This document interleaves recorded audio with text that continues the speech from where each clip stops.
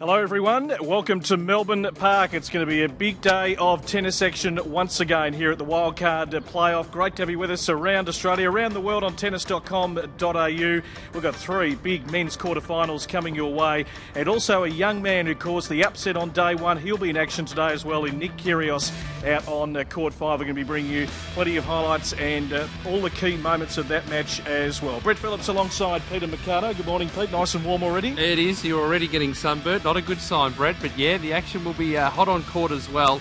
4 quarter-final matches, and I could see a lot of these matches going the distance today. We were in the best of 5-set format, and we had some 5-set matches on Monday. I think we might see a few more today. Let's start with Adam Feeney and Ben Mitchell. And of course, Adam Feeney, 27 years of age. He's been around a while now. Ben Mitchell is working his way through. He's no doubt put on a few inches, a bit more size. That's going to be first up in just under 15 minutes. Yeah, these guys know each other's games pretty well. They have played each other a couple of times in 2012. And really, this has the potential to go maybe 4 sets, 5 sets perhaps too. I'm not seeing too many straight sets matches today. I'm seeing pretty close matches against these guys who all know each other's games pretty well. Well, one man who didn't see straight sets on Monday was Greg Jones. He had to come from 2 sets to love down. He was top seed here a couple of years ago. Injury struck in 2012. And he's got a tough one against JP Smith, who was rock solid here on Monday. Yeah, he was. He was pushed throughout his match there, but still managed to get through in straight sets. Looking pretty good.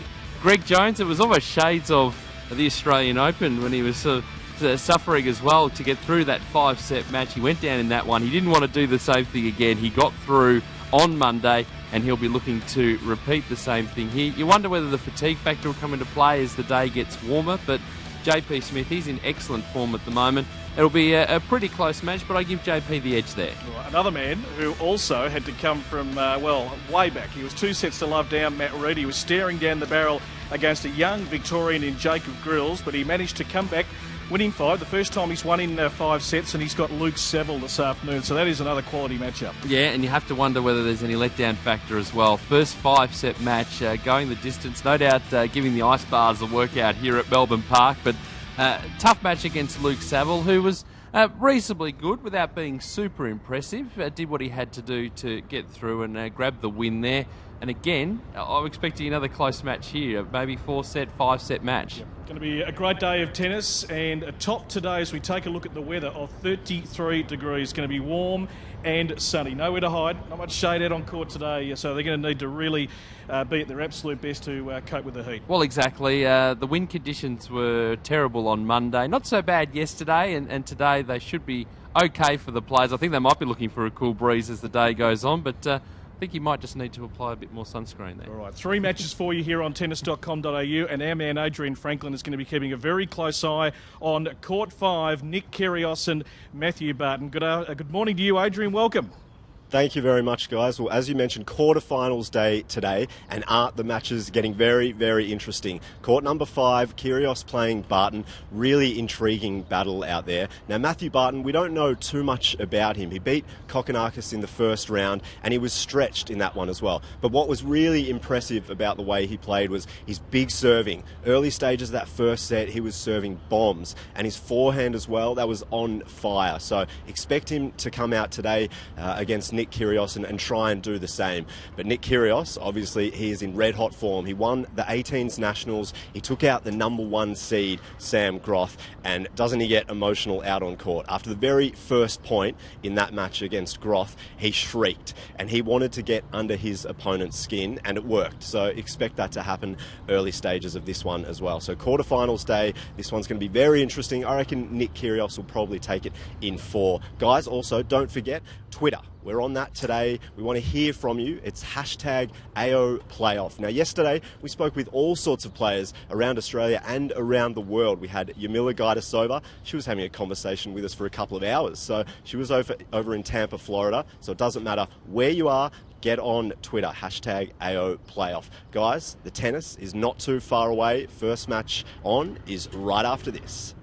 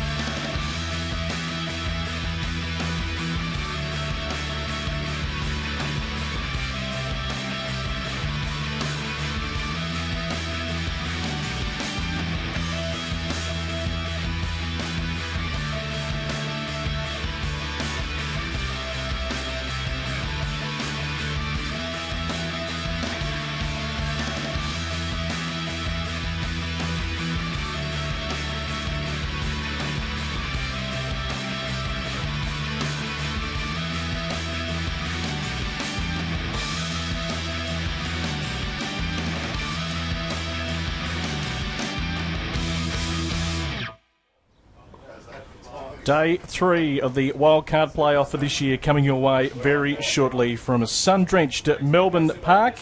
And first up, it's going to be Adam Feeney and Ben Mitchell. The players will be arriving on court very shortly, followed by Greg Jones and John Patrick Smith.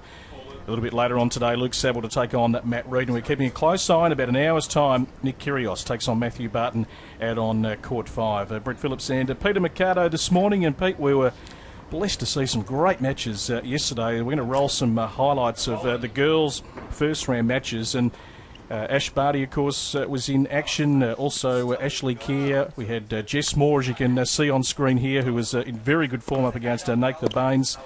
And we'll just take a further look at this match. And it was good to see Jess Moore back in some really good form after spending a bit of time off the tour this year. Yeah, got off to a great start, Brett, and continued rolling through there. But I was very impressed by Nathan Baines, the 14-year-old, and really got her game going in that second set. And once she was able to get rolling and play that really aggressive power game, she started to win a few more games, a few more points, and put the pressure on Jess Moore, who had the more experience. It just couldn't keep that consistency up for long enough, and in the end, Jess Moore was too good getting through there in the straight sets. But no, very impressed. It's hard to believe that sort of power game from a 14-year-old.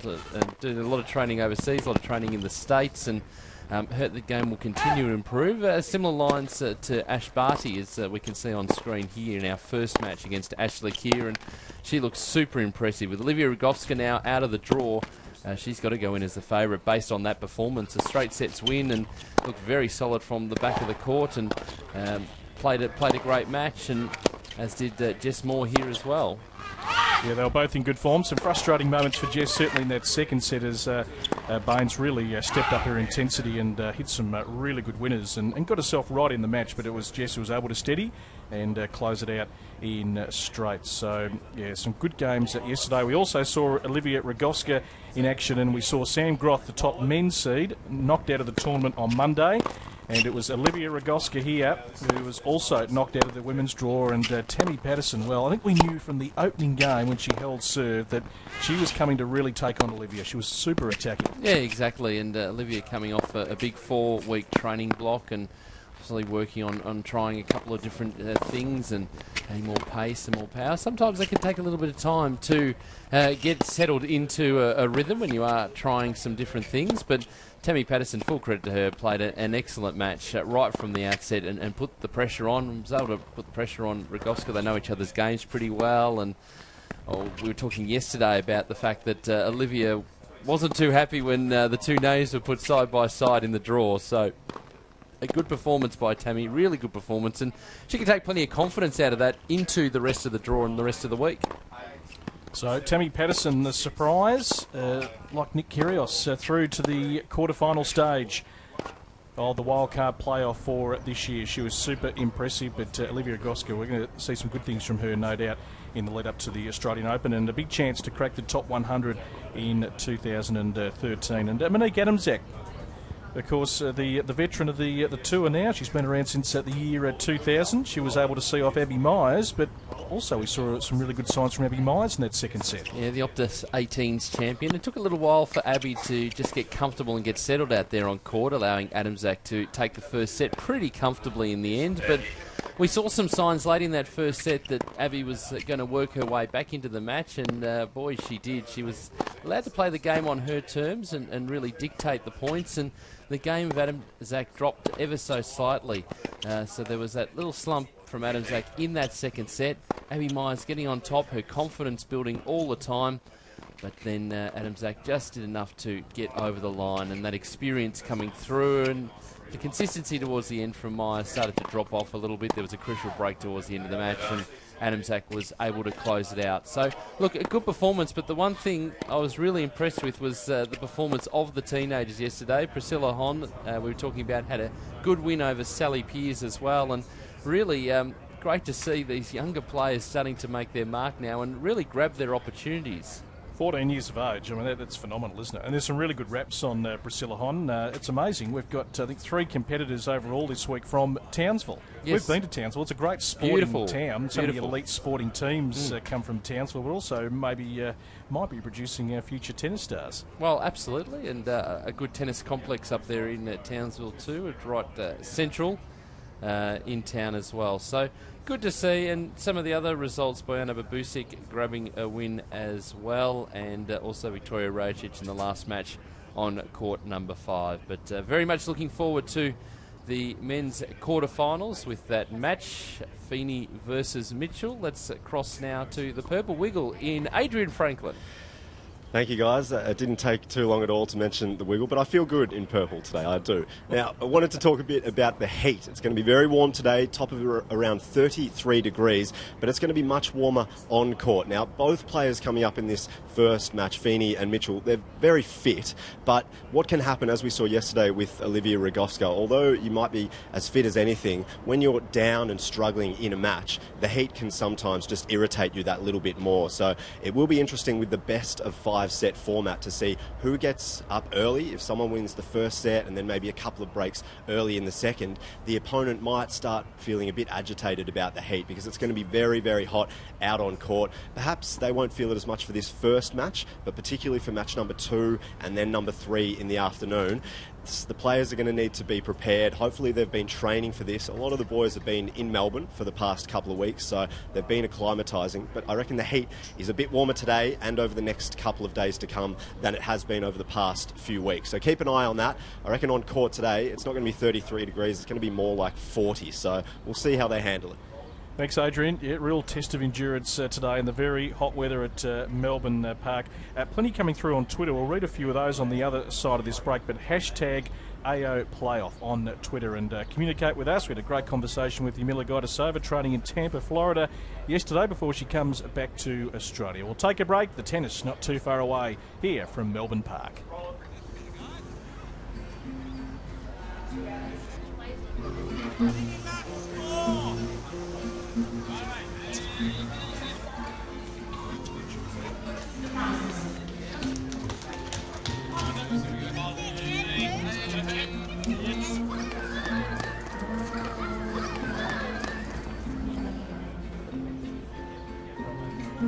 Say that again, Farah.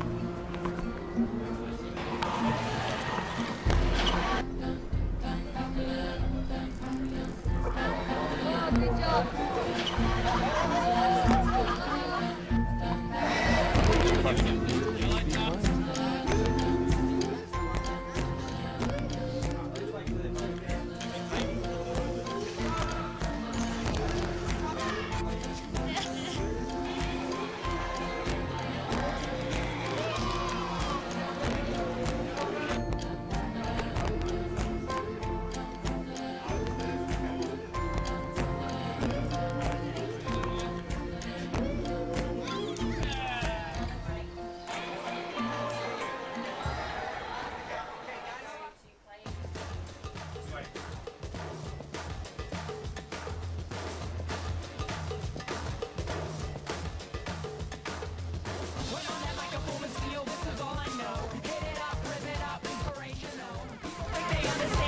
You slow, but you do not understand it. Here we go. Here we go.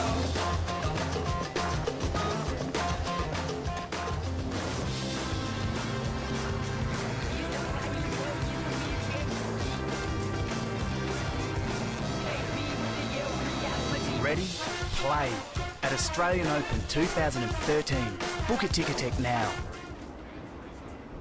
The Australian Open not too far away. Make sure you get your tickets at ticketek.com.au. Hashtag AO Playoff to talk to us during our coverage today. We're just about set for the first match. Good to have you with us here on tennis.com.au. Adam Feeney and Ben Mitchell will be coming your way in just a moment. I should mention, Pete, Mark McGowan, he's on the train heading to Melbourne Park. One of my favourite times of the year. Could be my only elite live tennis this summer, so I'm not sure if you can't get here in January, but surely, Mark, get here for the Australian Open. But he's looking forward to seeing the playoff. Keep your comments coming through. Hashtag AO Playoff right throughout the course of the day. As we mentioned, 33 degrees here in Melbourne. Can get a little bit warmer Thursday, Friday, but the weather is sensational. So if you're in the Melbourne area, come down. Free entry to watch our young stars going at it this week. And a spot today in the semi-finals, which will be on Friday for the men. So we're just about ready to go. Adam Feeney and Ben Mitchell. We're going to straight back down to Adrian Franklin, who's going to have a quick chat to the players courtside. Adrian.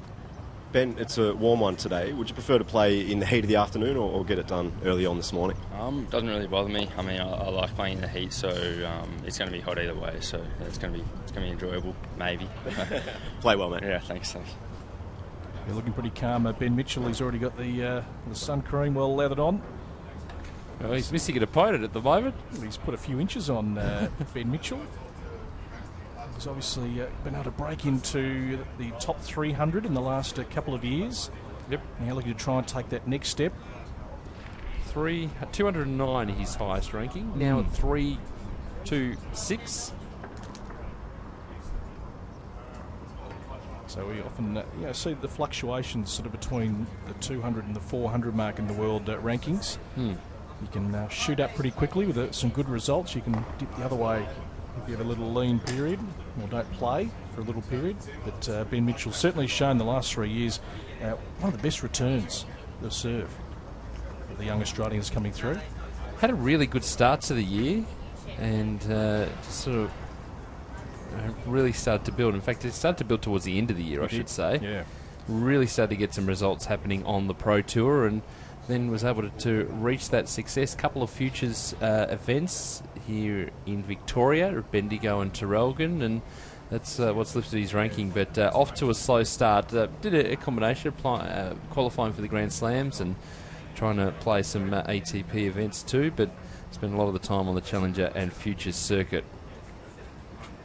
Yeah, good result in Traralgon recently. In fact, he's gone back-to-back there the last couple of years, and runner-up in Bendigo. He won in Esperance in 2011, as well as ducking across to Spain, playing over there as well. In Berry, he's also had a victory in 2011. Of course, Junior Wimbledon, I was there, I think it was 2010. He played some very good tennis in that fortnight. He eventually was the runner-up. But the great part about playing at Wimbledon, as you've experienced in the juniors, you go out to the outside courts there and the stands are full. It's almost like you're sort of playing in the official Wimbledon tournament as a junior. Well, it is. It's that show court sort of feel, and the crowds who get the ground passes can come in and experience the finals action. And then after that, I think that the finals put on the big screen too. So particularly when there's that UK interest, everyone wants to sort of jump on board. But yeah, good performance by him there, and I think I was there the day he actually knocked over Oliver Golding, who was the former British actor, wasn't he? Childhood actor. There seems to be an active connection going through here. I've got to say, Ben quietened that crowd that day. I think it was out on court 12. Always like it when Wimbledon. that happens. You quiet the crowd at Wimbledon. Yeah, they were all over Oliver, but Ben Mitchell that day was hitting them beautifully. So he's certainly the favourite here today. But Adam Feeney, well, he's been around a long time. He'd love to get through to a main draw of an Australian Open, as any player would. Yeah, and the head-to-head this year they played each other 3 times. Feeney grabbing the wins each time. Mitchell grabbing a win in 2011 and 2010, one of them through retirement, and Feeney grabbing their first meeting 2009 in straight sets. So that last time they played was a win to Feeney 6-4, 3-6, 6-love. So Feeney getting the wood over Ben Mitchell, particularly on hard courts as well. And there is a very familiar face, Brett. Yes, the former president of Tennis Australia, Jeff Pollard, who loves this time of the year. Still, even though he's not the president, has still got important roles in tennis. I think he's still with the ITF role, I think, there for a little while. Yeah, so still playing his part in the overall development of the game and where the game's going. And president of Tennis Australia for a long time, over 20 years. Wayne McEwen next to him, of course, who won excellence in officiating at the Newcomb Medal last Monday night. Has travelled far and wide as he does, but of course the main man when it comes to the Australian Open is the tournament referee in January. So Ben Mitchell is out. We're just waiting for Adam Feeney, who's trying to stay as cool as he can. He's about to make his way out onto court. Following, it'll be Greg Jones and JP Smith, Luke Saville, Matt Reid a little bit later on. Kyrgios to take on Barton. That'll be out on court 5 at around about 11 o'clock if you're coming down.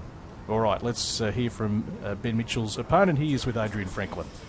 Adam, you played Ben a couple of times this year and you had some success, so will you take confidence coming into this one? Yeah, been feeling good in my training as well, and obviously Ben's a quality player, so those matches don't count for too much going into today, but we'll just have to get out here and see what happens. Play well. Thanks. So there he is. Looking pretty calm, cool and collected. Adam Feeney from New South Wales, the 4th seed, up against Ben Mitchell, the 5th seed. And just picking up on that point, Adrian, that question he asked, he played a couple of times. They actually have played in back-to-back tournaments. They played in September in Port Pirie, and then they played again 2 weeks later in Esperance, and then the very next week they played each other at Margaret River. So a lot of these matches have come towards the end of the season, and then means that they know each other's games pretty well. And as I said, despite the fact that Feeney has the head-to-head, particularly on hard courts, and this year, I think Ben Mitchell is steeling himself for a big game and a big match here. Might just taking the coin toss here. Set is an advantage set. 6 balls, change 7 and 9. All lines are covered today. I'll be calling the net. Do you have any questions? Heads, tails. It's tails? Serve? Okay, have a good match. So Adam Feeney is going to serve first, and they will warm up in just a moment. Adam Feeney, self-coached. Pete? Yes, often players will take that approach. Not that there's anything wrong with that. No.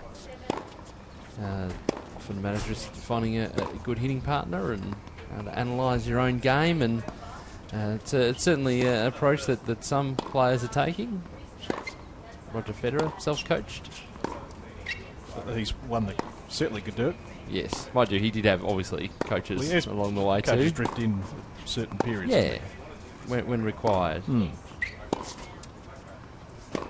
But obviously with putting a coach on, whether it be full-time or part-time, there's obviously an expense that comes with that too, so that often gets factored in. So let's have a look at these players in a bit more profile. So as you mentioned, 27 years of age, Adam Feeney. Had a good win over John Peers in the opening round in straight sets, and it's had a pretty good 2012. Yeah, just having a look at his win-loss this year in singles, 29 and 15. Pete, and of course, won that Futures event in Esperance this year. It had been a little while between drinks. Of course, we go back to 2007 when he won a Futures event in Great Britain. Back to 2006, he won a couple of events, one in the US, one in Australia, and his ranking has fluctuated over the years, but at 27 years of age, he's hoping there's still some good results ahead. Well, his highest ranking has been 248 back in 2007. He's now at 321, and it's a serve volley type player, so looking for him to get to the net throughout this match and really put the pressure on Ben Mitchell here today. So that's our look at Adam Feeney, who is the 4th seed here. And we've certainly known plenty about Ben Mitchell the last 2 or 3 years as we've watched his development. Just 20 years of age, from the Gold Coast, of course. Had a good victory, comprehensive scoreline in that opening round against Bradley Mousley, 6-3, 6-love, 6-2. So he was in good form when we spoke to him courtside on Monday, and we mentioned before, of course, runner-up at the Junior Wimbledon Championships back in 2010, and has had a really good run towards the back end of the Australian Pro Tour season.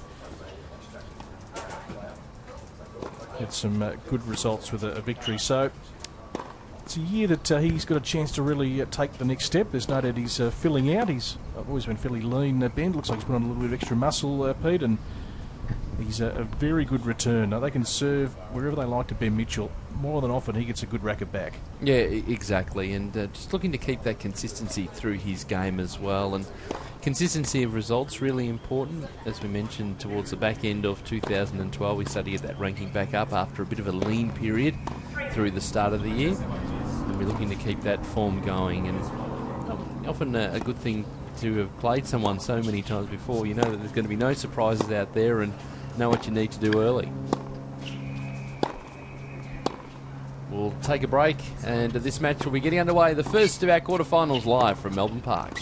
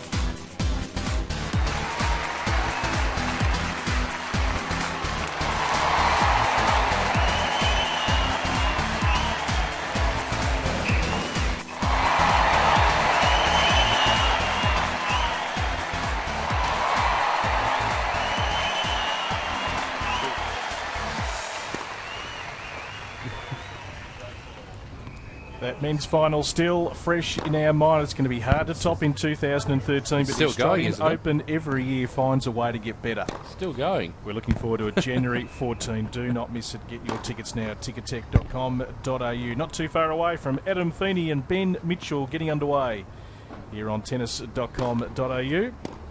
Keep your tweets coming in. Hashtag AO Playoff right throughout the day. And give your thoughts on the matches in progress as you're watching them. Just any background information you can share with everyone. And all the players competing here today. And they're tweeting as well too, so it's always good to use that hashtag to see what the players are saying. Indeed. We had Anastasia Rodinova yesterday on board with us, and Yumila Gaidasova, who is of course over in Tampa, Florida, with a little training block at the moment, coming back down under very shortly. And of course Tennessee tennis. We're staying up late to watch their man in JP Smith a little bit later on. So good to have you on board, guys, as What well. they're calling their popcorn match. Yeah. The Americans Prime like to time. call it. Some other tennis news around the world, Brett. Novak Djokovic talking about that men's final. And Serena Williams have been named the ITF World Champions for 2012.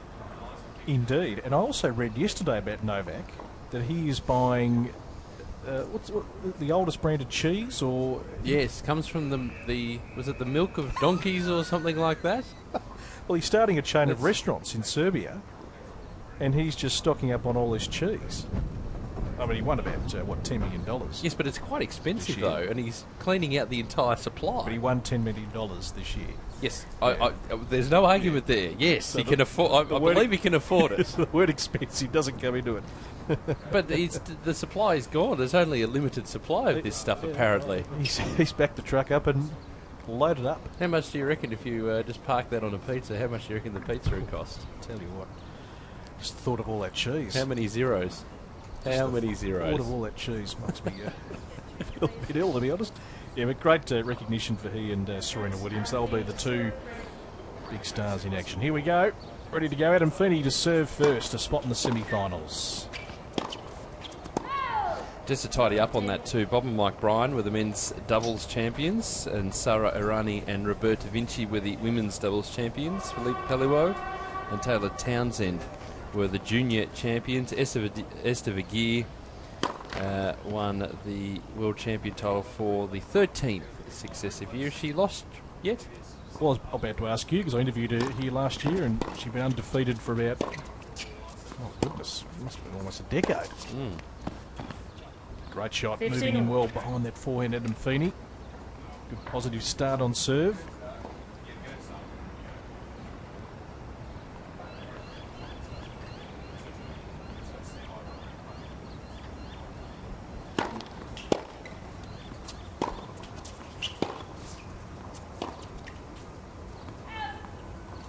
$15.30. So both players won't want to be stuck out in this heat long term today. Particularly knowing that in 2 days' time they'll face another tough match in the semi-finals. That's the importance of the start here.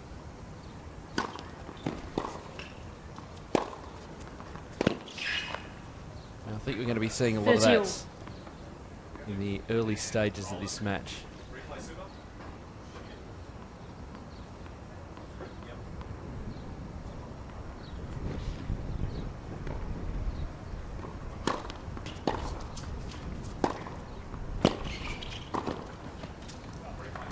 And coming to the net too. So he 40, Feeney is 30. a serve, likes to come to the net. Might see a couple of serve volleys along the way, but you'll be seeing him just make his way into the net on a regular basis here. And that's where he's able to put the pressure on Mitchell.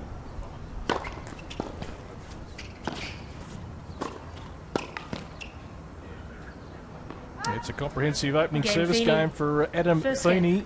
Some good strong serving, and as Pete mentioned, looking to get into the net as much as possible and put pressure on Mitchell to pass. Well, that's set up nicely to be put away. So Adam Feeney holds serve to start this men's quarterfinal, the first of 4 today.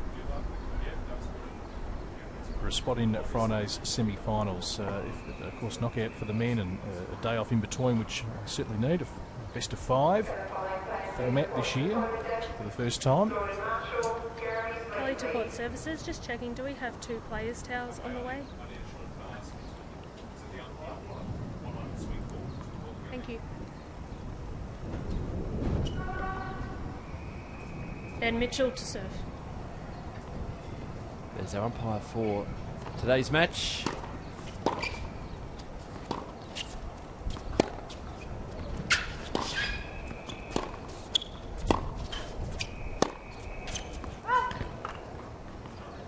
$15 love.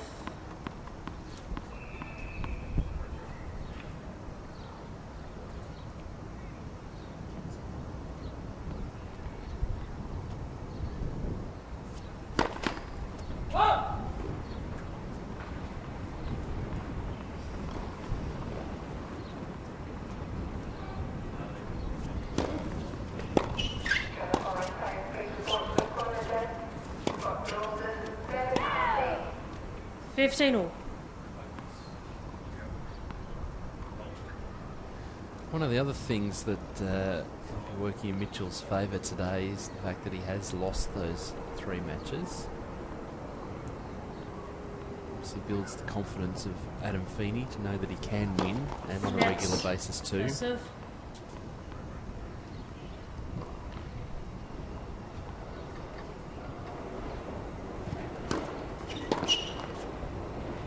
$30-15.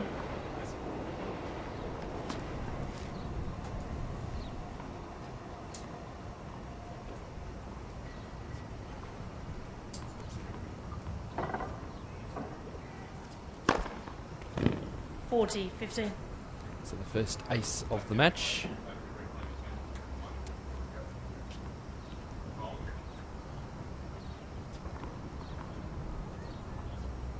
Very nice out wide.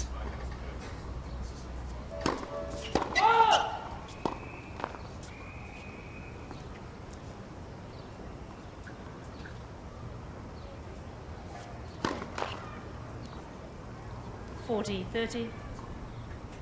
So we've seen the first ace and first double fault from Ben Mitchell in his opening service game, but still with a game point to hold serve here.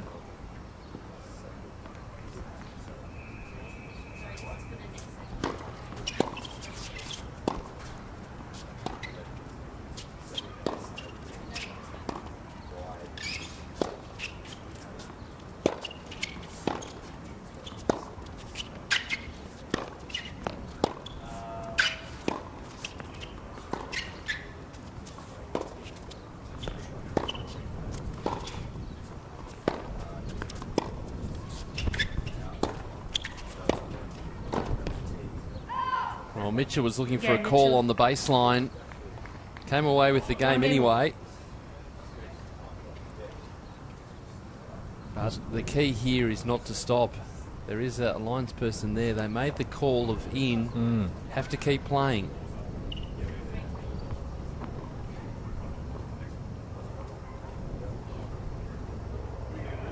we're right behind that. Certainly looked to be long, but it's it rolls this week. You're going to get some good ones and some ones you don't like.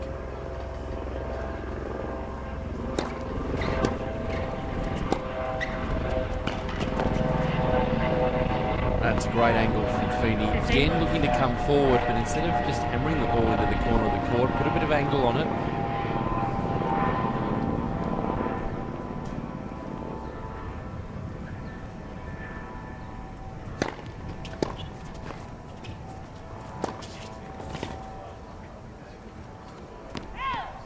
$30 love.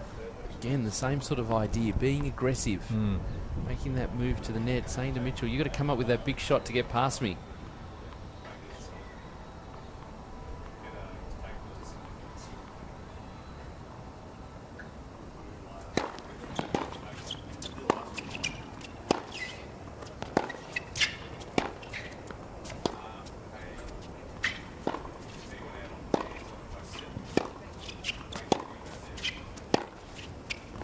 Outs.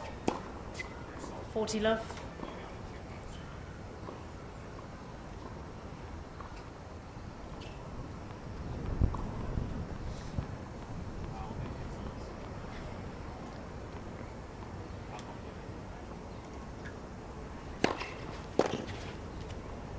Comfortable hold to Again, love for Feeney. Adam Feeney on serve in Feeney his leads opening 2 set. games to 1.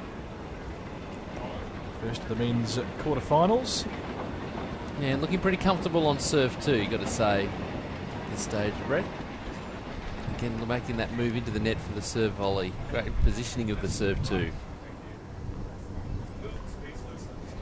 All right, let's duck out to the Adrian Franklin studio. He's out and about. Good morning. Good morning. I've got a very special guest with me today, Sanyukta Singh, who is part of many Tennis Australia programs. She's played at the National Talent Development Camp, Super 10s, but Sanyukta, you're here for the 12s team event. Tell us a little bit about that. Well, it's basically 3 of the best players from each state play off, and it's basically just playing off and having fun and meeting new people. So how many matches do you play throughout the week? Well, you get to play every day. You get to play a singles or a doubles, depending, or you can play both as well. So you're playing down in Tasmania as part of the state team. Why do you love playing tennis so much? You've been playing for many years now. What's your energy? What's your passion about it? I want to become a pro tennis player and win Wimbledon. Why Wimbledon? Because it's on grass and I'm shorter and I can get to the ball quicker. Well, you're an absolute star. You're watching the match out there at the moment. Do you watch them and try to emulate those players out there? Yeah, just learn from what they do, and yeah. Well, good luck. You're an absolute star. We'll cross back to the tennis now. We'll speak to you very soon. Yeah, thank you. Thank you, Adrian. I must say, Pete, walking in the last 3 days, I've been wandering past the under-12s practising. Is that on the way to the cafe? Exactly. Some very good talent there. I mean, the pace with which the 12s are hitting forehands and backhands. I know. It's frightening, isn't it? Absolutely is. I don't think I'd stand a chance. Nope. On serve here. Back on our feature court. Mitchell looking to hold here to get it to 2-all.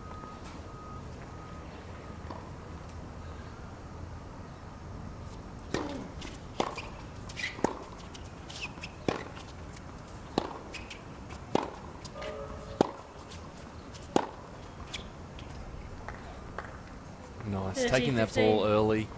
Anything remotely short is going to be punished. This is this aggressive game that Adam Feeney's got. Just there, stepping in, really able to crunch that ball.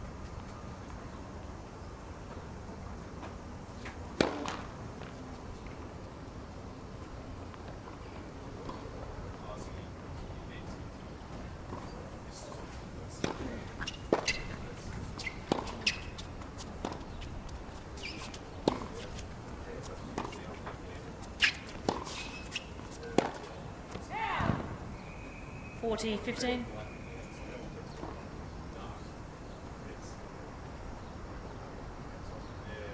So 40-15 for Mitchell here. Chance to go to 2-all.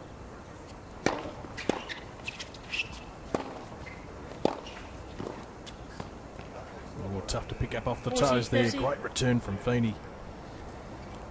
Yeah, it was nice on the backhand. Just making it tricky for Mitchell to pick up.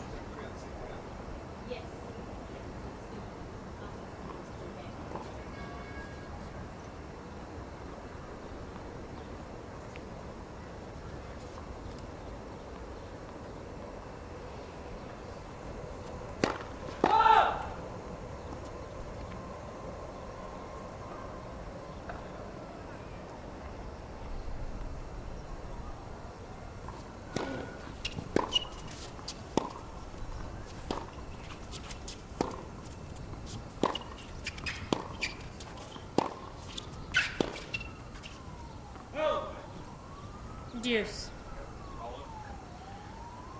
Both players pretty solid from the back of the court. Just a loose one there from Mitchell. Being pretty comfortable on serve. He's now got a battle on his hands.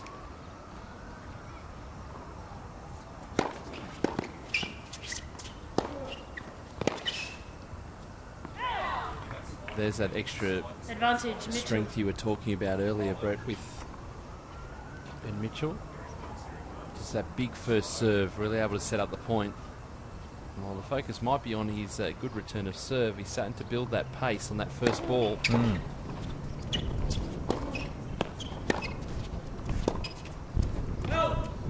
Yes. Going on. It's just a nice, simple service action, isn't it? Not complicated, and it's a nice rhythm.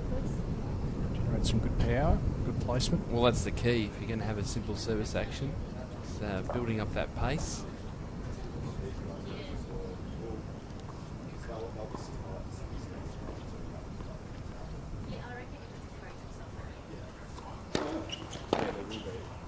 Advantage, Mitchell.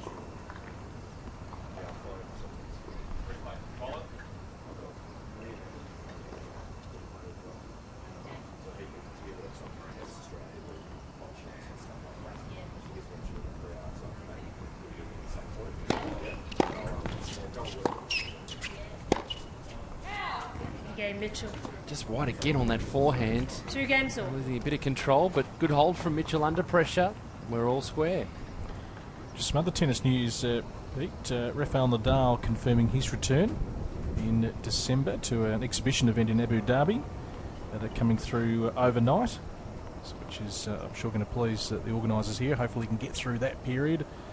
Be fit enough to contest the Australian Open on January 14. Of course, he's been out for about 6 months.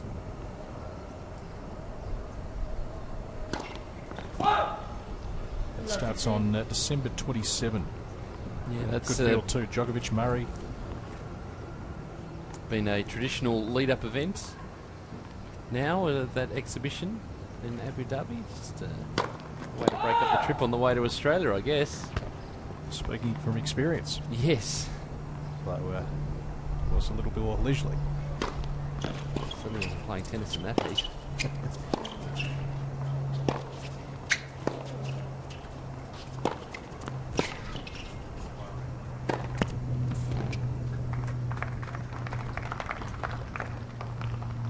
15 all. So again, that three-quarter court ball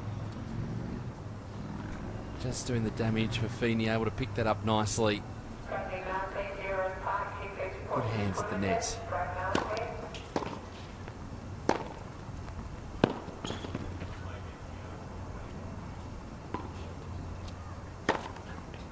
That's nicely done. Great angle.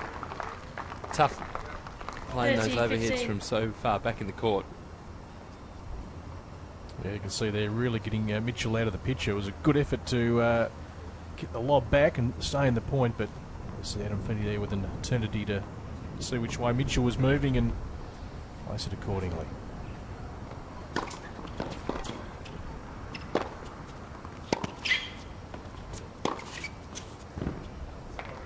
Gee, that's good. 40-15. I'm struggling a little bit on that forehand side early on, but now to turn that around. That's very impressive.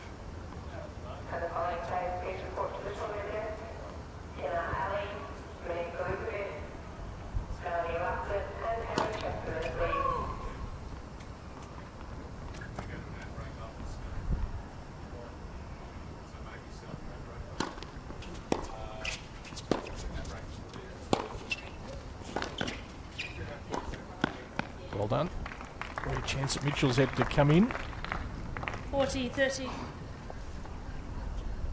We'll take those, try and keep the points as short as possible.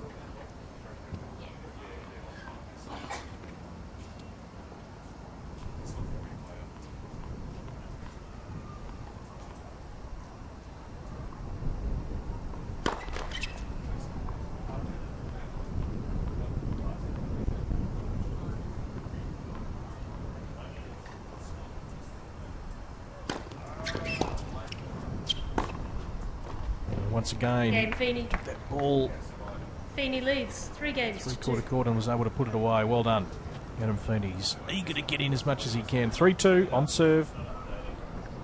And the opening set here of the men's quarterfinals. Plenty of action at Melbourne Park right throughout the day. Here on tennis.com.au, and if you're coming down to Melbourne Park, we'll be back with more of the tennis action in just a moment.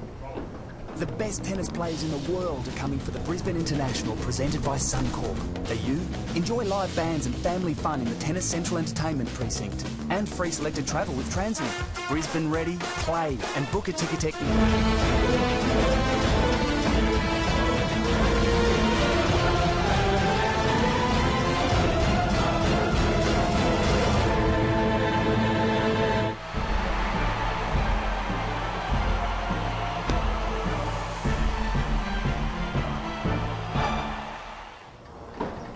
Well, they're certainly getting ready here at Melbourne Park around all the action here this week. Of course, bumping in for the Australian Open, lots of construction going on, all combined with the overall redevelopment here at Melbourne Park. So it's a busy place in the build-up to the Australian Open come January 14. We're on serve here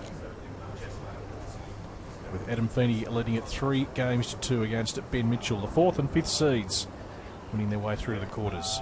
Some more tennis news for the players to get back out on court. Matt Ebden and Yamila Gaidasova have got wild cards to the Brisbane International for next year. So good news for both of those players.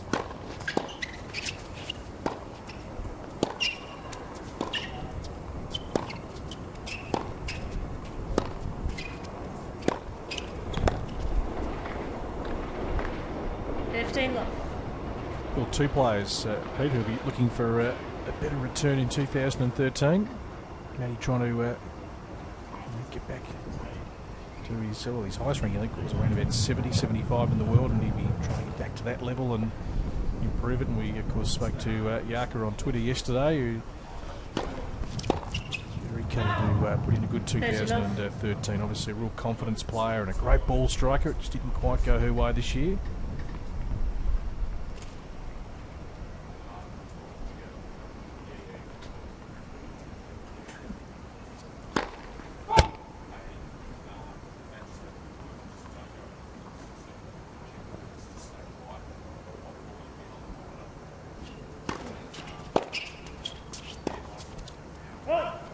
$30-15. So important to see for Mitchell just to keep cycling through his service games.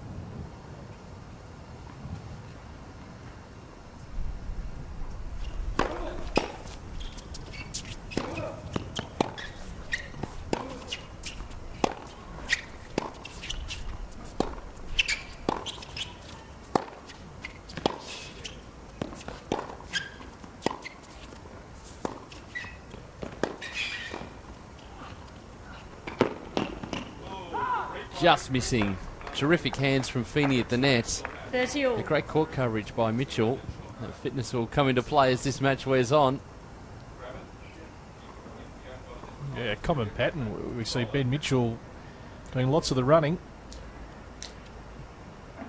And Feeney once again coming into the net. He's so quick off the mark there too.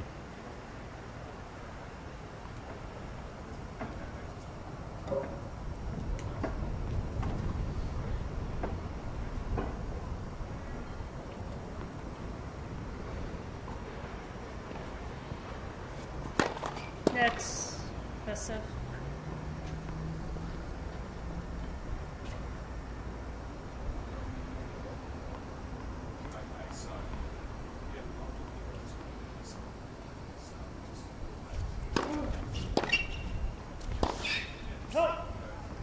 $30-40.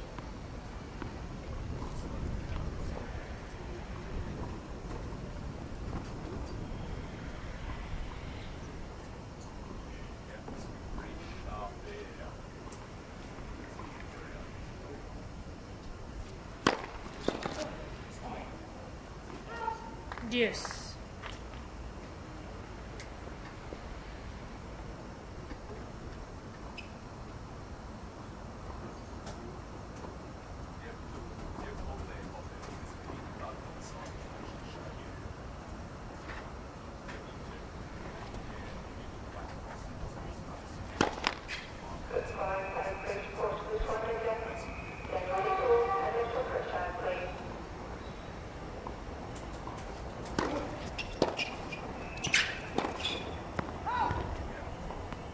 Loose from Mitchell. Break point now for Adam Feeney.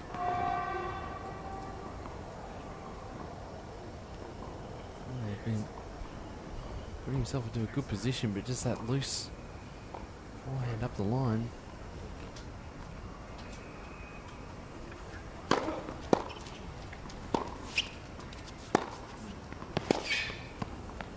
And again, great pressure Feeney. by Adam Feeney. He's got the break. Feeney leads 4 games to 2. To a good start in this opening set. He certainly has been the more consistent of the pair. And just able to put that pressure on.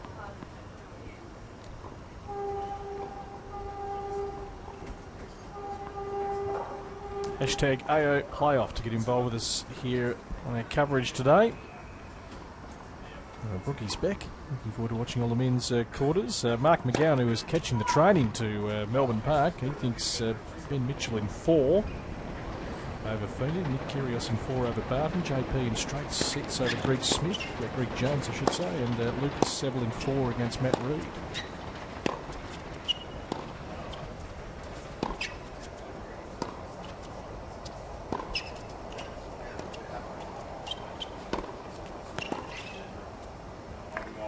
That's good.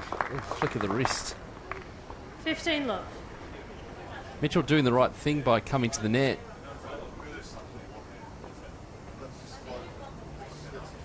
Luke Griffiths, he's hoping that Ben can win in 5, Pete, because he's in hospital at the moment. Looking to get discharged today. He wants to maybe come down and meet Ben, so he's having just go the journey. I'm not sure the players will be 15 looking all. forward to going the journey, but they got to do what they got to do. Good to have you with us, Luke. Hashtag AO Playoff to get involved in the discussion.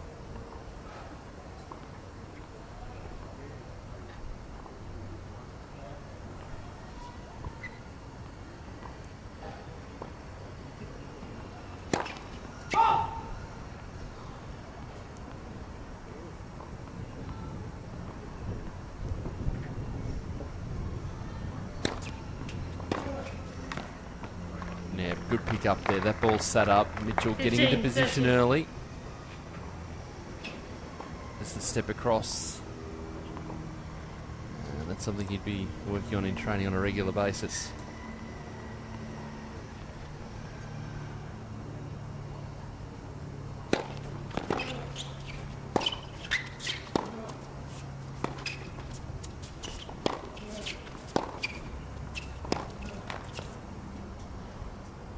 All.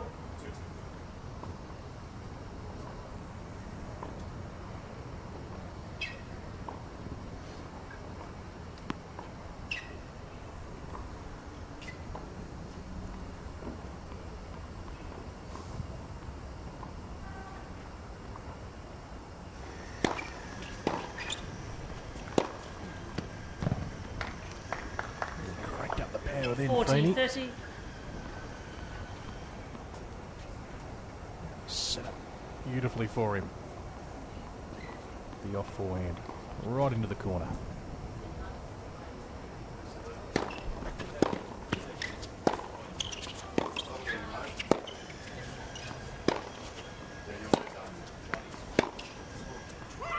Game Feeney. And missing Cue balls, again, please. so another unforced error by Feeney leads 5 Mitchell. games to 2. Means that Feeney has a commanding lead, 5 games to 2 now in this opening set.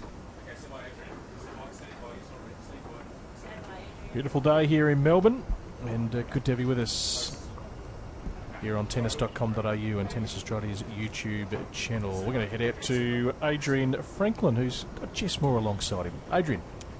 Thank you, guys. Now, Jess, you won yesterday, and you're playing Arena Rodionova in the quarterfinals. You played really well yesterday, so are you feeling confident going into that next match? Yeah, I am. It was a good first match. Get a bit of confidence. I haven't played a match in a good 5 weeks, so it was nice to get that one under the belt. And obviously tomorrow's going to be a bit, more difficult. Now, we all love watching you, live streaming in particular. We've seen you over the past few years play down here at the playoff, but we haven't seen much of you over the past year. And now you're back and you're playing really well. What's been going on with you over the past 12 months? I've been hiding. Yeah. Well, I took a good 12 months off. I just wanted to separate from tennis for a little bit, just see what else is out there, and really make sure I knew what I felt good with my decision of what I want to do. And I didn't think I'd come back to play, but I started to miss it and really appreciate coming back and playing again. So, looking forward, do you just take it one match at a time, or do you look past the next round to see who your opponent might be at all? No, I mean, I just go one match at a time. I'm pretty excited just to be here in general, and I just looked at who I was playing yesterday and tomorrow's arena, and that's it. Just keep it at that. Well, we love your aggressive style. You're very positive out on court. Is that always something you're looking to do, being very proactive when you play? I don't think my dad would tell me that. I mean, I think I've matured a little bit over the last couple of years, and there's not much point dwelling on points lost. So I'm trying to be aggressive but stay consistent at the same time and put as much pressure as I can on the opponent. Well, good luck. It's great to see you back, and we'll let you go and watch the match out on centre court. Cool. Thanks a lot. Thank you, Jess Moore. Thank you, Purple Haze. Here's the WA connection. Well, I wonder if Jess Moore is a Fremantle Dockers supporter. What I've noticed about the guests who sit alongside Adrian, just a twinkle in their eye. Probably the brightness of the shirt. Good to have her back. Won't be the first, and it won't be the last player who just some point in their career reassesses where they're at. And 30-15.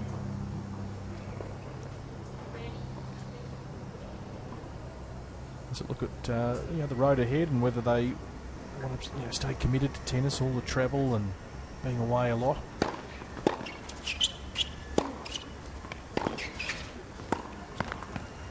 It's a good deep ball from Feeney that time. Was a little out of position. Been good in the opening stages of this set. Just been keeping that pressure on.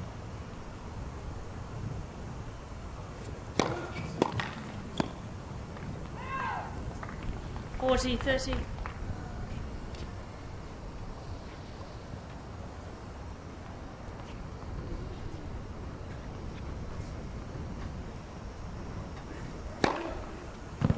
Game Mitchell. Good serving from Mitchell. He stays alive, and it's going to get him plenty to Feeney leads come out and serve for the opening set.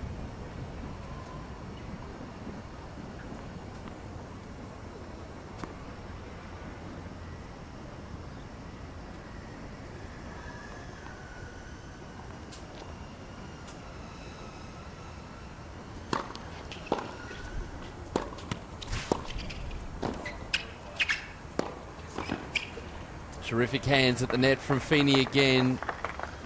Just a good side-to-side movement and a good angle on that forehand volley to finish off.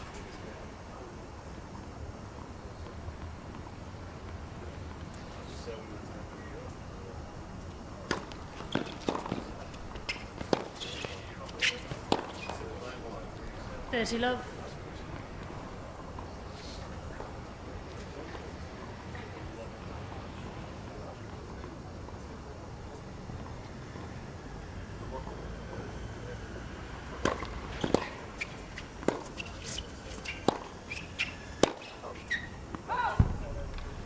$30-15.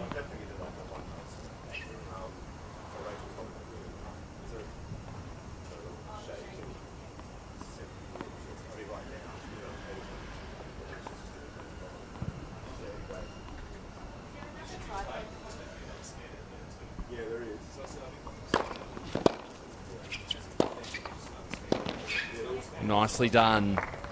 That was a good pick-up, just a step short. Feeney coming into the net that time. He thought he had the point close to one with that ball right there. Great work, good speed by Mitchell.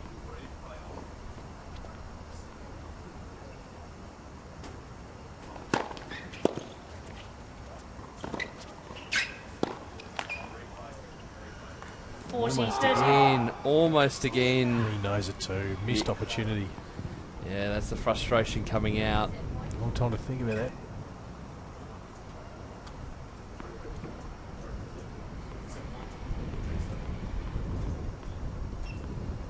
So a set point here for Feeney.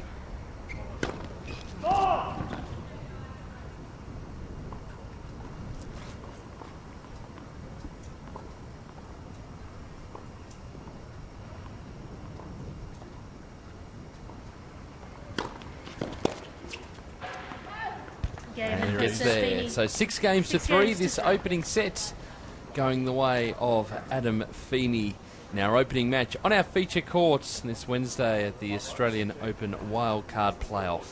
Yeah, good comprehensive first set. Some strong stuff at the back of the court, but gee, we've loved his net play.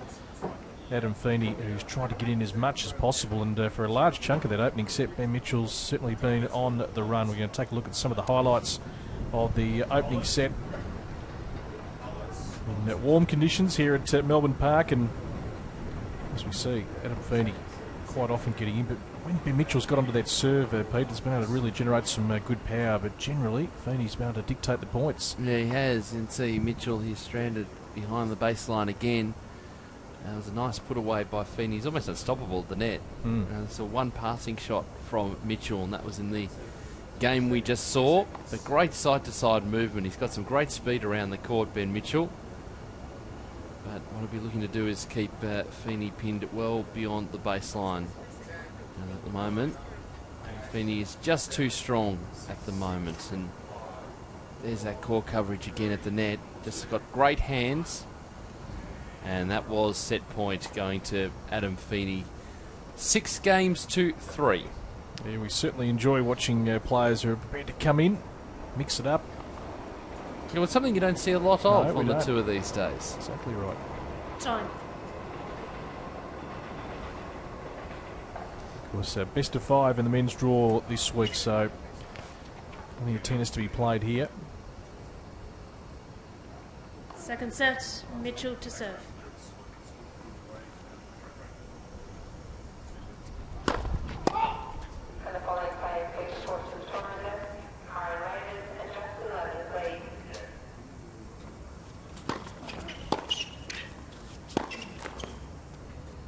Love 15.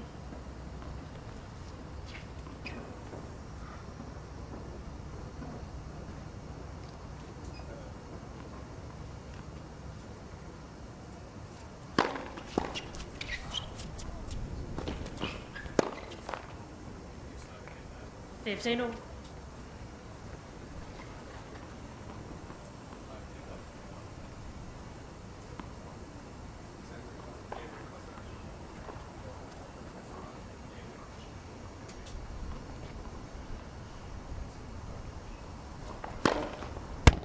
$30-15.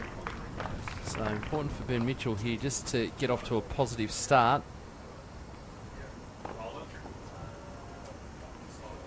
Just not worry too much about that first set.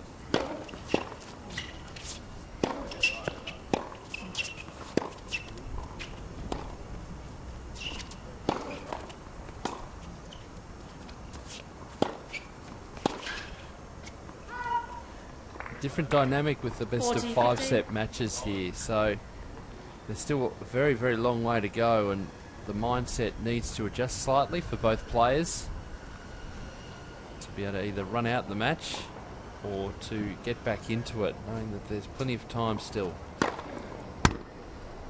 Okay, Mitchell. Gee, some good serving in that game. Couple First right game, down the second middle. set. And also prepared to come in at the net in that game, Ben Mitchell. And serving first, it gets off to the perfect start in this second set. Hashtag AO Playoff. To have a chat to us on Twitter right throughout the day here on tennis.com.au.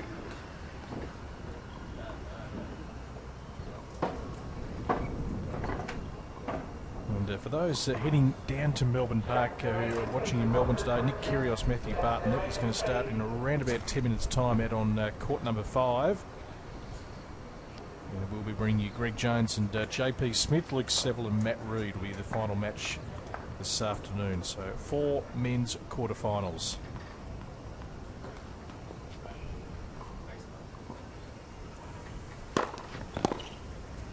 $15.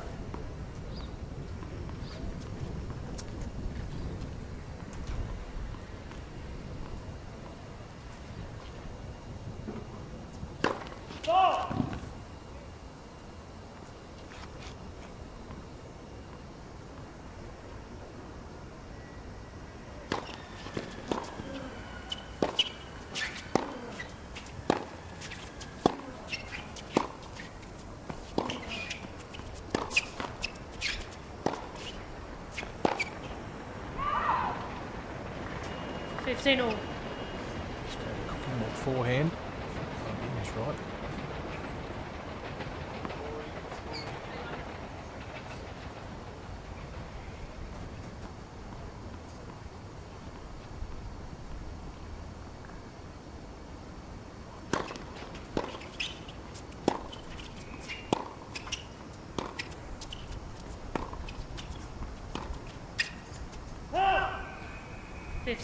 Talk about Adam Feeney's strength at the net and how he likes to get in there and feels pretty comfortable. Got some good hands. 5 doubles titles on the Futures circuit in 2012. Who do you team up with, Luke? Had a couple of different partners along the way. 30 all. Matt Reed. Jay Andrich, as we saw a couple of days ago. Nick Lindell.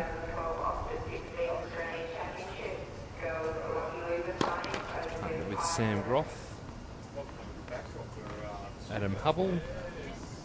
So a range of different partners.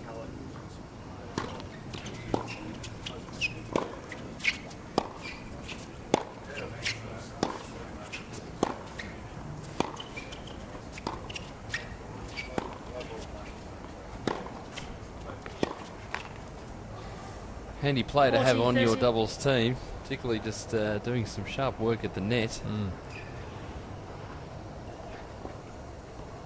Yeah, looks very, very comfortable there.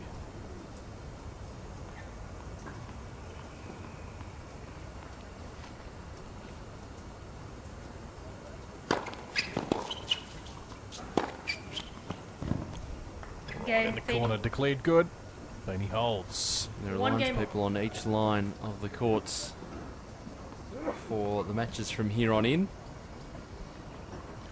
So 1-1 now in this second set. Ben Mitchell, the advantage of serving first. He'll drop the first set.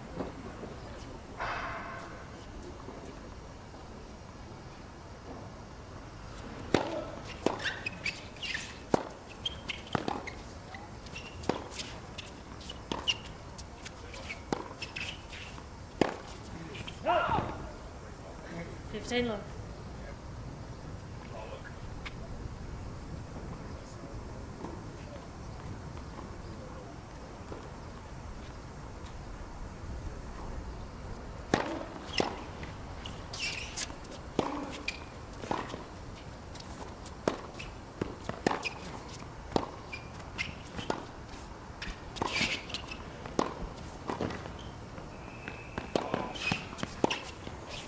He wasn't going to keep running. Great work from both players. All sides of the court here. Sweeney doing the scrambling work. Mitchell in control. That's a beautiful volley. Sweeney there. He knew he had to start running immediately as he hit that straight up the middle of the court. Yeah, great point.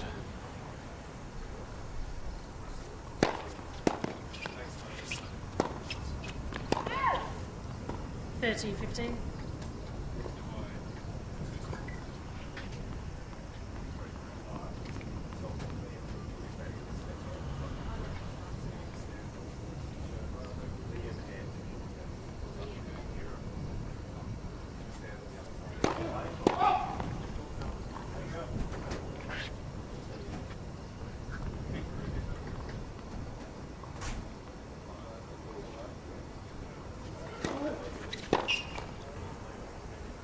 $40, $15.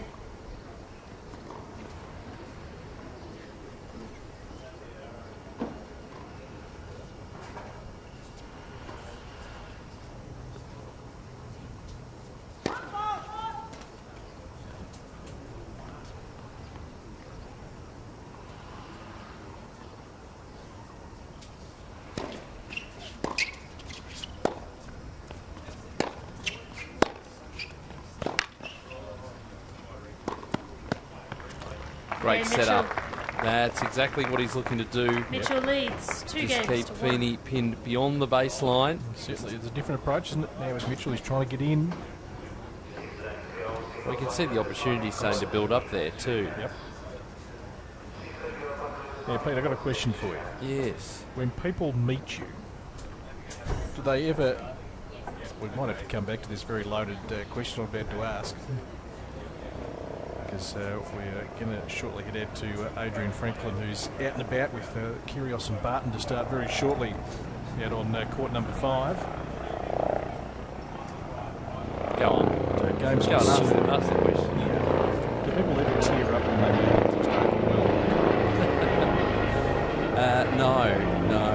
I'll answer that one straight off. No, is the short answer to that. Well, Roger Federer, we know he's playing some exhibition events over in Brazil. He might be crying of disappointment, perhaps. He's given an interview to a magazine in Brazil, and he's discussed how overwhelmed certain Brazilian fans have been when meeting him on his current exhibition tour. I've met more fans that collapsed in tears than anywhere in the world. It's a good story. He's live streaming on his website too, Federer, all that tour and taking video and all that sort of stuff. Indeed. Let's get out to Adrian Franklin, who's got a very special guest with him. Certainly do. We speak to a lot of tennis players, but I've actually got an AFL football player sitting next to me, Liam Anthony from the Kangaroos. Mate, you're watching the tennis here, but you've also had a bit to do with the Hot Shots program at Tennis Australia. Yeah, I've been lucky enough to Craig's taking me on board, and I work with Beck McDonald and Jared Kennedy predominantly, and loving my time here, helping the kids. It's my first day back in since about September, so it's good to come in and watch a bit of tennis and look after the kids. You've just had pre-season as well, I believe, over in the States. You're feeling a bit sore today?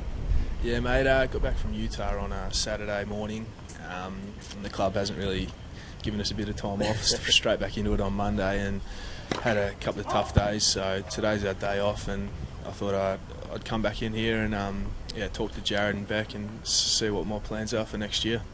So Adam Feeney just serving at the moment, a little bit gusty there. So leading 1-0, and it's on serve at the moment, early stages of this second set. You've been watching a bit of the tennis out there as well. How do you see the match at the moment? Yeah, mate, a couple of good players out there at the moment. I think Adam had Ben's measure in the first set, but yeah, this second set's tightened up a bit. Some great points out there. I'm pretty happy I'm not out there because I don't think I would win too many, but yeah, good luck to both of the boys. Mate, thanks very much for your time and enjoy the rest of the match. No worries. Cheers, Adrian. AFL footballer, but also with a very keen eye on tennis, Liam Anthony.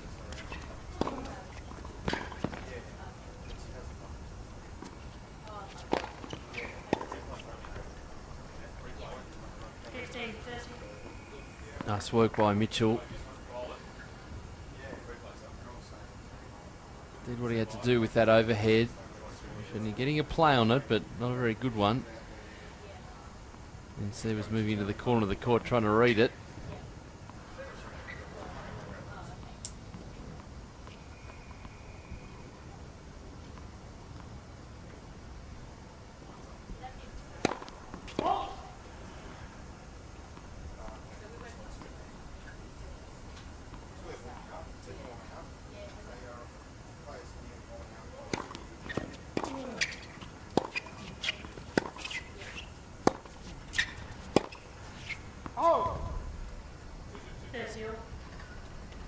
Discussing Roger Federer, Pete. He went on to say, "It was amazing how many were shaking, had great joy and began to cry. So I take it to practically take them in my arms." I'm only reading what's here. Interpreted he will have to say, it's okay. I'm sure they are glad to see me. It's probably a certain euphoria. I had to constantly remind myself again about where I come from and tell myself who I am. I also like the normal life still, back to reality, family, friends, just quiet. And then sure, sometimes I dip into this other incredible life I have. Just been mobbed over there in Brazil, and well, if he doesn't remember his name, he could look down at his shirts and shoes and all the apparel that he's wearing. That all has his name on it too, doesn't it? Everywhere. Can't wait to have him back. So break point here for Mitchell.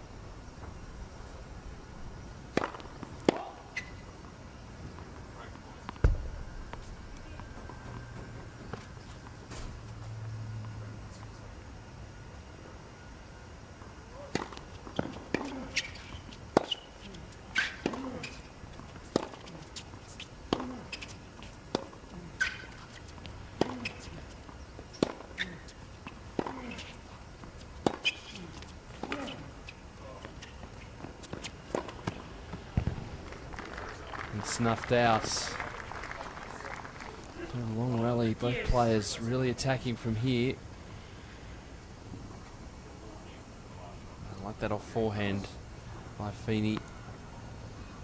Just happy to work to the ad court, the Mitchell backhand.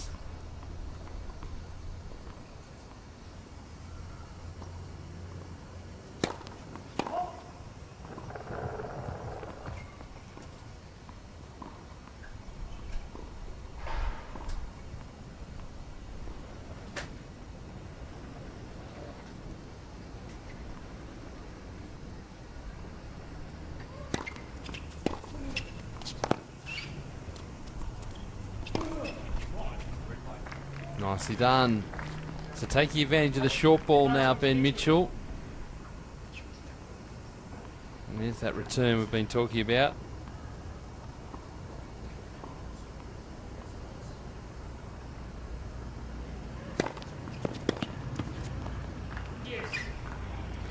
Wonder at the moment, he went from Brazil, he's in Argentina at the moment.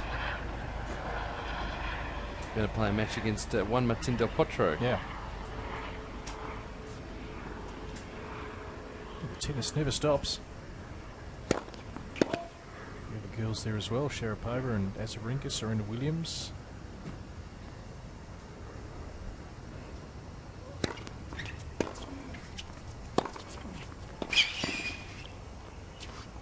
A great battle this fourth game of the second set.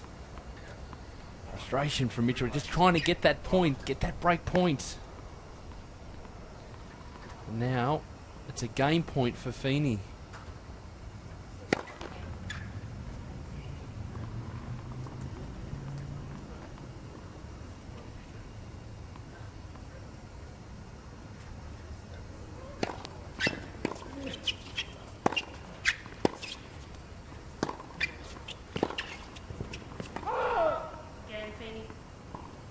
So after a bit of a struggle, Feeney holds. We're still on serve in this second set. After Feeney taking the first 6 games to 3. Not too far away from the action getting underway on court number 5 with Nick Kyrgios and Matt Barton. About to get out on court and get warmed up and get started out there. You can see them, some live pictures from court number 5. Looking forward to this one. Looking forward to seeing how Nick Kyrgios backs up after that big win over Sam Groth in the opening round. Yeah, of course, had to play the 18th final, which he won on Sunday, and it made that win over Sam Groth even more impressive to come out 24 hours later and knock off the top seed, and now he's had a good day's rest. Draw certainly opens up. 15.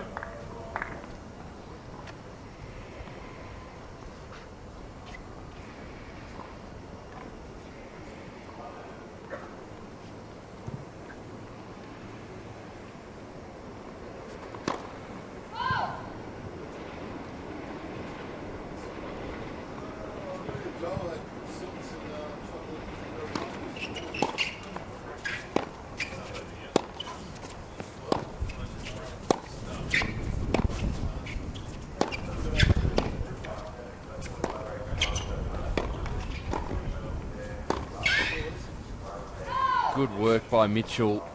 30, 15. Did well to get onto that last ball. Just cramping Feeney at the net. Yeah, that ball there, gee, that did look to be over the baseline, but she's got to keep going.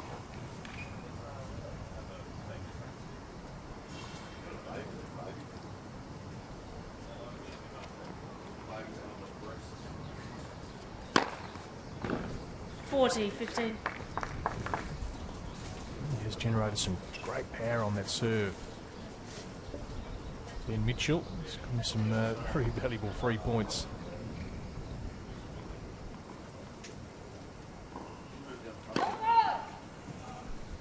Another foot faults.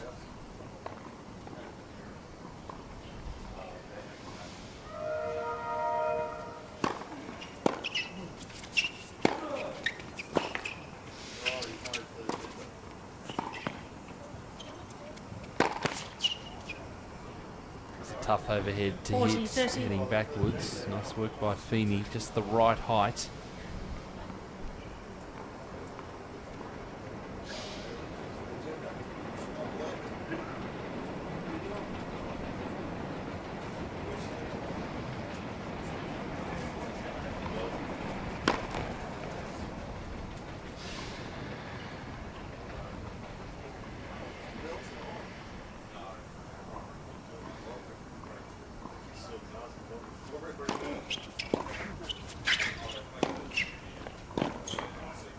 Mitchell. Nicely done. Good depth again by Mitchell. Holds 3-2 Mitchell now leads 3 games in this to second 2. set.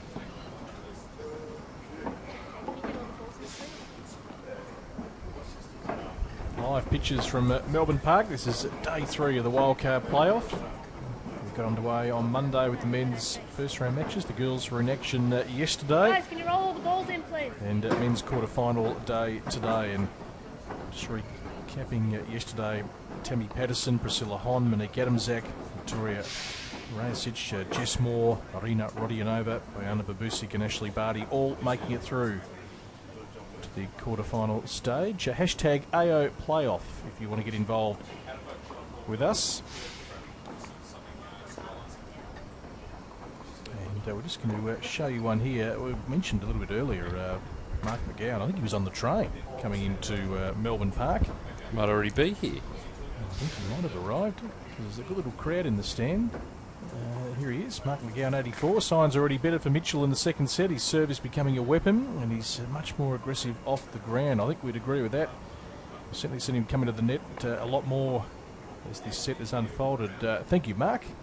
Special comments courtside. And keep that feedback coming through.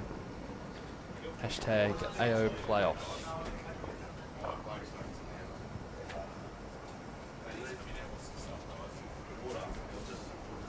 Time.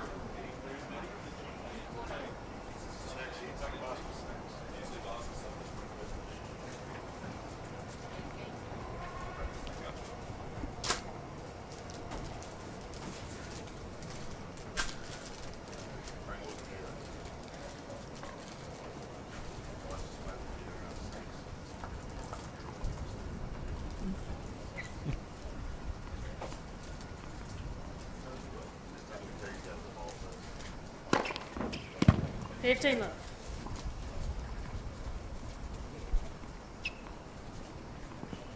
So important stage of the match here for Ben Mitchell. Just to try and forge ahead, get things back on level terms. Very, very difficult to get back from 2 sets to love down. Not impossible, as we've seen over the past couple of days.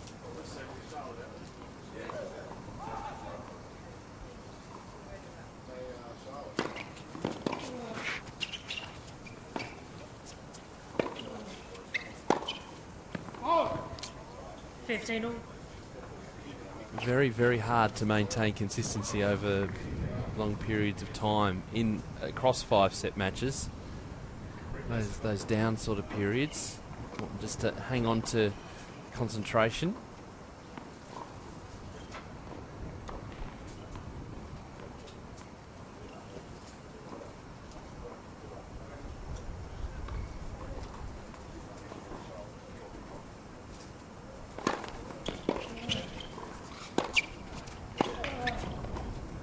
Oh, nicely done again. 15-30. Just seeing Feeney come into the net. It provides a target, but keeping that ball as low as possible at the feet of Feeney makes it hard on the pickup. So here's his opportunity. A small glimmer of hope to get a break here.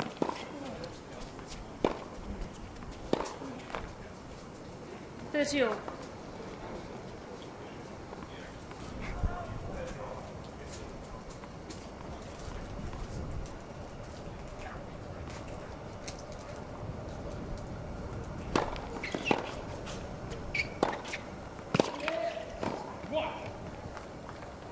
$30-40.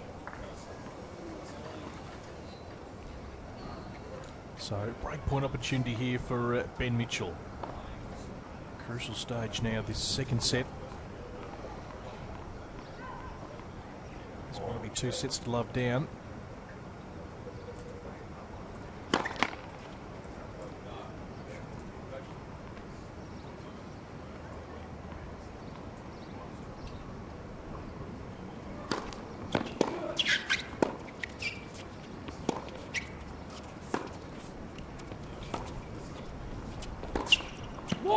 Feeney's gone wide. There's the break of serve.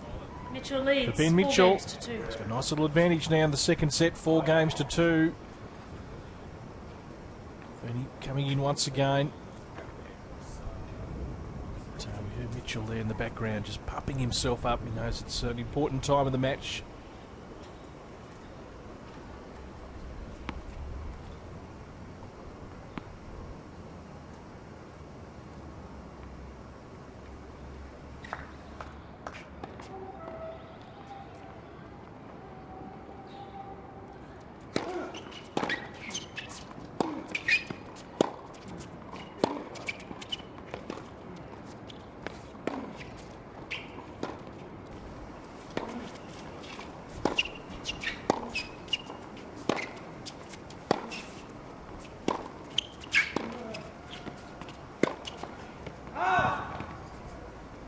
15 love.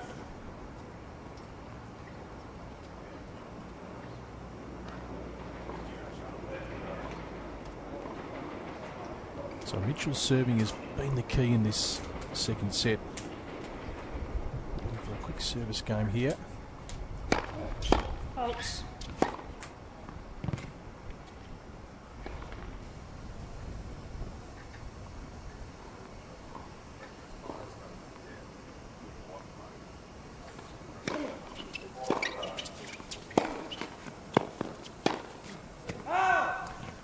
One of the things to keep in mind is that both of these players and a lot of the players across the wildcard playoff have played a lot of tennis in 2012. We look at this as the start of the 2013 season, and well, there's a bit of a break on the ATP and WTA tour. The Futures events and Challenger events continue.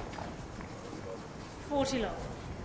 It's a great serve out wide, so now an opportunity to have a commanding 5-2 lead in this second set.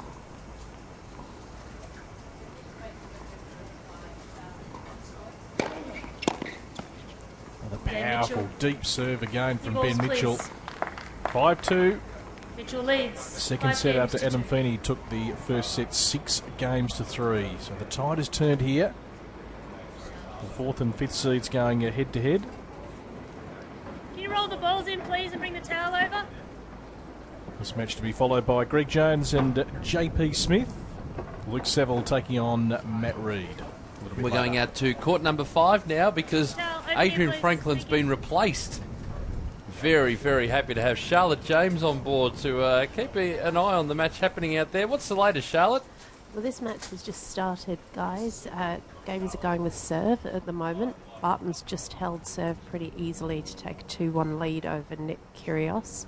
It's really big serving from Barton, actually, to open up this match. He's got a big serve on him, and Kyrgios is struggling sometimes to control the returns. Nice work, CJ. Pretty warm out there, I imagine, in the as we get towards sort of midday. I'll take that as a yes. Very warm indeed. We're at sort of a bit of luxury here in our little commentary box, Pete, but I stepped out yesterday for about an hour. Time. And, watching a bit of Jess Moore, and it was extremely hot. Where were you sitting? Did you park your car up to the fence again? I stand at the tennis. Always stand upright to annoying watch, the people who are sitting behind you. Yeah, there's a little bit of doubt in front.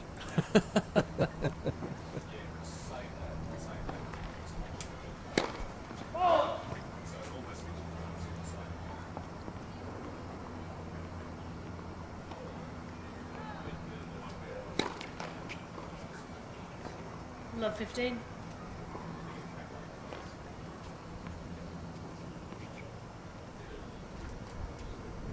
So the momentum very much going the way of Ben Mitchell.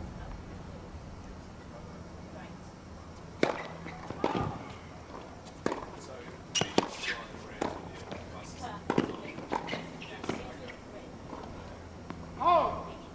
15 all. The thing Mitchell doesn't want to do is engage Feeney at the net.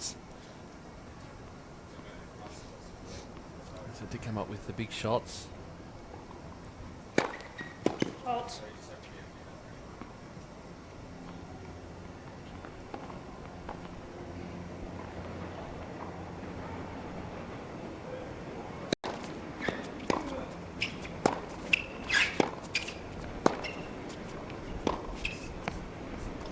Beautifully done.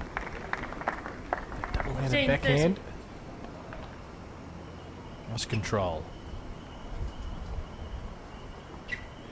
Last time these two met, it did go the distance to 3 sets in a best-of-3 set match. Different story here with best-of-5 sets. It's a great reply right up the tee there from Feeney. Need to hold to make Ben Mitchell come out and serve for the second set.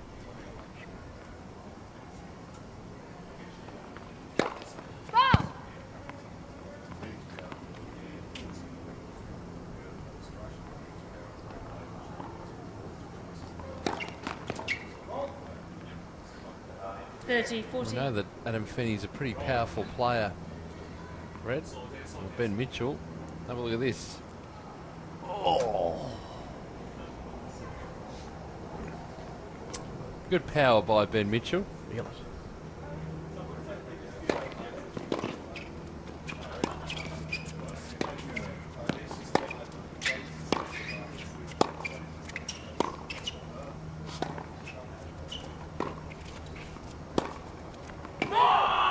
Game in second set. Well done, Ben Mitchell. 6 games to 2. 1 So set. we're at 1 set all in this quarter-final match. 6 games to 2. And a big momentum swing in this match going the way of Ben Mitchell. So we are all square.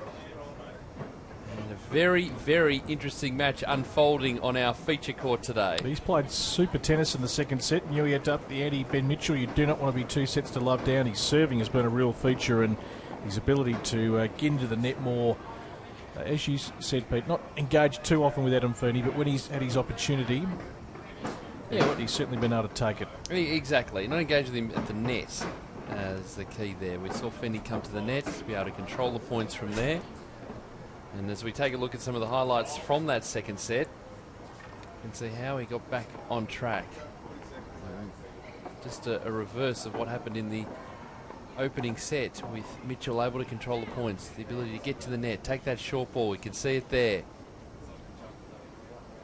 Put away the overhead there, did well. Just keeping Feeney away from the net, not giving him that control. He's had to scramble to all ends of the court. He's had to work pretty hard to get this set, but he's earned it. And it's a real change in this match. Now the mindset changes, because we're not going into a final set, into a third set. Match potentially going 4 sets, maybe 5 sets. And so that'll be the key. It'll be very interesting to see how both players approach this third set coming up. But well done to Ben Mitchell. Time.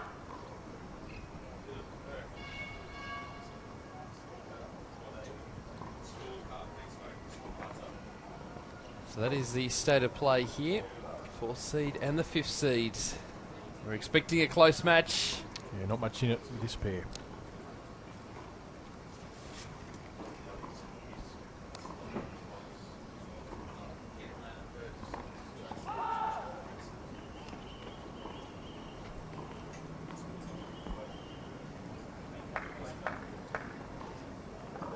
Ben Mitchell wants to get through things pretty quickly.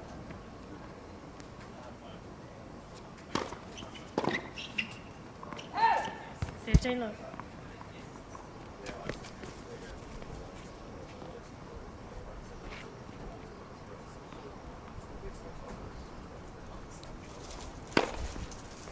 Love.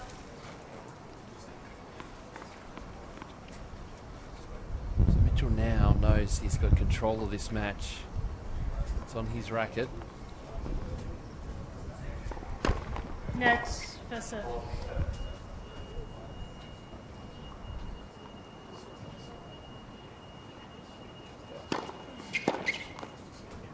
Love.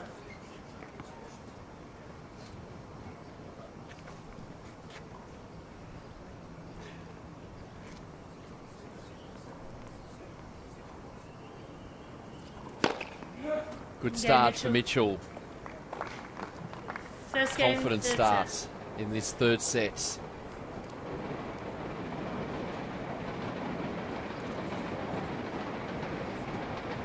Players look reasonably relaxed at this stage.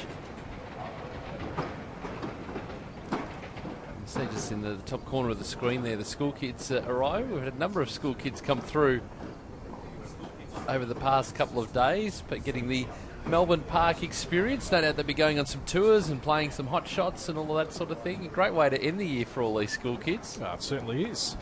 Have a seat Always the quickly, best days please. at school. Just sit when you anywhere get for out now. of school. Yes, exactly. Go and experience how the world works. And we can inspire just a handful of school kids who come through this week to pick up a racket. It'll be a good thing. 15 love. Tennis.com.au if you want to find your local tennis club. You click on the states pages and find at the local tennis club in your state.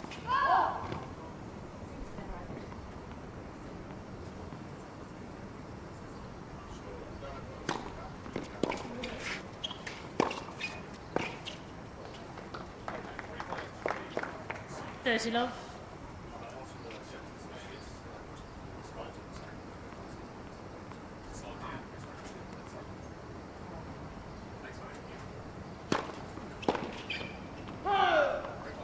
Love. Just out from Mitchell. His brother Luke is on Twitter with us. Of course, home and away actor. Come on, go Benny. Good to have you with us, Luke, watching the live stream. He certainly lifted a notch in this second set. To get it all square.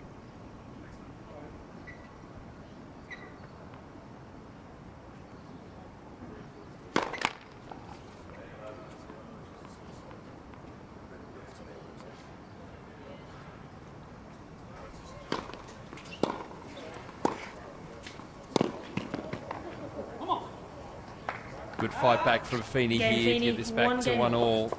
Talking about tennis and finding a local club, well, for young players and school kids and the like to get into tennis, the Hot Shots program is all around Australia now. hotshots.tennis.com.au, and on the front page of that website you can actually find, you type in your postcode or your suburb and it'll come up with a list of Hot Shots providers in that particular area. There it is, hotshots.tennis.com.au, and you'll find the list of coaches that provide the Hot Shots program. 15 love.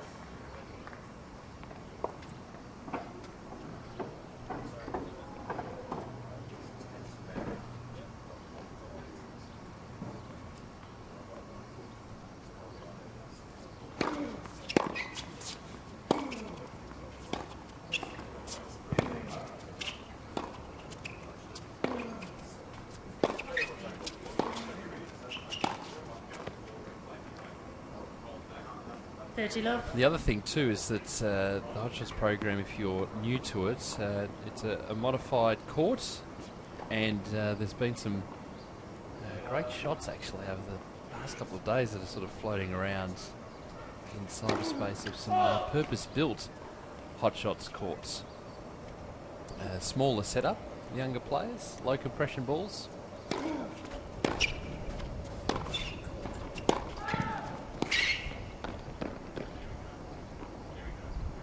That'll be going over the fence. Am I right in saying is it 30, Elsternwick Park Yes. Tennis Club, who of course won Best Club at the Newcomb Medal? We spoke to the guys on Monday night, being the first. Yes, that's right. Put them in. Here in Melbourne.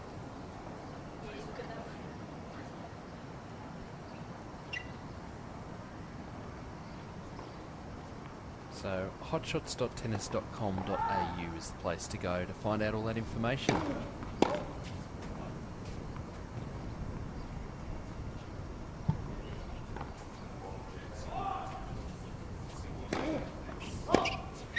And double fault here creeping in, just that focus from Mitchell. See that led Feeney back into this match.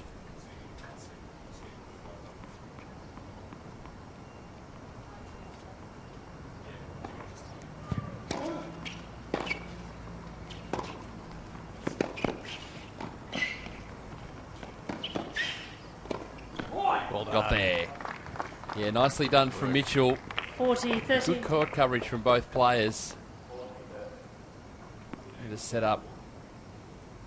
Taken way out of court, but Feeney again, that dipping ball. Mitchell did well to pick that up, as did Feeney following it in.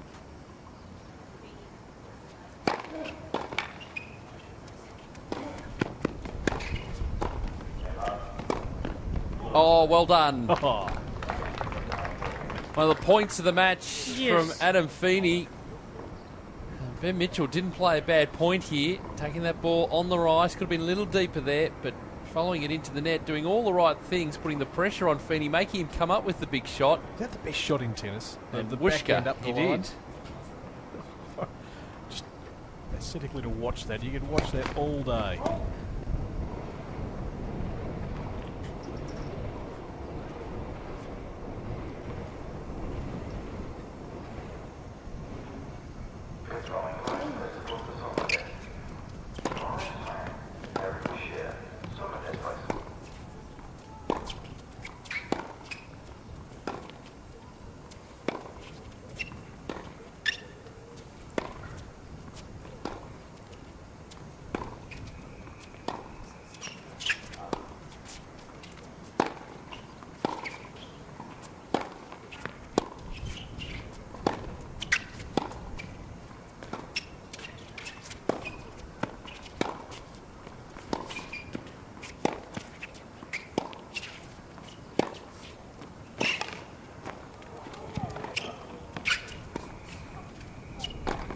Oh, the point of the match so far.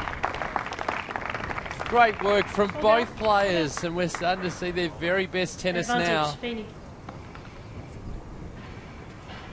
All over the court, both players just popping off the top of the net there. Mitchell, just the lob, just not high enough.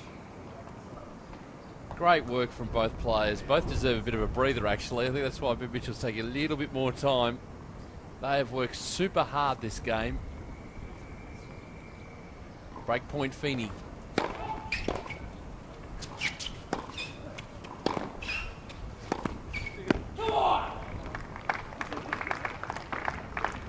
gone up a notch, hasn't Yes. it?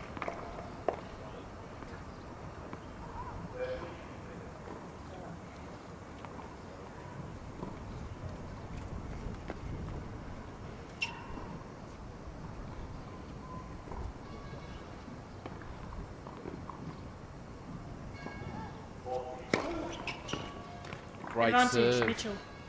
He'll appreciate every single free point that comes his way here.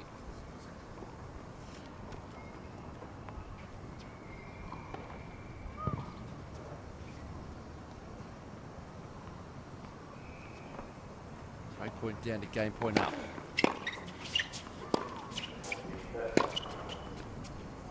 Yes. Gotta like that. Taking that ball nice and early, stepping into the court. He's got such great forwards movement. Feeney, take it nice and high.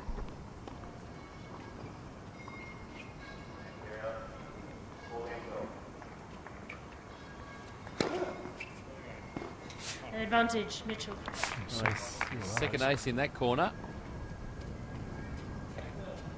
One going out wide, certainly big strength, but also seen quite a few down the middle, so he's mixed it up nicely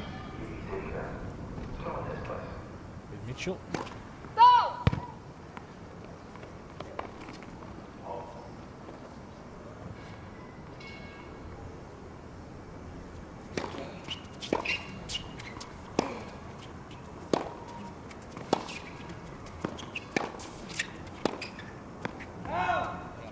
Yes. Just can't get over the line in this game, so just being pressed here. Adam Bain posing a question on Twitter, Pete, hashtag AO playoff. Other than Duckworth, can you see any of the wildcards going to players not at the playoff? Just mentioned a few names here: Jason Kubler, Chris Guccione, Carsten Ball. One to think about. Advantage. Another ace out wide here to that juice court.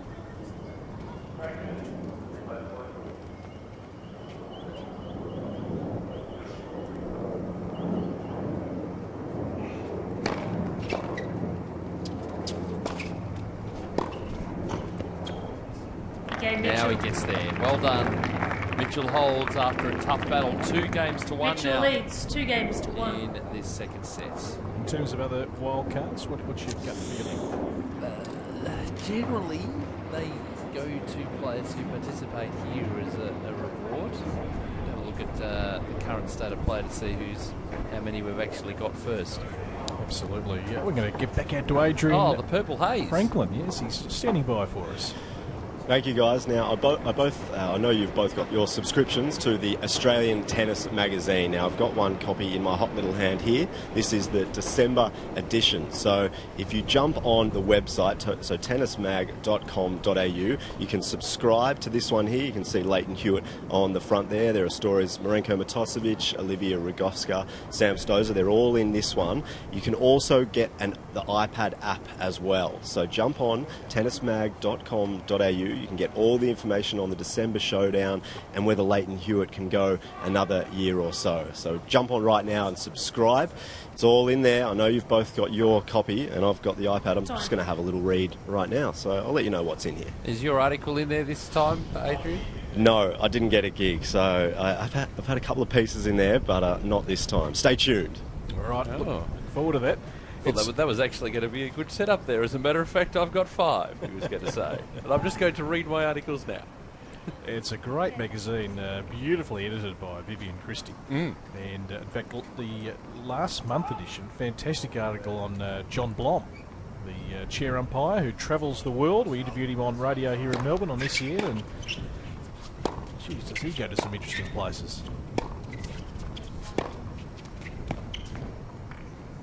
Love 15. When we spoke to John, he was in Helsinki on his way to Siberia for a season-ending tournament and working his way back to Australia.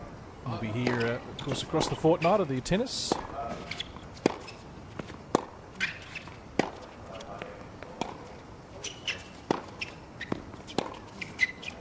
Out. Just missing the Love 30. baseline.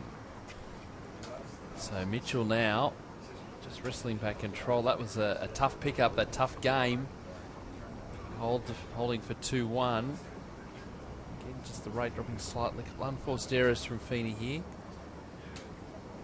Interesting point about John Blom.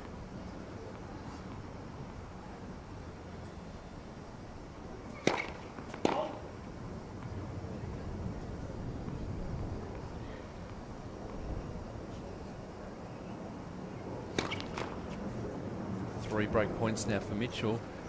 Travelling all over the world, you'd accrue, as you do, a whole bunch of frequent flyer points. Imagine the players have said on many, many occasions that they prefer to spend their holiday time at home because they spend all their time travelling around the world, but have so many frequent flyer points, they'd probably be able to get around the world about 3 or 4 times. I think the November edition, the Tennis Mag. Really good read.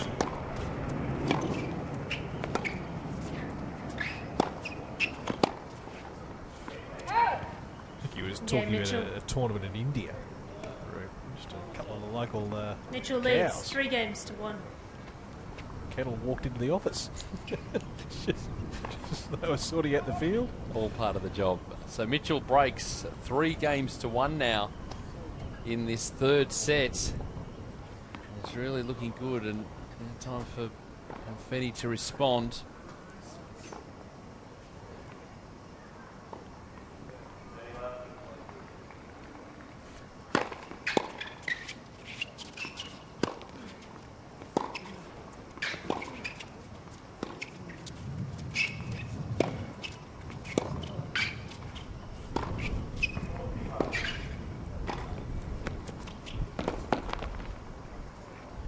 Now he's having to work all sides of the court here, Adam Feeney. He's going from side to side. He's coming forward, forced to retreat back. Just doing a lot of scrambling work from the back of the court. Forced to come up with the big shot. This is exactly what Feeney was doing to Mitchell in the opening set.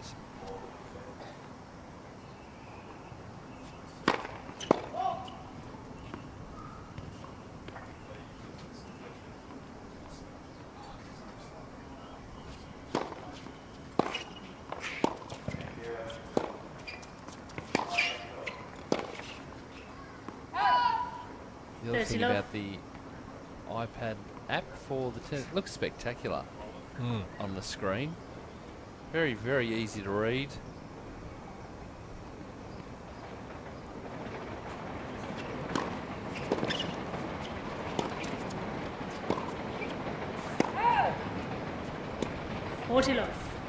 Mitchell here. Comfortable service game so far. Get to 4-1. Take a commanding position in this match.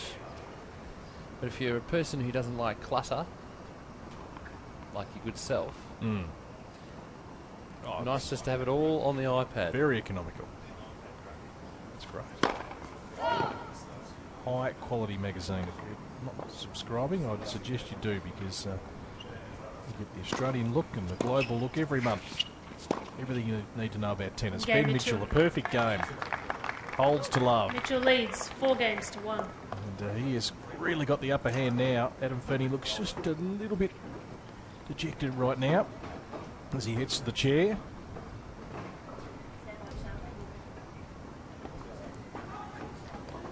So let's get an update from what's happening on court 5. Nick Kyrgios and Matt Barton. Charlotte James is looking after things out there for us. Charlotte, we'll get a score update for you, and also the conditions. We noticed the breeze has picked up a little bit as well. Yeah, Pete, the breeze really has picked up out here, and it's just cooled things down, taking the edge off the heat a little bit. It's 5-all at the moment in the first set between Barton and Kyrgios. Barton is at the bottom of your screen, and he's serving at the moment. He's been holding serve pretty comfortably today. He's got a massive serve, and the balls are just flying in the heat. Kyrgios had to save one break point in the fourth game of this match. Apart from that, things really just going to schedule out here at the moment. There's nothing between these two. Thank you, Charlotte. Nice work out there on court 5. We're keen to keep a close eye on that match, Kyrgios and Barton. That man on screen with his tail up at the moment. Had a very good second set, really right from the outset of that second set. It's been Ben Mitchell's game. Yes, there has been the turnaround in the match, and it's basically a reversal of the tactics from earlier that Feeney was using. The ability to get to the net to control the points. Keeping those ground strokes nice and deep. Yep. Keeping Feeney beyond the baseline. Just forced to run side to side, pick up these balls.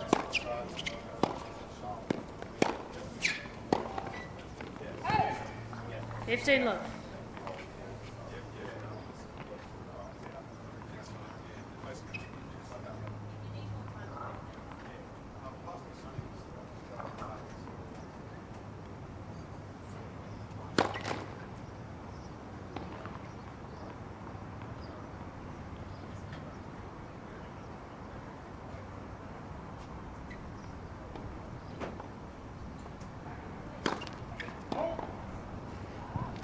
all. So the signs of frustration really starting to show now for Adam Feeney. So just lost his groove here.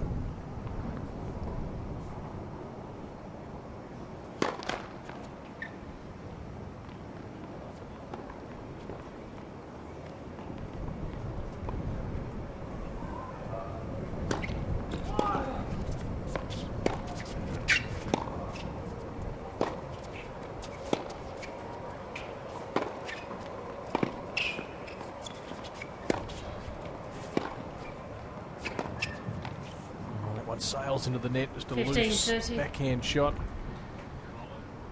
Not much going right for Adam Feeney at the moment. And Ben Mitchell, steady as she goes, really solid from the back of the court. That's one thing I've noticed about Ben in the last 2 or 3 years. He doesn't make a huge amount of unforced errors. He's certainly able to generate some very good power.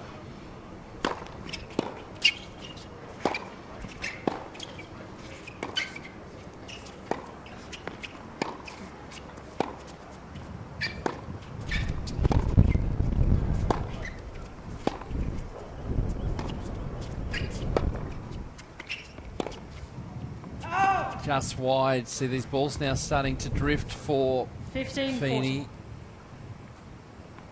Getting to the stage now where another break of serve and the set's effectively gone.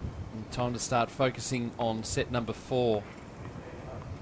Try and conserve some energy. We heard from Charlotte saying that the breeze is cooling things down a little bit. 30-40. It's a better serve. Mitchell out of court.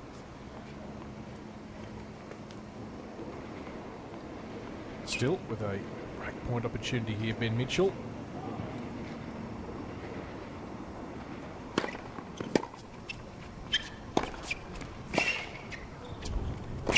Got it all covered. Feeney at the net. It was a good approach. Yes. You had to make something happen in this point.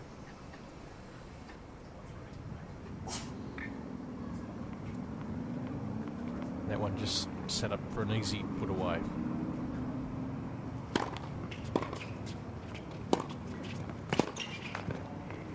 Advantage, Feeney. And that's what he needs to get back to now.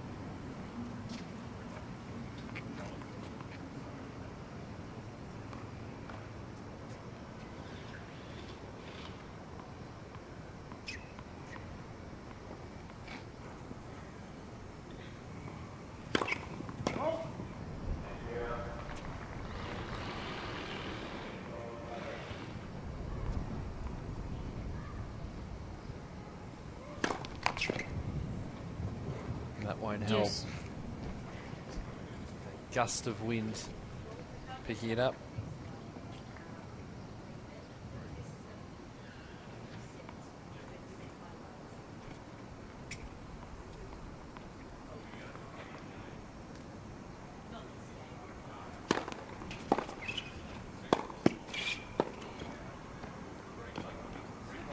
Advantage, Good Feeney. pressure again by Feeney.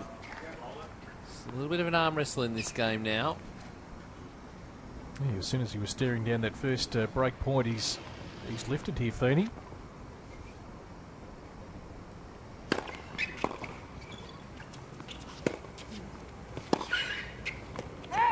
Game, Feeney. So good holds.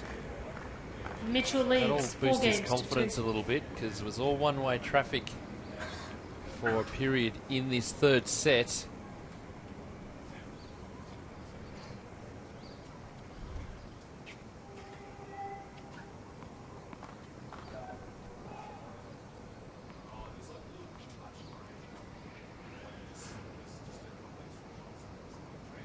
Can you grab a seat, please? Can you please sit down? Thank you. Just a spectator is finding a spot. Oops.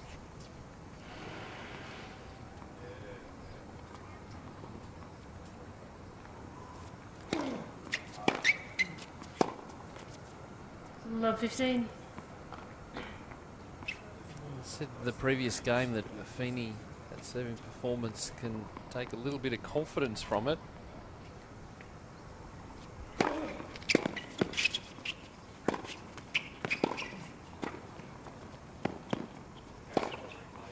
Nice pick up. Important for Mitchell to hold his Love 30. concentration here because Feeney has certainly lifted again.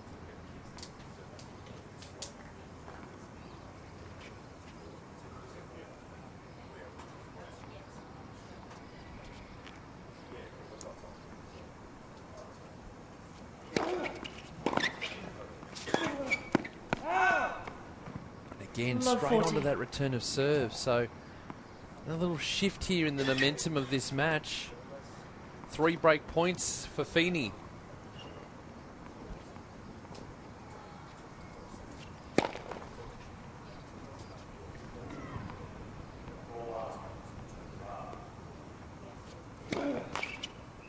And there it Game, is. Feeney. So the break of serve for Mitchell leads Feeney. 4 games to 3.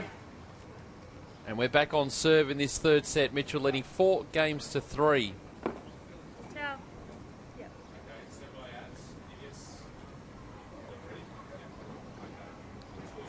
So it's 4 games to 3. Mitchell in this third set. We're 1 set all.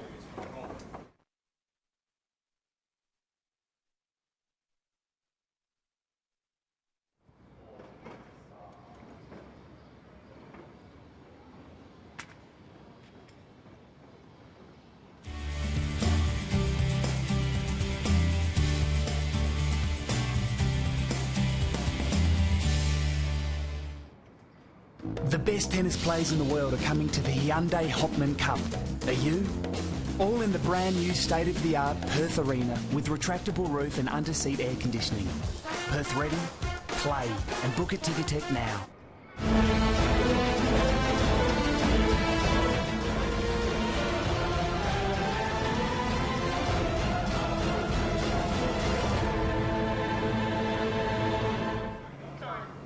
Welcome back to Melbourne Park on this warm Wednesday as we head towards midday.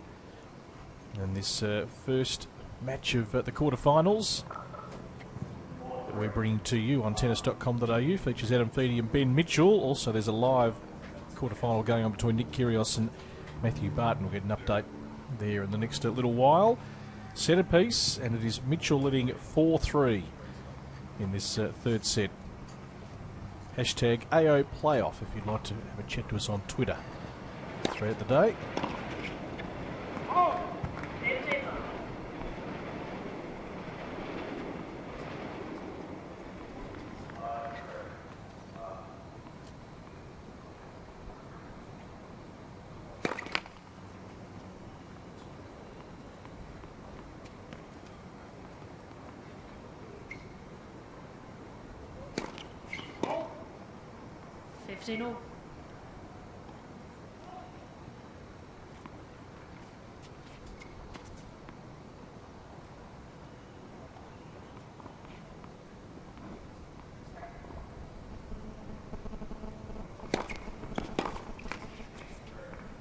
$30.15.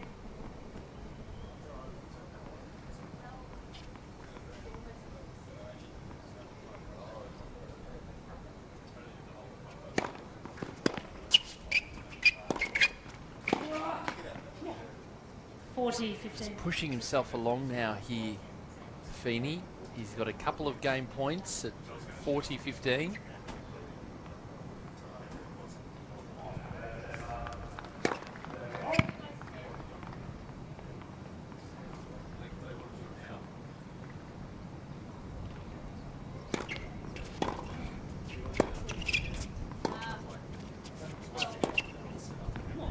There he is. So balls, please. Back to square in this third set. Good fight back from Feeney.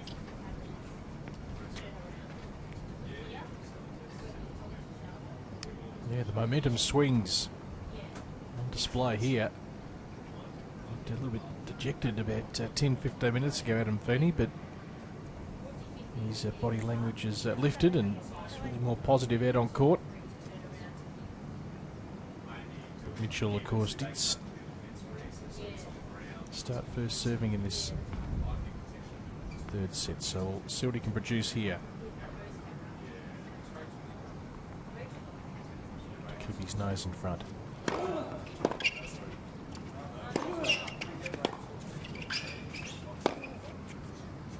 A loose one off the forehand there. We don't see too many errors off the Mitchell racket.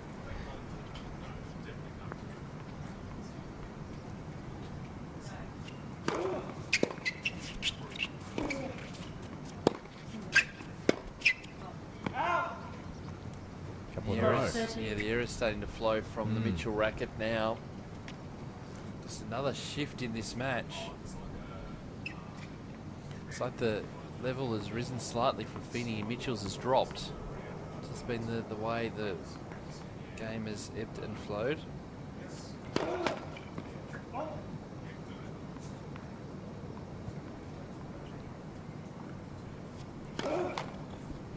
And there's a third error, double fault. He's lost his way and there's a bit of frustration. That has gone onto the passing train to Pakenham. Code violation, ball abuse, warning, Mitchell. He's just copped a little warning here, Ben Mitchell.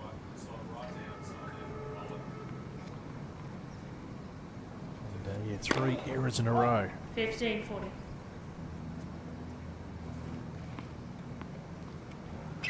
One declared an ace, but Feeney keen to point out that I think that was quite in. Well, it also holds Mitchell up. He's just trying to build some momentum.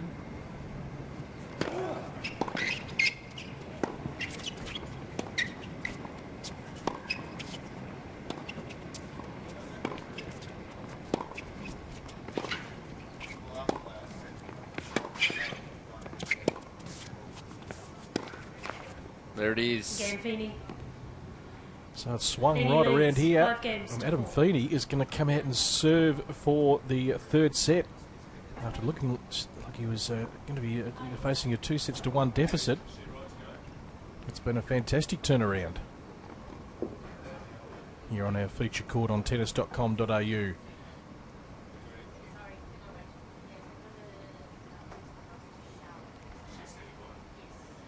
Let's get out to Charlotte James. She's keeping a close eye on Nick Kyrgios and Matthew Barton. CJ? Really close first set. Barton took it 7-3 in the tie break. Just needed one set point. Big smash to finish off the set. He just played a more consistent tie break than Kyrgios, really, and his serve is really working well for him today. Thank you, Charlotte. That's good opportunity here for Matthew Barton. You want to win that first set. And Kyrgios, of course, coming in with some really good form. Yeah, both guys have looked very sharp from the outset in this match. There really was nothing separating them until the tie break. Both hitting the ball really deep out here and some great rallies and, you know, a lot of attacking play. So it's a great match. The stands out here are absolutely packed, which is fantastic to see as well. Nice and warm. It is warm. The wind seems to have dropped a little bit again. Now the balls are flying. All right, we'll get back to you shortly. They're keeping an eye on Kyrgios and Barton for us. There's about the only cloud in the sky. It's a beautiful day. It's certainly warm. And there's another one. Only a couple.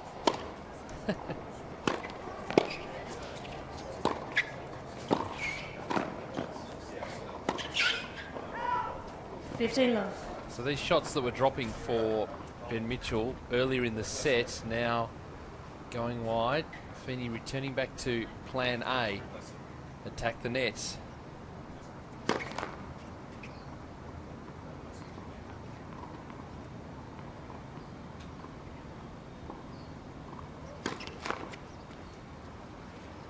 $15 all.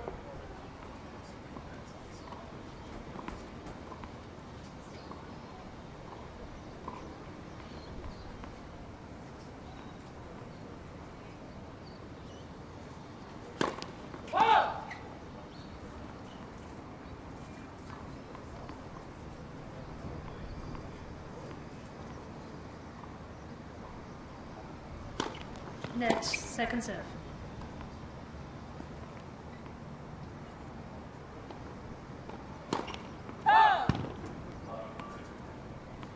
$15.30. 2 double faults in a row here for Adam Feeney.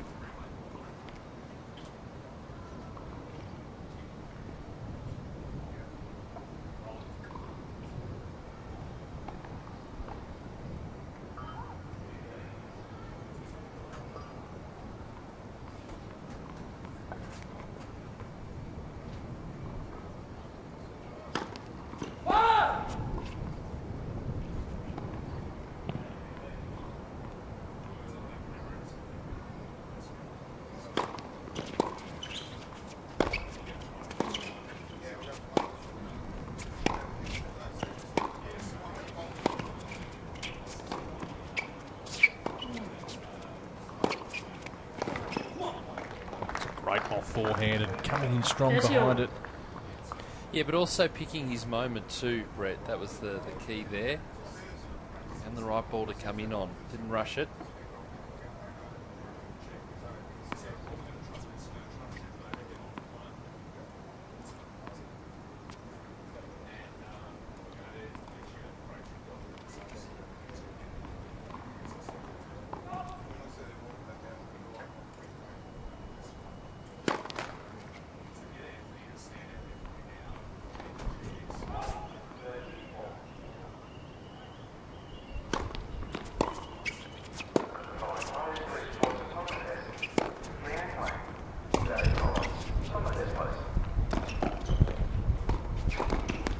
Oh, did really well there, Feeney.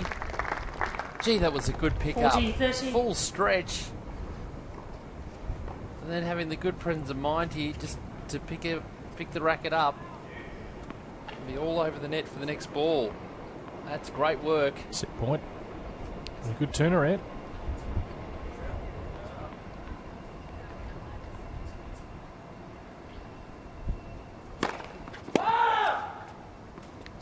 by a first serve, though, in this service game.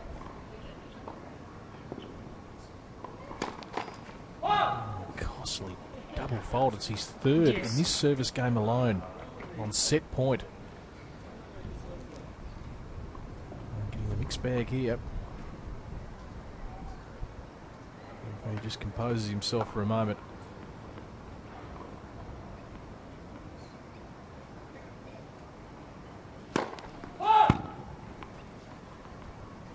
Mitchell once again gets to have a look at a second serve.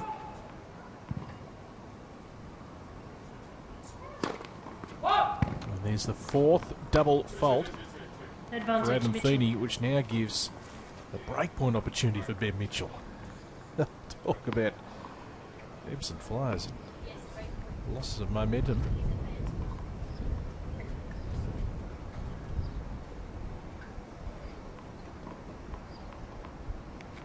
Crucial set to win.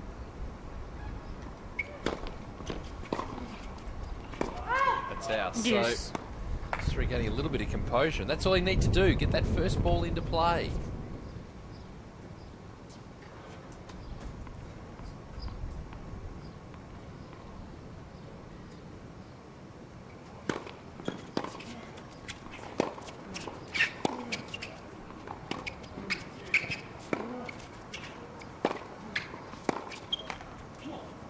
Now earns himself another set point. Had to work hard for this.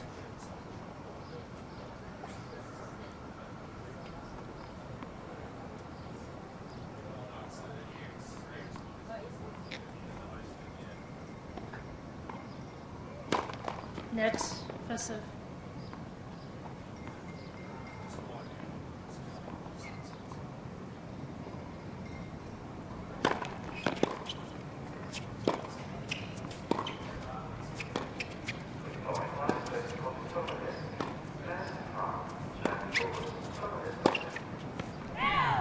Overhit again. Yes.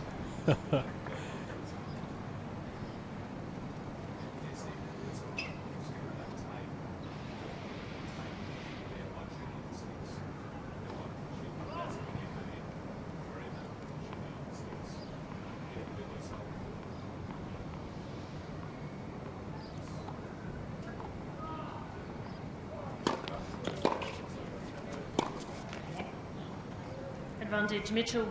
Good fighting too from Mitchell, you have to say. Taking advantage of an inconsistent game by Feeney.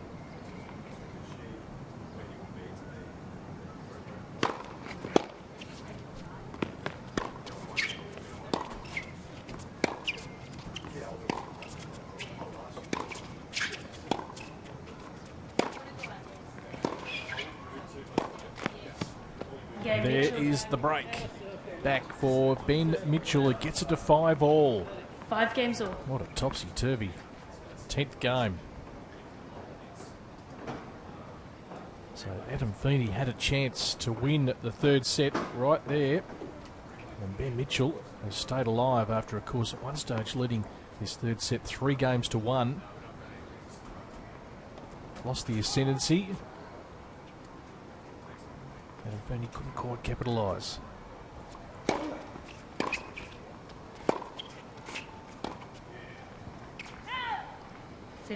So will that now be a catalyst for Mitchell to keep rolling along here, just get that momentum back? We've seen big moments in this match, some long games, player having an opportunity to take out the game, the other one comes back, they build momentum off the back of that.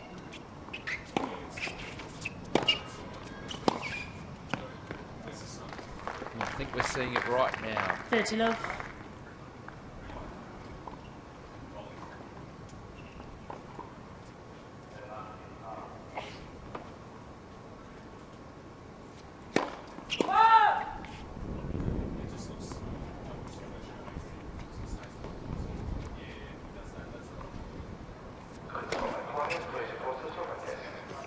$30-15.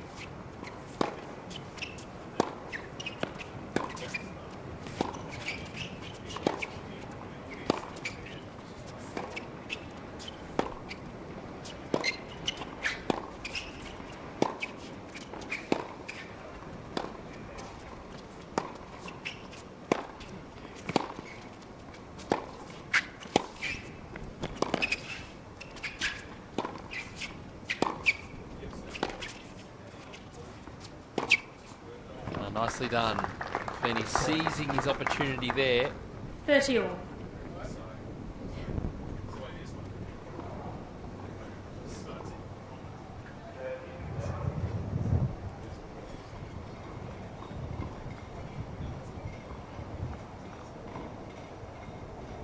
And the nice put away in the end there.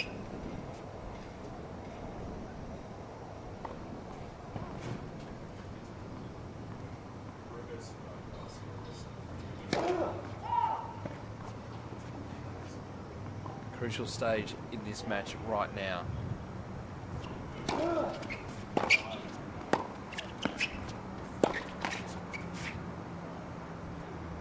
Forty, 30.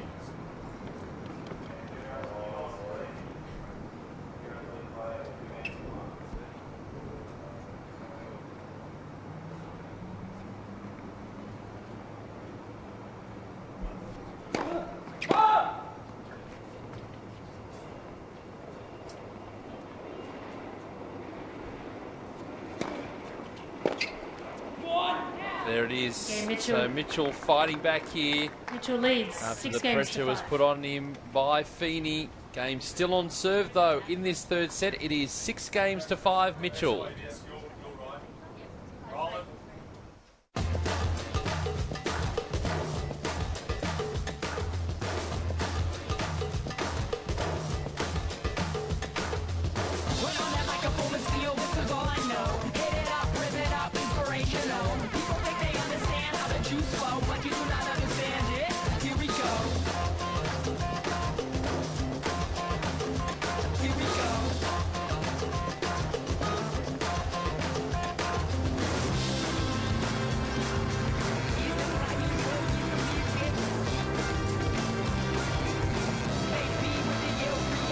Ready?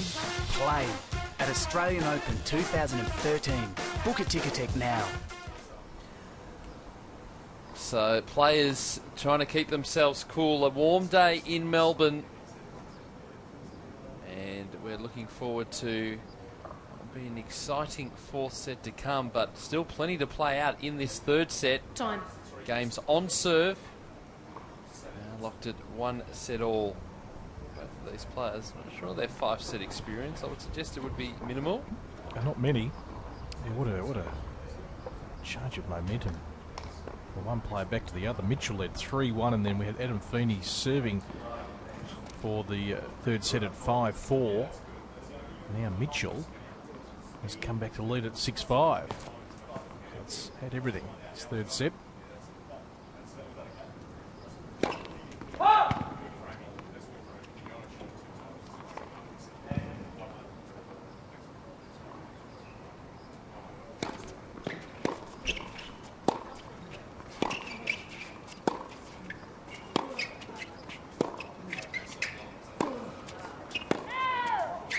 Love. Should also make mention too, we've been talking about the USTA Australian Open Wildcard Playoff, which generally runs in conjunction with the Australian one. It gets underway tomorrow.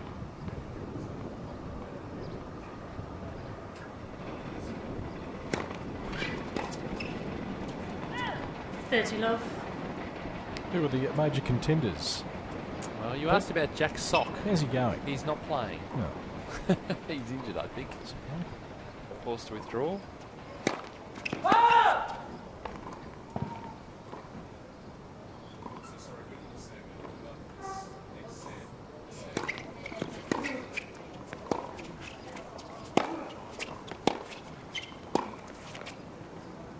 So chance here to send it to a tiebreaker to decide this third set. Chase Buchanan, Christian Harrison, Bradley Klan. Is Christian any relation to Ryan Harrison? Brother. Okay. Daniel Kozakowski.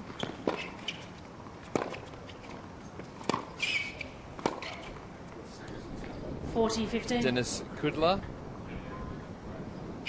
Who we saw here in qualifying last year. Got through qualifying. Kudla. Tim Schmeichek.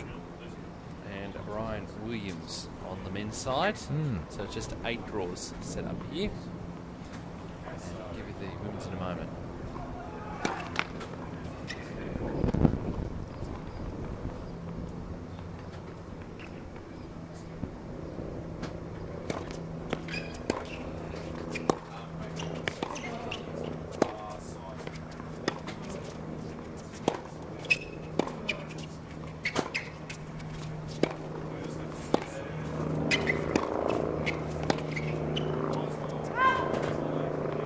40-30. Mallory Burdett, Julia Cohen, Marina Falcone, Alexa Glatch, Madison Keys, Bethany Matic Sands, probably the biggest name in that draw.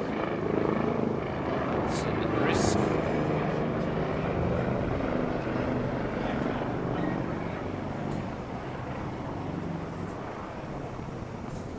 I think Maria Sanchez is in that draw, but I think she's been forced to withdraw as well from the event.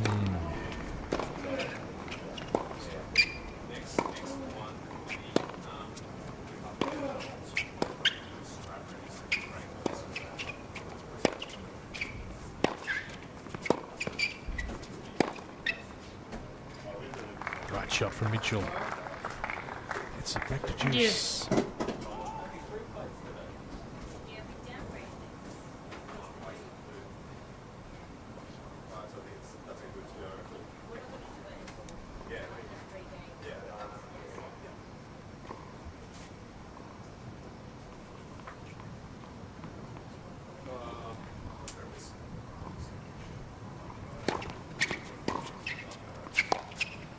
Oh, just looking at that ball at all. Advantage, I Mitchell. think that skidded off the line more than anything else.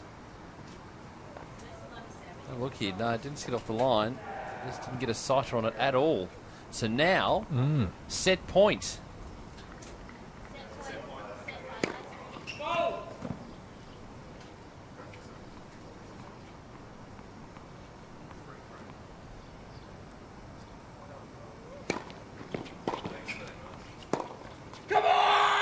There it is. Set, Mitchell. A turnaround Games to again 5. in this set. Mitchell leads by And 2 Ben sets to Mitchell 1. well on top. He leads now by 2 sets to 1. This quarterfinal, 7 games to 5, that third set. And he is very much in the box seat to getting into this semi-final. Well, in the end, he's done it the hard way. He thought it would have been easier letting it 3-1, but Adam Feeney came back into this set and had a chance to serve for the set at 5-4, but then Ben Mitchell hung tough and he got it back in his favour and has managed to break Feeney's serve. We'll take a look at some of the highlights of this third set as Ben Mitchell just steps off court for a moment. And, gee, we saw a bit of everything, didn't we? I mean, Mitchell with the early advantage, Feeney striking back. Adam Feeney looked really dejected for a little while there, but then his body language improved, Pete, and he sort of worked his way back. Yeah, the intensity dropped through at the start of that set. Then he got it back to doing what he was doing in that first set, which is more points like this. The ability to get to the net, try and keep the points nice and short. We saw some long rallies in this third set, and it was just Mitchell getting there in the end. He's just too strong, and in the end it was a matter of Feeney's game just dropping off again. A couple of double faults at crucial times as well, and it just opened the door for Mitchell to take advantage. We now go into this fourth set, so we're stretching this match now that the players have very rarely been before. They would train for these sort of moments. It'd be a matter of who comes out the stronger early on as to who can run this out. Yeah, well done, Ben Mitchell. He's come from a set down here to win the last 2 sets. Can that form carry through to the fourth set, or is there another chapter left in Adam Feeney? And that is he courtside, just cooling off the feet. Very hot on court here. Up to 33 degrees in Melbourne, the overall temperature today.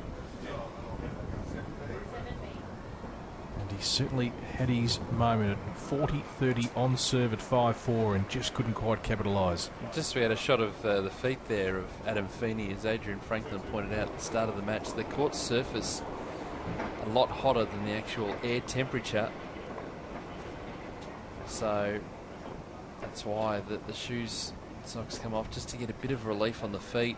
We've covered a mountain of ground. Both players all over the court. Be interesting to see who comes out the stronger after this little break. We'll take a break as well. 2 sets to 1. Mitchell leading back with more in a moment.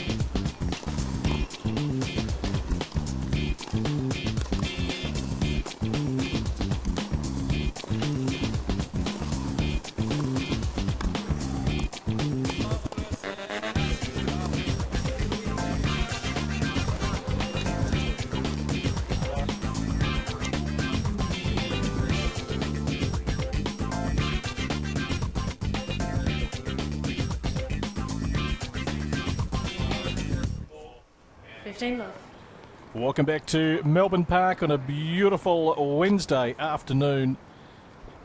And Ben Mitchell at the bottom of your screen leads this quarterfinal 2-1 against Adam Feeney, who won the first set 6-3. Mitchell striking back in the second 6-2, and a real titanic struggle in the third 7-5 in the end, getting at the break of serve. For those wanting to get an update of Kyrgios and Barton, we'll get out to Charlotte James very shortly to find out what is happening there.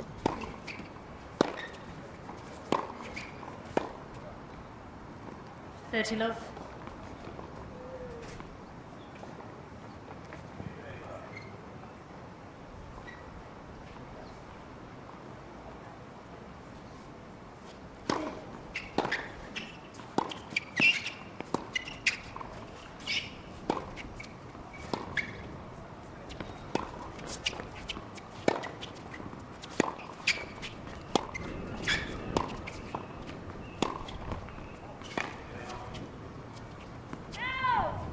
$30-15.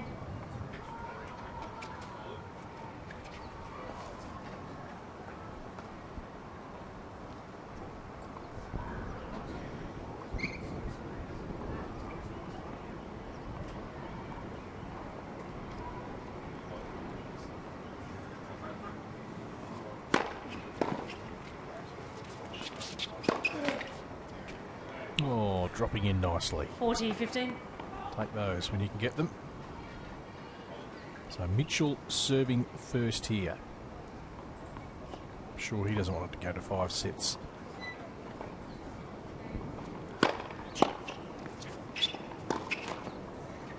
$40-30. I think we'll see a lot more unforced errors in this set. The players start to tire.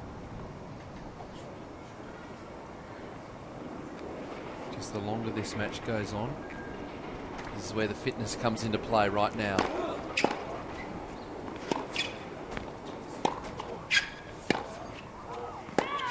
Yes.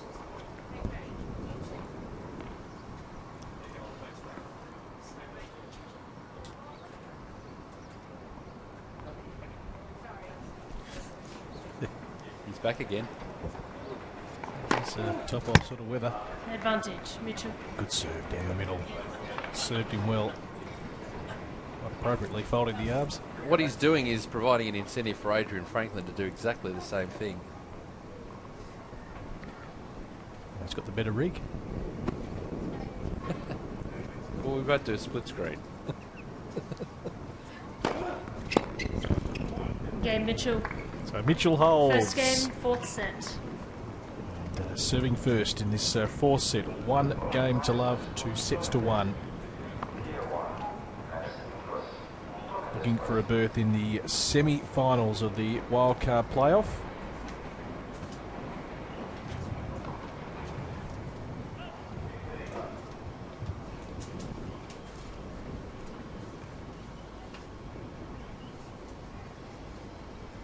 Just going back to that wildcard playoff, Brett, there's plenty going on there. It's an indoor event, obviously, with the different season in winter over there. Couldn't play in the snow. Would be an interesting way of setting it up, agreed. Make you earn your spot. However, no, that's not how that went. 14th, 15th and 16th, as I talked about. And the Bryan brothers are actually going to be down there as well, and they're taking on some local players. It's good experience. Yeah. Take on the best doubles team in the world. No sign of them slowing down, the Bryans. No. They're just living the dream, really. Yep. Well, a good, tight unit. Looking forward to seeing them back here in January. Not sure how the music career's been tracking since they released that. Was it an album or a single? They had the song Autograph. Oh, I can't say I'm right across their work, to be honest. I haven't followed their musical year, but I'm sure, look, Adrian Franklin will be all over that. We'll get him on a little bit later. Does he listen to music? 15 all. I do get her into a few of the Melbourne night spots. Does he listen to Prince at all? Oh, there's a blast from the past. Bit of purple rain, bit of purple rain perhaps. Yeah. Hey.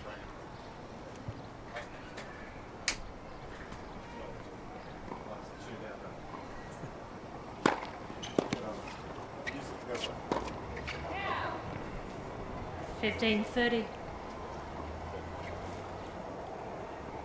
Bad error from Feeney there. That's the got him that opening set, pushed in that third set too. Short ball's just got to be put away. Problems when that routine starts to drop away.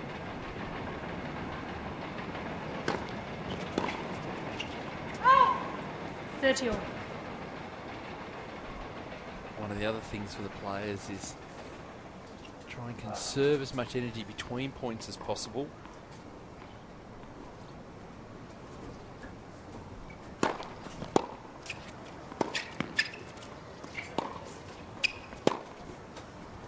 Out. Call from the 30, chair 40. umpire on that occasion.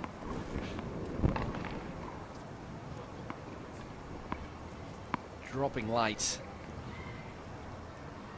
Break point opportunity again here for Mitchell. Be a very, very strong position. Get the break here.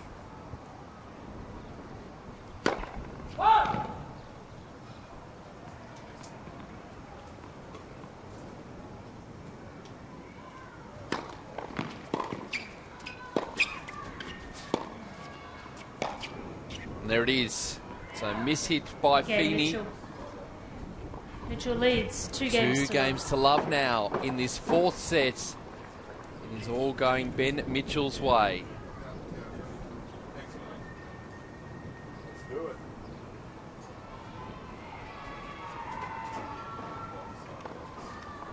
Just in a commanding position.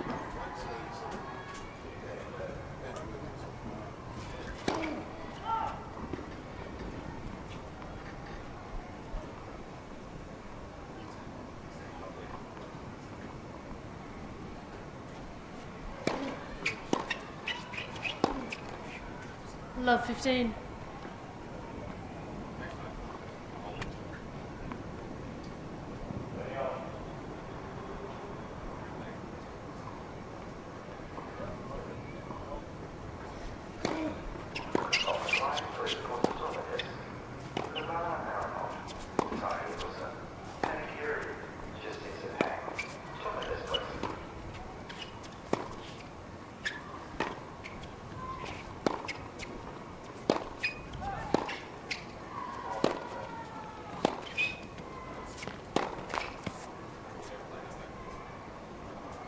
Shots that were dropping in the opening set. Tiring Feeney, just struggling to make them now. Looking to go down the line, just hitting the tape.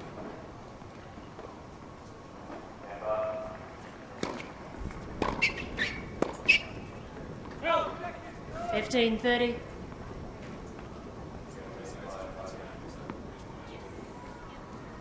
Adam Bain actually mentioned Jack Sock, who withdrew from the US wildcard playoff just to continue his training block. Thank you, Adam. Source of information on Twitter. Hashtag AO Playoff.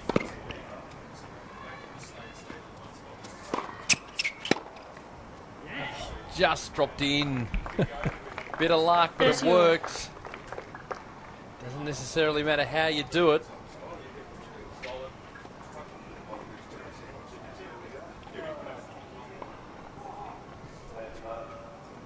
There it is. So really close to his body. Just get the racket to it. More at hope than anything else.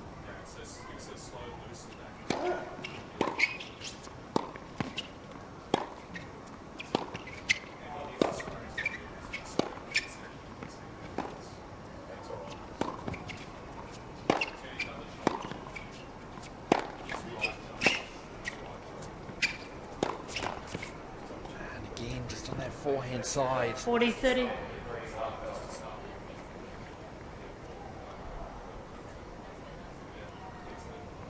Game point for Mitchell.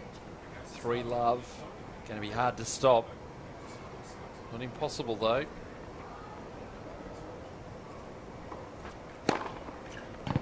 Game Mitchell. So Mitchell leads holds 3 after a games bit of to a love. struggle. He now leads 3 games to love in this 4th set. All the action happening on court, all the action happening off court. Here is our very own Purple Rain. Thank you very much, Pete. Well, we talk a lot about the tennis players. They are the main stars, but I reckon these guys are stars as well. They're the official Australian Open ball kids, and they're strutting their stuff right here and now. So they're practicing throughout the showdown, then they go on to qualifying before the Australian Open, and they're in readiness for the main event, the Australian Open. Now I'm going to see what I can do. All right, you're watching? All right, off you go. So the idea is for speed, for pace, and accuracy. Okay, I'm just going to step over that one. How did you feel my role was there, mate? Yeah, loved it. Yeah, good smoothness and quick pace, which is what we want. Beautiful. So there you go, the tick of approval. All right, guys, so you've done the rolling. Show us a bit of these ones now. Let's bounce it down. So accuracy, again, you don't need as much speed and pace. Guys, did you know how many people apply to be Australian Open ball kids? It's up near 2,000 all around Australia, and then there are about 350 that actually get the gig. And these 5 are part of that 350. So these guys are stars. Guys, come in. Girls, did you... Yeah, I think they wanted something from me. I don't know what this is about. Girls, come over here. What do you need from me exactly? Mr. Franklin, can we have your autograph? Oh, you want my autograph? Yes, please. Yeah, of course. You're not going to sell it or anything like that, eh? No. Oh, beautiful. There you go. So I'll just sign the Australian Tennis Magazine. Adrian Franklin, what was your name? Tina. To Tina. And there you go. So it's all happening, guys, out here. Beautifully done. Back to you. Not enough O's in smooth. My goodness me. That was extraordinary. It's only a matter of time, Pete. Well done to the ball kids for playing their part. Adrian Franklin, the best bit of overacting you've ever seen. Well done. Well done. I think that'll be making it onto a highlight reel somewhere. I just got a feeling. He's become that big in the last 2 years. It's phenomenal.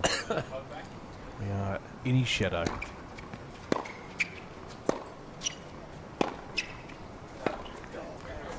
Love 15.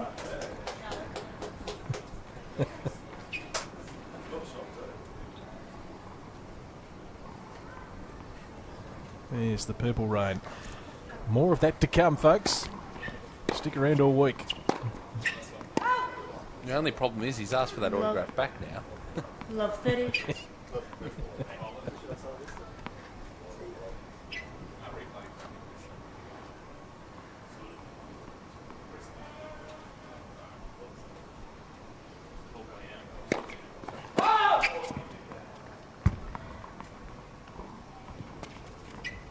This game slipping away from Adam Feeney.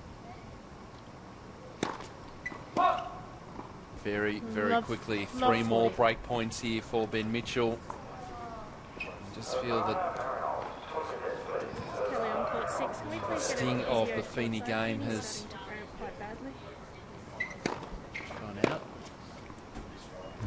And now he is noticeably struggling. I would suggest that we just hear very faintly the umpire saying, communicating to tournament control. I would suspect maybe to get the trainer out here as well. Because he's... Could just get a physio courtside, court 6, please. So you can hear that Mitchell now from the umpire. Fourth set, but Feeney's starting to cramp. So the physio will be out on court shortly at this change of ends. Now you suspect though that last service game from Feeney he couldn't move. So now I think it's a matter of Mitchell to just keep rolling through. We'll know now that his opponent is clearly labouring, so just want to make sure that stick the ball in the court. 15 all. Keep playing his game.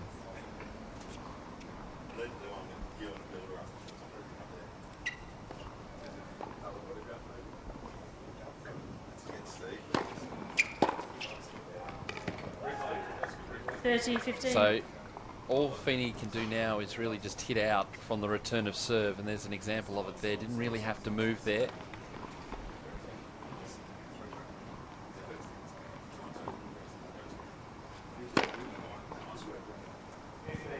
Nice. 30 all. The trainer, I think, in transit to here. There's our very own Mark Reedy, part of our team here. Loves being out in the sun, Mark. Taking a whole bunch of pictures, which will be on the tennis.com.au website. There's tens in tennis.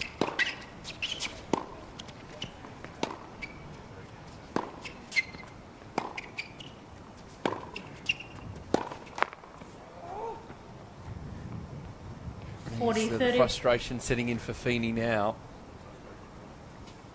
You'd see just barely able to move. That'll be a bit of cramping there. We'll just look at it here. Really disappointed. Now, Okay, Ben Mitchell, new is balls, one please. game away from the semi-final. Mitchell leads, The 5 games to trainer love. or physio will be out on court in just a few moments to have a look at Adam Feeney, but Ben Mitchell has a very big cushion now at 5 games to love in this 4th set. Plenty going on court number 5 because Nick Kyrgios and Matt Barton are locked in a very tight battle, CJ. What's happening? Yeah, big momentum swing since you guys crossed out here last time. Nick Kyrgios got a code violation for racket abuse in the 4th game of that 2nd set and really hasn't looked back since then. Absolutely ran away from it. I think Matthew Barton's level just dipped a little bit, but Kyrgios took the 2nd set 6-3 after dropping the 1st set 6-7 to Matt Barton, and he's just trying to hold serve here. He's just down a break point serve here, just serving at the bottom of your screen at the moment, 30-40 in the 2nd game of the 3rd set. We know he's an emotional character, CJ, Oh, yes. so it comes as no surprise that the code violations come up from time to time. Yeah, you might have heard him from over there. I mean, this match is actually really firing up quite nicely out here. Both guys are really passionate. Barton has just broken Kyrgios' serve for a 2-love lead in the 3rd set. Thank you, CJ. We'll be crossing back to you plenty of times throughout this afternoon as that match continues, but Feeney back out onto the court now. And while I was looking at the action happening on court number 5, I didn't see the physio come out. But it all Love seems 15. to be falling apart now for Adam Feeney. Here to be hampered. His legs just not that run or zip in his legs.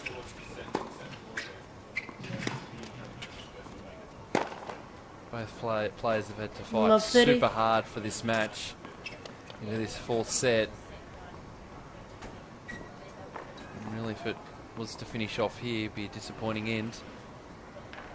You just can't step off on that serve.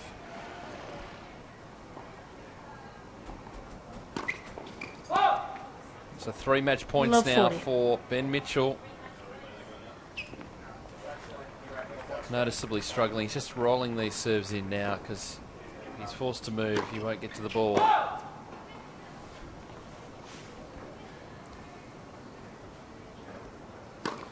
And there it is. Game, set, a match, Mitchell. So 3 big sets win to 1. for Ben Mitchell. 3-6, 6-2, 7-5. First 6 win love. over Adam Feeney this year. Great performance. Getting the job done in 4 sets. 6 love in that 4th set with Adam Feeney. His body letting him down. His body tiring badly.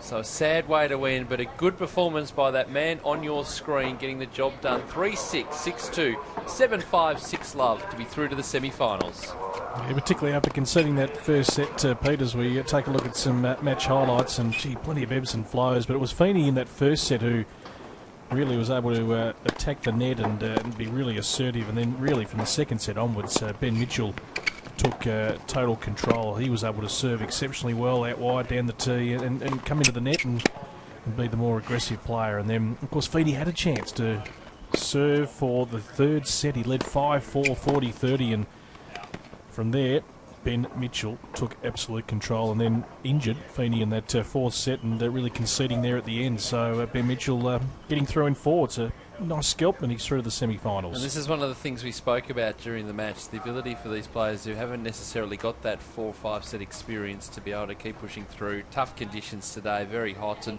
Adam Feeney plays a really high intensity sort of match, getting to the net at every opportunity. It takes a bit out of you and just couldn't keep going at the end. But a very happy Ben Mitchell is right next to Adrian Franklin.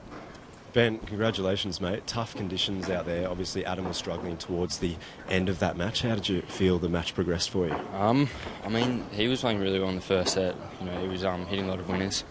I just tried weathering the storm a little bit.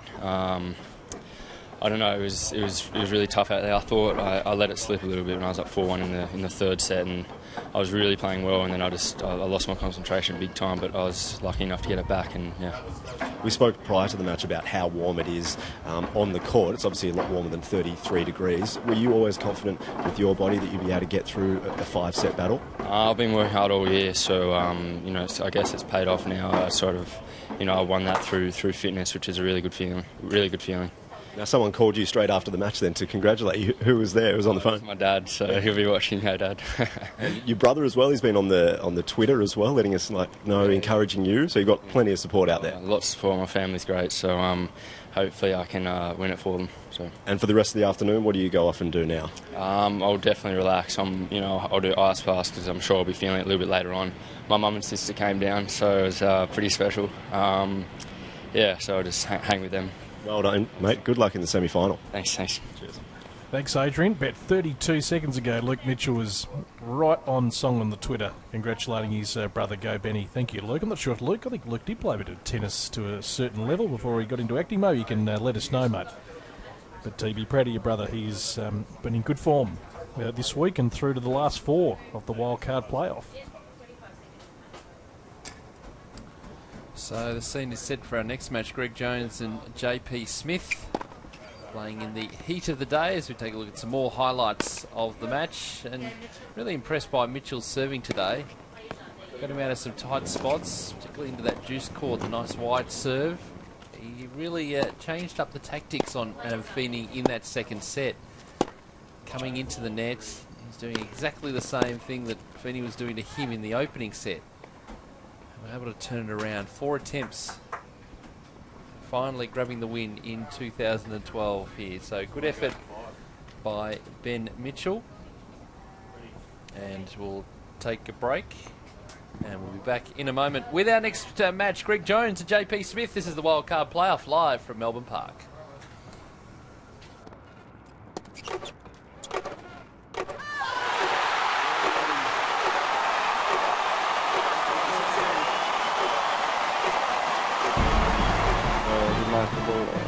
Match. It was the longest match I ever played in my career. Rafael Nadal takes the first step. It was just an incredible occasion, to play almost 6 hours in the finals of the Australian Open against one of my biggest rivals.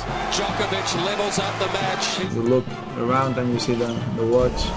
He's on his way, 2 sets to 1. 3 hours, 4 hours, 5 hours, finally 5 hours 30, so it seems like never going to finish. He knows the job is still there to be done. We went to the 5th set. That was just very exhausting for both of us physically. Might that be the straw that breaks the camel's back? Probably a match done. Gonna be in my mind. Not because I lost, not because the way that we played. Back-to-back breaks of serve. There was a lot of long rallies, a lot of important moments. Might that be the end of the resistance? All the troubles that I had during all the match. I enjoyed it. I tried to be there, to find solutions all the time. I played a lot with my heart. I played a lot with my mind. Something that is nice to be around and not just play tennis. In a moment, he'll be serving for the championship in 2012. 15,000 people that stayed until 1:30 a.m. and it's incredible. It's 20-2 on a Monday morning in Melbourne. Hardly anyone is there. Hardly anyone was able to leave. Good morning, everybody. You're one of the best players ever. You're one of the most respected guys on the tour. We made a history tonight, and unfortunately, there couldn't be 2 winners tonight.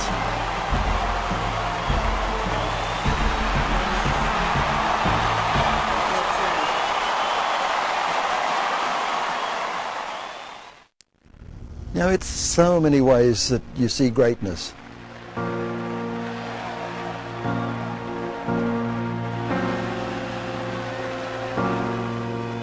way you show up on a tennis court, what you bring to the game, you leave it better off, I guess.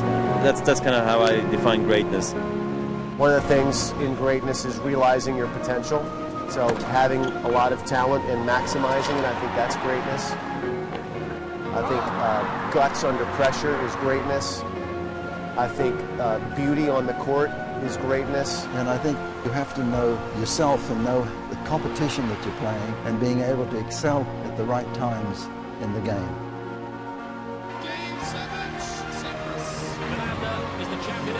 There's so many different ways to define that and appreciate what happens within the confines of an athletic field. There's so many ways that people reveal themselves to us as the fans in those situations of extreme pressure. And that's the reply. Results, the way you get those results, longevity at the top, excellence under pressure, and I think the way you represent the sport. I think that's the way you really look at the type of players and regard them over a long period of time as to how great they've been for our game.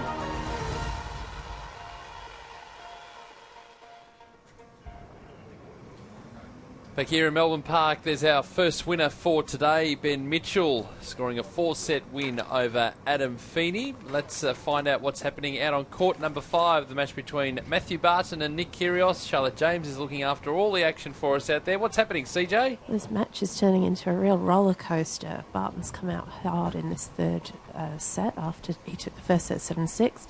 Dropped the second 3-6 to Nick Kyrgios, and now he's leading 4-1 in the third set. Got an early break, and really has been no-heading him in this set. He's just timing the ball beautifully out here now. Just everything seems to be going his way, and Kyrgios just starting to lose his patience and his temper a little bit out here. So it's shaping up to be an absolute thriller. Yeah, it certainly sounds like a roller coaster. We've got Kyrgios, who's quite a temperamental player, CJ, so I suspect that roller coaster is going to continue for some time to come. Yes, is that JP's?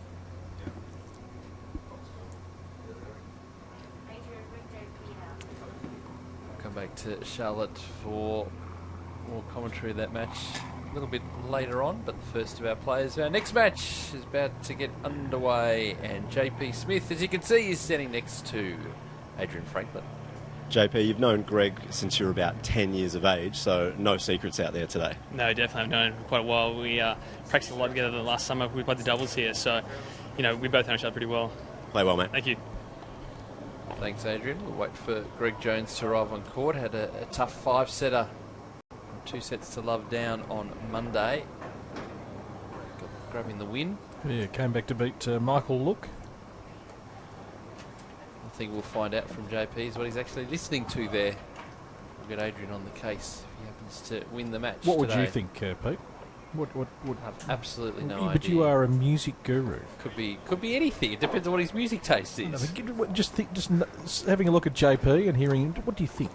Just throw something out there. I think he's a very good player. Very good player.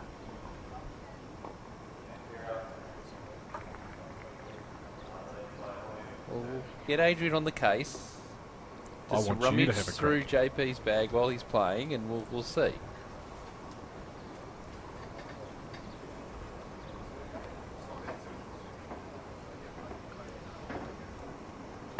Best of 5-set matches here, and taking the opportunity to get some refreshment and settle in. Enjoy the summer sun. Not too much, of course.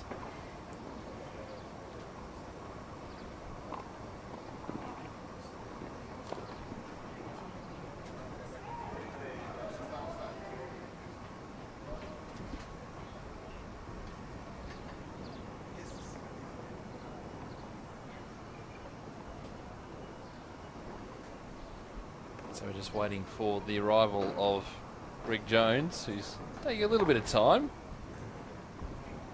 to arrive out on court. Saw it in our first match as well. Hashtag AO Playoff on Twitter.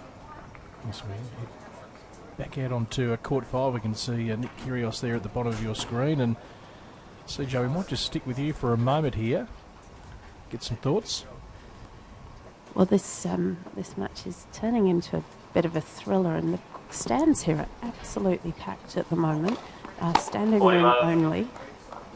Matt Barton is now leading in the. He's leading the third set 4-2. He took the first set 7-6, dropped the second 3-6, and he's serving up at the top of your screen now.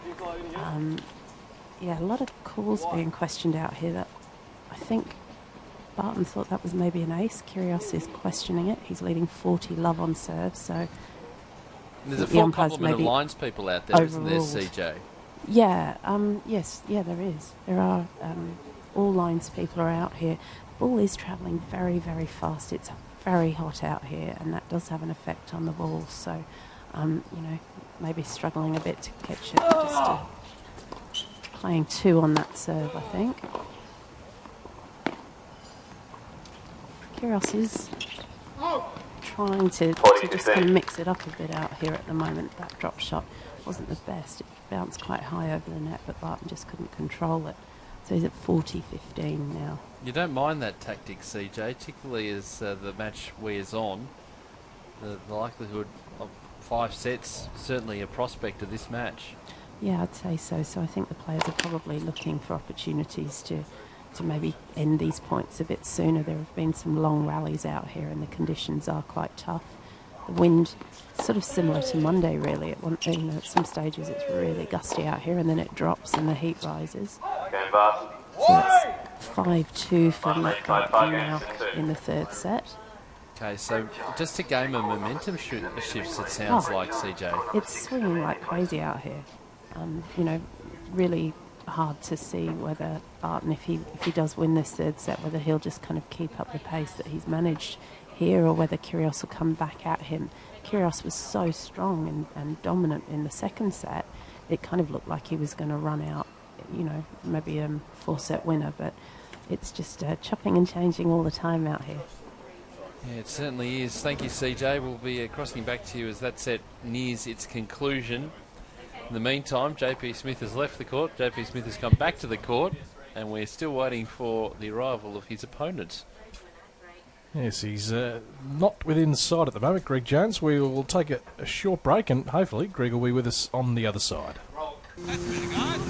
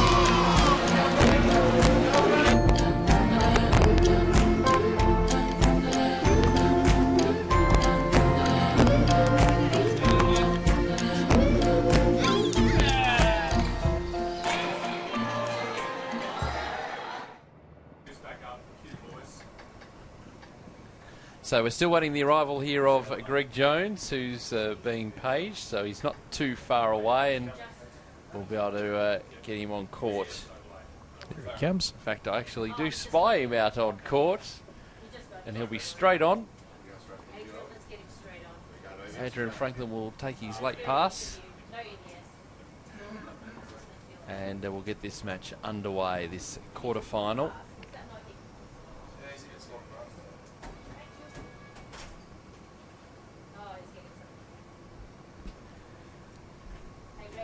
So hot enough for Adrian Franklin out there. Just enjoying catching the rays. You can see him right there on the screen. He's that purple beacon. He needs some company. On that blue court. And, okay, let's go to you, Adrian, now with Greg Jones. Greg, you took a little bit of time to get here. Was there any reason why that happened? No announcements in the locker room. I was waiting for a match and didn't hear anything, so lucky Mum texted me and told me it was over. Okay, play well, mate. Thanks. getting to the bottom of things, Adrian Franklin out there.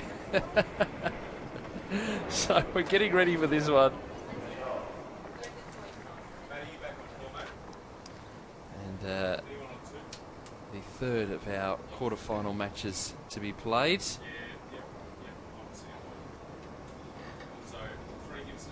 Yeah, it was JP Smith on Monday. It was our first match that we covered here on tennis.com.au against Jay Andridge of New South Wales. And we saw some good stuff from the young 17-year-old, but JP was the more experienced player going to that match and played a very steady game. And, well, a contrast for Greg Jones, looking to come back from 2 sets to love down against Michael Look.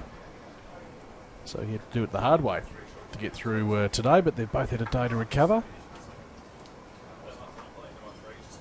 And as JP mentioned, and as we know, they've played a lot of doubles together and known each other from a very young age, so they know the game styles very well.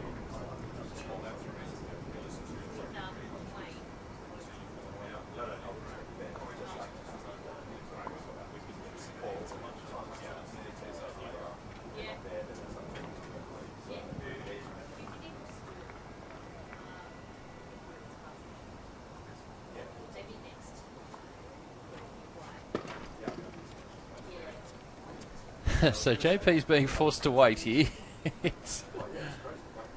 Just waiting to get into the match.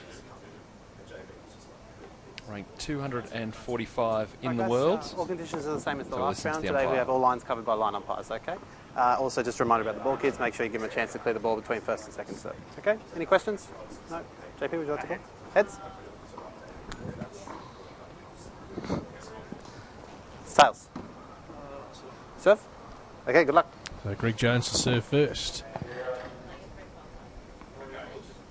This men's quarter-final here at Melbourne Park.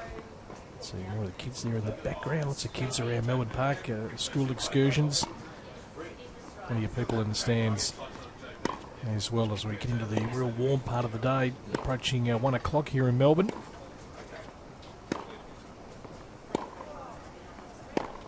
So JP Smith, 23 years of age, of course, from Townsville, used to the hot conditions, but has spent the best part of the last 4 years over in Tennessee in the United States, playing a lot of college tennis, where he built up a fantastic record, winning lots of titles, good win-loss ratio, and this year he sort of stepped out to play lots of futures events, some challenges, and their ranking's gone from about 430 in the world down to 246. And as you can see there in his first round, middle set, he was certainly pushed by the young 17-year-old. Yeah, it was an impressive performance by Jay. We saw a lot of what he could do there, but just worn down in the end by the more experienced player. 245 in the world, and interestingly enough, he hasn't played his opponent, Greg Jones, at all.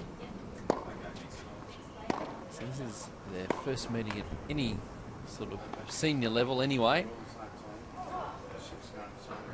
Greg Jones, ranked 372 in the world. And you'd see the match there against Michael Look, as we've been talking about, was 2 sets to love down and turned things around. 7-5, really tight third set, and kept going from there. We know that experience from the Australian Open. Both players really similar age-wise. There's only a week separating them in terms of their birthdays.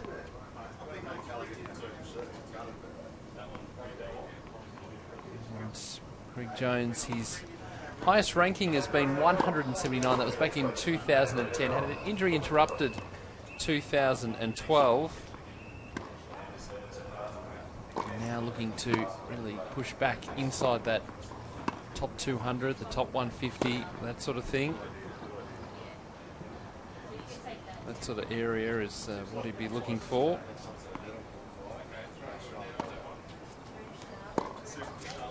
And fell to Alexander Dolgopolov. He was 2 sets to love up against Alexander and went down in 5. Golly, yeah, one of my favourites. So he didn't want that to happen again. He wanted to make sure that 5-set match was in his keeping. So I wonder whether the fatigue factor maybe will come in here, or whether that'll be a benefit, the fact that he actually has played a 5-set match before. They know each other's games pretty well. They do indeed. We'll get out to Charlotte James while the two players are warming up here and get an update on Nick Kyrgios and Matthew Barton, CJ. Well, number 8 seed Matthew Barton has just taken the third set, so he's taken a 2-sets-to-love lead in this quarter-final over Nick Kyrgios. 7-6, 3-6, and then he's just taken the third set 6-3. Served it out to 15, looking very dominant out there at the moment, and obviously easing into the conditions and really enjoying the heat out on court 5. So just looking at the trend of the match, Charlotte, do you think he can kick on here, Barton, and close it out in 4, or do you think there's Kyrgios can lift? Well, it's so hard to tell because Kyrgios did such a great job of lifting in the second set, where he really did look down and out after the opening tiebreak. You know, he was very frustrated at the end of that and just really turned it round for himself. So, I mean, you could see this match definitely going to 5. At the moment, though, Barton is he's striking the serve beautifully out there. Really difficult for Kyrgios to get onto the returns, and he's having trouble keeping some of those ground strokes in the court. And CJ, we've got the wide shot of court number 5. I imagine you've got someone, an assistant, just using a palm leaf to fan you down. You've got your foot massage happening peeling my as well. grapes for me, peeling the grapes and feeding them to me. Exactly. They're on ice, obviously. I don't like warm grapes. And the bottles of water, or maybe something stronger. Something a bit sparklier than that, I think. Oh, very this is nice. Tennis Australia's week of weeks. You just keep enjoying yourself out there on court 5. We'll see how that 4th set progresses. It's a bubbly kind of an afternoon. Very nice. A bit overcast. We've had the clouds just increasing. You went from one cloud, now we've got several now. You asked for them. Here they are. Trying to lost count already. So Jones and Smith, not too far away from the start here. Wildcard playoff quarterfinal match, best of 5 sets. First 4 tiebreak, final set advantage. Left the chair from New South Wales, Greg Jones. To the right of the chair from Queensland, John Patrick Smith. Jones won the toss, chose to serve. Okay, so there is the results from the coin toss.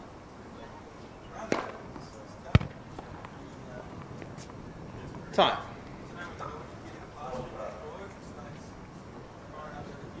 Best of 5 set matches, of course. If you're joining us for the first time, be part of the conversation too. Hashtag AO Playoff. AO Playoff. And they'll go directly to Adrian Franklin's iPad, where he's reading them with interest.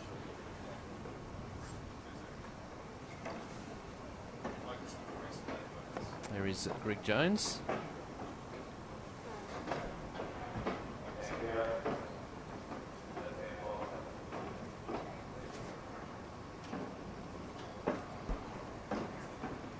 And no doubt the players will appreciate the cloud cover. Even though it's quite sparse, they'll just appreciate the fact they haven't got the sun directly on top of them. The lefty in Smith First taking set. on the right-hander in Jones. Greg Jones to serve. Here we go. Play. Third of our quarterfinal matches here at the Wildcard Playoff.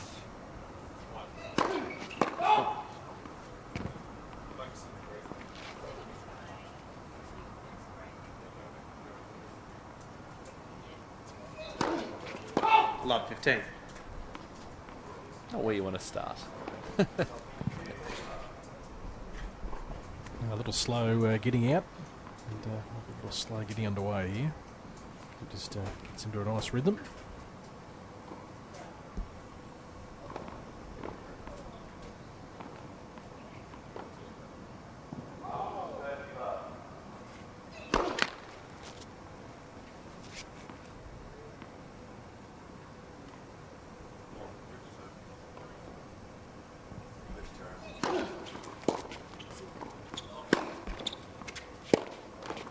Fifteen all.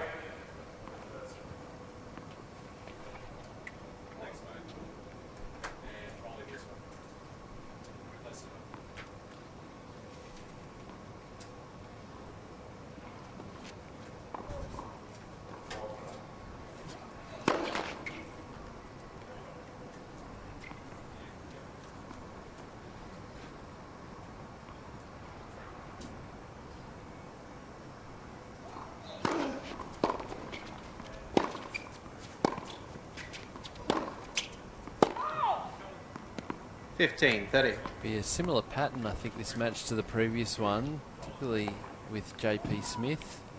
Likes to come into the net, really attack the net, get onto that forehand wing. So he'll be putting pressure on Jones in this match.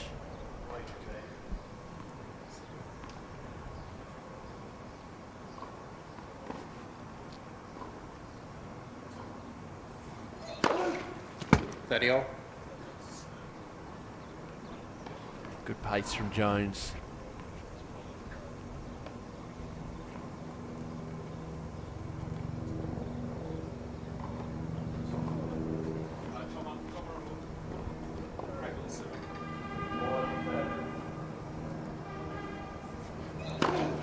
Fault.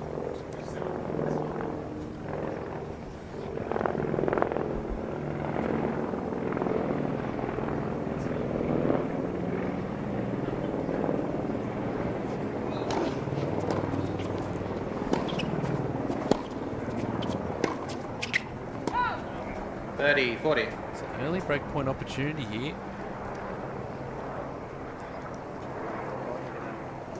Just a little bit loose, Jones, in the early stages. Yep. Just go and see your supervisor. They might have jump off the court now.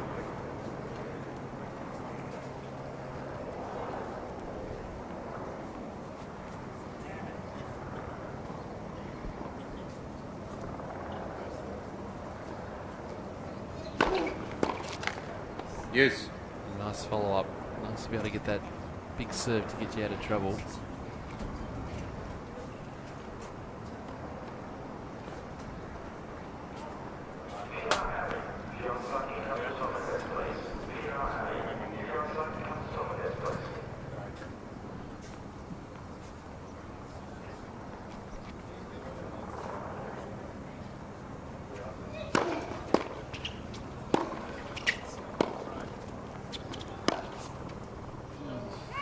Just skidding off the line there. Jones just catching it off the frame.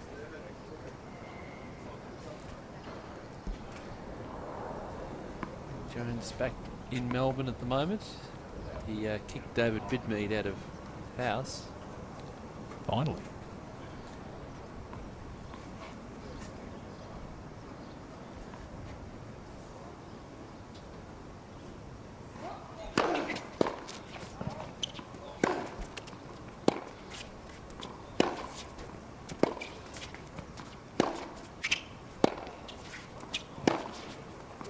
Game, Smith. So there's the break in this opening game of the match. And prepare yourself for some long rallies as the journey goes along today.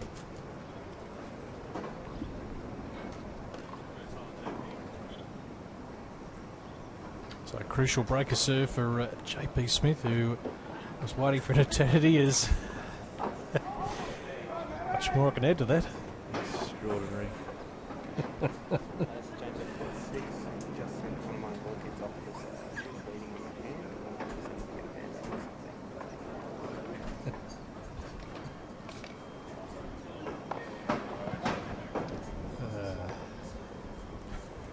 In the moment.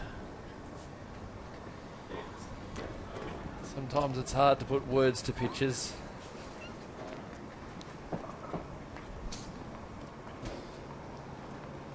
Hearing some noises above. John Patrick Smith to serve. Pete, I'm sure Craig Willis is coming back this week. Was he Monday circling?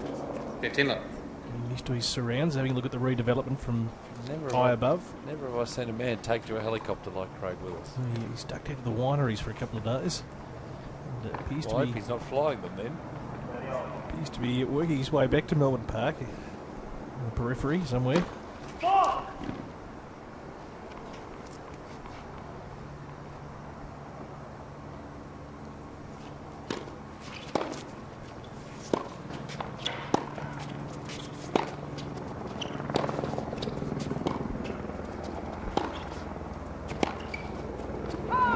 $15.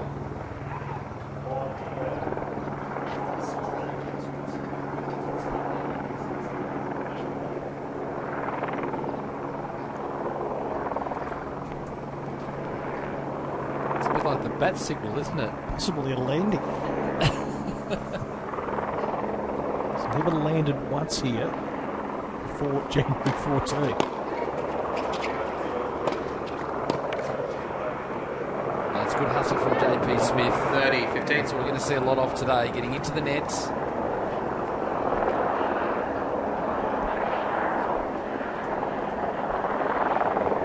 Desk at 1A, I guess.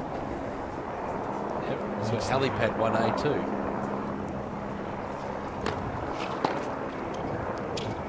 It's 40-15.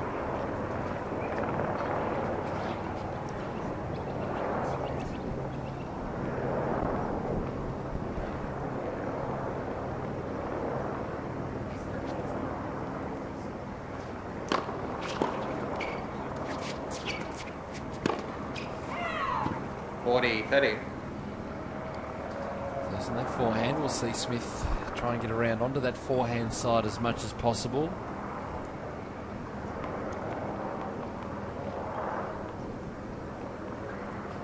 Both players doing pretty well considering the windy conditions on Monday.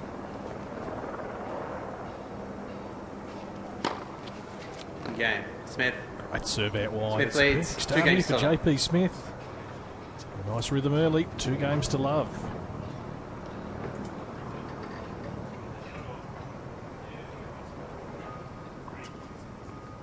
Big landing aborted. Circles again. But, just giving us all a little glimpse. Just for anyone who doesn't know who Craig Willis is. Well, is there anyone that doesn't know who he is? No. Maybe Tennessee Tennis might know who Craig Willis is. He's the MC Doyen on Rod Laver Arena. Wouldn't be centre court action without him. Introducing the players. 30 love. Served down the tee by Jones.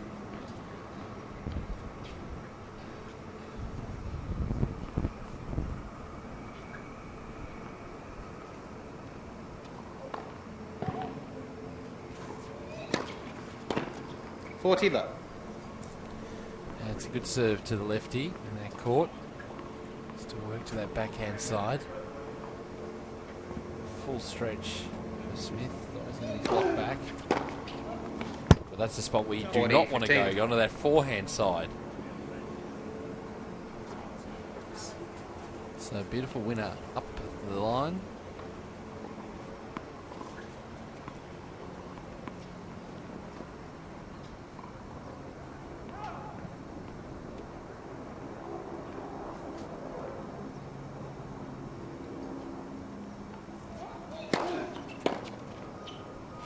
Game. Jones holds. On the board now in the match. Smith with the break. 2 games to 1 in the opening sets. So we'll take a little replay of that. Another good first serve there from Greg Jones. So we're going to get out to Charlotte James and find out the latest on quarter 5. Nick Kyrgios and Matthew Barton.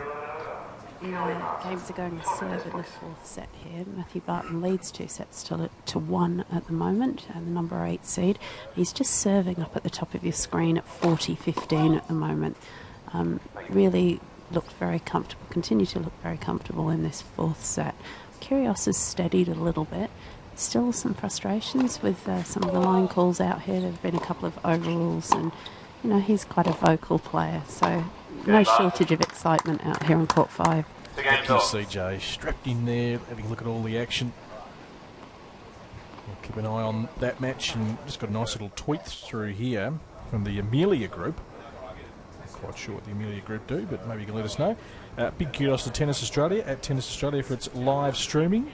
TA Digital Operation Market Leader for tennis. Nice little pump up there, and look, we just sort of strolled in and all we do is stand and talk. There's a big team who sometimes we stand and talk too.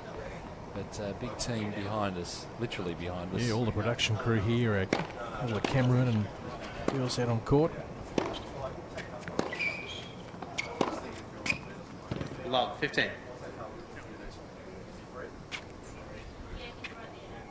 So there will be an initial period of this game where the players are working out each other's game styles.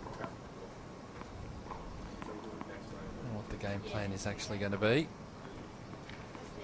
Hashtag AO Playoff to keep sending through your feedback. Thoughts, opinions? Love 30.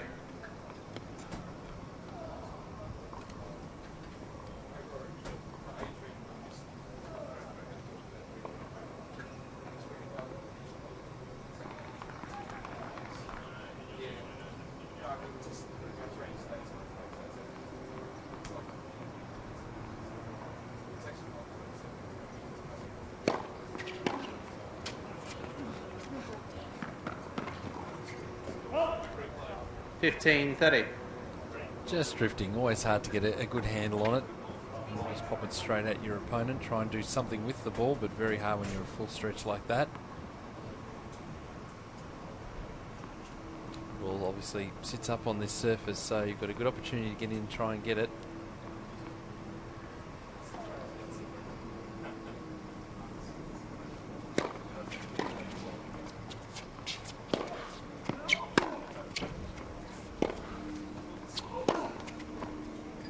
Nicely done again. That short ball dispatched as you'd expect from Greg Jones.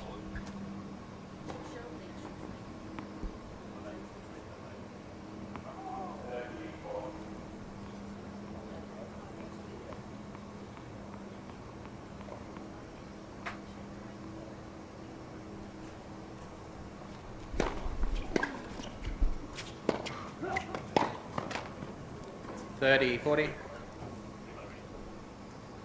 That's better from JP Smith. Whoever can take advantage of the shorter ball here. Nice little service line.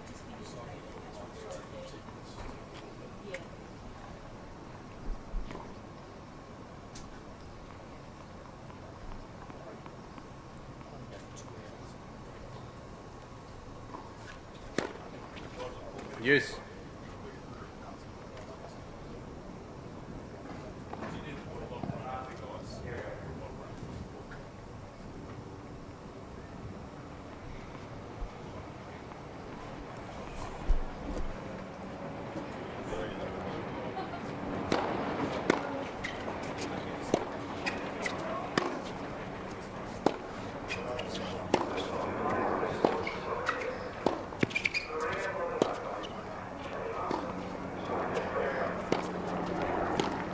Well, nice work there from Smith again. Nice deep ball. Had Jones full stretch.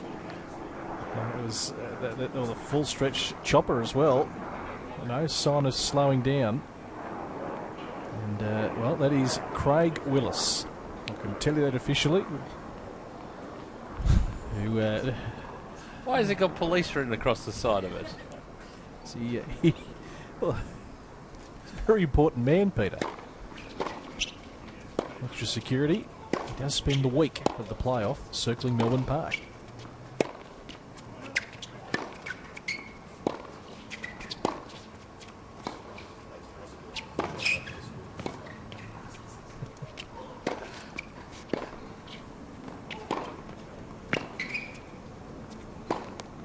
Nice work.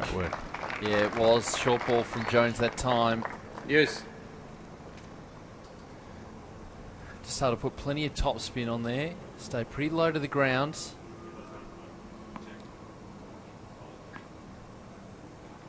Did well off that first overhead. I'll just set it up here, follow it in again. Just generate that angle. We're doing massive amounts of pace on that ball.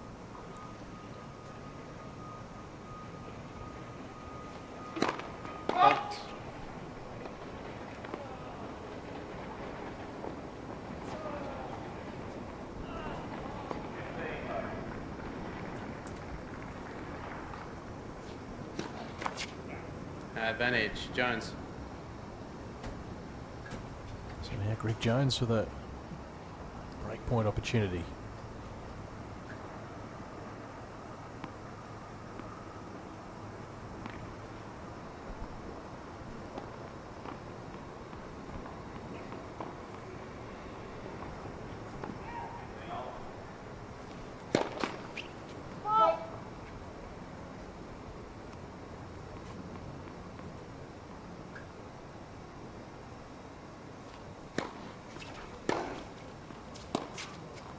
Game, Jones. So Jones does get the break. 2-2 now. After JP Smith won the opening 2 games. So like we saw in the opening game between Feeney and Mitchell, give me a few momentum swings you feel in this game throughout the day. So they play right in the heat of the day.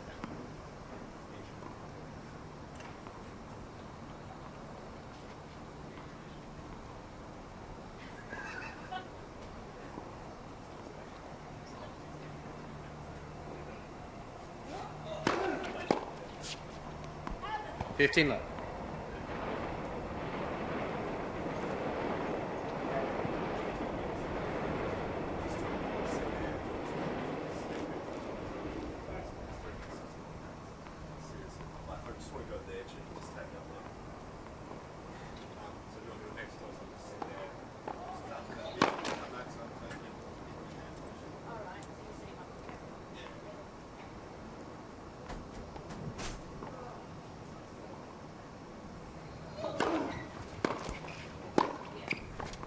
Outs.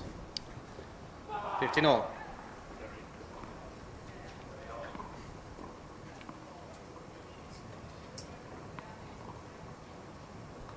Good deep return from JP Smith.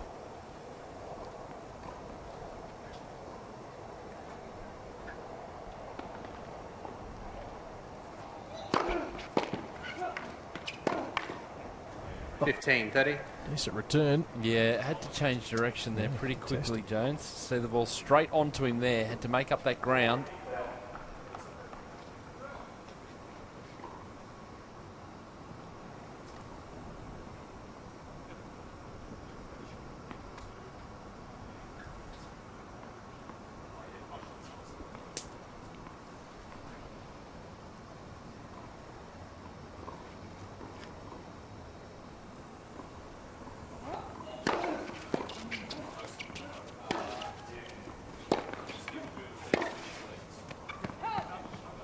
$15-40. Good chance here for Smith to fight back. Just get a break in there along the way. They're so handy.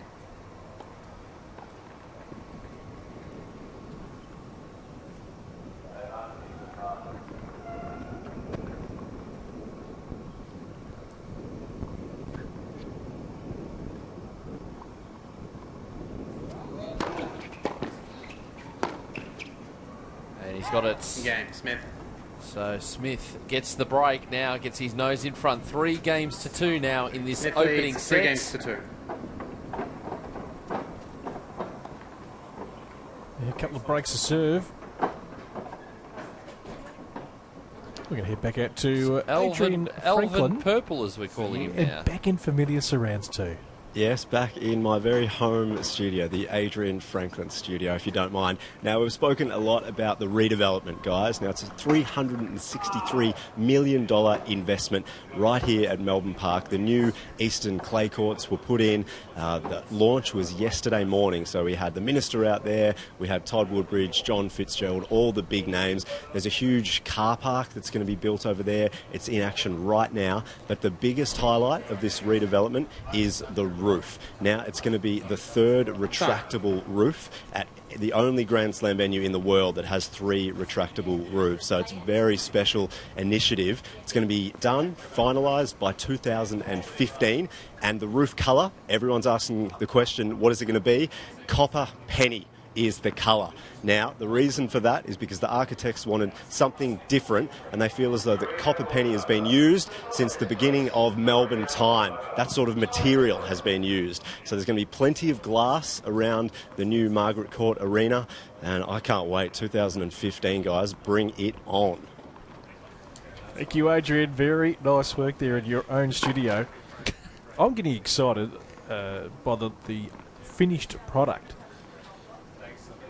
That is going to be, of course, completed around, 2015. So we're doing the stages bit by bit.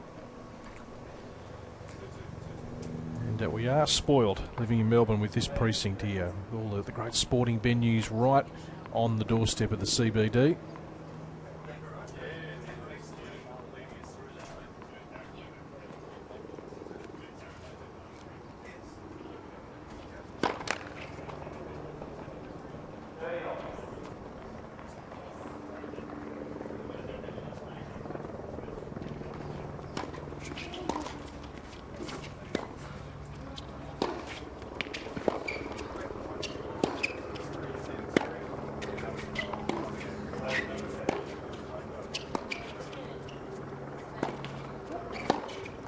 15 all. Right on the baseline there from JP. Look close to me.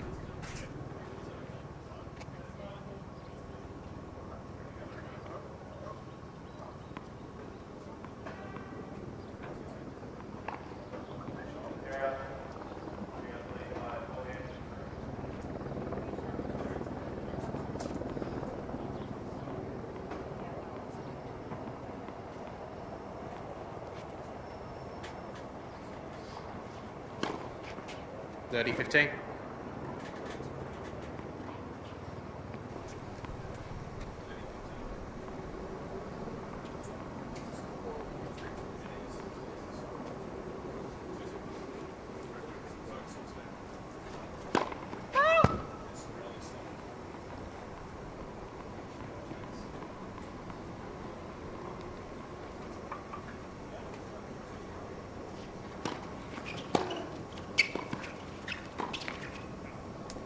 $40-15. So Jones getting into the right position here, just a little low on that volley. Hit up. Chance to consolidate the break here.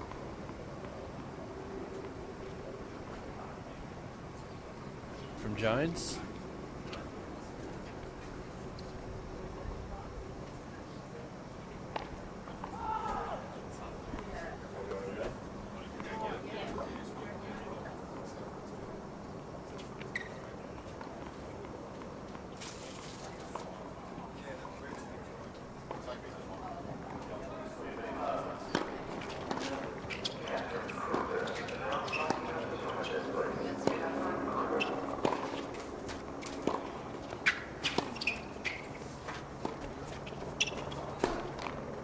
Jones again, Smith. The right idea in terms of getting to the net. Smith leads 4-2. Away. I suggest he's going the right direction too by heading back into that juice corner to the backhand of Smith. So this was the opportunity here. He just wanted to get around and get on top of the ball. So Smith consolidates the break, 2-4. See there.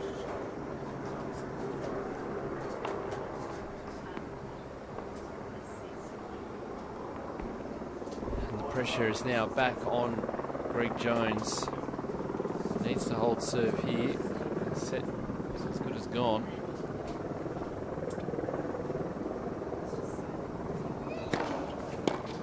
$15. One of the key things throughout a long match is to try and get as many free points on your first serve as possible. Just try and really work your way through service game, get through them quickly.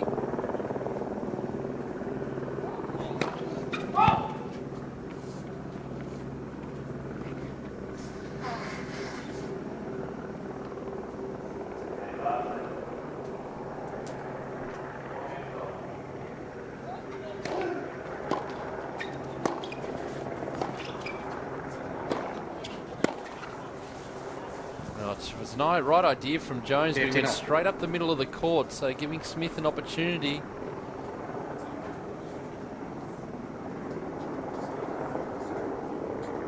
Well, there is many helicopters in the sky today. Many. Craig Willis can't be in all of them.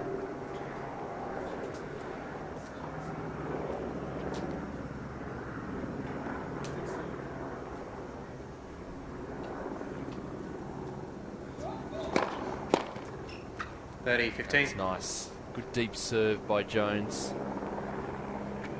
Smith to take that ball pretty early.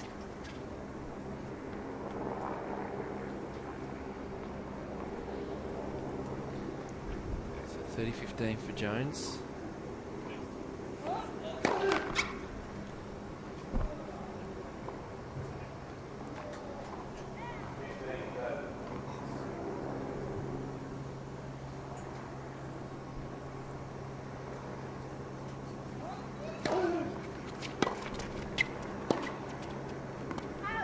Example of Smith just running around and hitting that on the forehand. As we have a commentary change here in our commentary position, she's looking very relaxed, incredibly relaxed. Charlotte James, they must have been looking after you out on court number 5. Oh, they take care of me very well out there. Thank you. The match out there, the last score that you had before racing over here? So games were on serve 3-all in the 4th set, with Barton leading 2 sets to love, and Kyrgios just serving and looking pretty comfortable on serve. So I would imagine probably 4-3 up in the 4th now.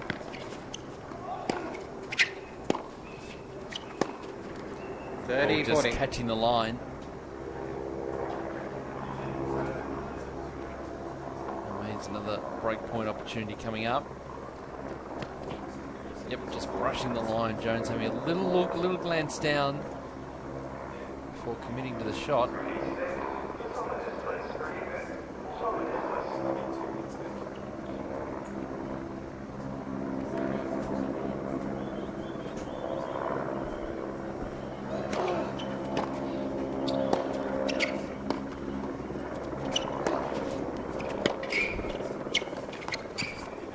It's clever. Yes. Very nice change up by Jones. Smith committing to moving back into the juice court.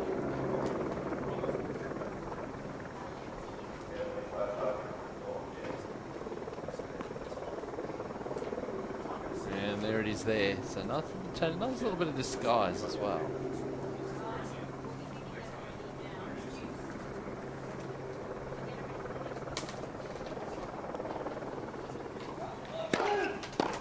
Advantage, Jones.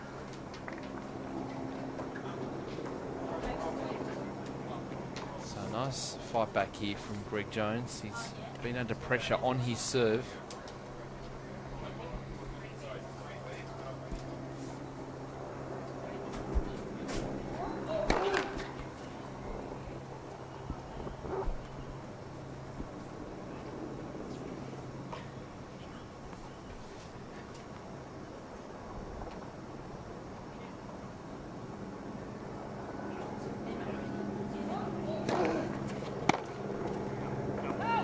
That's a good fight back from Greg Jones, but Smith still up the break. 4-3 now in this opening set. 4-3. We'll be back in a moment. The best tennis players in the world are coming for the Brisbane International, presented by Suncorp. Are you? Enjoy live bands and family fun in the Tennis Central Entertainment Precinct. And free selected travel with Translink. Brisbane ready, play, and book a Ticketek now.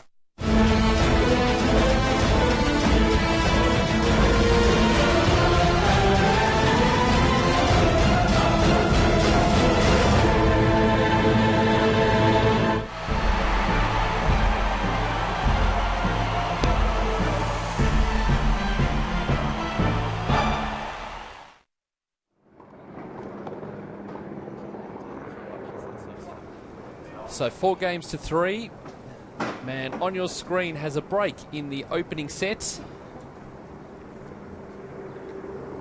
We're looking to push ahead against a player he knows very well in Greg Jones, despite the fact that they haven't played in a senior match, either Challenger Future or ATP level. They know each other's games pretty well.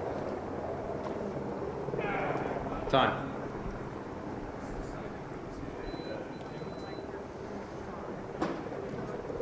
They've taken quite different pathways, haven't they, these two guys? Greg has played a lot of the Pro Tour events in Australia, which, you know, great for all the Aussie players, gives them a lot of opportunities for international competition on home soil. And JP's gone through the US college system, which is a bit more of an old school approach to breaking into professional tennis.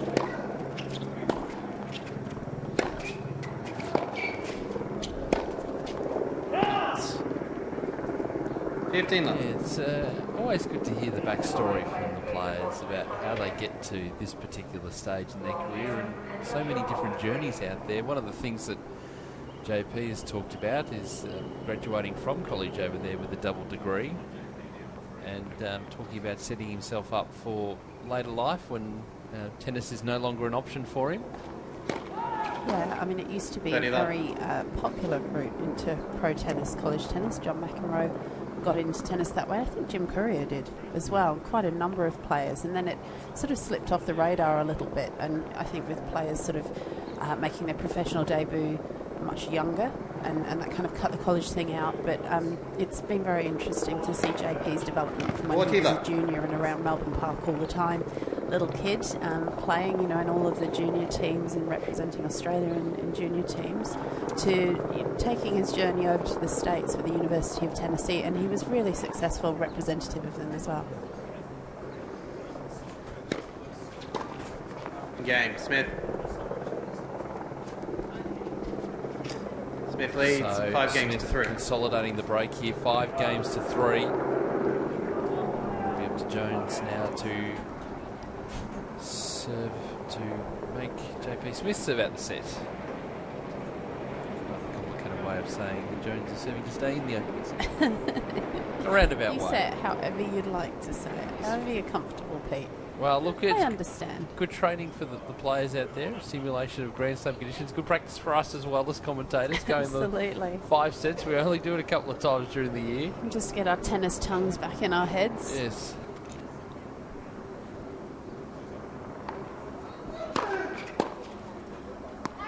$15 left.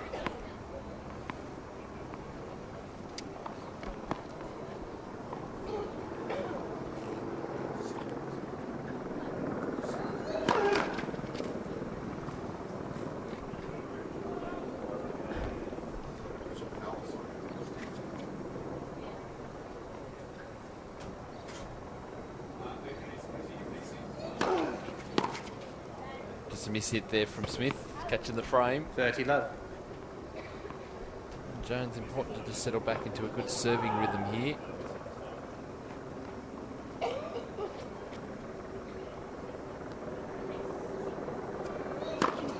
$40 love.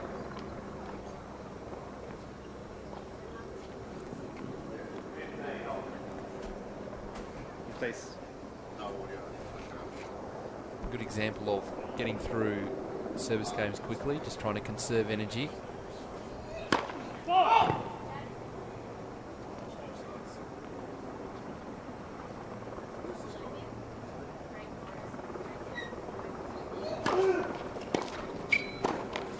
$40-15.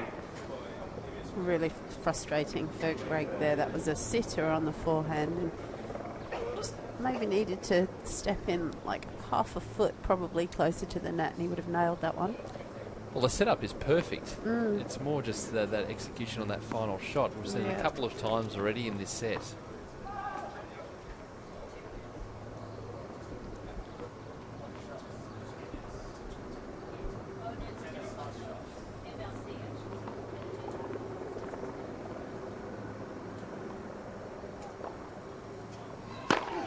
Game, Jones. Nice finish down the middle. So it'll mean that Smith JP leads, Smith is 5 going games to come to out 4. and serve for this opening set at 5 games to 4. Let's head down to our very own Alvin Purple. Adrian Franklin, who's in the Adrian Franklin studio, has a very special guest. I certainly am, and I certainly do have a very special guest, Mr. Craig Morris, the leader of the MLC Tennis Hotshots program. Now, Craig, we've got something very important to talk about. Kids Tennis Day. Over to you, mate. What a great topic, Adrian. No, thanks for having us on this afternoon. Very excited about Kids Tennis Day that's coming up on January the 12th here at Melbourne Park, Rod Laver Arena.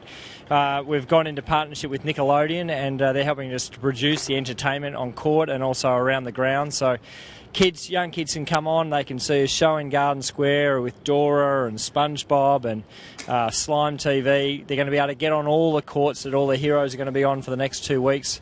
With the red, orange and green balls, and really make sure that their tennis experience is suited to their age. And then we're 12 o'clock going into Rod Laver Arena, where we're going to have a show with obviously the top players, mic them up, get them on court, and a couple of special music acts, which we're not at a point to announce yet. But we can't announce them? Not quite yet, Adrian, settle down.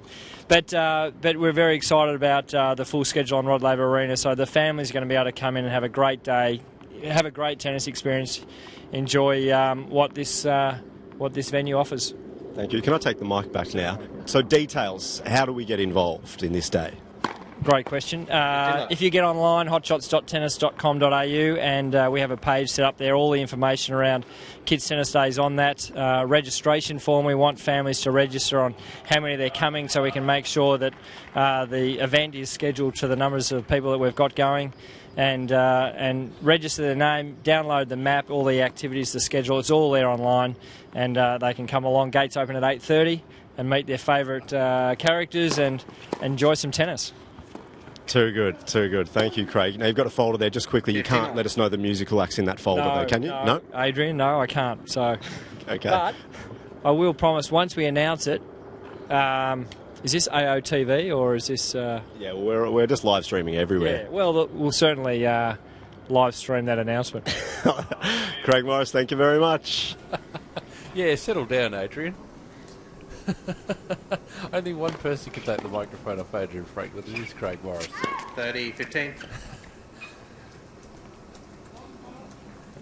Not much, So, but clear. JP Smith heading towards this opening set. 30-15 now. An example of the sport is drifting beyond the baseline.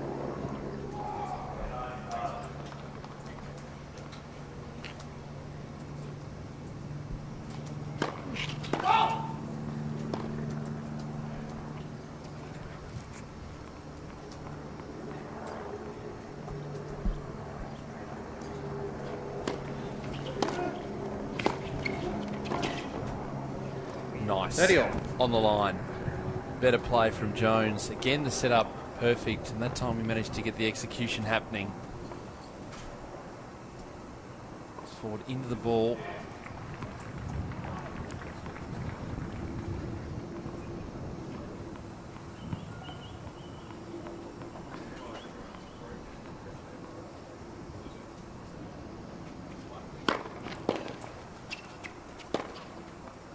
That's a good finish 30. too. Taking advantage of the short ball, had plenty of court to work with, and now brings up set points.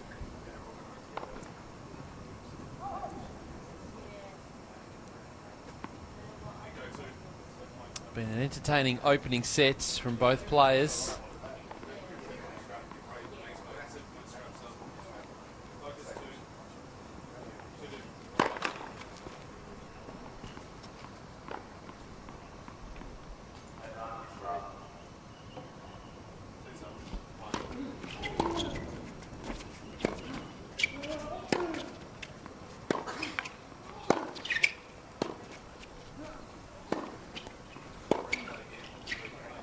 Oh, he's been stretching for a couple of those backhands. They come off for JP Smith, and he takes the opening set 6-4.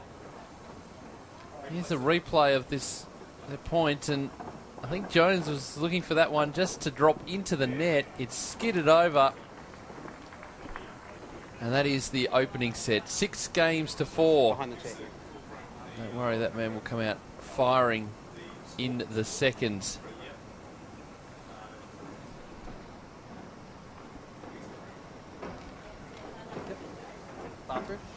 So JP Smith is going to take a bathroom break. Let's take a look at the highlights. Right over there. Well, it's been a pretty entertaining opening set of tennis. It was pretty even early. JP Smith getting the early break. Jones working back into the match. Really seeing some positive signs from both players. Come into the net, really attack the ball. JP Smith, who's got the better of the conditions so far. Beautiful pick-up on that return of serve. Get that lefty serve going. Another short reply there. Just working Jones all around the court. And again, that variation.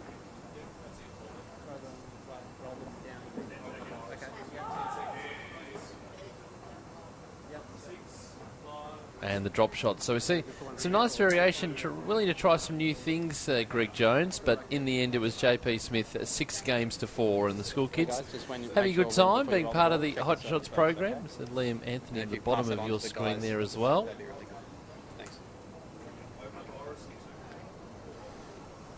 And we'll be ready for the second set in just a few moments.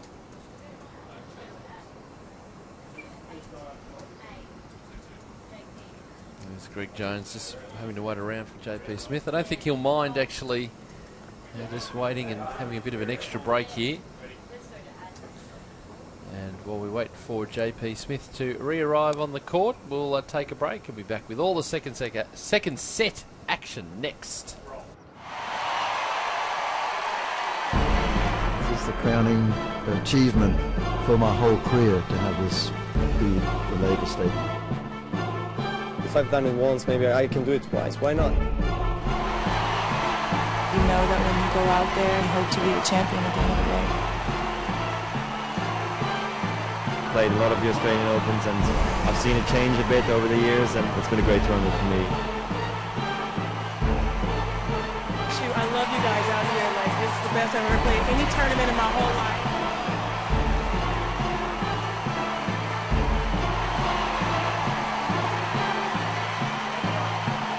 We're going to end up with the best facilities in the world for Grand Slam tennis.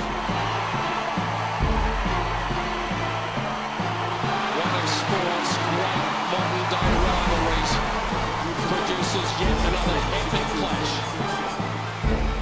Victoria Azarenka fulfills the dream. Novak Djokovic is the champion in Melbourne for the third time. That was simply extraordinary. Good morning, everybody. You're one of the best players ever.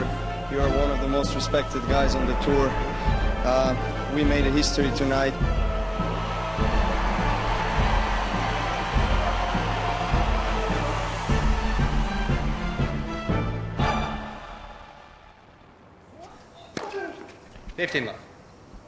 Back here at Melbourne Park, that's the opening points.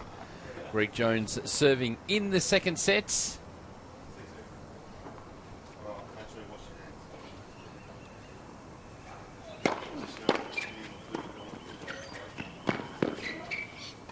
Nicely done there, Jones as well. Very strong on serve, that first serve, Charlotte James. Yeah, following it up with an absolute ripper of a low backhand volley there. That was very tough for JP Smith to respond to.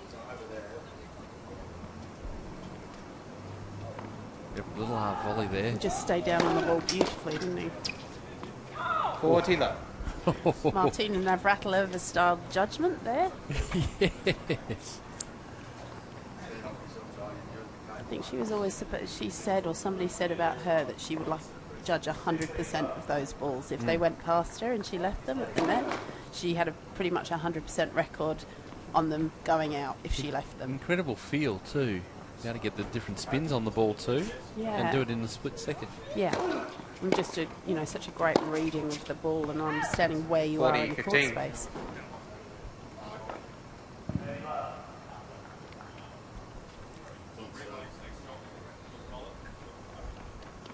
You've had the opportunity to sit out in the conditions for a long period of time.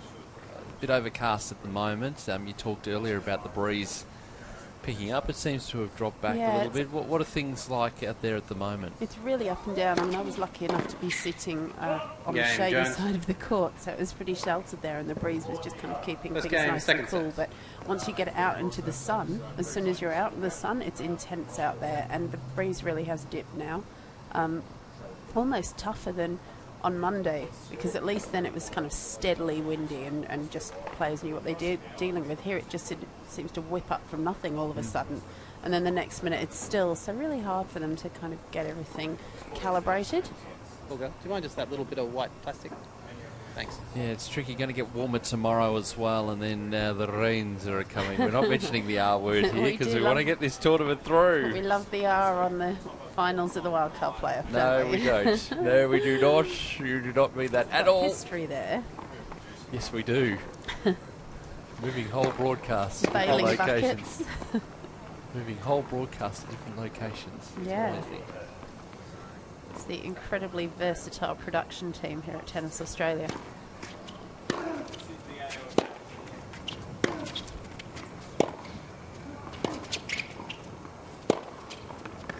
And commentators that carried their headsets. Tough job we had.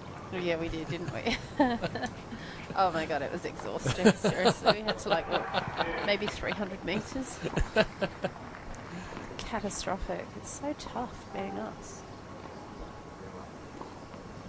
Have one umbrella.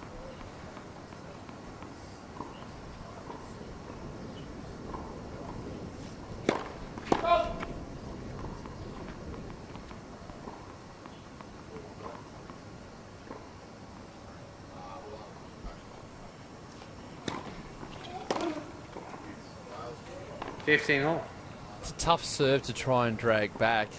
It's got that spin going out wide. Always spinning away from Jones.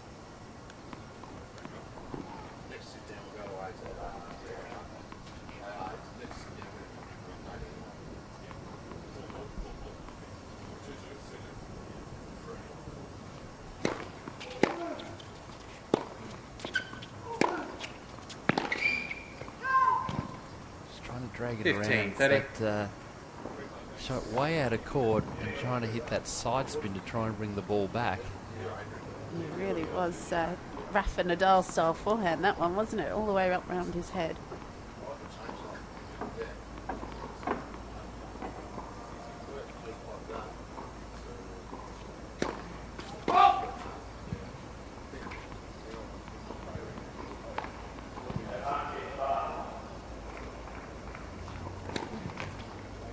$15.40. So a little bit of a change of momentum in this match early in the second set. A couple of break points now for Jones. JP Smith just had that bathroom break and came back, and it's taking a little while to get going here. The smallest of things can change momentum in a tennis match. It's fascinating. You know, it doesn't necessarily take much to just kind of shift the way that the match is going, and you know, even if it's something that the player themselves does, like having a bathroom break, it can just break that concentration for a few minutes. Gives his opponent a little bit of time to think as well.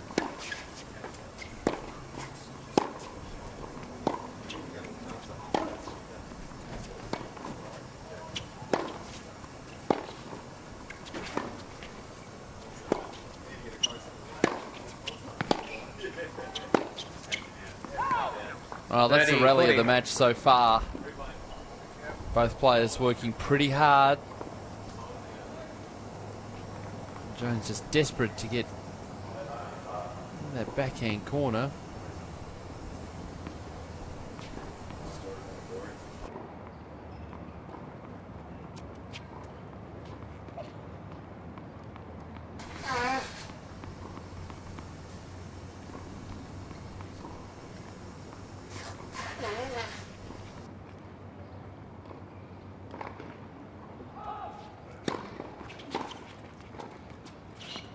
Yes.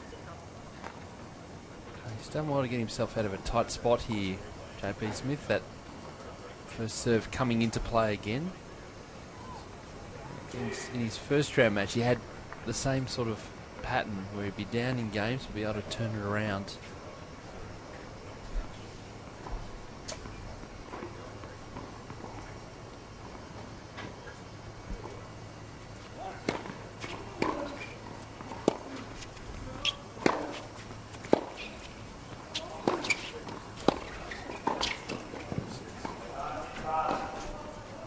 Oh, terrific. Nice work there from Jones. Advantage, Jones. That's a tough backhand volley to hit. A lob there. Plenty of topspin coming down. And playing that ball behind him.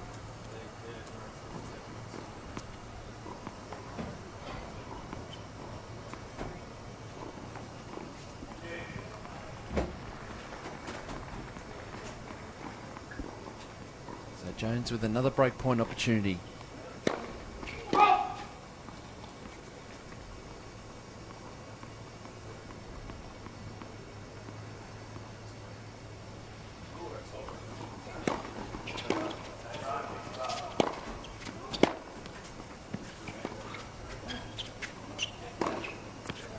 Game, Jones. Nicely done. So there is the break of serve. 2 games to love now in this second Jones set. leads 2 games to love. And that was a well-constructed point. It's fascinating to see how many of these matches are going beyond 3 sets. You know, we're so used to the old format with wildcard playoff where it was round robin and more matches, but you know, not all of the matches were necessarily of the same quality, because once a group had been effectively won by play, you know, maybe some of those matches that weren't going to count towards the outcome. But it's been intense here. I think we expected it to be pretty intense here with the 5-set and the knockout format. Yes. And so many of these matches have lived up to promise. 15 though. And also, too, the fact that we're simulating the Grand Slam conditions, including the weather as well. So this is part of a wider training program for these players who are getting back into it. It's either the end of your 2012 study or 2013. So all valuable match play, win or lose.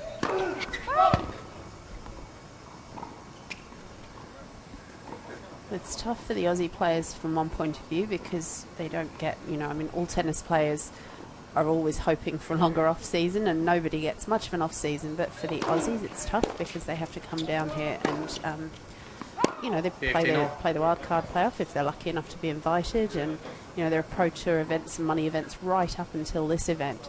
But, you know, from another perspective, they have such a lead on the international players because they're so used to the conditions here and they're used to the courts. And, you know, these plexicushion courts are unique to Australia. So it's a huge advantage for them to get this kind of quality of competitive match practice so close to January in the AO series.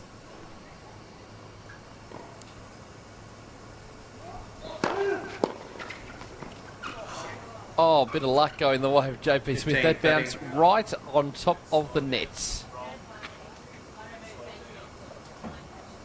As I see here, off the top, dead net cord, drops over. One of the more annoying things. And worse is the fake apology that comes after it. You're such a cynic, Pete. It's more etiquette than anything else. It's etiquette. It's not. It's not fake. It's etiquette. It's good manners. Do it because you have to. You shouldn't apologise. You do it because you have to. No, you don't. You should apologise if you win a point out of through luck. It's good manners. 30 all. You do it because you have to. Do it because you're a well-mannered, well-brought-up young man. Don't why you? Should you? If you're in the heat of battle, why should you apologise for the winning a point? The heat of battle's got nothing to do with it. If you're lucky and you get gifted a point by the universe, you say, "Sorry about that. The universe loves me." You don't just go, meh. Take that, sucker. Seriously, we need to maybe send you to deportment school, I think. We might just ship you off before the Australian Open. The heavenly Charlotte James in commentary this afternoon. The co-commentating with the ill-mannered Peter Mercato. I am not ill-mannered. I put my hand up. I just don't believe you put your hand up. What if he's 40, not looking 30. at you? Bad luck. What, a bit like the point, right? 40-30, exactly.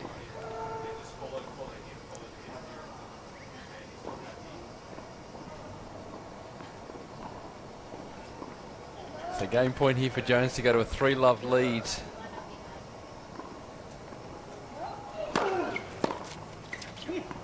And gets there. 3 games to love now in this second set after JP Smith took the first 6 games to 4.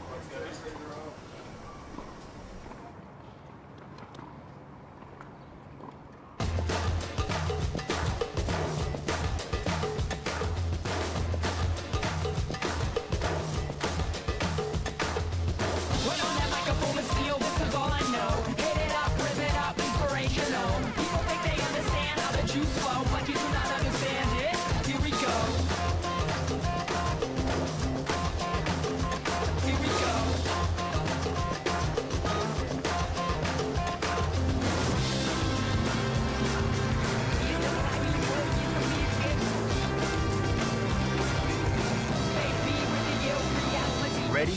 Play. At Australian Open 2013. Book a Ticketek now. Yeah, get on board, makes a very nice Christmas presents. Some Australian Open tickets and Australian Open gift vouchers and the like that you can get now. You could send them as an apology to someone that you got a lucky let cord against, couldn't you, Pete? Never. As a little apology gift. Ever going to happen. No? Never. Pre-games. Yep. Very disappointing. Deportment class, I'm telling you. Summer school before the Australian Open. Can't have you on AO radio with that attitude. You'll be walking around with a pile of books on your head in no time.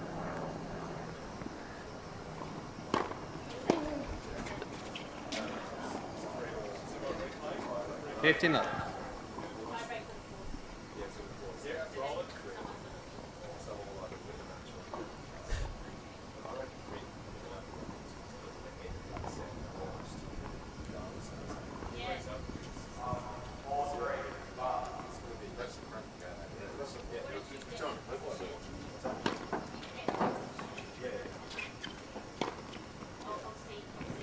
30 love.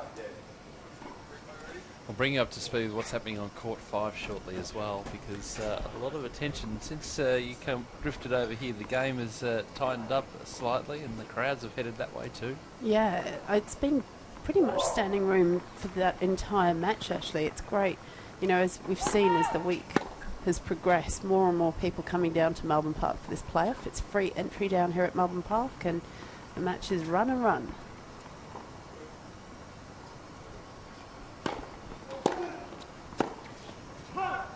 Nice pick up again off the return by Jones. He's really starting to find the lines with his ground strokes now, and it's making it a bit hard for JP to control those shots. It was a great shot.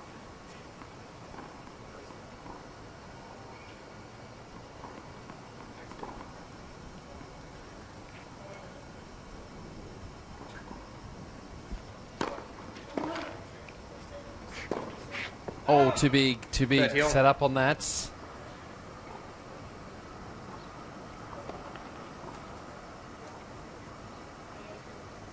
Just need to stay a bit lower to the ball. He threw it, come up on it.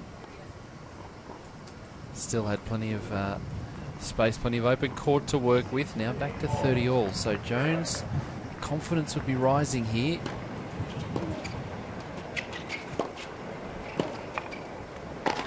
Oh, and into the net. Now that's a tough 30, overhead 40. to hit. You think he's in a good position, but you could hear in the effects mics that the wind started to swirl, to gust up there. And it wasn't a really high lob either, and sometimes those kind of mid-range ones where you can't actually extend your arm to connect with the ball are the toughest to hit. They turn into a bit of a kind of a midweek ladies fiddle of a shot.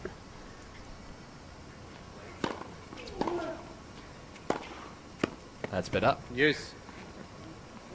So the 1-2 punch there. Yeah, JP obviously being far superior to that standard of tennis. That's not what I'm saying. It's a shame we haven't got a camera in here, because I like the way you flowered your arms about at the same time. Yeah. My hand gestures aren't being conveyed across the radio. Shame.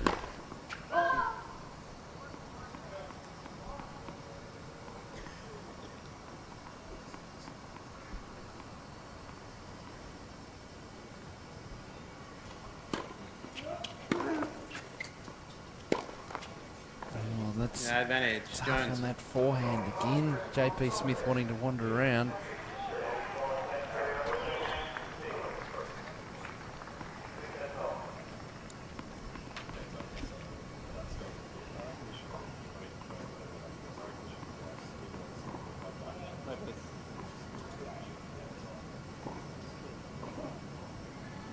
So just a little bit of a hold up here at the back of the court.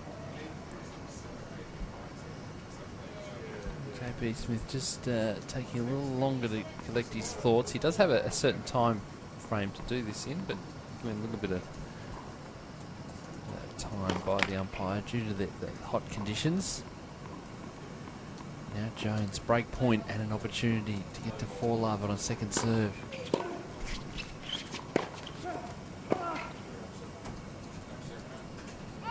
Yes.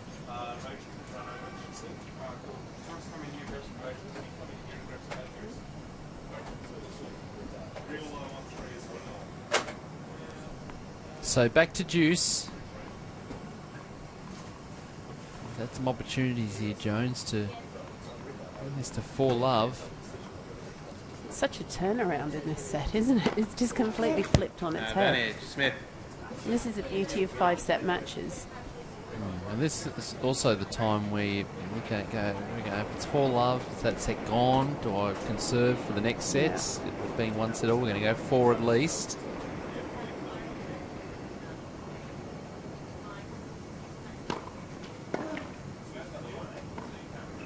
That's better. Game, Smith. Better. That's right. Perfect shot to play into the open court, and he holds after a struggle. 3 games to 1 though, Jones. 3 games to 1. Great to see Smith just attacking the net when he gets the opportunity there. In this kind of heat, you want to keep the points as short as possible. Yeah, didn't have to hit that with any great pace because he had all the open court to work with there. Even if Jones had got it back, it would have come in short. Yeah, it was all over the net for that one. No midweek ladies volleying there. You're not suggesting that that's actually how I hit a volley. You're on dangerous ground there, Makato. We haven't played well, we're on dangerous ground since we started this stint. You don't know how much or how little I've been practicing. That's why I'd be worried if... Well, I will know. If you've been practicing, I'll get a tap on the shoulder and go, fancy having a set? What are you saying? What are you saying about me? 15 love. Doesn't sound very sporting. Look forward to getting some net cords against you. Yeah, I look forward to the apologies. Really look forward to them.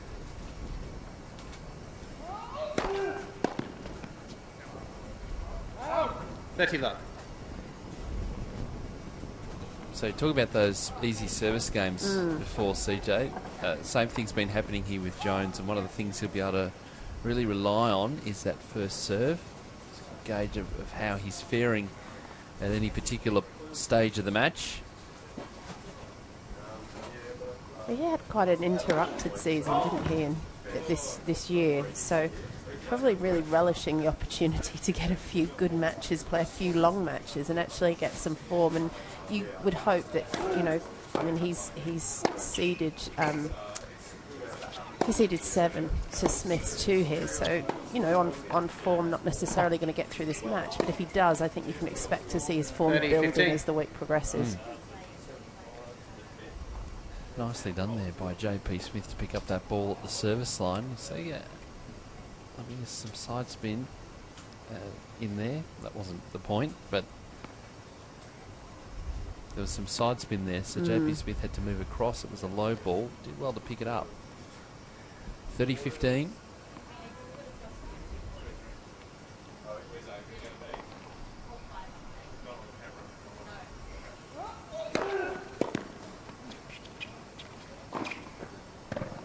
Perfect. Get body behind the ball. 40-15. He's great at moving around the ball, Smith, isn't he? He's got great footwork, and you can just see kind of the experience that he's gained from playing so much college tennis where, you know, the standard varies wildly across from match to match, you know, so he's a tricky player, and he can kind of fiddle around with the ball a bit and be a bit creative. Jones leads. Jones 4 holds games to 1. 4 games to 1 now in this second set. Adrian Franklin has been keeping an eye on all the action out on court number 5, and I think we're off to a 5th, Adrian.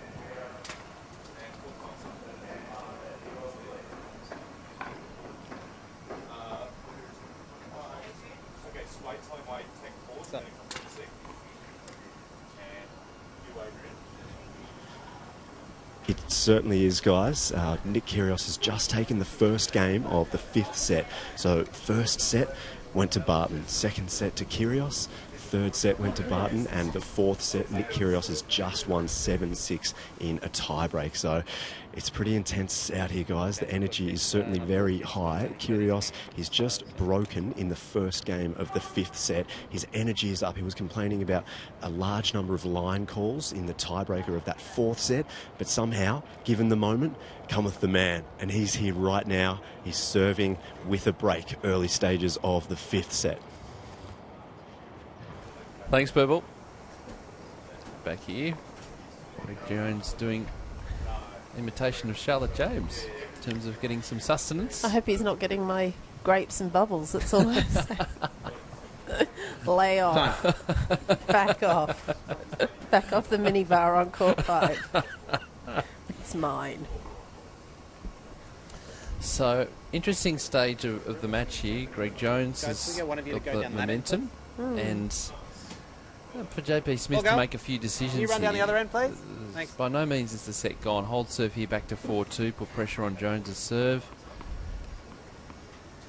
That there is a bigger picture in terms of playing potentially 5 sets here in this heat. That's right, and conditions in terms of the sun now are about as tough as they're going to get all day. The sun is almost directly up overhead now. The players serving from that, I guess it's the south end, I guess, or the west end of the precinct. We'll just get our compasses out anyway. The end that JP's at, the sun is directly above him and in his eyes as he serves. So tough time of day to be out there. And he has a compass, ladies and gentlemen. South. So I was wrong on both fronts. It's the south end of the court.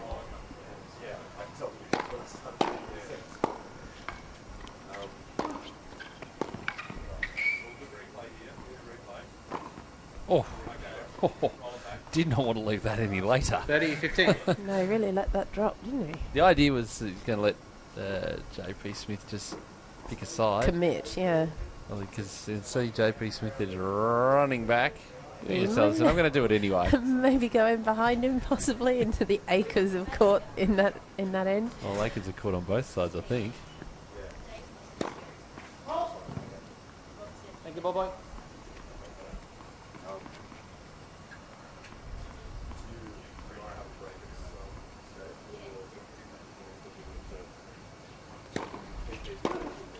Oh, 40-15.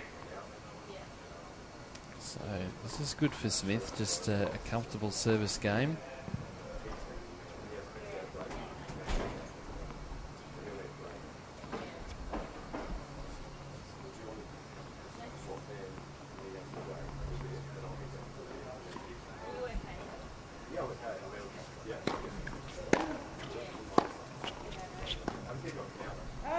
Game. Smith, new balls, please. So Smith holds 4 games to 2. Jones leads. Jones still with that break though.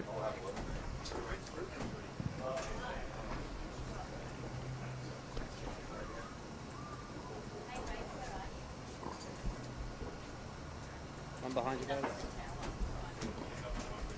So Greg Jones here just toweling off, just trying to use any form of shade possible. There's not a lot surrounding this court at the moment. As Charlotte talked about the positioning of the sun. A few clouds. We're not getting too much cloud cover. No, a lot of relief out there and not as much breeze as they might like as well.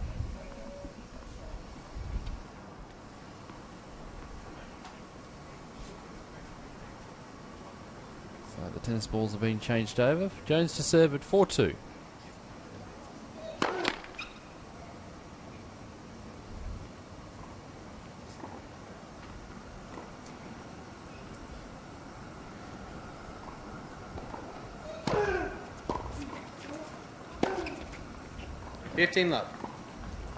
He's looked a lot more comfortable on serve, Jones, in this second set.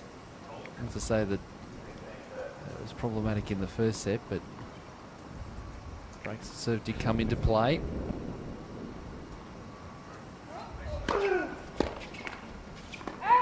Love. It's a real weapon for him.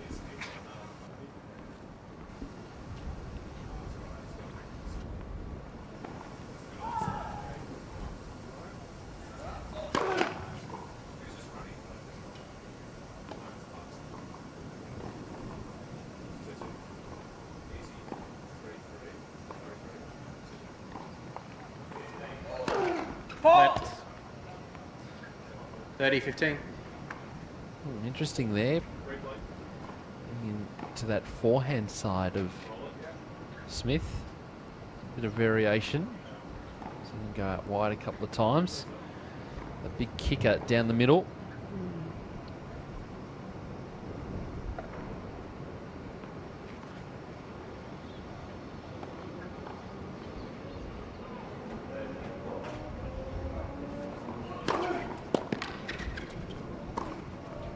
$40-15.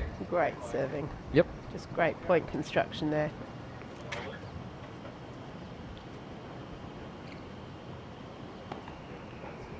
Yeah, and had plenty of time to get in and get settled as well. Yeah, he was really stable, wasn't he? Really stable. His feet were in exactly the right place and just nailed that forehand winner. Game. So Jones holds 5 Jones games leads to 2 5 now. games to 2. In this second set, after JP Smith took the first 6 games to 4.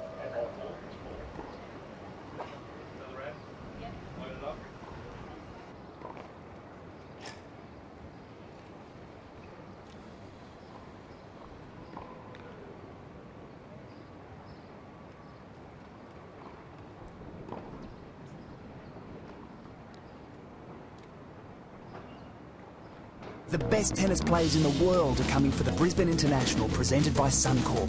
Are you? Enjoy live bands and family fun in the Tennis Central Entertainment Precinct. And free selected travel with Translink. Brisbane ready, play and book a Ticketek now.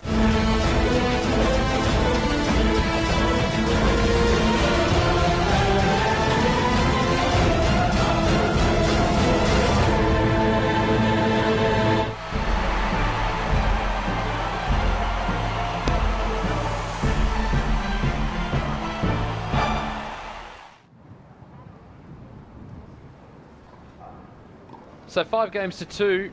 Time. To that man on your screen in the second set. Big chance to level this at 1 set all. Yeah, looking pretty relaxed and comfortable out there at the moment. As we are in here. Obviously. With our feet up.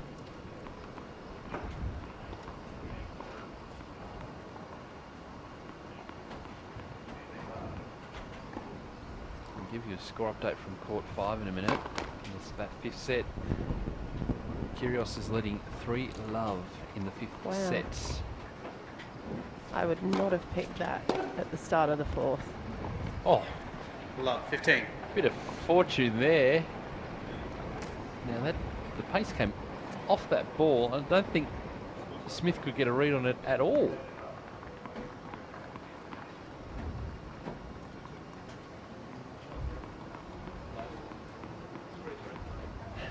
Smith couldn't quite believe it either.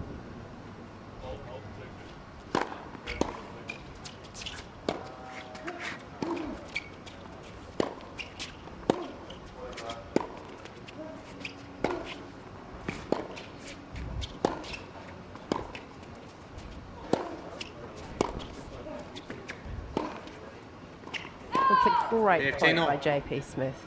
Just hitting the ball, taking the ball so early, and he's just so low down on the court, you know, when he's connecting with those ground strokes, just hitting the ball way out in front, and I think he really set it up with that shot down the line, and Jones couldn't control that reply.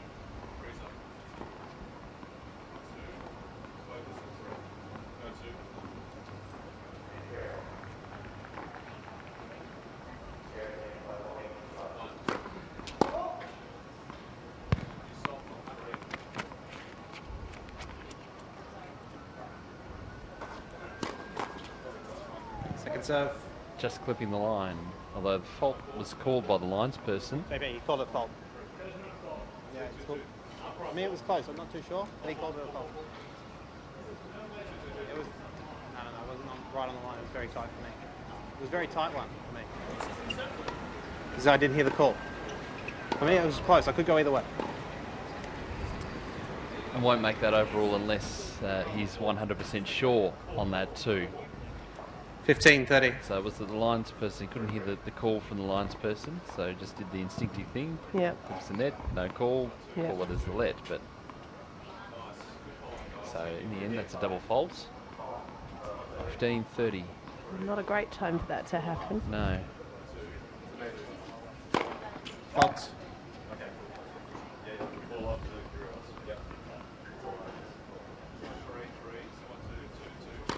Let second set.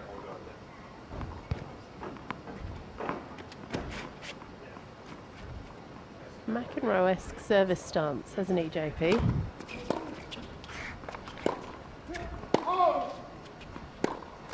Well, now 15-40. big problems for JP Smith because it's set points. 15-40, chance to level this at 1 set all. And Jones will love it if he doesn't have to try and serve this out, and he's starting the third set on serve.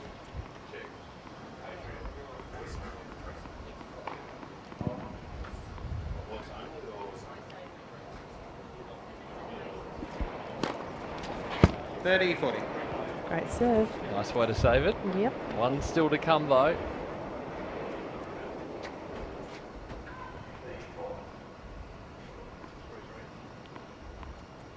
Really has been the more consistent of the two players, Greg Jones, in this second set.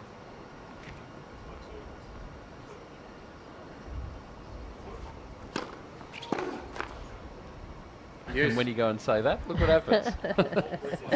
Undoes you every single time. You better apologise to him for that after I've got my hand up. Have you? I've got my hand up. Yeah, you need to actually verbalise that apology. Absolutely mean it. Absolutely mean it. Send him a fruit basket after the match. What a gentleman would do. What a great serve. Smith.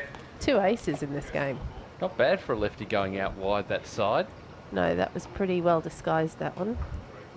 So from being set points down, Smith is now game point up.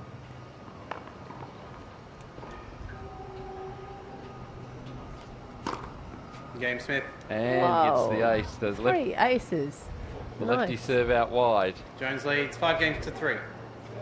That's So 5-3 the scoreline. That's just great. You know, great strategy, really, isn't it? To just really kind of start thinking about where you're putting the serve and making them count. So now it's up to Greg Jones to serve out the set, Find that famous consistency. which is here. It'll be back. Don't worry, it's back. It's back. Mm-hmm.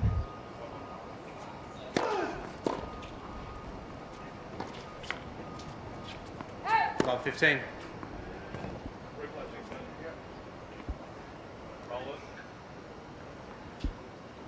Nice return from JP Smith. Just getting around the outside of the ball, Jones, that time.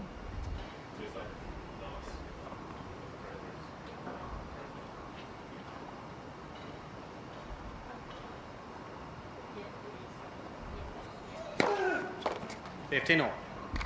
Great serve. Welcome back. You're clutching at the straws there. Cling on, Brad and Pete, and hope for the best there.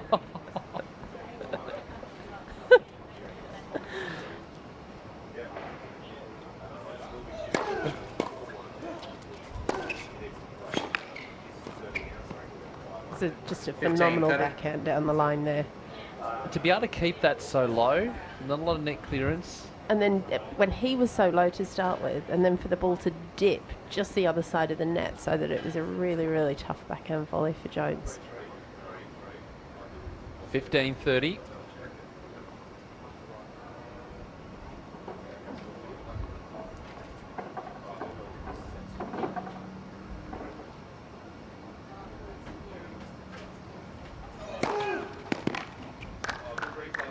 $30 all.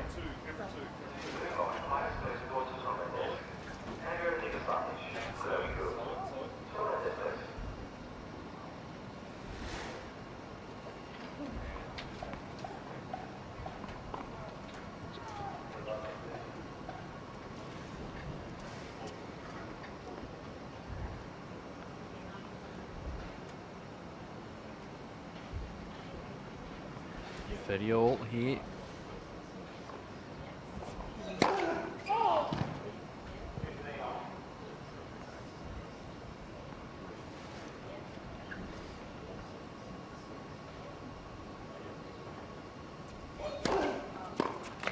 40-30.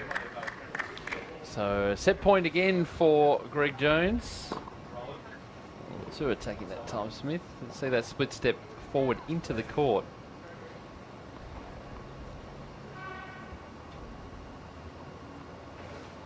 Doesn't allow for much time. Set point again. Yeah, man, second Oh, set. nicely Jones. finished, emphatic there. JP Smith doesn't like the call, but we're at one set all. 6 games to 3, Greg Jones. So the action's happening here on our main feature court. The action happening out on court number 5. 5th set. Adrian Franklin, what is happening? Kyrgios is leading 4 games to 1 in the 5th set. He's serving, so he's top of screen, struggling at the back end of the court there, really struggling at the moment actually. So down the bottom of your screen is Matthew Barton. It's 30 all in this game. So Kyrgios serving 4 game to 1 lead in the 5th and deciding set. Is it cramp though, Adrian? What is it? We can't quite tell from our picture here. Yeah, it looks, he's moving really gingerly now, so that does look like cramp. He's moved, yeah, he's struggling a little bit here. And Barton is firing up, so he's seen that occur down the other end. Break point now for Barton. So we'll stick with you, Adrian. CJ, you've obviously watched the bulk of this match. Can you see Barton turning this around? You're looking at Kyrgios labouring at the back of the court. Has Barton got the consistency to bring this back? Yeah, absolutely. And he's also got the firepower. If you know, he'll have his eye on this now. He's really struggling. He's got the capability to... He's really struggling now, guys. He's now... Yeah, he is in a lot of trouble. He's pointing at the right leg, and now he's looking at the umpire and shaking his head. So I think the umpire's going to call for the physio now, or the trainer, and he's going to move. Yeah, he's on the ground now, guys. So big trouble here for Nick Kyrgios. But we'll just finish up on your point, though, CJ. Yeah, Barton, you know, he has big weapons, and obviously Kyrgios has now got to get up off the court, but you could see him really starting to go for the lines if Kyrgios sees the trainer, comes back out and is feeling a bit of the effects of this cramp. You expect Barton to really step up into the ball and have a crack at it and try and put it in the corners where Kyrgios just isn't going to be able to reach it with that cramp. Can we get a sense, though, of what Barton's saying at the moment? Well, Barton's just moving towards his chair, so the trainer's been called, definitely, so he's going to move to his chair and sit down. Kyrgios hasn't moved, so I think he's cramping up really badly at the moment, guys. He's not moving. Well, just give us some sort of sense, because we can see him there lying on the ground, but we haven't really got a shot with that locked off camera. Is that the umpire walking towards him? Yeah, that's the umpire there. So he's going to go and have a chat with him. I think his knees, he's holding them. It seems like cramp, but as we know, he's had a knee injury moving into even the Nationals tournament last week. So he's not moving here, guys, and he's sitting in the sun, which is probably not helping at all. So hopefully they can move quickly and the trainer gets out here and attends to him. So right now, he's leading 4-1 in the 5th set, but it's a break point for Barton on Kyrgios' serve. What you can't possibly see on this view is that Kyrgios has both knees really heavily taped. Both legs are very heavily taped, and so, you know, if he's grabbing his knees, maybe there's something there. But to me, it looked like cramp. He looked like he was really struggling to just sort of flex his calf muscles and stuff out there. Just what's happening now, Adrian? Yeah, well, he's just got the ice on just the top of his knee area. So it's his left leg that he's holding, so just underneath his left leg. The trainer's arrived on court now, so just have a quick look. All right, so we'll head back to you guys now, and I'll keep you updated, but he's absolutely struggling. So hopefully he can just continue and play this match out. All right, we'll come back to you very, very soon, because Greg Jones is off the court at the moment. Let's take a look at some of the highlights of the second set. 6 games to 3 in favour of Greg Jones. And CJ, I use that word consistency, and he certainly had it. Really got going. JP Smith's game just dropping a level. You feel that Jones just working his way into this match nicely. Yeah, absolutely. And, you know, he's going to have been a little rusty probably coming into this event. He hasn't had as much match play as many of his Australian compatriots this year. He's had a few injuries and things, so really will be relishing these 5-set matches and the opportunity to play his way into form, and I think that's what we're seeing this afternoon. And the 5-set experience important too. Obviously a 5-setter in the opening round here, 5-setter at the Australian Open as well. He's 1-1 so far on 5-setters, so Look, that experience might come into play too. The ability to be able to think out the game and have an understanding of what's still to come, knowing that the match is going to go at least 4. Yeah, absolutely. I mean, there's no doubt that it helps to have played 5-set matches, but I also think you can't underestimate the experience that JP has had, because that college tennis system sees these guys playing a lot of matches every week. So, you know, he really is in form. He's had a lot of match practice during his time at university, and that also will hold him in good stead. We'll keep an eye on what's happening on court number 5 as well, with that injury timeouts. In the meantime, Greg Jones has returned to court. The opportunity to take these longer breaks, traditionally a 2-minute break between sets, but players disappearing to change shirts, to take a bathroom break, just to maybe get some air conditioning on their face too, is so important. Yeah, well, we saw how that changed the momentum of things after the opening set, though. You know, JP looked almost untouchable in the first set of this match, came back after a little sort of timeout, and it was Greg Jones all the way. So interesting to see how it affects us in the third set.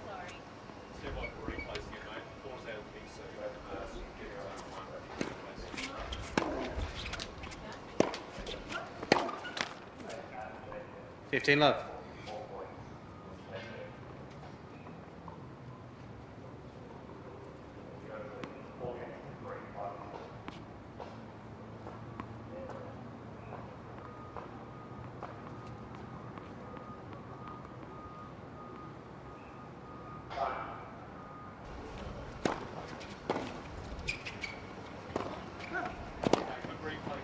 Love. JP Smith back to the game that he wants to play. And this is a good start. The lefty serve out wide, just following it in. Keep collecting those free points. 40 love.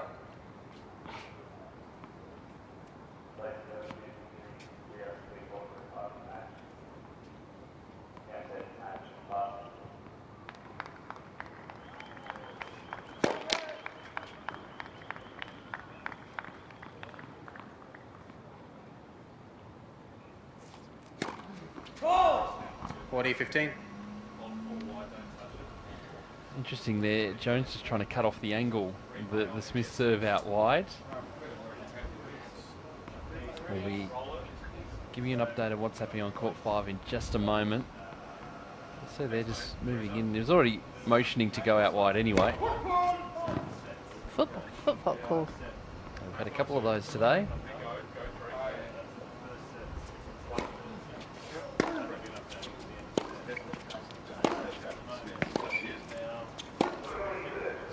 Got it. Wow. 40-30.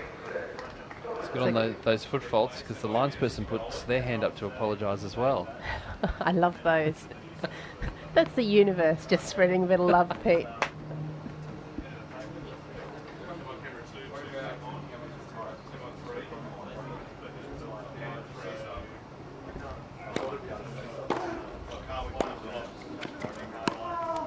Oh, that's a miss hit. That jumped up on Jones there. So there is the hold of serve. First game, third set. A bit more of a comfortable service hold there for JP Smith. He'd be happy to start this third set like that. So the opening game going the way of JP Smith. So there's plenty going on court number 5. The match between Nick Kyrgios and Matt Barton was deep into the 5th set.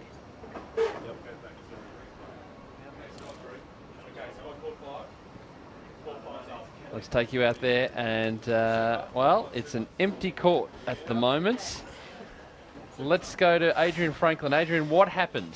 Guys, really dramatic scenes out here. Nick Kyrgios has just withdrawn, so he's had to retire from the match. He was leading 4-1 at that point when he hurt himself. He was talking about his quad, so I think he was cramping really heavily in his quad. His knees were struggling, and he has retired from the match. So Matthew Barton takes this one out in the 5th set, so he's still here struggling with the doctor. So a real shame, because he was clearly leading 4-1 in the 5th set. So very has Barton sad left story. The court, Adrian?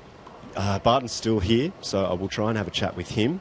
He's still there. I'm sure he'll go and speak to Nick, but Nick hasn't moved. He's still with the trainer off to the side of the court. So officially retired from the match. How long did that take? Was there any sort of medical timeout happening there? Yeah, well, it was really interesting because it was 4-1, as you know, and then to call the trainer and receive the assistance that he needed, he had to forfeit the game that he was in, so then it went to 4-2, and then he had to forfeit the next game because it had to be done at the sit-down. He had to call the trainer at the sit-down. So the score actually moved from 4-1 to 4-3.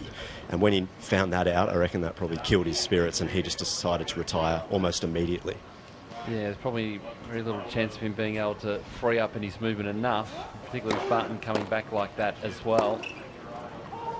The crowd would be pretty disappointed, Adrian, that they couldn't get to the conclusion of that match because it was going to be pretty exciting. Yeah, well, after the fourth set, I think most of the crowd actually left to take a bit of a break and a breather. And by the time most of them were coming back, they're still mulling around here. But yeah, it's all over. So pretty sad. And I mean, Nick Kyrgios, we know he won the 18s Nationals. He beat Sam Groth in the first round. So this being moved to a fifth set, it was probably all a bit too much for the youngster. So great experience for him, but a sad end to this one.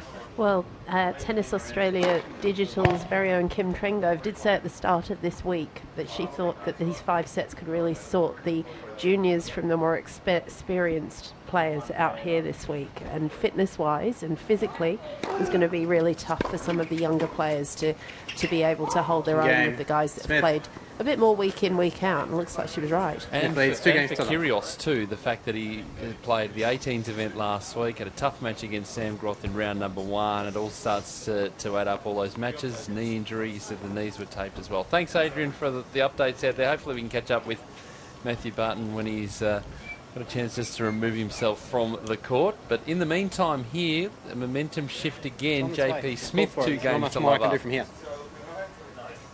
in this third set.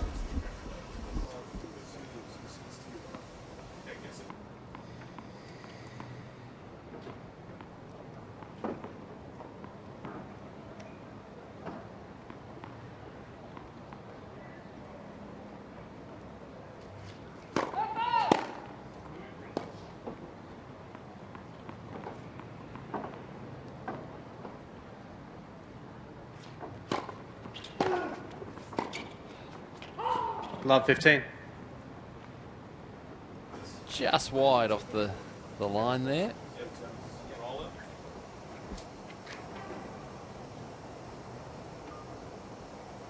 Just skidding wide.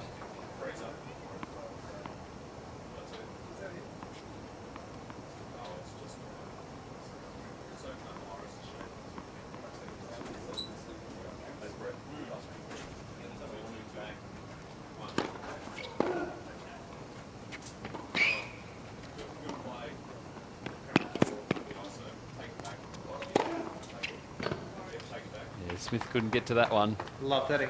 He dominated the net, Jones. Interesting, as you said, CJ, the difference between taking a break and not taking a break, or leaving the court, not leaving the court. Jones was the player who left the court at the end of that set. A little slower to start here. Similar sort of pattern in the previous set as well, the second set. If you've got to go, you've got to go, I guess. But it doesn't always work for you, I think, to break that kind of spell that you're in when you're out there. They talk about players getting in the zone. And, you know, that's a classic case, isn't it? And then you kind of change environment and stuff for a few minutes. It's very easy to lose your concentration. So, nice work here by Jones just to try and get this break back immediately. Is priority number 1.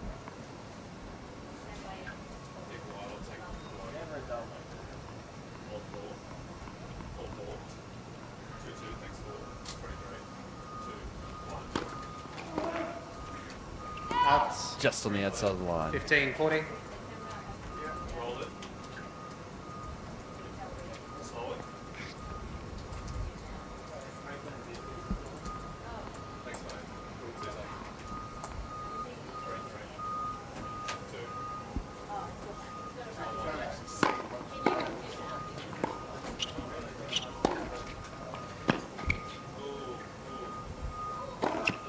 Nice finish for Jones. Gets the break back on serve now. 2-1 Smith in the third set.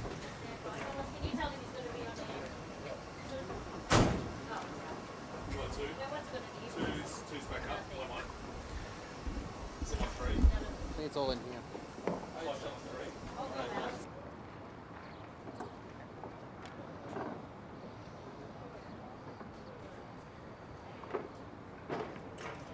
Okay, thanks. This way.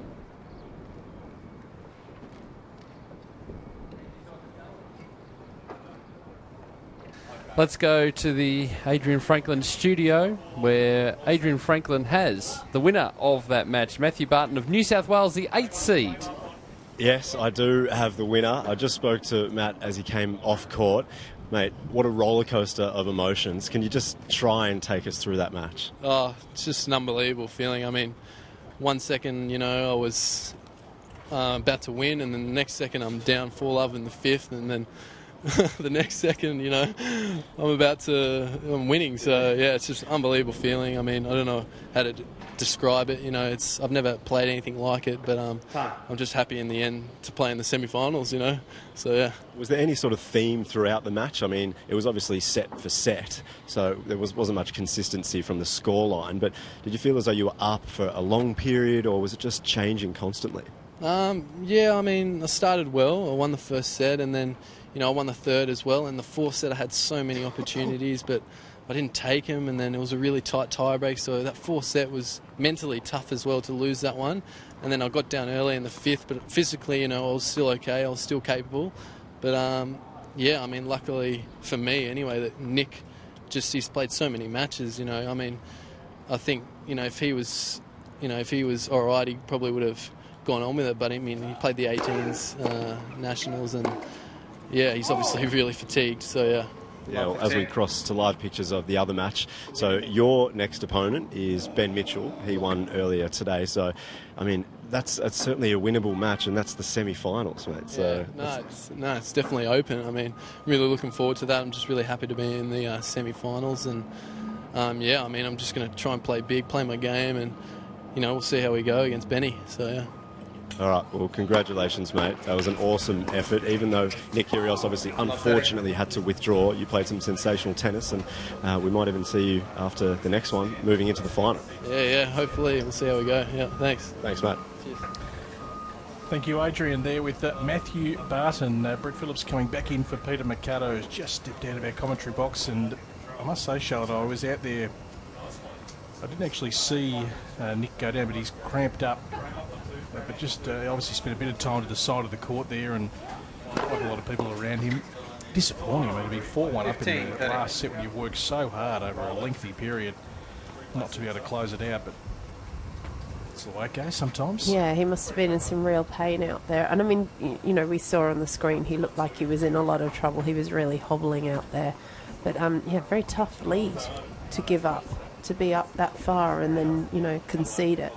Matthew Barton, a little bit of a lucky escape there, but I mean, he did play some fantastic tennis. I watched the first 3 and a bit sets of that. He played some great tennis out there. He's a big hitter. So Matthew Barton gets through. Ben Mitchell will be his opponent in the semi-finals. And a centrepiece here. There's a struggle between Greg Jones and JP Smith.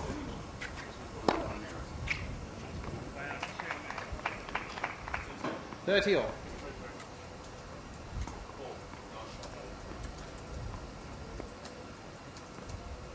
Always interesting, Charlotte, when we do this event, because we're a bit more personal and up close with the players, just to hear some of the thoughts, because some of them think out loud when they lose a point, in particular. Well, we saw Greg at that last change of ends just sitting there chatting away to himself. He would have been happy to, have broken back there, but just having a right old conversation with himself. Well, I was standing just before where JP Smith was serving. I think it was he lost the second set, and he just said quietly, "I'm playing like crap right now." And he's a very, he conducts himself really well. He's very well trained on the tennis court, isn't he? And he's not really a player that's given to tantrums and that kind of thing. So it's very funny if he's just having a quiet word with himself, just get himself in line. Just see, the frustrations that players go through when they're on top for a period and they sort of lose a bit of that momentum and can't get a first serve in and not coming off the racket nicely. I think it's interesting with the younger players as well, who aren't maybe as used to having a lot of spectators, and you see that there's this kind of little shadow over them as well, that all people are watching. I better give myself a talking to, because then they'll know that I don't usually play this badly. You see some of the younger players sort of saying some quite outrageous, that telling themselves, this isn't how you play. It's funny. Yeah, we've seen some good vocal stuff this week. So Greg Jones was able to hold serve out there. So JP Smith serving here at 2-all. It's a centrepiece. Doesn't get any more even than this right now.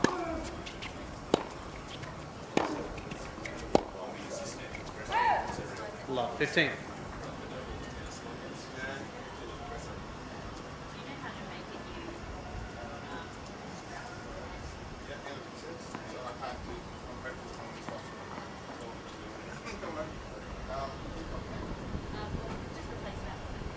Bring you up to date with what's going to happen with the Luke Saville-Matt Reid match. I'm not sure if that's still going to follow here or whether that match may get moved possibly out onto Court 5. But we'll keep you updated if there's any developments there.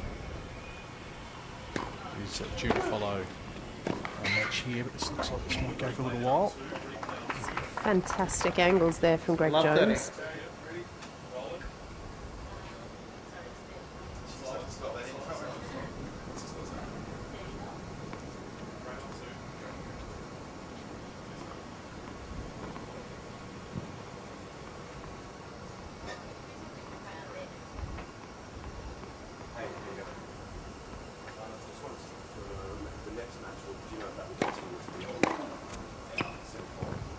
Love 40.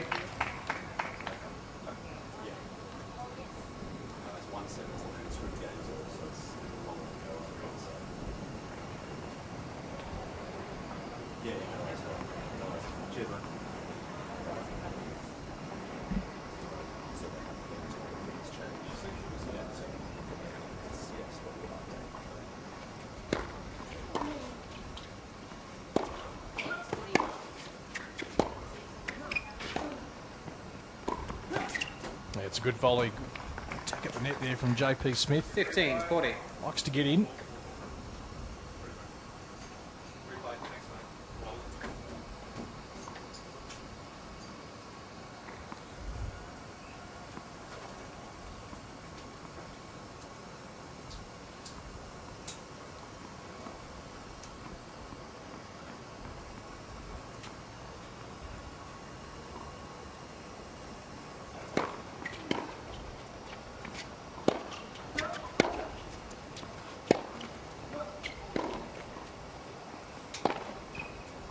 Once again, coming to meet that short ball, good attacking play from JP Smith. Hashtag AO Playoff if you're on Twitter. And just joining us through the day.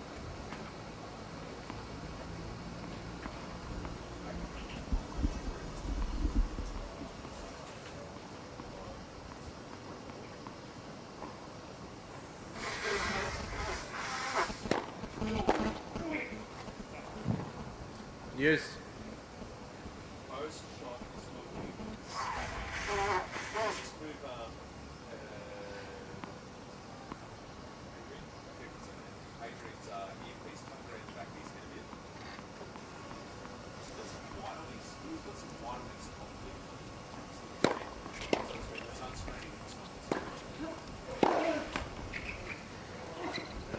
Set away comfortably again. So once again, that presence at the net from JP Smith.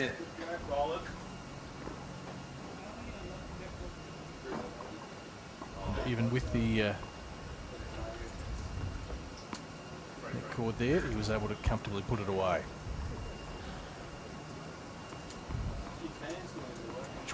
Which way are you leaning with this match, Charlotte? Because it's so evenly poised right now. Yeah, it's really tough to tell with this one. I have to say, I'm so impressed with the way that JP Smith is playing. Three games just to 2. got such great movement around the court, and he really he's very creative with what he does with the ball, and just seems to have kicked on significantly, I think, since we last saw him playing here at Melbourne Park, and very assured, just seems, to be sort of sticking to the game plan even after losing that second set. So I'm really loving the way he plays. Big fan of Greg Jones as well, obviously. Yep, he's right in this match. We're going to duck back out to Adrian Franklin with some news. Adrian. Yes, I'm out here with the leader of cardio tennis, Karen Clydesdale. We had hot shots out here before with Craig Morris, and we need to speak about cardio tennis. Karen, what can you tell us about this brilliant new program? Okay, thank you very much, Adrian. Great to be out here in the sun. But certainly cardio tennis was only launched in January, so we're in about 400 venues nationally, which is fantastic, being delivered by qualified tennis coaches, and people are loving the program. It's a fitness-based program. You get out there, hit lots of tennis balls, music, low compression balls, and you get fit along the way. So when people go out on the court, what can they look forward to in a session? Certainly you warm up to start off with any good session. You wear a heart rate monitor, which basically measures your heart rate throughout the whole session, whether you're working in the zone. Then you do some cardio drills, which is drill-based, and then some play-based activities where you can really play the point out, and then a bit of a cool-down. So at the end of it, you can burn anywhere between 300 to 500 calories for a female, and male 500 to 800 calories. So we're seeing some images there of cardio tennis just in action here at Melbourne Park and all over Australia. It's a brilliant program. What are you looking to achieve, I guess, over the next couple of years? You just basically want everyone playing, and I guess people that have never played tennis, they can play in this program as well, can't they? Yeah, very much, Adrian, and that is our focus, is to bring people back to tennis if they've played before or if they've never played before. You do not have to have played tennis before to play cardio tennis. Brilliant. And you have participated in this program as well, I imagine. You must love it. You're very fit as well, so you must be out there a lot. I used to be 90 kilos. Really? Yeah, no, all good. Thank you very much for your time, Karen. Thanks, Adrian. Cheers. Thank you, Adrian, and thank you to Karen. Great feature here at Melbourne Park for cardio tennis. 15 left. We'll promise one day to partake. Maybe when it's a fraction cooler.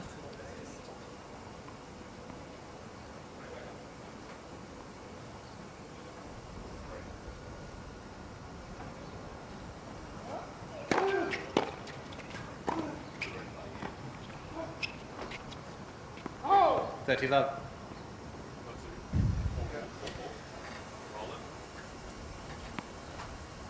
Just this volley here was, right on the line by Jones.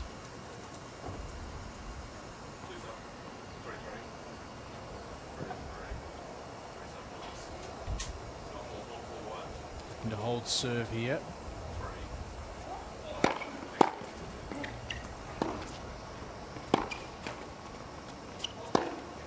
Yeah, set up nicely.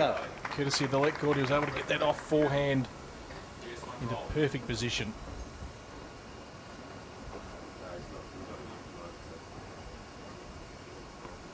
Just stepping inside their baseline and comfortably putting it away. So a chance to hold to love here and get it to 3-all.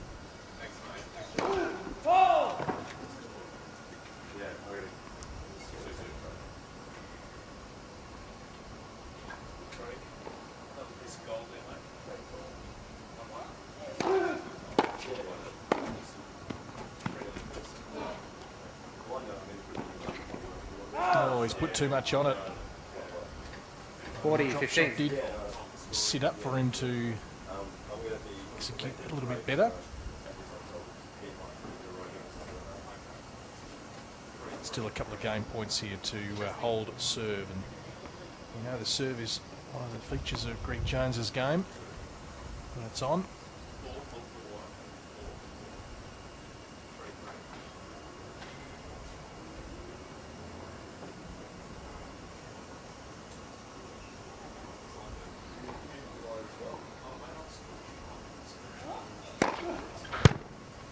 An example of that. New balls, please. Right down the tee, just when he needed it. So we're at 3-all. 3 games up. Means quarter-final action here on tennis.com.au. Set a piece, 3-all. Earlier today it was Ben Mitchell, who won in 4 against Adam Feeney, who unfortunately at the end of that match was injured. And lost that final set 6-love after taking the first, so it was a really good recovery from Ben Mitchell, whose second set I thought was super impressive. Just started to be more assertive and served really well, got into the net more, and that was a feature of Adam Feeney's game in the opening set. The tide turned, and lots of momentum swings in that match. And if you're just catching up on the news, it was a great battle. Went to 5 on court number 5 between Nick Kyrgios and Matthew Barton, but 4-1 up. Nick Kyrgios cramped up considerably and has had to withdraw from that match, unable to go on. Defaulting the last couple of games, so 4-3 in the end. But 15 love. Yeah, Matthew Barton gets through to the semi-finals. He'll take on Mitchell, and I saw Nick Kyrgios about 15 minutes ago, and he was limping towards the locker room. So if any news comes through, we'll let you know. We're loving the unpredictability of this new 5-set format, aren't we? It's just really kind of livened things up and created a bit of do or die, I think, out there.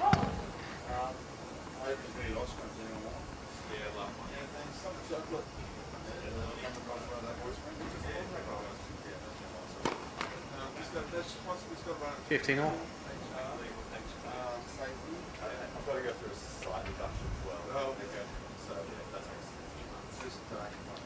And of course, the girls will be back in action here tomorrow. Looking forward to that quarter-final day.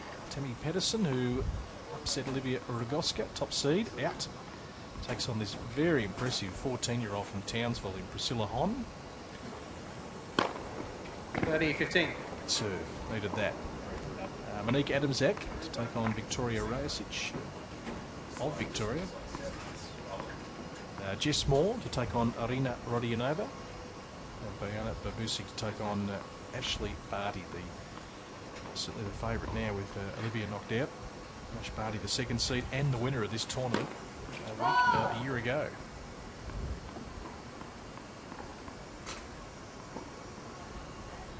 We'll have all the action from 9:45 tomorrow morning. Second set. Melbourne time here on tennis.com.au. We'll give you the schedule as that comes through a little bit later on. You guys get a rest day before semi-finals on Friday. 40-15. That serve of JP's just really jammed Greg up there right into the body. Couldn't get a proper swing at the forehand.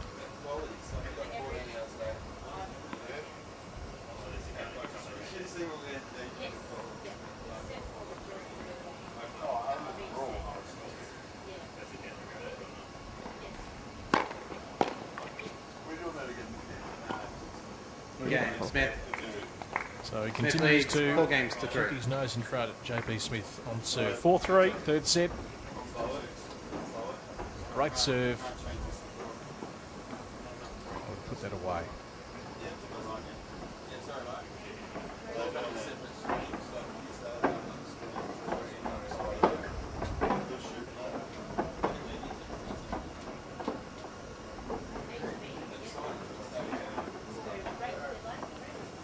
So the sun dies down for a moment. We'll take a short break here on tennis.com.au. Back with more of Greg Jones and JP Smith.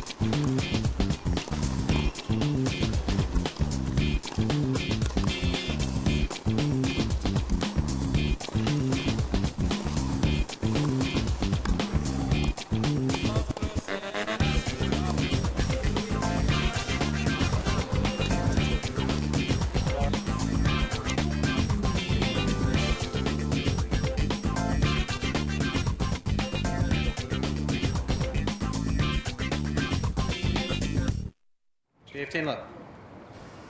Welcome back to Melbourne Park. Interesting stage of this quarterfinal between JP Smith and Greg Jones.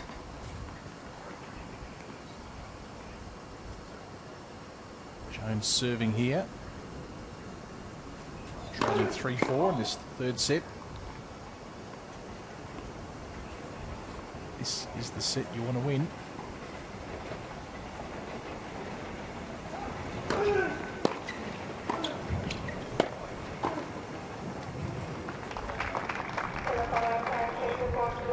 Love.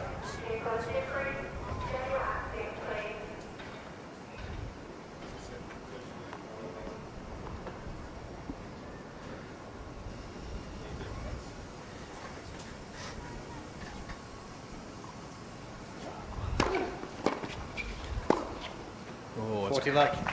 Backhand. Down low.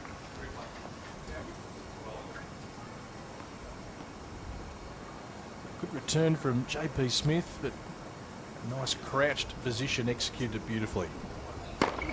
Game, Jones. And that big serve is coming in handy. 4 games as we go the distance. This quarterfinal holds to love for all. No sign of either player wilting here. No, this is a great, really, really tight third set, isn't it? Greg just taking his time just outside our commentary box window there. He's tall in stature, isn't he? He's tall. Greg Jones. He must be 6 something. Yeah, up around the 195 centimetre mark, something like that.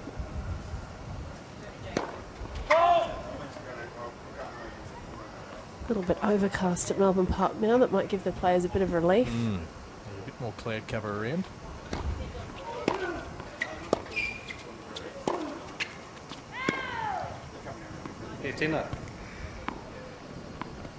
This is the time to strike if Greg Jones is going to get a break. JP just looking to keep rolling along on serve.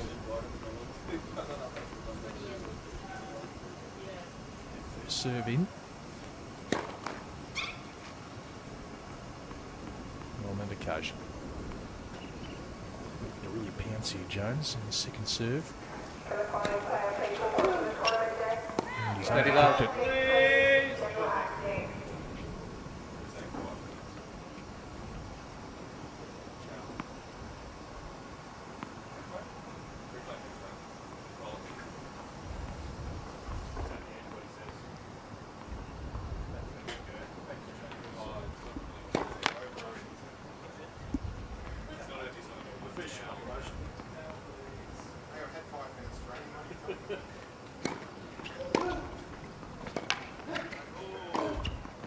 Great high backhand volley there by Greg Jones. 30-15. Pete Sampras style. Oh, we love it. The vintage Pete. Yes. Classic. Carbon copy. It's your favourite shot, isn't it, Brett? It's up there.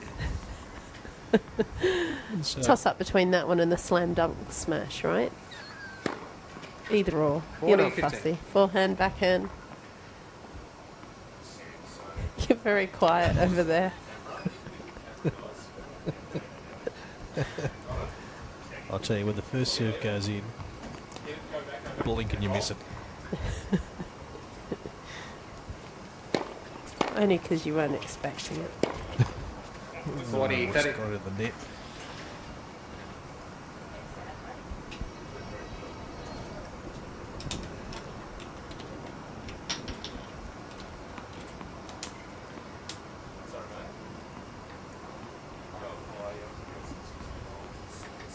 Prime time into JP territory. I know the Tennessee Tennis were on Twitter with us earlier. Game, Smith. So Smith continues to lead here, 5 games Smith to 4. leads 5 games to 4. Let us know your thoughts, boys, over there. How you think JP is travelling. Quick break, back with more tennis shortly here from Melbourne Park. That's better, guys. All right.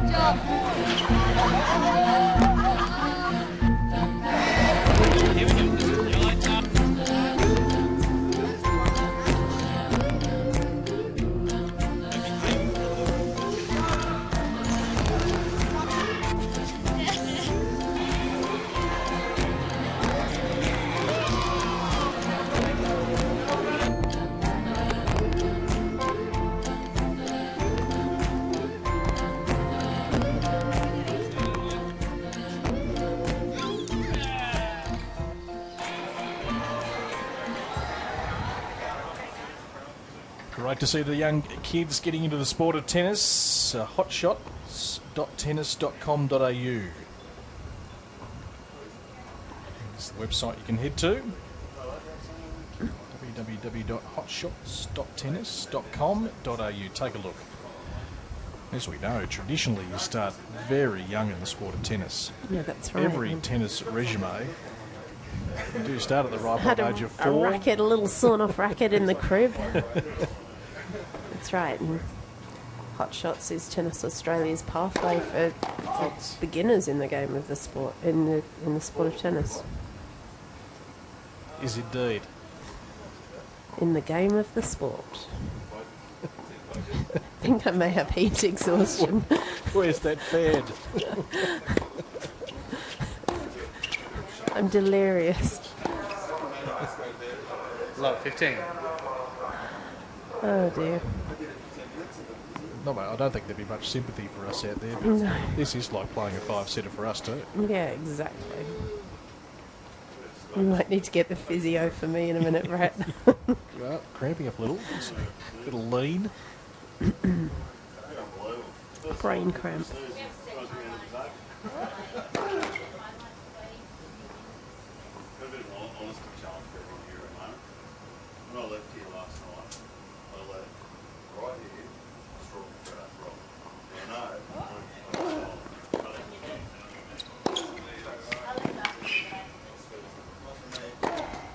Comfortable put away smash there for Greg Jones.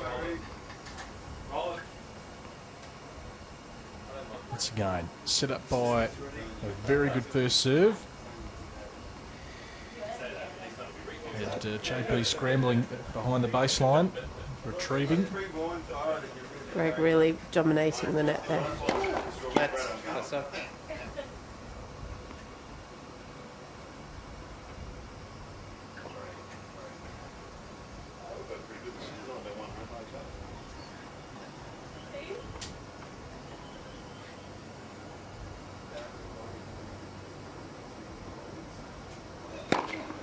Correction ball's good. 30-15. Get a replay of that serve. So take a look here. Look good to me. Right in the corner. The service box. 40-15.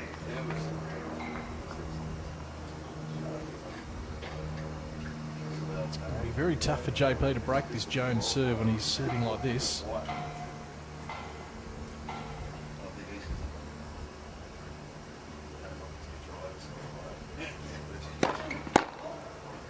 Yeah, they're coming down like bullets, aren't they? Let's get a look at a second here.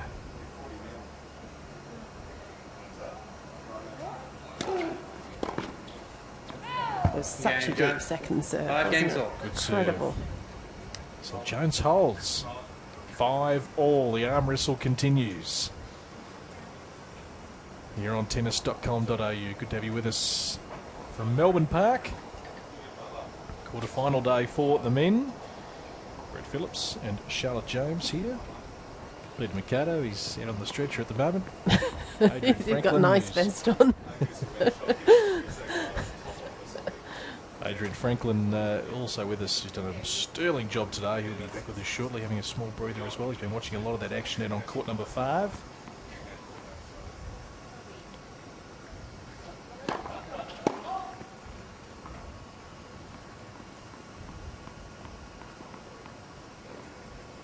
It's one way to work the 10 coming to the tennis, isn't it? Really is. And some tin foil. Love 15. Just make sure that, your face is evenly baked. The Abad here, he's been here for quite a while. By the look at those vines he has, yeah. Important to be sun smart when the weather is like this at Melbourne Park. It's a bit of a sun trap down here. I tried it once in Bali, and many, many years ago. Sunbathing? Well, I sat out in that Bali sun for half an hour. Right. And my best friend for the rest of the trip, aloe vera. Aloe vera.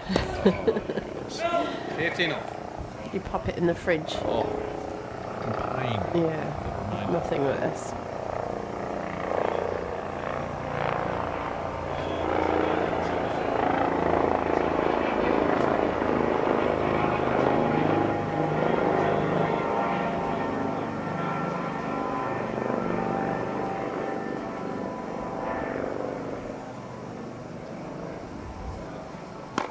Left, first up.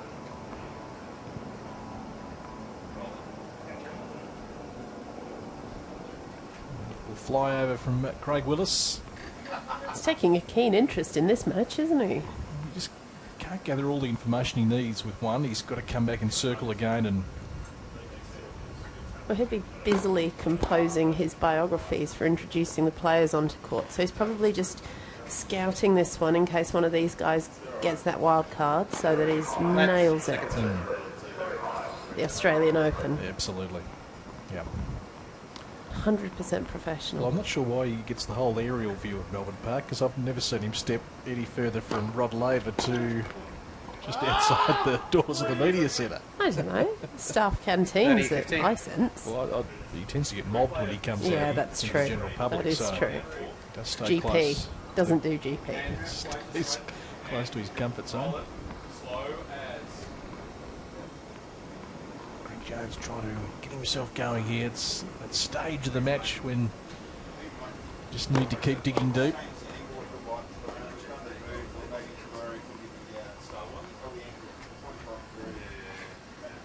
There's GP and then there's GP. Well, it's good attacking play from Jones. He really stepped in and took that ball early, put the pressure back on JP Smith. He's got a good serve, but not quite the power of a Greg Jones. Often good placement with JP Smith and that lefty advantage.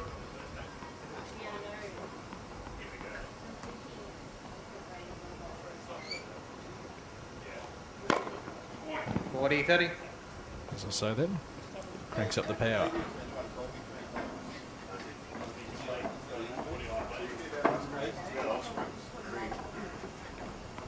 Got a chance here to lead 6-5 at 40-30.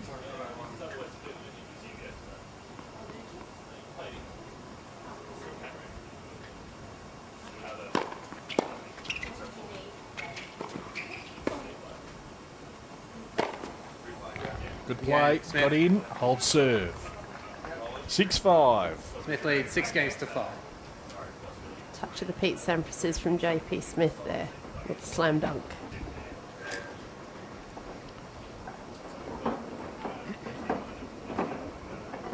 So it's hard to see this not being a tiebreaker. It couldn't be closer now, could it? And both boys in the heat of the day have got to really just keep digging deep. It's no signs of ending anytime soon. Whoever wins this set doesn't necessarily give them a clear advantage for the fourth set. We'll take a break, back with more of the tennis from Melbourne Park in just a moment.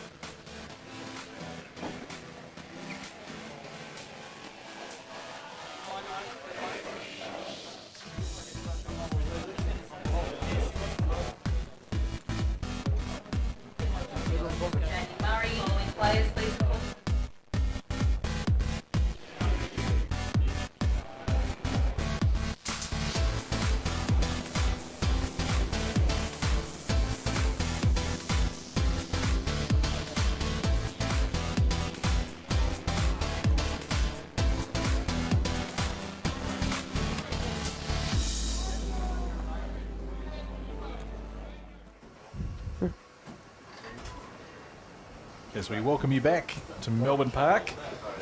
This one looking like it might head for a tiebreaker. Jones serving to get it to 6-all. Set apiece. Brett just doing his Zumba moves with the change of ends there. I like the tunes.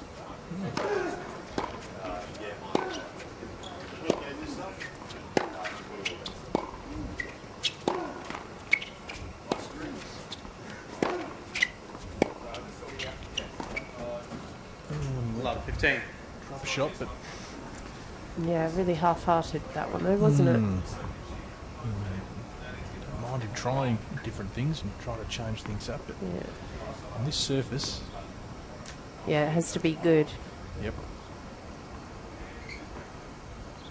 It's just a bit too conservative, wasn't he?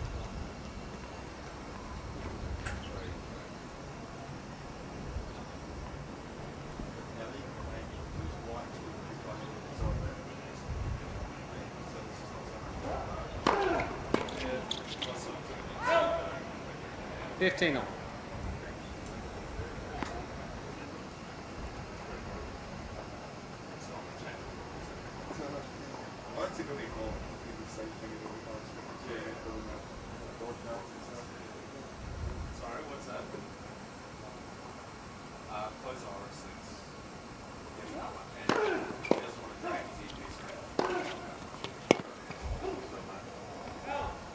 $30-15. They're all set up there by Jones, so if he gets that first serve in, it's not a great ball coming back from JP Smith, so he's on the back foot straight away, isn't he? Yeah. When It's a tough Jones one to is combat.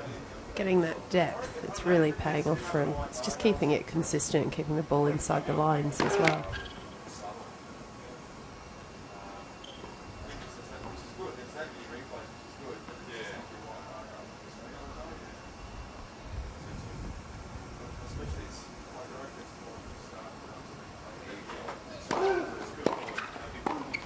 $30 all.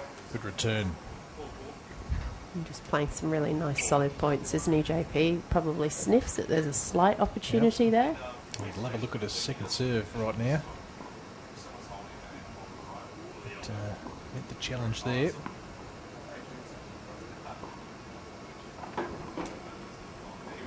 Get Sunshine back out.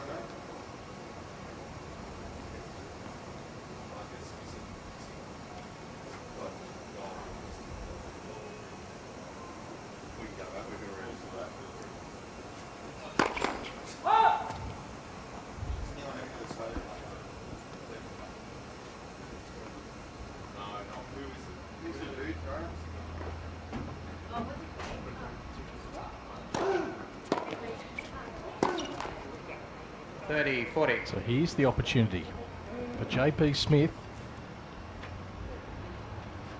who now has a set point.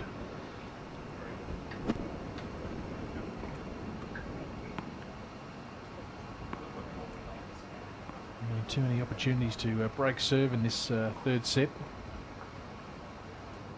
Normally Greg Jones has been able to pull out a big serve when he needs it.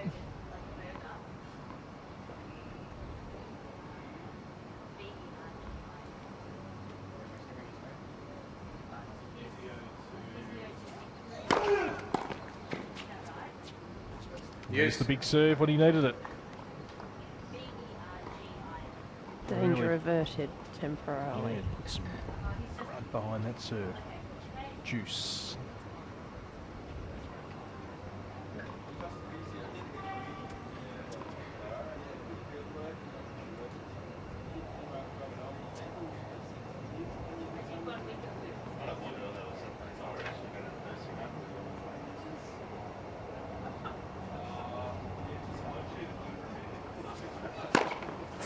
Advantage. Jones. Great serve. Yeah, that one down the middle is superb. Unplayable. You can hear how hard it hits Yeah. that backboard. It's heading down there with a fair thud. So he was staring down at the sit board against him, and now gets it back to even keel for a moment. Goes down Game, the tee Jones. again. Really, Six really games good. all. Tiebreak. Good play by Jones. So we are going to a tiebreaker.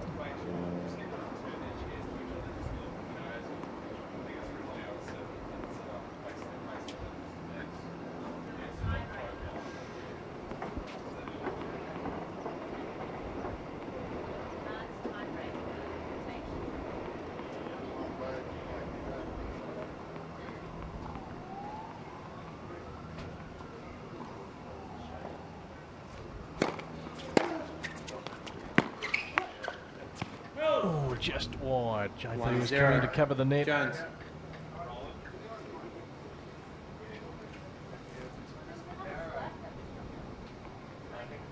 Judged that one beautifully. So opening point for Greg Jones in the tie-break.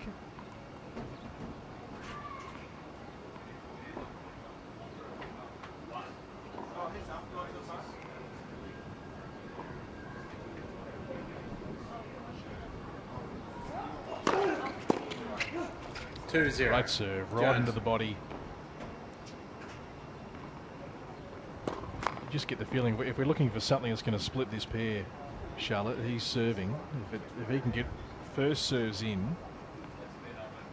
It could hinge on the serve either way, couldn't it really? Because JP has a great lefty serve and a really great slice serve.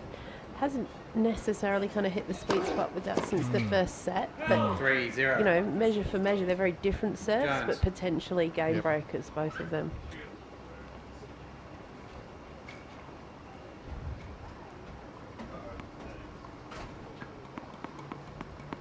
So we're up to 3-0 in the tie-break.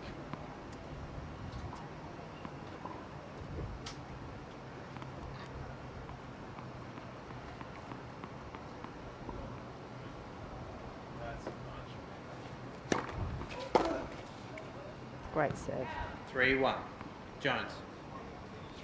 Really, that's that slicey serve in full force there. I think he was listening. He was.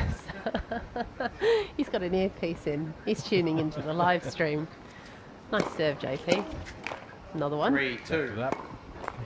Jones. That's all he can do. Just get his serves in and try and break the Greg Jones serve.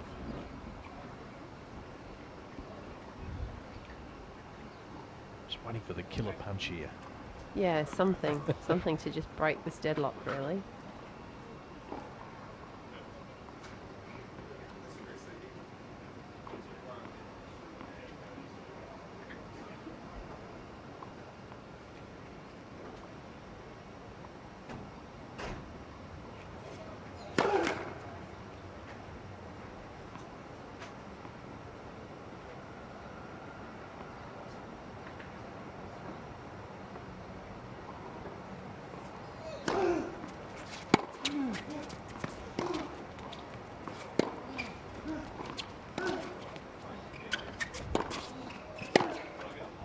Superb from Greg Jones, cross court with that forehand. 4-2.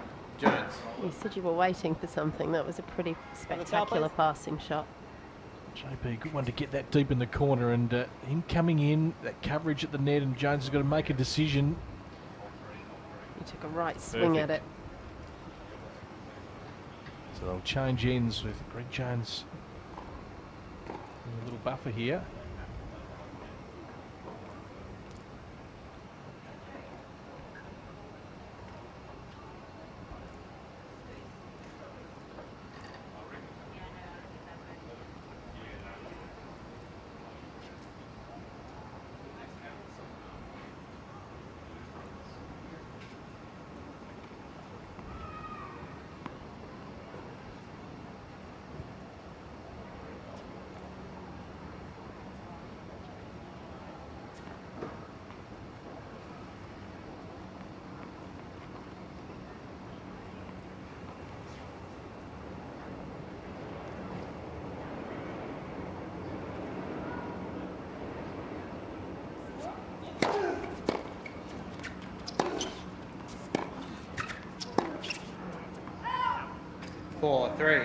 Jones. JP just managing to keep staying in touch, isn't he? He's not letting Jones run away with this tie break here.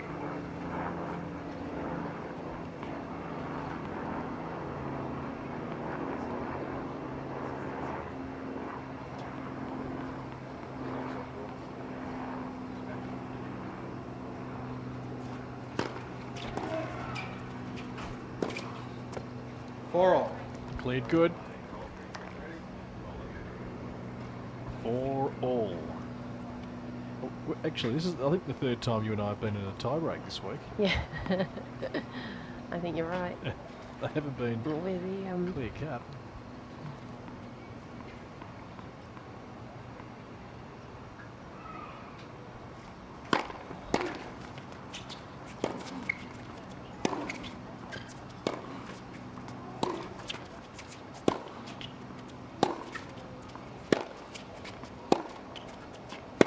points. Yeah, that was long. 5-4. So he wins the last Smith. 3 points here, JP Smith. It's his nose ahead. Is this the 100%. first time in the tiebreak? I think he's It been is. ahead. Yep. Chopping and changing out there.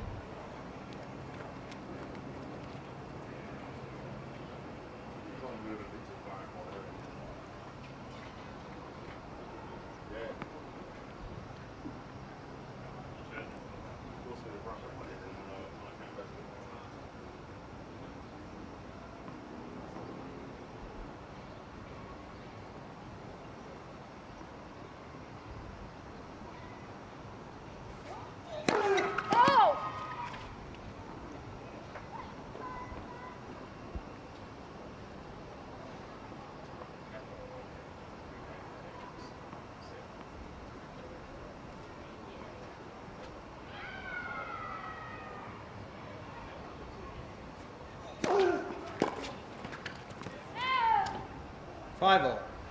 Just sailing over the baseline, so struggle continues. Couldn't be close. No. Jones another serve up his sleeve here.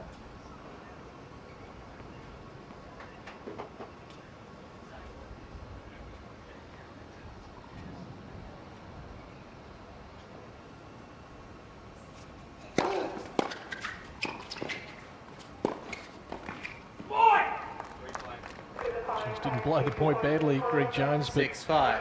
Smith. As we take a look at the replay here, beautiful pick up off the toes. JP forced back on the baseline. He was there for the volley, just couldn't quite execute.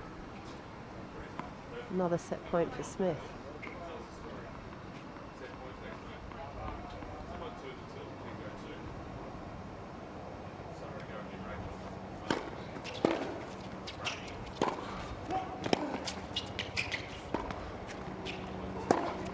Plenty of space there for Jones to get past. 6 all. Change ends, 6 all. He's fired up.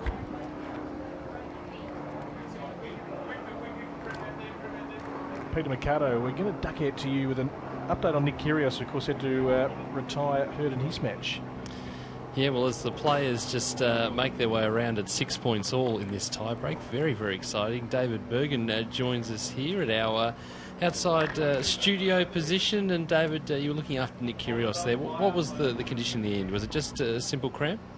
Well, it wasn't a simple cramp. It was a very severe cramp at 4-3 in the fifth. So he'd been out there for a while, and both quadriceps went into quite a severe cramp. By the time I got there, he was on the court and couldn't get up, and needed a fair bit of help to just get to his feet. And yeah, he was struggling. And how is he now? He's slowly recovered. So he came in and we manage it with a deep ice massage and some gradual stretching, and then they get some food and hydration into them, and then he'll come back in and start his recovery process, which will happen over the next few days. I know he came into it with a knee injury, had his knees heavily strapped. Are there any problems there? No, that's just more management of probably a heavy workload he's had in the last week, but he's got a little bit of tendinopathy in his knees, but the taping is just to manage that. Yeah, he's obviously had quite a heavy workload over the last couple of weeks, and that build-up of matches there causing the problem. Expect him to recover in the next couple of days, just a bit of rest required? Yeah, no, he'll be fine. By the time 48 hours ticks over, I think he'll be as good and new and ready to go again. Wonderful. We really do appreciate your time, David. Thanks so much for joining us. No trouble. Thanks very much. Thanks, Pete. Set point here for JP Smith, but Greg Jones is serving. We're going to look at a second serve.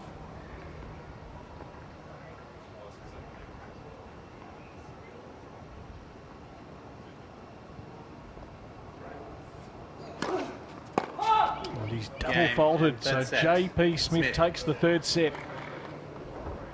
7 games to 6. And leads now leads by 2 sets to 1. What a struggle that was, but he got there, JP Smith. We'll take a look at some highlights of this third set, which has gone for some time, Michelle, I reckon well over an hour.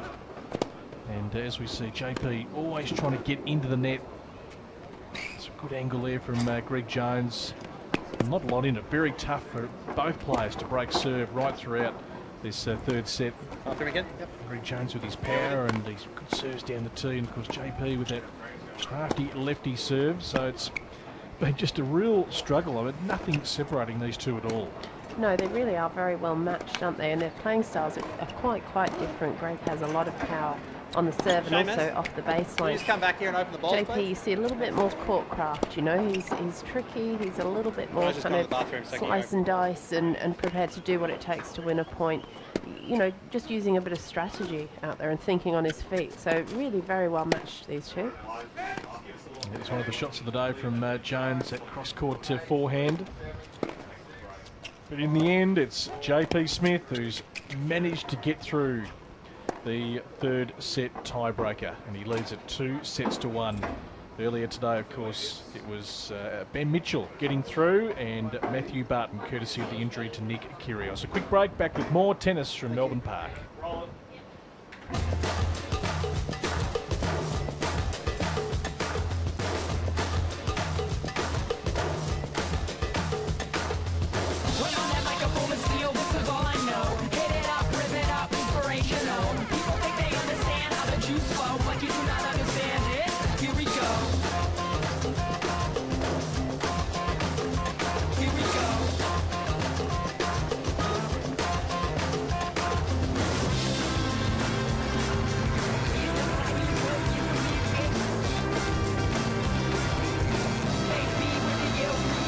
Ready? Play at Australian Open 2013. Book a Ticketek now. This is the crowning achievement for my whole career to have this be the latest statement. If I've done it once, maybe I can do it twice. Why not? You know that when you go out there, you hope to be the champion at the end of the day. Played a lot of the Australian Opens, and I've seen it change a bit over the years, and it's been a great tournament for me. Shoot, I love you guys out here. Like, it's the best I've ever played any tournament in my whole life.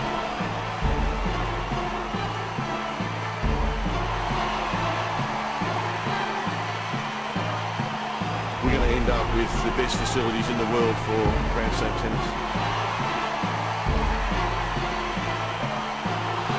Sports, great modern day rivalries, produces yet another epic clash. Victoria Azarenka fulfills the dream. Novak Djokovic is the champion in Melbourne for the third time. That was simply extraordinary. Good morning, everybody. You're one of the best players ever. You're one of the most respected guys on the tour. We made a history tonight.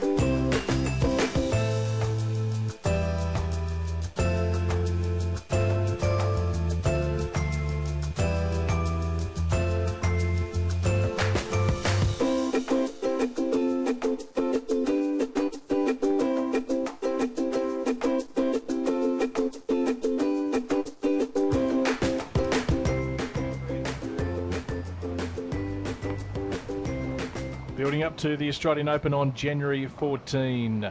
What a battle we've got here between JP Smith, the man on your screen there, and Greg Jones. But JP has taken the third set in the tiebreaker. First up. It was JP Smith 6-4 in the first. Greg Jones won the second set 6-3, and that third set, which went for well over an hour, 7-6 in favour of JP Smith. But Jones with the advantage of serving first to start this fourth set. 15 love.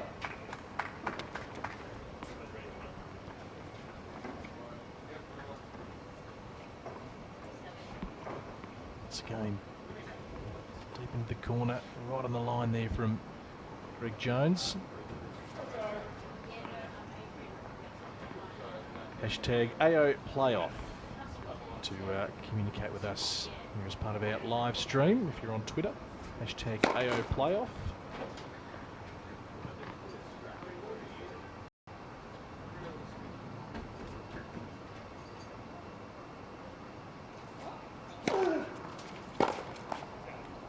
Love.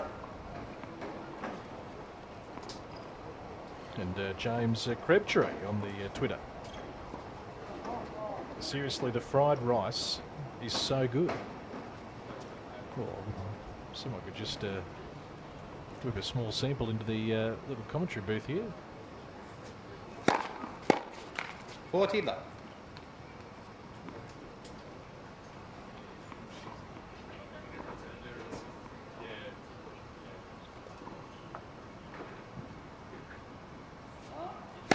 Let's first.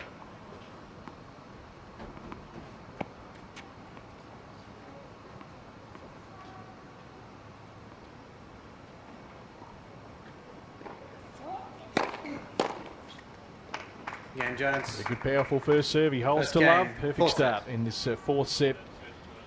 Just an update too on James Duckworth, of course, not playing in this wildcard event. He's elected to play a futures event in Hong Kong. And he served out the first set against the US qualifier, Philip King, 6-1. It's a second round match, which is live at the moment. So we'll keep you updated with the fortunes of James Duckworth. Ranked just outside the top 200. Spends a fair chunk of his year overseas, playing a lot of futures. Challenges and looking to take the next step. Owning his game on the clay.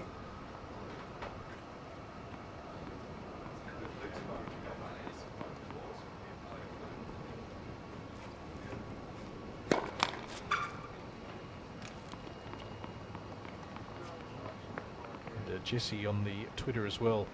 Jones and Smith has 5 sets all over it. Could be that way. Jesse? 15. This has been a hard one to pick.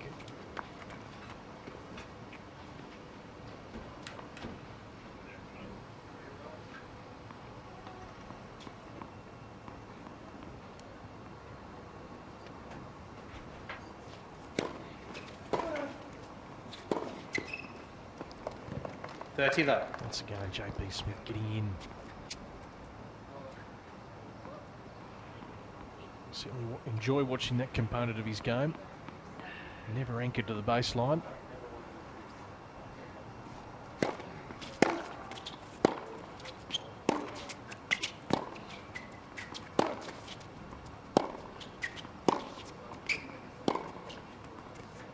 Beautifully done into the corner. 40 love. Stand and deliver stuff from JP Smith at the back of the court.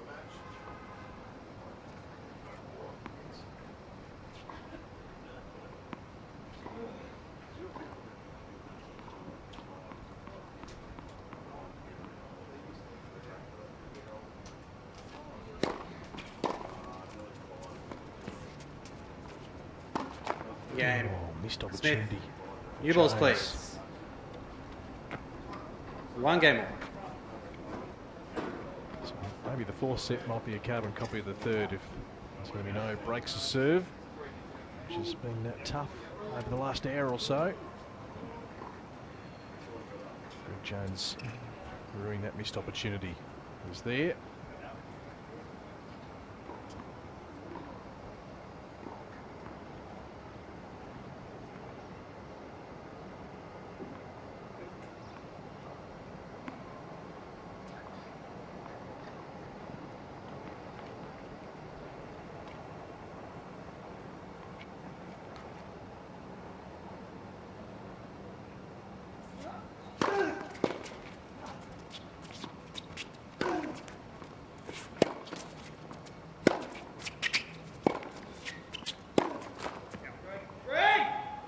Another missed forehand there. 15. Regulation forehand for Jones.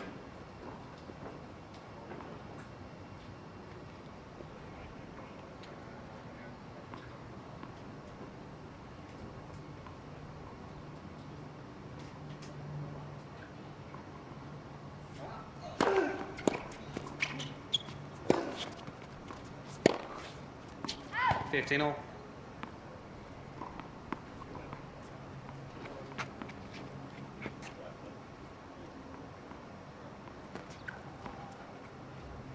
Just losing a bit of control there, JP Smith.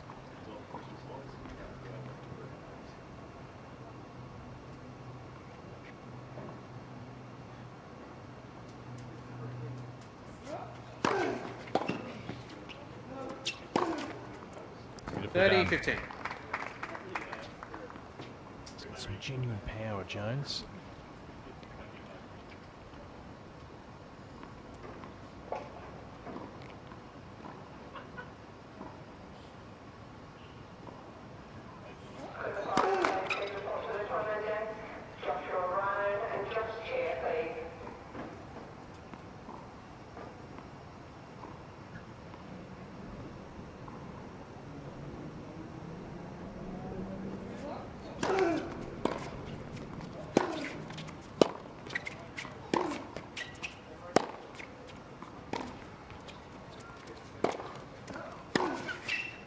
Wrong-footed him beautifully.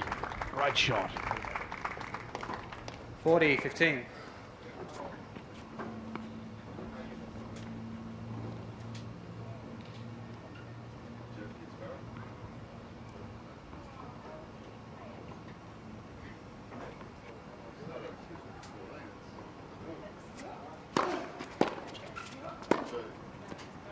Great return. Deep return there by JP Smith. Allowed Jones a good comfortable swing. Right back low at his feet. That's the aim. Easier said than done, the way Greg Jones has been serving, but JP Smith would love to get all those returns deep on the baseline.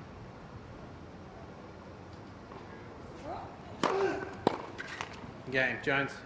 So Jones holds 2-1. 2 games to 1. On serve in this fourth set. Men's quarter-final action here from Melbourne Park. Mercado steps back into the commentary booth. Hello. Good to be back. Very nice conditions out there at the minute. Great to have you here. You just take it easy Okay. and suck on your caramella koala, and we'll be back with more tennis in just a moment.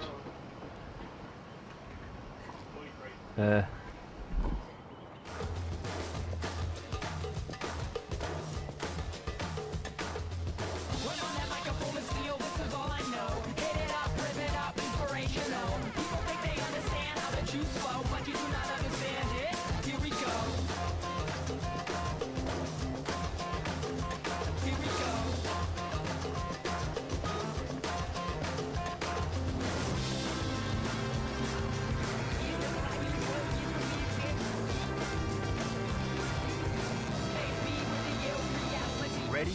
Play. At Australian Open 2013. Book a Ticketek now.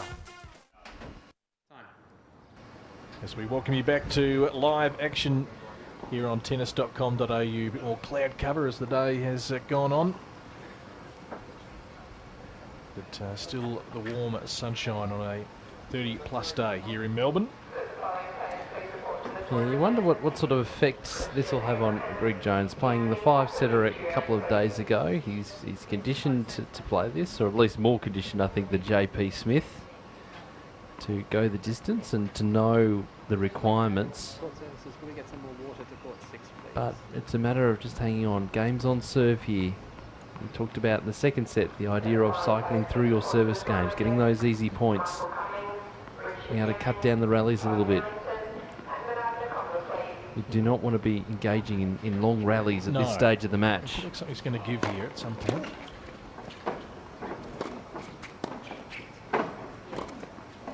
One thing we know with JP, he's going to keep trying things in. 15 left. Well, I think both players have been quite prepared to come to net today, which is good. Just trying to cut down the length of the rallies.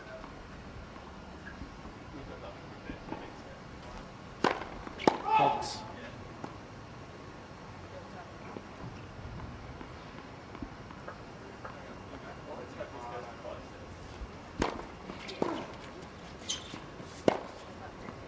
$30 Well, the idea right again from Jones, just as highlighting what we've been talking about there.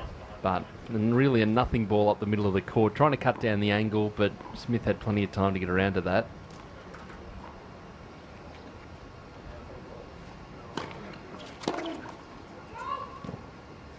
$40 love.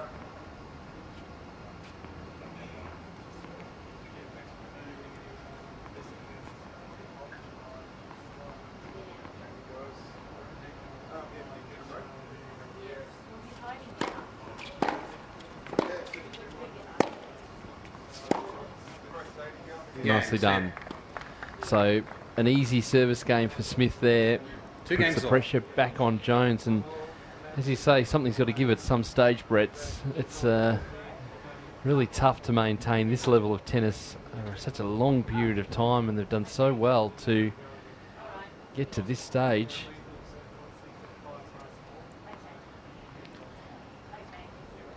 Good to have Peter Hodges back with us. Peter's been with us all week. She's picked up the kids from school. Caught her doing the ironing the other day while she was watching the live stream. Just in time for the start of the fourth set. Go JP. Being a JP fan. Hashtag AO Playoff.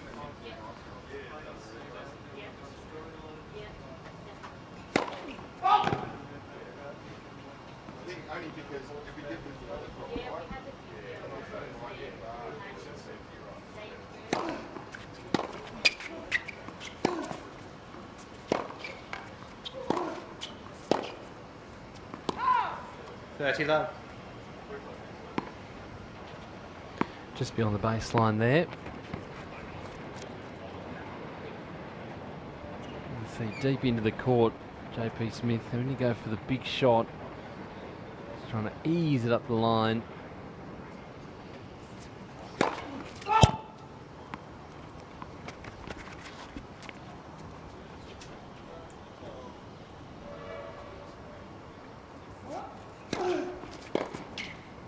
$40 love. Maybe time to try some different things as well. Just try and upset the rhythm a little bit. A few more drop shots here and there as well to make your opponent move around the court just that little bit more. Fault.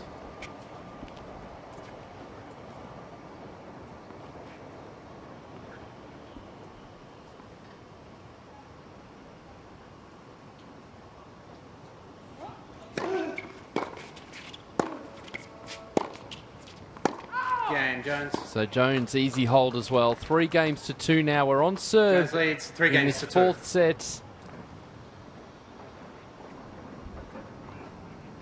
Both players pretty comfortable on serve in that sequence.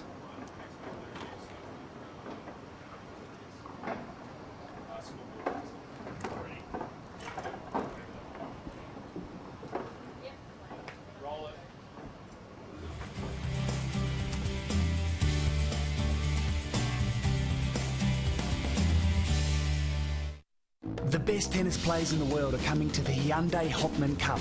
Are you? All in the brand new state-of-the-art Perth Arena with retractable roof and under-seat air conditioning. Perth ready? Play and book at Ticketek now.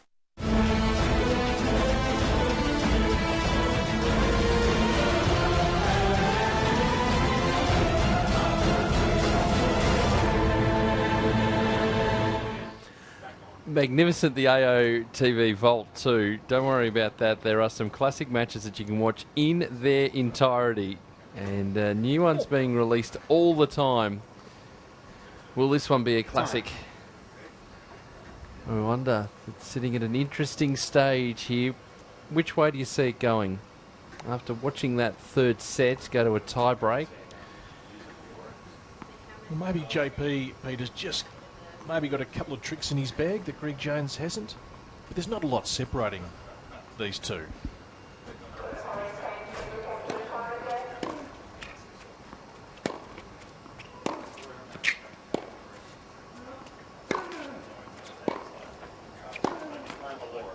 Oh, it's dropped in.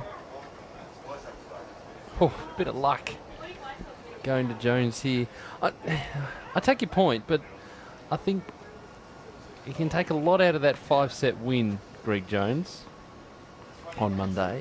because when we spoke to him after the match, he said, "Oh, that experience I had at the Australian Open, was 2 sets up against Alexander Dolgopolov, went down in 5. He wasn't going to let that happen. Wasn't going to let the match slip from his grasp. Now, albeit a different style of game here this afternoon."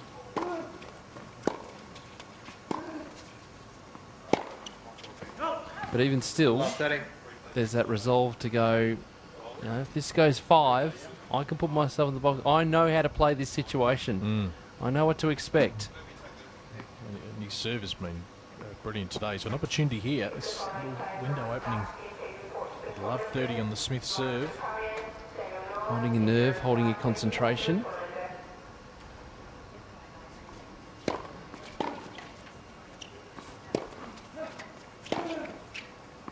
$15, $30.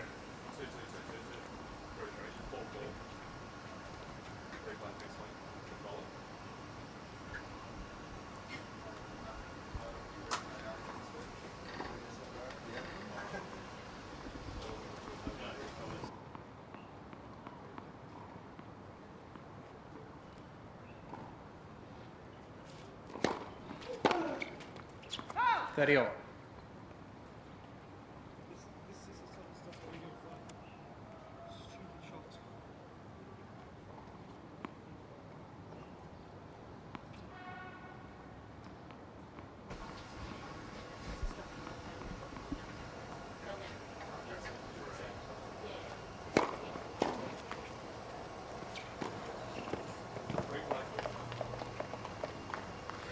$40, $30. Like gold at the moment, those points for JP Smith. It'll become a matter of whether Jones decides to make a play on them or not. So 40-30 now, Smith.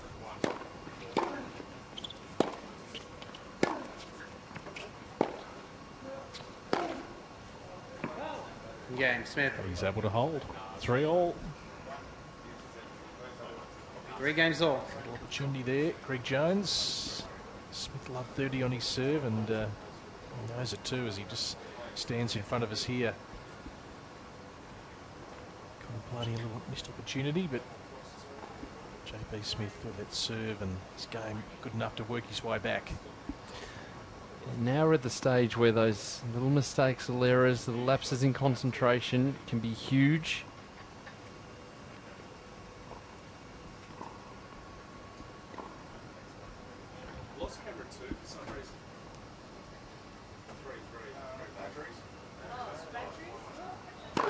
Let's fess up.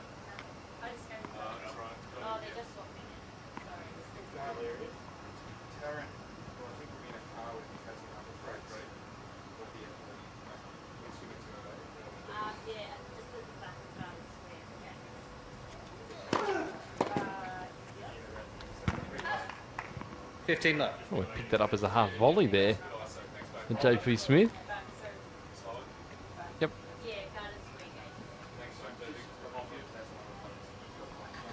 He's trying to put that pressure on, but we get a few more back into play.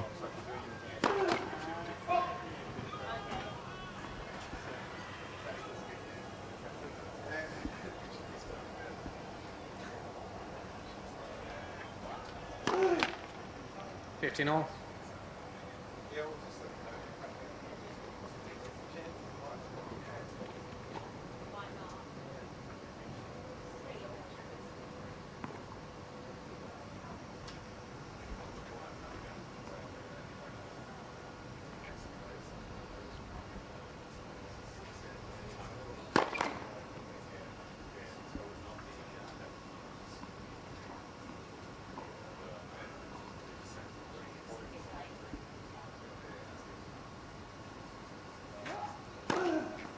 Doing all the double in there. 15, 30.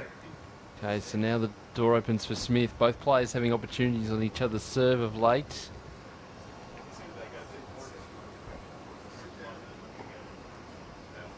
The drop in energy as the match goes longer and longer.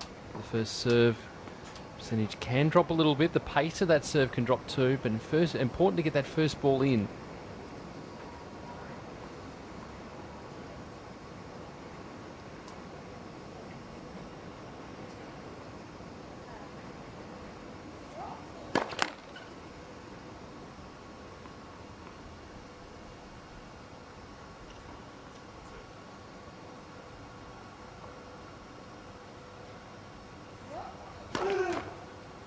15, 40.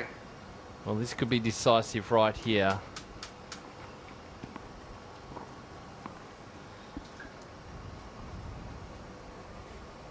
Two break points for JP Smith.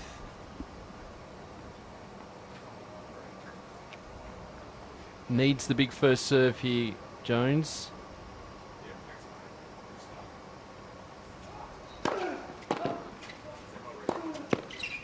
Fault. Called fault. Oh, there's a late call on the Line fault. umpire called the fault. Well, I'm not sure. Called it We can see the umpire there in the back, the linesperson in the background just signalling. So now it is a second serve. No, second. Yeah, very late. Let's have a look here.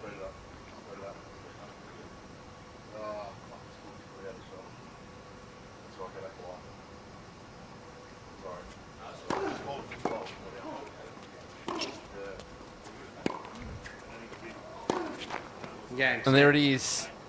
So there is the break of Smith serve leads. for JP Smith. Four games to games three to now three. in the fourth set. Violation, audible obscenity, warning, Jones.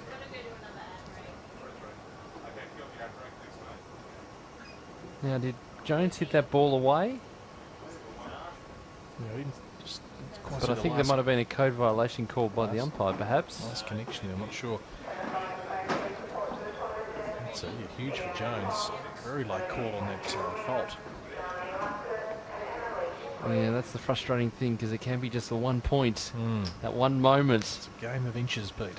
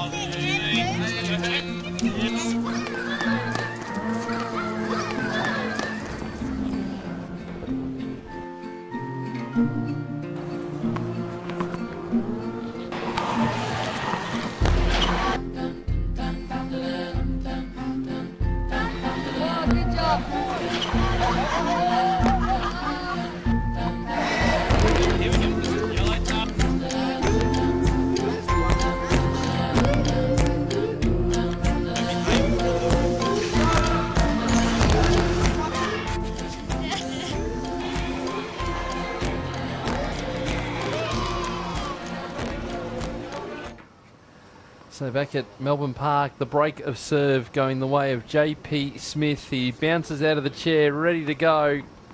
Greg Jones with the task ahead now to break back.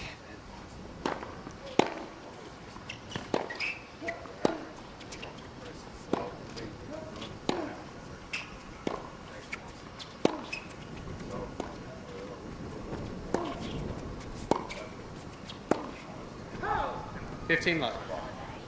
Can be quite deflating, that break of serve, getting into the business end of the set.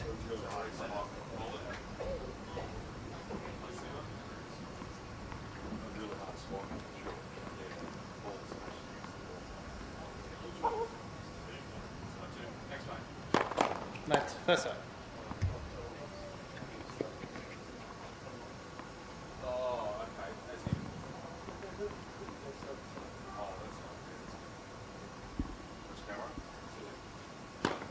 Fault.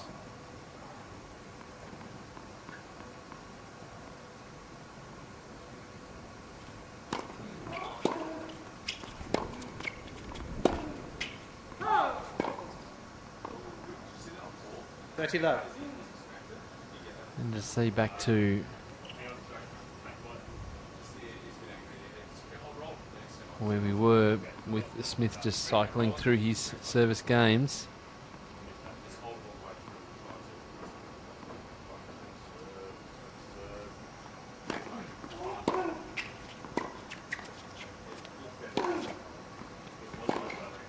Oh, just pulling back on that. 30, Smith. 15.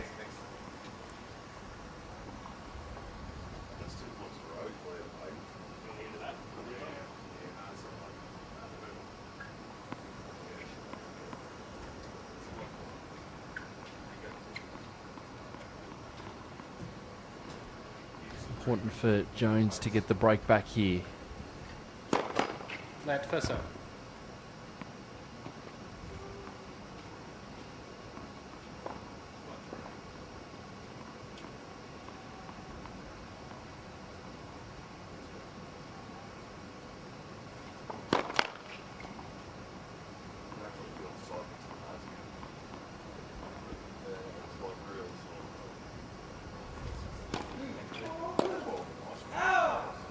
Forty, 15.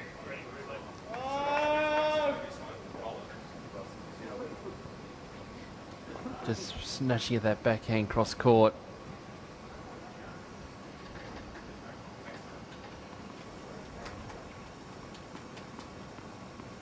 Starting to feel it now. Points for 5-3.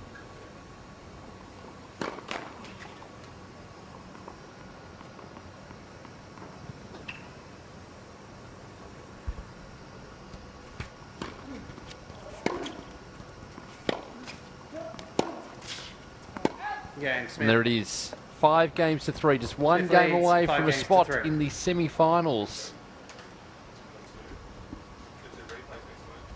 He's got his tail up now, JP. He knows he's within the finish line. He's going to give it absolutely everything to get there because we're going into a 5th set. But the consistency today, the Greg Jones serve, has been pretty good in general, except the last game where he got broken, of course. But he's been able to rely on that to get him out of trouble.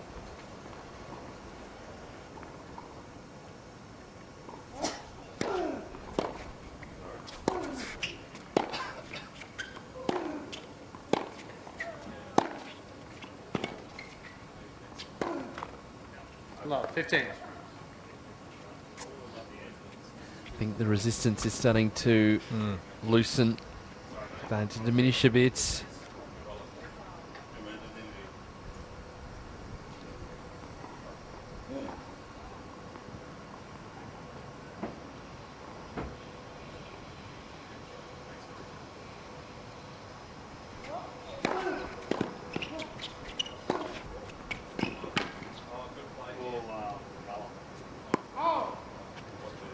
All.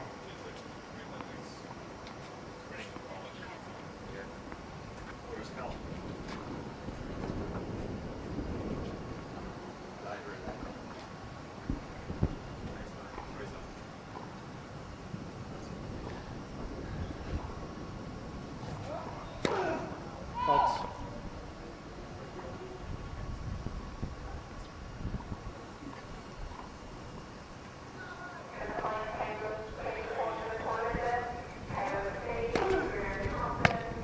Thirty, 15.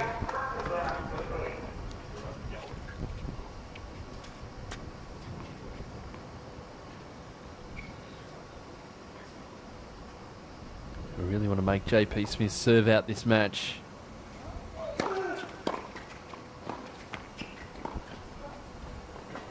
Oh, beautiful. On the line. He's in a reasonable position there, Jones, but committing to coming forward, has to stop and then try and double back. Just hoping at that stage.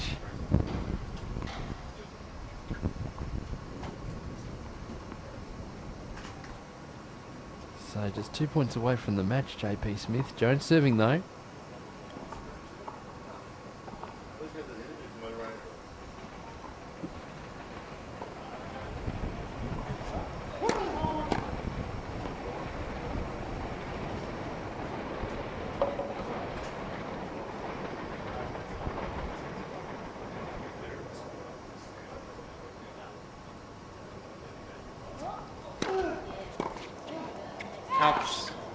Just missing. 40-30. So game point here to bring it back to 5-4. And then Jones has to break serve. It's been tricky. JP Smith has served pretty well as the match has gone on.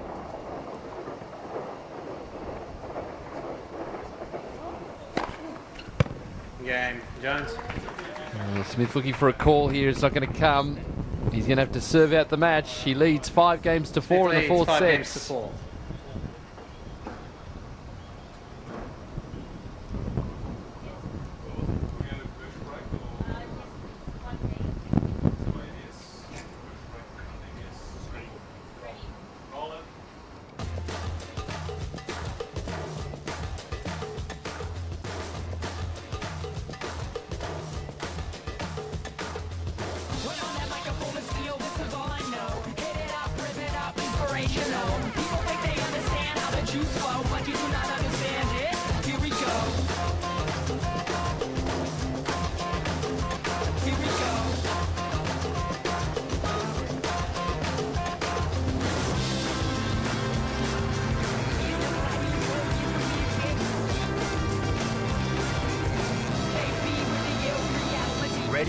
play at Australian Open 2013. Book a ticket. So JP Smith coming out to serve for the match at 5-4 in the fourth set. What has Greg Jones got left in the tank? Can he turn this around?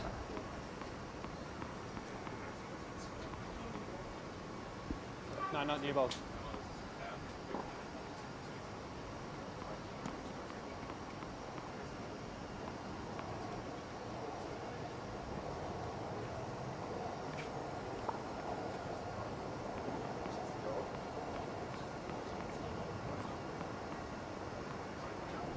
So here we go, 5-4, fourth set.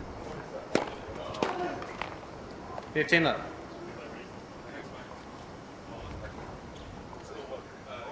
One of the things that Jones will be looking for here is to get a look at a couple of second serves.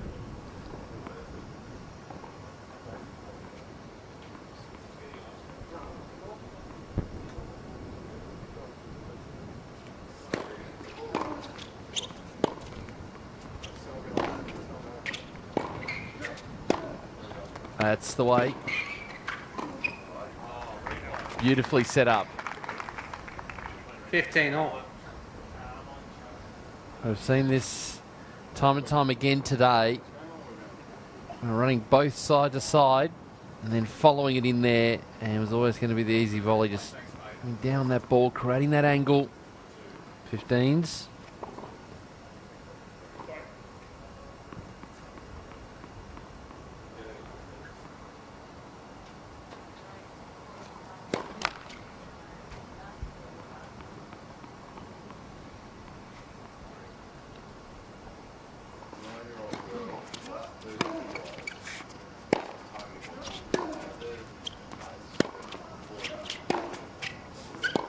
$30, 15.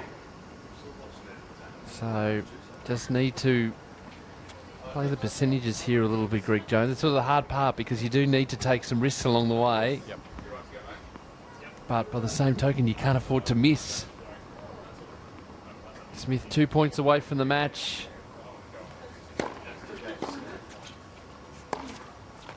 $30 all. But those sort of errors can creep in as well. All the focus now around this first serve of JP Smith.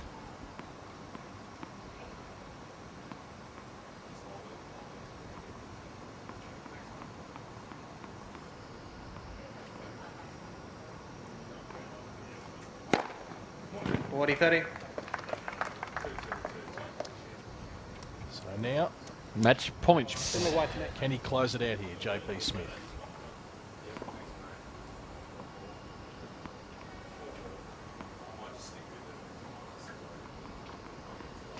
For a spot in the semi-finals.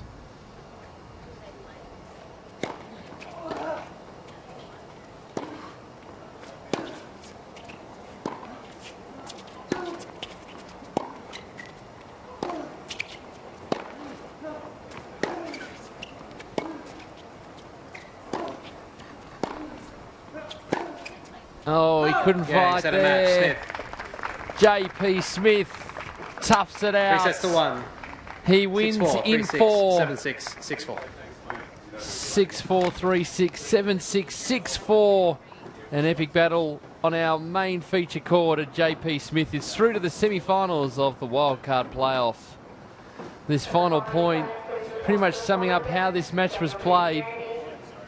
Great competition between these two players. They know each other's game so well, despite the fact they haven't played before at senior level. Well done to JP Smith. The second seed advances. It'll be a tough battle. Tough battle for both players. Greg Jones played super well throughout the match. It just couldn't get there in the end. That tiebreaker going Smith's way gave him a little bit more momentum. A break of serve too in that fourth set. Both players played really well. Gave a great account of themselves, and JP Smith is through in 4 sets.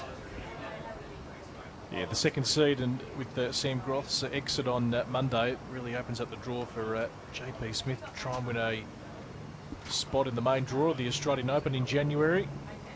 So he tries to get that ranking next year inside the top 200. And, had moments where he lost a bit of control, but generally speaking, just played a very solid game. We are about to head down and hear from very weary JP Smith. I imagine he's with Adrian Franklin. JP, you could really tell at the end of that match, the way you reacted, how important this result for you is. Yeah, obviously it was a good win, being Jonesy. I've known him for a long time. But, the biggest thing is there just to, withstood a lot of power and, from his serves and everything like that. And it was good to get the W today. Did you have a strategy coming into this match? Obviously, you know each other's games very well. You've known each other since about the age of 10. But did you have really specific points in your mind that you wanted to achieve? Yeah, obviously I had to make a lot of returns in his serve. Obviously, he probably hit it maybe a dozen aces, I'm not sure. I didn't look at the stats. But, yeah, make a lot of balls and, get him moving as a big guy, just like me. But, towards the end there, he's a little more fatigued than I was and, managed to pull it out in fourth set match. So, yeah.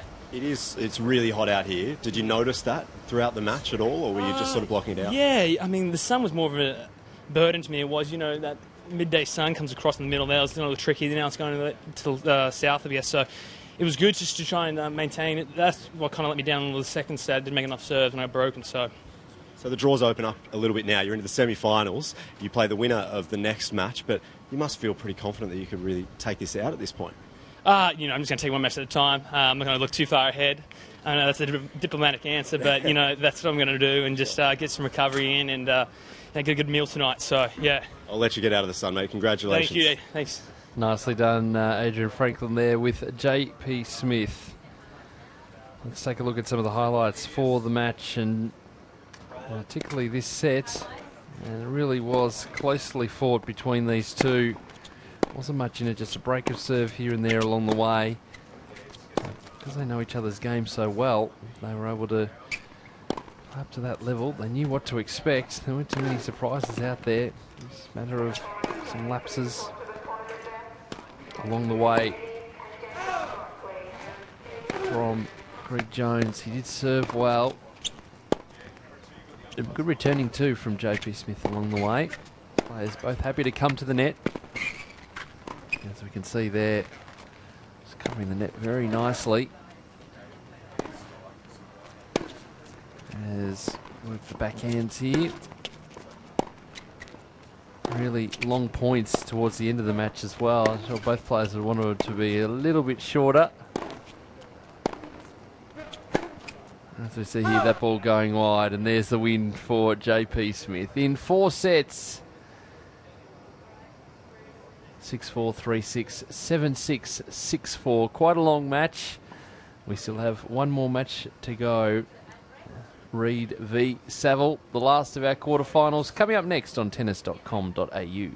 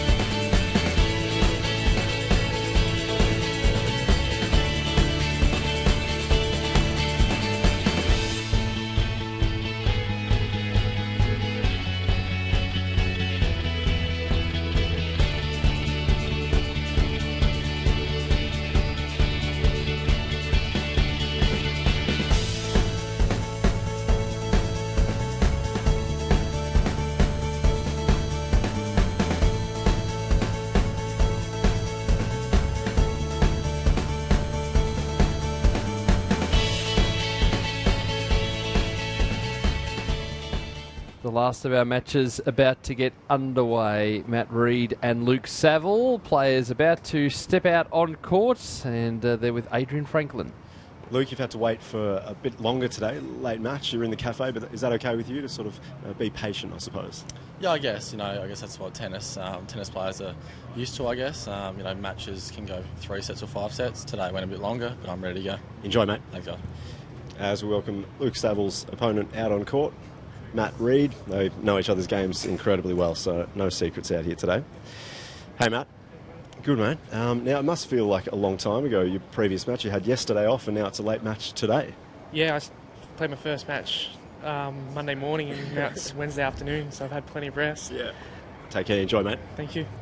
Thank you, Adrian. Changing the commentary position up here too. Very, very happy to welcome Matt Ebden to the commentary. Yeah, thanks, mate. It's good to be in. Good to be back. And good to have you back too. Now, we've got to congratulate you on a couple of things first off before we start. One, wildcard to Brisbane today. Congratulations. Yes, thank you very much. That was nice Christmas present. Yeah, exactly. It also helps to provide a little bit of certainty with your schedule for the new year, to at least know that first week of January is covered. Absolutely, yeah, it does help with planning and I guess training purposes a bit too. Obviously finishing around 100 wasn't quite enough to get in, Brisbane. Is it probably enough to get in? I think Aussie Open, I'll be okay there. But it's unfortunate that the year starts off here and it's a bonus start. So I'll try to be making the most of January to get me right back up the rankings for the rest of the year. That's looking forward. Let's look back a month. You got married. Congratulations. I did. This is how you wear a ring around your chain when you play tennis. Definitely not on the hands. So that was all exciting and a lot of fun. And Kim's over here with me. We're training over here for sort of December. So yeah. Is it hard to plan a wedding around the demands of the tennis tour? Well, I think that depends a bit on the woman because Kim has planned and done most of the work all year.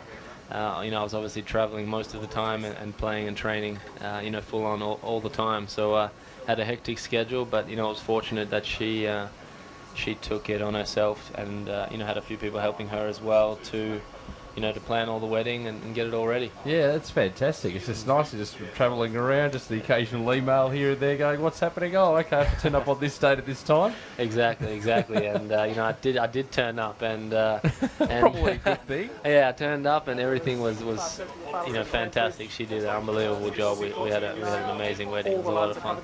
Excellent. Oh, that's good to hear that everything went well there too. And so just listening on the coin toss here. Tails. Couldn't hear a word they said. We'll get that from the umpire a little bit later. So, assess year 2012. Obviously the end's doing very well, having a wedding at the end. But how have you seen it? How have you gone this year? Yeah, I think there was a lot of good stuff in 2012 for me. I had won my first Grand Slam matches. Won a couple. And, made my Davis Cup debut and won live matches there as well. So, I got my Davis Cup record going. I played a full tour schedule. I didn't drop down. I didn't play any challenges or anything like that. So to finish around 100, that was okay. I was obviously aiming for a lot higher than that. But to finish around there is not too bad. The ranking doesn't maybe always tell you the truth. It's sort of... I probably won as many tour matches as a lot of guys who finished around top 60 or top 50 anyway. So, maybe I could have mixed in a couple more challenges, try to get a few more matches and, bump up the points a bit here and there. But I really had a sort of goal to try to solidify myself in the top leagues. And, I sort of did that all year round. And, to come out around 100 is okay for now. And, I think... sort of more look at what happened and what went on during the year. I had a lot of good results, beat a lot of good players, and I made sort of my entire ranking against guys who were higher ranked than me, and I had to beat them all to gain every point I got. So that was a lot of positives for me. I learned a lot. I grew a lot. I became a lot stronger, physically, mentally stronger, and obviously a lot of experience. And I'm just really looking forward to cranking it up now in 2013. So have a look at Luke Saville's profile here, 18 years of age. He's got excellent potential. I throw around this word potential a lot, but A good solid performance over Andrew Whittington in round one. Obviously he's been involved with the Davis Cup team as well. What can you tell us about Luke? How do you assess his game? Yeah, I met Luke, I think it was last year. He was the orange boy at one of the Davis Cups, and you know, for me it's just great to see a good young kid, just a good person, and he was very respectful, very hardworking, committed to what he was trying to do, passionate about the game, and it's showing. I think he's had a really good year in the juniors, and he's got a good temperament out there. He's got some things he's trying to, seems like he's trying to work on with his game to build his game, and that's obviously key, around building some big shots and some heavier balls around. So it'd be interesting to see how he goes in the next couple of years. It's obviously it's never easy, and but hopefully he can stick with it and keep persisting and keep developing his game and can come through. Yeah, absolutely. As we take a look at his opponent, Matt Reid, 22 years of age. That huge match against Jacob Grills in round one. He was staring down the barrel, 2 sets to love down, but managed to get the job done in the end. It was a great performance to be able to turn it around against a player who really came into this with nothing to lose. Yeah, I'm not actually familiar with Jacob Grills. Is that does Wayne Arthurs coach? I think so. Yeah, okay. So yeah, I know. Wayne's been working with some of the younger guys, so that's obviously good for that guy to come out and win a few sets against Matty, who's been a solid player inside the top sort of 300-400 for quite a few years, and he knows what he's doing out there. He's pretty experienced on the pro tour level, and I think he's might have won a couple of futures this year as well. So he's trying to also do what Luke and the other guys are doing, trying to build their games and trying to find something that they could do to make them a better player along into the bigger tournaments. So just going back to you for a moment. Your rankings goals, do you set a ranking goal at this stage for where you want to be at this time in 12 months? Yeah, absolutely. I think a couple of months ago I hit 60. So I know what it's like to be there. I know what got me there a bit, and I know what also held me to only 60. So I feel like I know pretty clearly what needs to be done and where I have to get to push 40, 30, that sort of thing. Had a lot of success in the last couple of years against high rank, guys top 20, top 10 even here and there, but it's about developing your level that much so that those are consistent wins that you can do. And so I just looking forward to building on that. Well, the other thing is to get yourself out of you're ranking high enough so that you don't have to necessarily qualify for the majority of the ATP Tour events as well, which would be just another thing lifted from your shoulders to know that, okay, this week I'm playing here, and you've got the certainty of first round and the prize money and that sort of thing from there as well. Yeah, that's very true. And that was the case for me quite a lot this year. Finishing, I think, hit 69 or 70 at the end of last year, and so I knew I'd have a full year of slams, and most of the tournaments I was in, which was good. But then even when I was 60, there was still some tournaments I was having to qualify for anyway, and even Paris at the end of the year, Paris Masters, I think the cut's 38 at the start. So if you're ranked 39 in the world, you're still playing qualifying there. So it's a little bit mix and match, and it's just the way the tour works. Sometimes you just do have to play qualifying until you're sort of top 40, top 35, and you're sort of always guaranteed. So that's the goal, is to really sort of get to the top 50 and try to push on from there. Yeah, exactly. It just makes everything so much easier along the way. To the right of the chair. I imagine you've been doing plenty of training this time of the year, just starting to get back into it. What's been the main focus for you during this training block? Yeah, last couple of weeks have been training hard here. Aaron Keller's been getting us in the gym. I've been hitting a lot of balls with Marinko, who's also working hard, and pushing each other along and using each other sort of sparring partners here and there. And we've got a great fitness trainer. Working on our bodies, getting us as fit and strong as we can. I feel like I've got quite a few gains to make there with the strength and the fitness and the long term. And you mentioned getting top 50 could be makes things easier, but I think it just makes more work. So away we go in the last of our quarter-final matches. 15. And that's a perfect start. So you see yourself, obviously we are years and years and years and years and years away from you hanging up the racket, but maybe doing a bit of this sort of stuff into the future?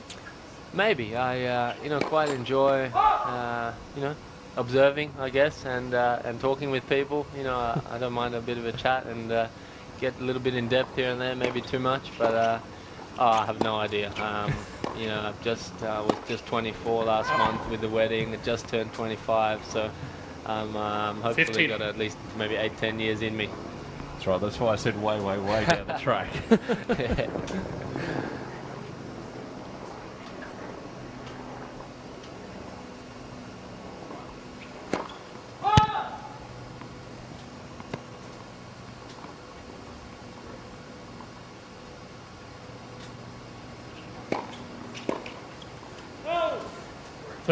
Tell us a little bit about playing on the futures and the Challenger circuit. We hear all of the sort of stuff about how glamorous it is playing on the main ATP tour and how a lot of things are looked after. A player like Matt Reid, for example, has had such good success playing futures events all over the place. Australia, Romania, Serbia, the USA. It can often be very, very tough going to these events where you haven't necessarily got huge stands full of people or massive prize money or on offer or a huge entourage that you can have travelling with you. Tell us about some of the difficulties associated with travelling on the secondary tour. Yeah, absolutely. I was in the gym before training. Matty was warming up for his match, and I think we were reminiscing about a few years back, probably, I don't know when it was, maybe 2009, 2008 or 9. We're talking about I played him in one of the futures in I think Kalgoorlie or somewhere.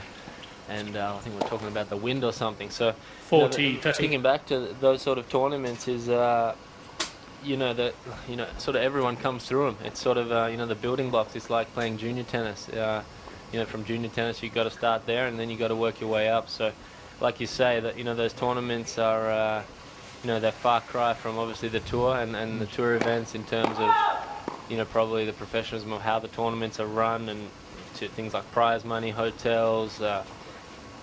Chauffeur cars, transport, all that sort of stuff. So it's very testing, those sorts of those tournaments, and the guys who sort of are in there and out of there as quick as possible probably, can work their way up quite long. You probably don't want to be hanging around there too long, and but that means winning a lot of them, and then heading up to the challenges and heading through, as quick as you can to the tour if you can do it. And like you see there, Matty Reid's won a few futures this year, and it'd be nice to see him step into the challenges and see if he can elevate his game and pick up enough points to get his ranking up.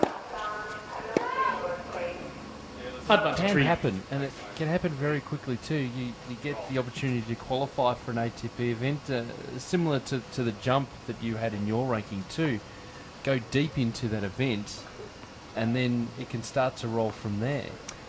It can and it can't. The way the point system works, probably a good few years ago, I think I was around 250, 220, and I think I qualified in Brisbane into the tour event there, and I beat Meltzer first round.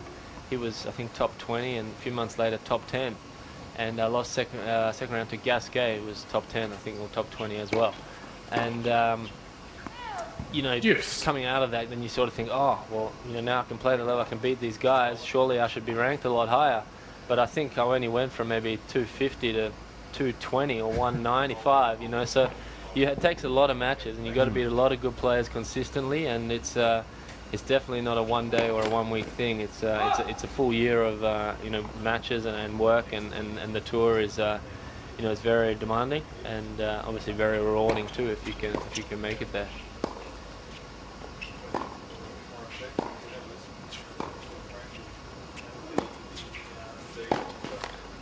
And the transition for a lot of these players from going from best of 3 sets to best of 5 sets in this tournament, for a lot they haven't actually gone the distance of 4 sets or 5 set matches. How difficult is it to make that transition, and what's the sort of change in mindset you need to have knowing that a match could potentially go 5 sets? Yeah, it's very important. The first year they've done this with all the 5 setters, and I think it's excellent. It's definitely for these guys to sort of feel what the 5 sets is like and get experience with that. Then, when they can come to play some either in Australian Open or in the future sometime if they can get in some 5-set matches.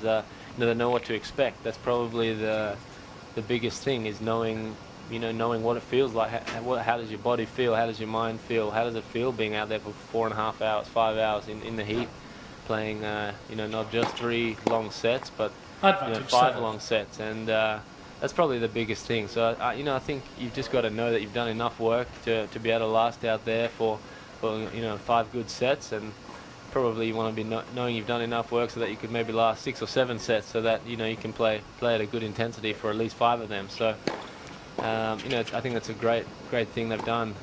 Giving these guys the opportunities to play these 5-setters and see what they can do. Don't worry about the 5-setters. We're worried about the first game at the moment, which is going a very long time. Yeah. It certainly is. They're having some good points out here. They're both competing hard. The beginning of matches in the 5 sets, obviously very important. The first set's obviously key. You don't want to be really going down that first set. It's then obviously another 3 sets to get by. So you can get the first set under the belt. It's probably slightly favours your odds quite a bit, and probably especially against guys who are not that experienced with a 5-set format. Advantage tricky there from Matt Reid, just trying to get around that ball. Yeah, maybe a little bit of wind out there. The last couple of days have been a little bit of wind around. So just trying to make that ground. Just watching that ball bounce more than anything else. Nets. First service.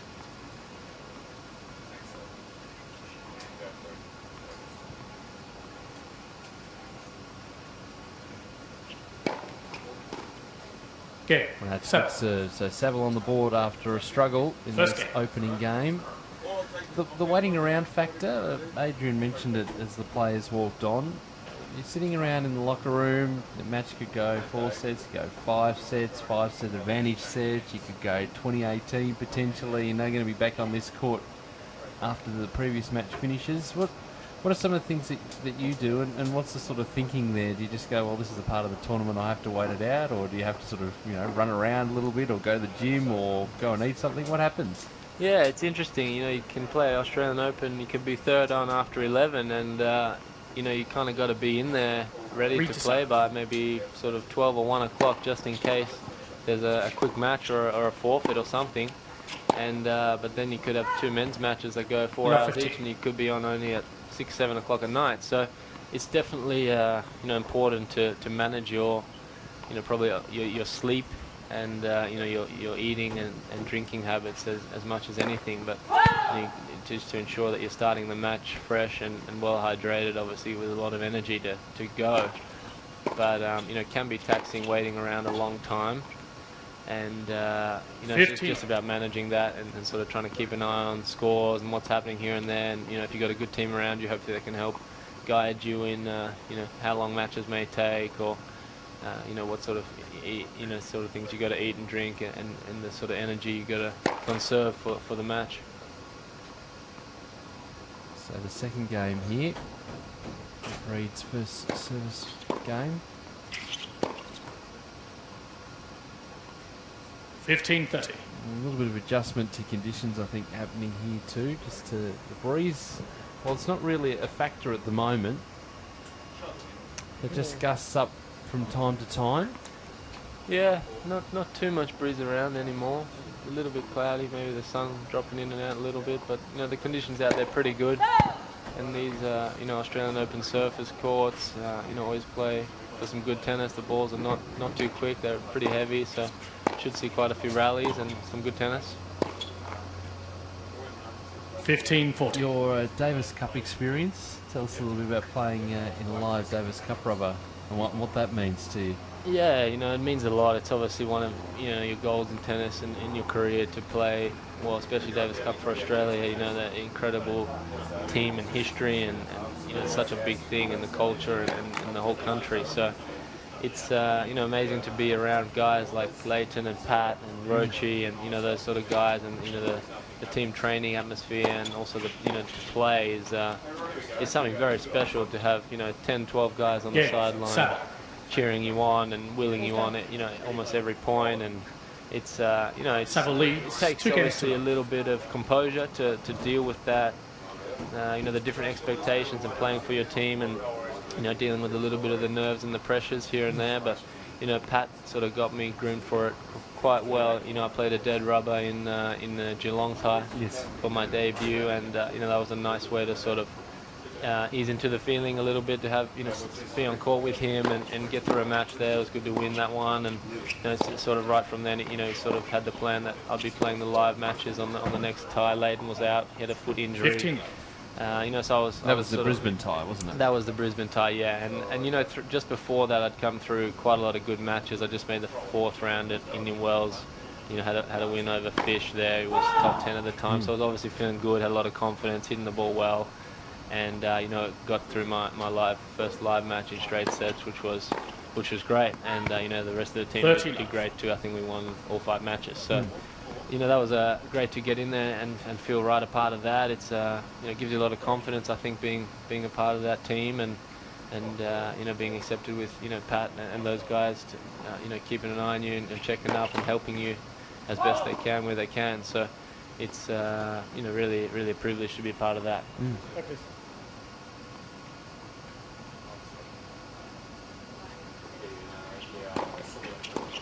So Luke Saville off to a great 40. start here. 40 love after struggling in his first service game. Just seemed to get a bit of a roll happening here. Yeah, it's interesting. They had a very close first game that seemed to have just given him just a little bit of momentum holding there. Matty Reid might have got that break. Might have been a little bit different. He's just looking a little bit flat out there, maybe waiting around all day. Just waiting to kick into gear a little bit. So we'll see how this unfolds. And that's why too. So Saville holds. Saville leads 3 games to love. And it is 3 games to love in the opening sets. We've really enjoyed having you in, Matt. Don't be a stranger if you're hovering around Melbourne Park over the next couple of days. Yeah, I'll most certainly will be around. I'll be in the gym and on the court, so I'd love to drop in and see you guys and keep an eye on how, the matches, and I'm sure there's going to be some good matches in the next few days as well. Yeah, looking forward to it. Thanks for joining us. Thank you, mate. Matt Cheers. Ebden joining us in our commentary position. We'll take a break. Be back with more in a moment. The best tennis players in the world are coming for the APA International Sydney. Are you? See them battle for one of the world's most prestigious titles in one of Sydney's premier sporting events. Sydney ready? Play and book a Ticketek now.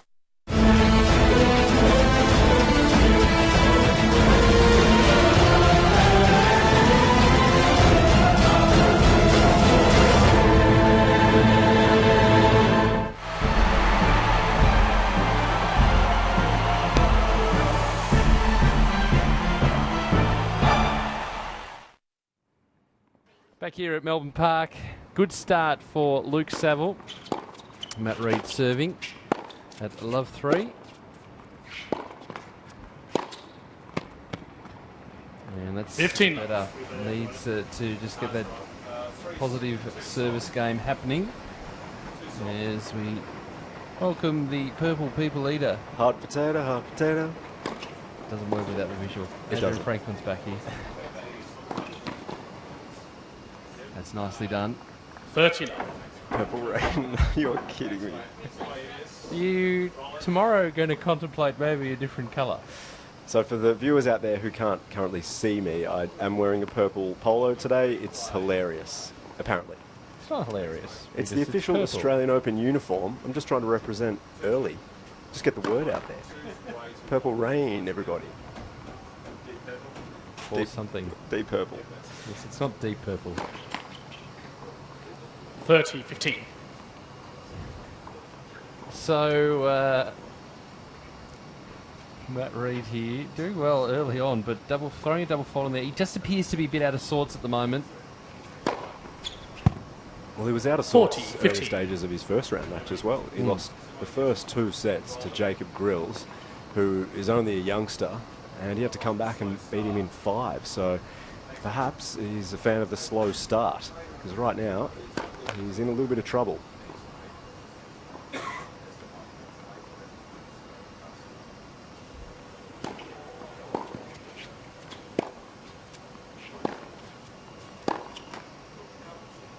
I think both of these players 40-30. strike me as probably needing to develop a weapon over time.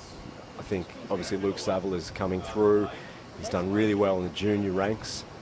But to make that next step, I mean, he's got the work ethic, the fighting spirit. He looks up to Leighton Hewitt. But I reckon he just needs to develop a bit of a weapon. We've seen Marenko Matosevic over the past couple of years in the playoff, and he does have a weapon. Yeah, Reed. I guess Reed does as well, apparently. Ball down, thank you. A big serve. Second ball, if you don't mind. On the Saville board, leads 3 games to 1. But yeah, as I was saying, Marenko, he has that backhand, which is one of the cleanest strokes going around. He's really developed his serve as well. And we really want to see these guys coming through, developing a bit of an X factor, because they do all have the aim of making it deep inside the top 100. And to get there, you've got to be producing something.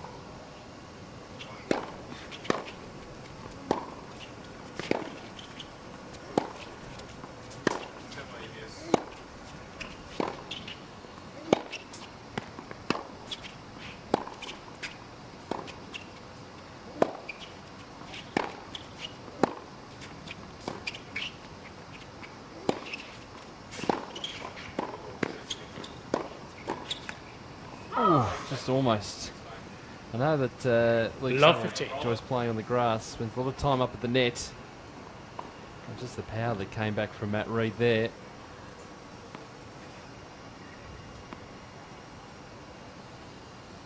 Got a feel for Des Tyson, I reckon, though. He's the coach of Luke Saville. He's sitting in the stands at the moment. He also coaches Nick Kyrgios. So we had to go through that match.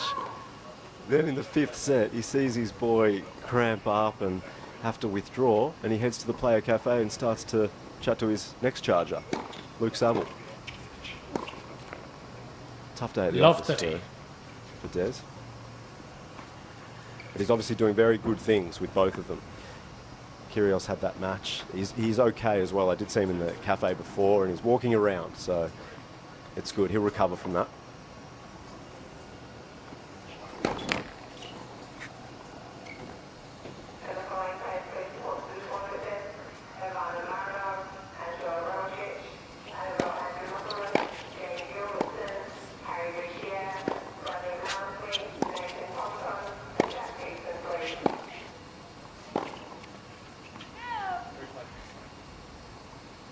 That one just 15-30. I'll give you the forecast for tomorrow. 35 with a possible late shower.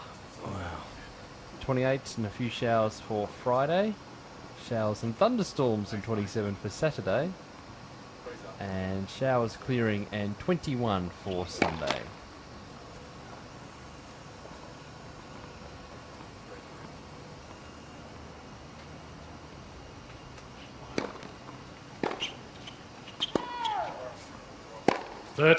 Bit of frustration now for the player on your screen, Matt Reed. Just appear to be comfortable at this stage. Trying to keep that ball nice and deep. Yes, you're going to be hot in the kitchen tomorrow for the women's quarterfinals. Yeah, it certainly will. I suppose the only positive on that note for the girls is that they don't play best of 5 sets. 40-30. We've got Shane Jones on the Twitter. He was just appreciating Matt Ebden on the live stream for the AO playoff. Saville also starting very well, he says, up 3-0 early on. So thank you, Shane Jones. I love these tweets coming in, Pete. This is a new experience for you, isn't it? It really is. Yeah, so Saville holds 4 games to 1 now in the opening sets. Saville leads 4 games to 1. Yes, Twitter is a new little invention that you've come across here, and you're also learning about tablet computing and all sorts of different things. What an education it has been for you. No doubt about that. Looking forward to some more tweets, perhaps after the break. Roll.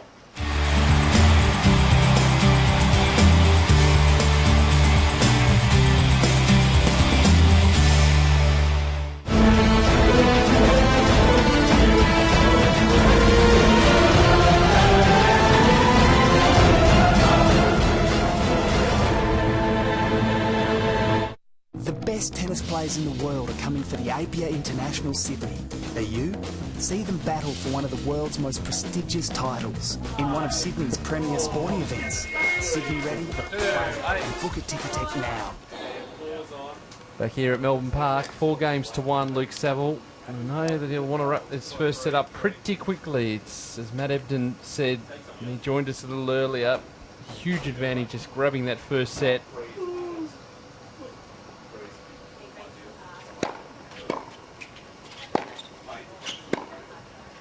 Just 15. Don't want to allow Matt Reid to get a foothold in this match. Just want to be able to keep the ball nice and deep.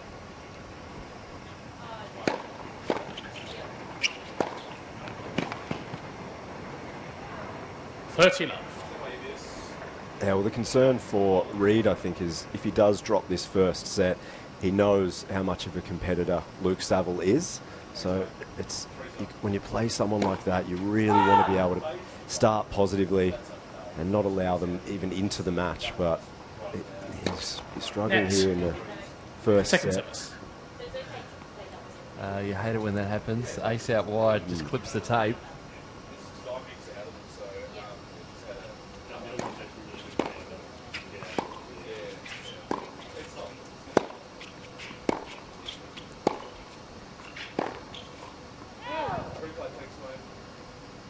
It has cooled down a little bit out there, though. So it was probably at its worst about 2 hours ago. It's still warm outside, but there's a little bit of a breeze out there. It's a cooler breeze, so the players will appreciate that. Matt Reid will appreciate an easier service game here.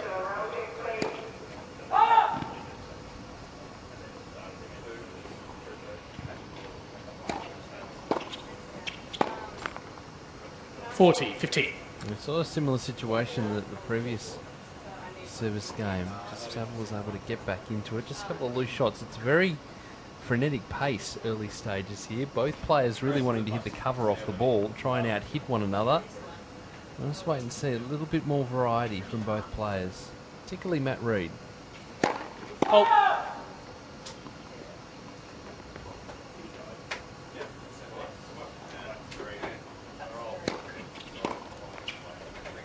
Yeah, Reid. So Matt Reid brings it back to 4-2. Saville leads 4 games to 2. Yeah, it's a tough one to pick, this game. Both players fairly similar. Prefer to play from the back of the court, strong off both sides, but no real obvious strength, apart from the fact that they do just grind it out and they like to work very hard.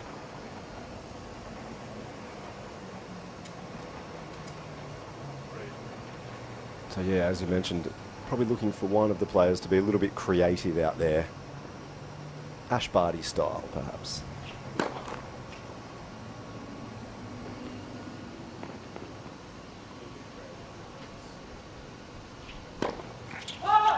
Love 15.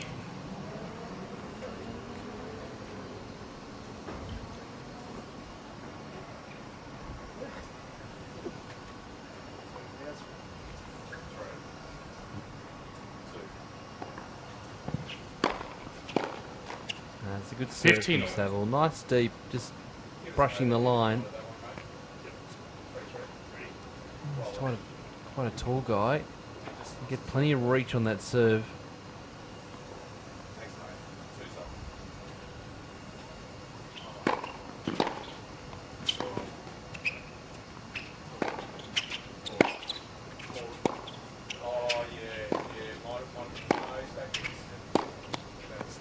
That's a great shot. That's what I'm looking for. 30-15. Stepping into the ball, being nice and proactive. A little bit of an X factor. A little bit of an X factor.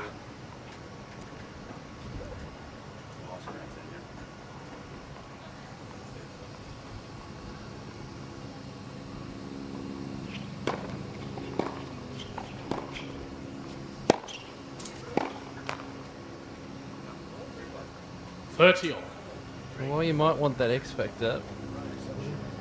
Well, most important is that consistency. Got yourself in a good position in this opening set.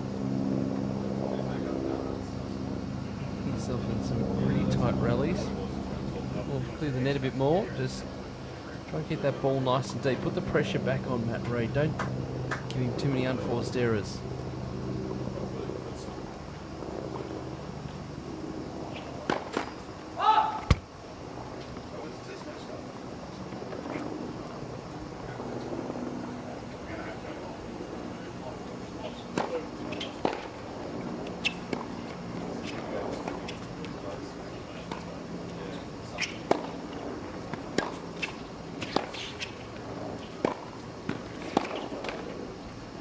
See, really, as you're talking about there, Adrian, leaning into 40, that backhand, 30. gave it plenty. Yeah, good signs from Saville over the past game or two.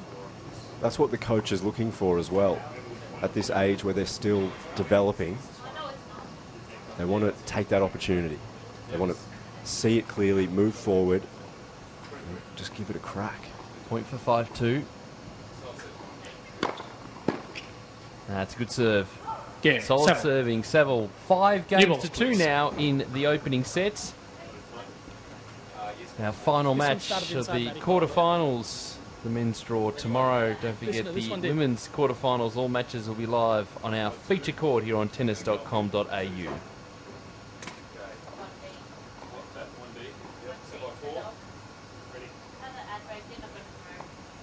here we go. Step over this one. Ready?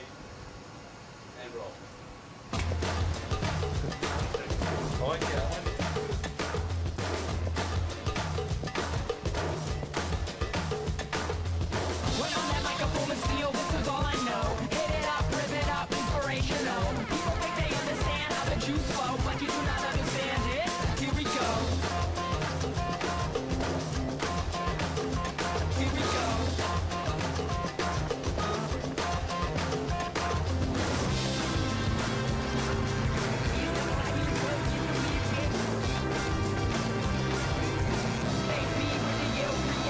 Ready?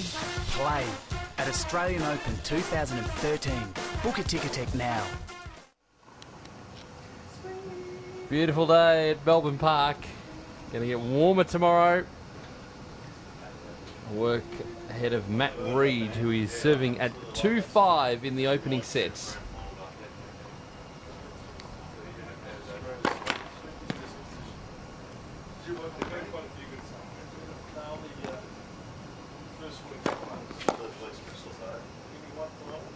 We spoke earlier, Pete, about 15. the heat and which players it may affect, and we have seen it today, obviously, with Nick Kyrgios. He had to pull out of that match Ball in that one as deep well, please. into the Ball fifth away. set One more. with Two Matthew more. Barton. But One Adam more. Feeney as well, he seemed Thank to you. struggle towards the end of his match. Yeah, didn't have much go on him after the midway through that fourth set. There was a bit of a strange reaction from Feeney. Wait. He was sort of putting his arms up in the air, and it was, I guess he was just really frustrated with what was going on. Well,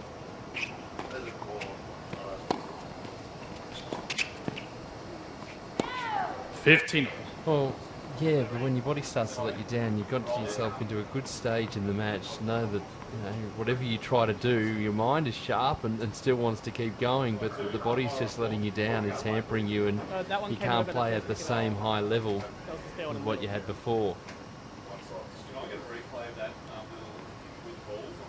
So that's the frustrating, most frustrating part.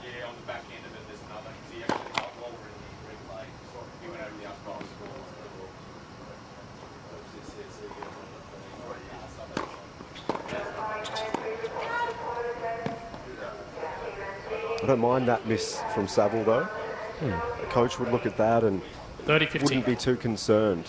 Going for it, missing by a small margin isn't such a bad thing, especially when you're 5-2 up.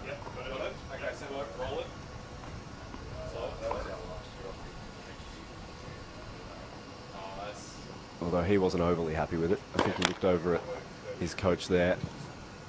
It did look to be slightly long, though.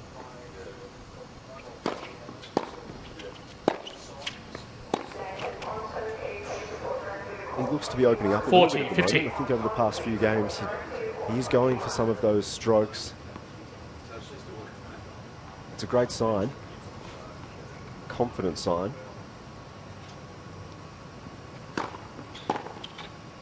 40-30. Pick up. Well, you talk about opening the shoulders. That's a perfect example there. All or nothing shot. And just guess right. He's leaning that right way. And just getting the racket to it. Nice short backswing as well. Oh, the slow motion replay as well, if you don't mind. Oh, that's been happening quite regularly. You Yes. haven't spent much time up here, have No, you? I've been in my own studio, I suppose. So Out. Ooh. Game. Again, not a bad miss. But Reed holds there. Saville leads 5-3. Just missing. We've got a full complement of lines people looking after things in this match. Both boys are appropriately attired in their white, I think, for the heat, Pete. They've thought this out well. I'm pretty sure Reed wore that last year, though, during the playoffs, so... It's still perfectly functional as a shirt. True. You're not one to comment on fashion, though, so I'm probably speaking to the wrong person. 15 Says the man who's rolling in purple. It's the official Australian Open uniform, Pete. I'm just representing. Is Brett Phillips still with us? Let's see. He's packed it in. He'll be back at some point. Look forward to that.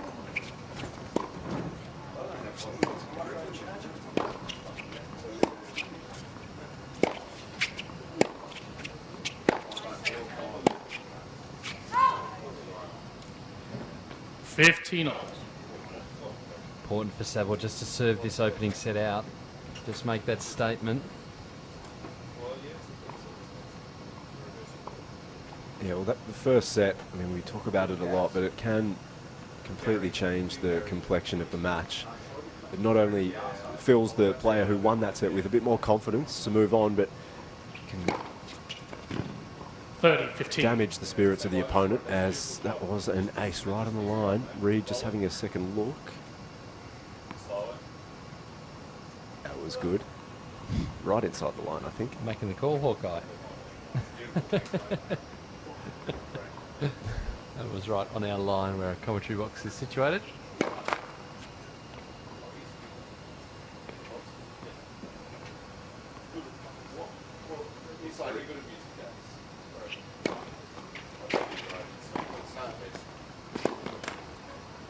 Nice again. 40-15. That's a sign of a grass court player there. Just the nice deep ball, just taking the opponent out wide, coming in for the follow-up volley. And a really smart player as well, I think. He hasn't been doing that much in this first set, but he knows get that serve out wide. It's a really crucial time of the set. Reed won't be expecting a move like that.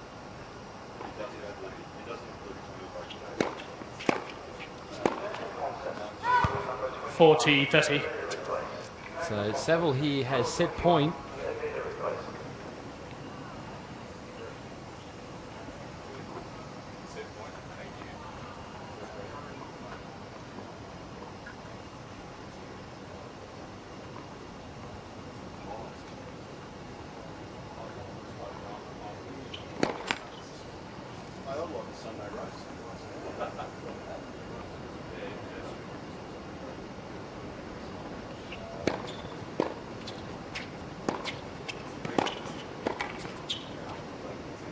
It's good scrambling work from Reed. Twitter's going crazy at the moment, Pete. We've got updates from Tennessee Tennis. Shane Jones is heavily involved in some updates. Adam Bain as well. It's all happening. Apparently James Duckworth has defeated Philip King in the second round of Hong Kong Futures. Yeah, been following Ducky's progress over the last couple of days. There is a hashtag if you want to get involved on Twitter. Tennessee Tennis, they're all over JP Smith at the moment, obviously. Absolutely. Loving JP's work.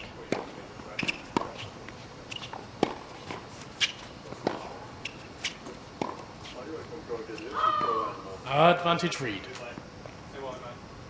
This is turning into a big game here, Pete.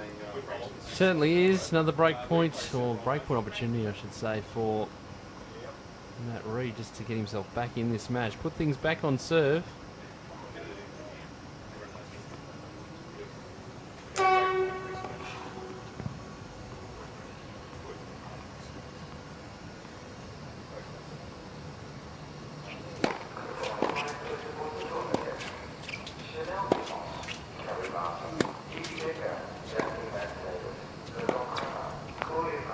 Game. And there it is. So the break back. We're back on serve. 5 games to 4 now in the opening set. Seville leads 5 games to 4.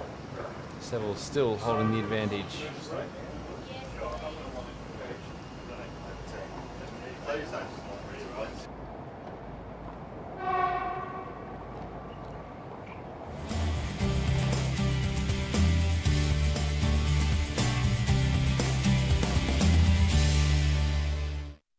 The best tennis players in the world are coming to the Hyundai Hopman Cup. Are you? All in the brand new state-of-the-art Perth Arena with retractable roof and under-seat air conditioning. Perth ready? Play and book at Ticketek now.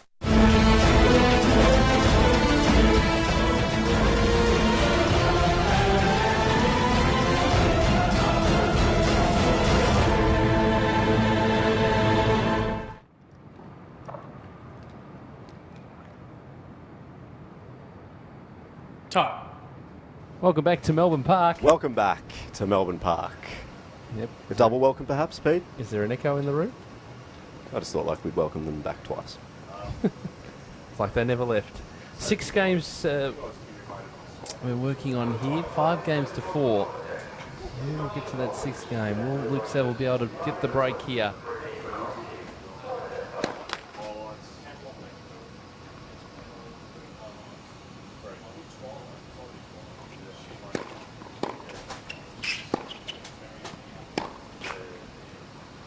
He's tightened up a little bit here, Luke Saville. That previous game, he really looked to be within his grasp, but the last few shots were loose, and that is a very poor shot. Neither player really showing much emotion at all out on court. Probably a smart move due to the heat.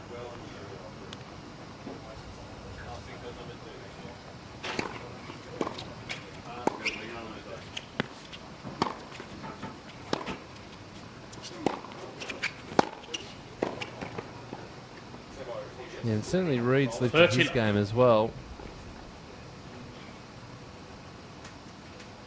Yeah, that wasn't the best approach shot at all. Reed just stayed strong, kept the return quite simple, and Saville just wasn't in position for that one. So perhaps Saville just trying to search for something at the moment.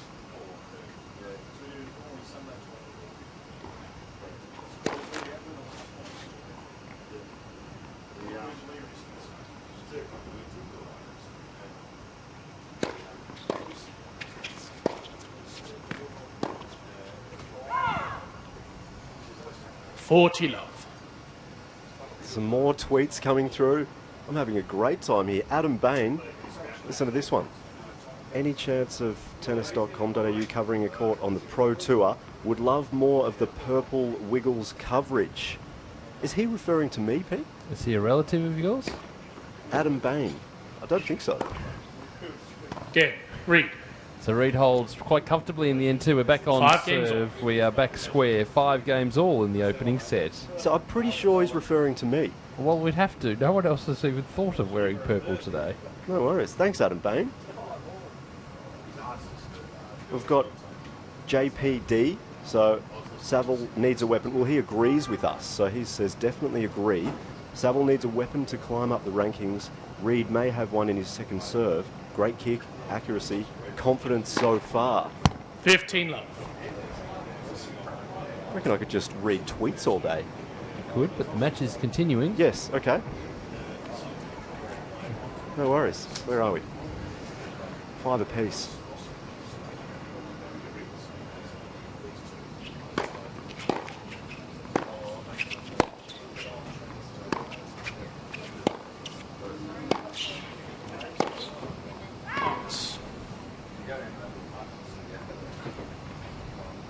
Love.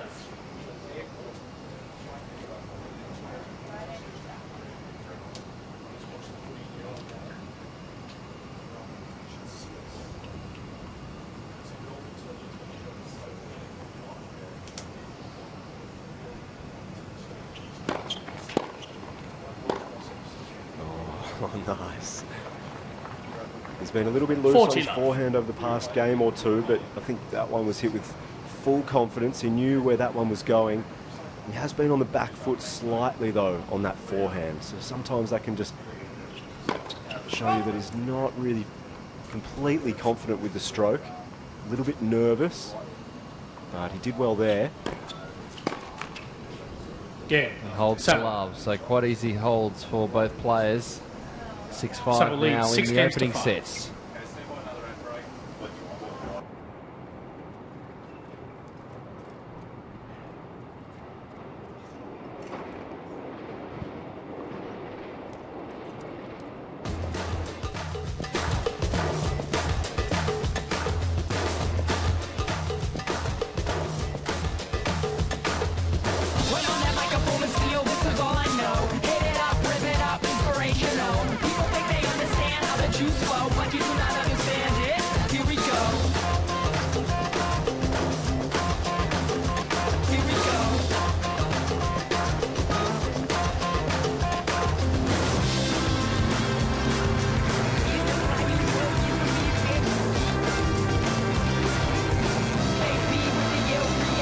Ready, play at Australian Open 2013.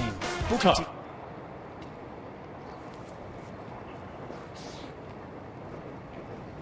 So we're looking to head to a tiebreaker in this opening set.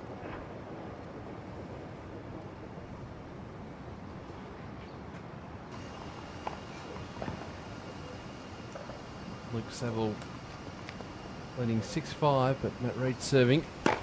Net, first serve.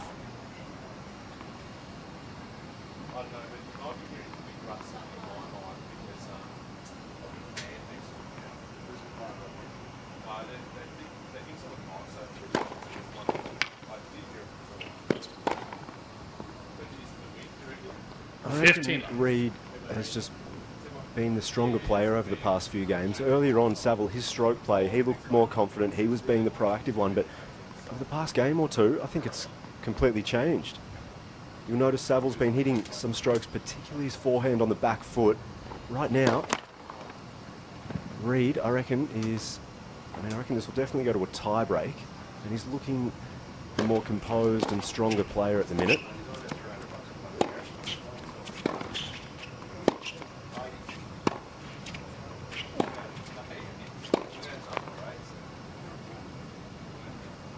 Just can't string 2 points together.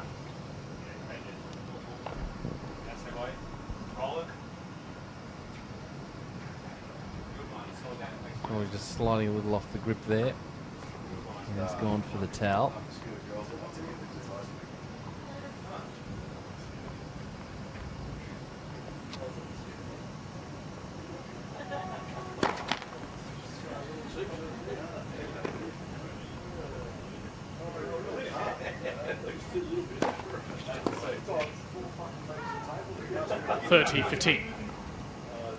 It's interesting watching two players like this who are fairly similar in the way they stroke the ball. You really just need to look very closely at how they're timing the ball and whether they're stepping forward onto the stroke to see who's gaining the most confidence throughout the match. It's quite subtle, some of the differences.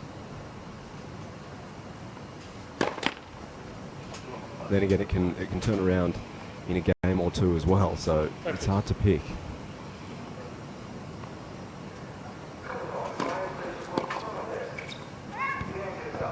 Looks like we're heading to a tiebreaker in this opening set.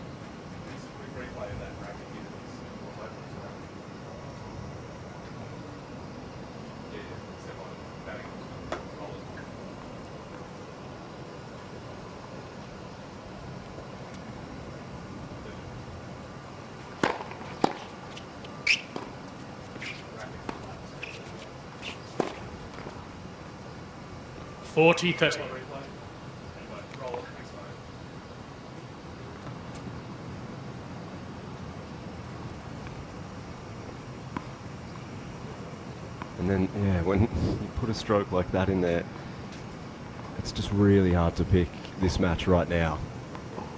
They're not giving anything away.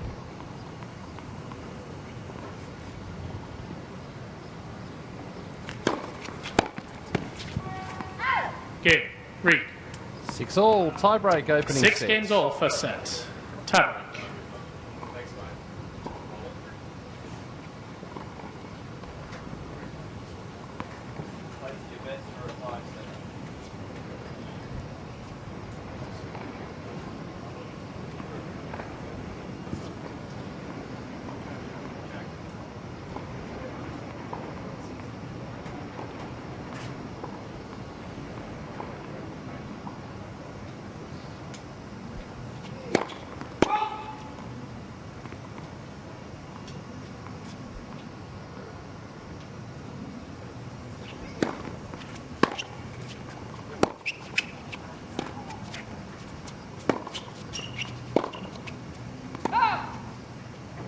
1-0. So. Had some good crowd numbers down here today, Pete, particularly over on the Nick Kyrgios court. Yeah, absolutely. Good to see the fans coming down. There'll be more over the weekend, weather permitting.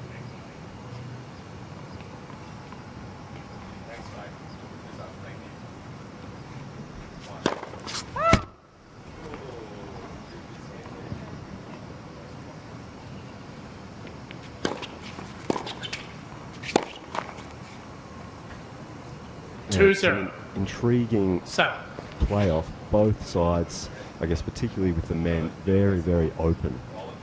Oh, absolutely, yes. Barton and Mitchell playing off in a semi-final. JP Smith faces the winner of here. I know, I couldn't pick that, I don't think.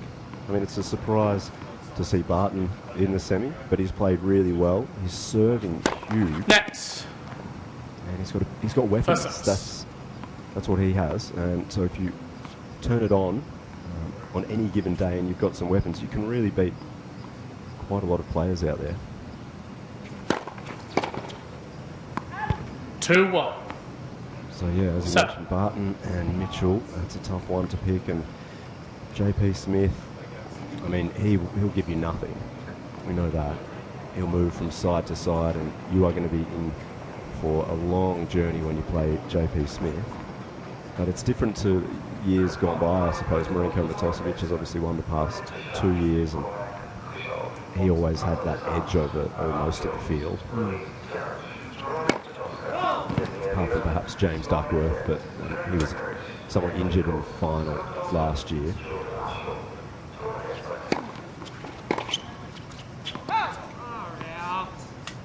And then in the girls, obviously, Ash Barty's probably the standout there.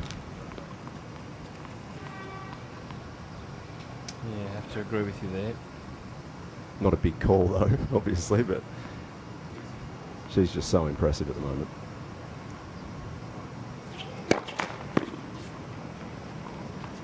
She plays Bojana Babusic in the next round tomorrow. 3-2. There's a consistency factor coming in here. This is an exact replica of how this set has been played. Samuel gets off to a great start and then just throws in those double faults, those unforced errors. Letting Reed back into the match.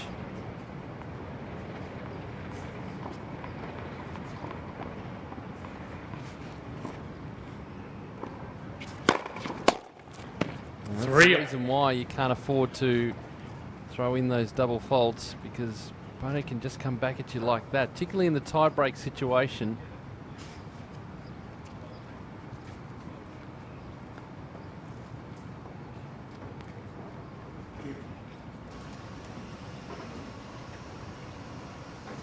Yeah, so on the girls' side, we look forward to that tomorrow. Bojana Babusic takes on Ash Barty. Jess Moore, we spoke to her today. She's playing Arena Rodionova. I mean, that one could go either way. Monique Adamczak will take on Victoria Rajicic. Got to check how you pronounce that one, actually. Rajicic? I know you have your favourite, but if you ask her, because that's got to be the defining factor, you've probably got to ask them how you pronounce it, right? You seem confident on that, Pete. Well, you interviewed 4-3. I know, I wanted to ask her, I forgot. And then Tammy Patterson will play Priscilla Hon, the 14-year-old from Queensland, if you don't mind.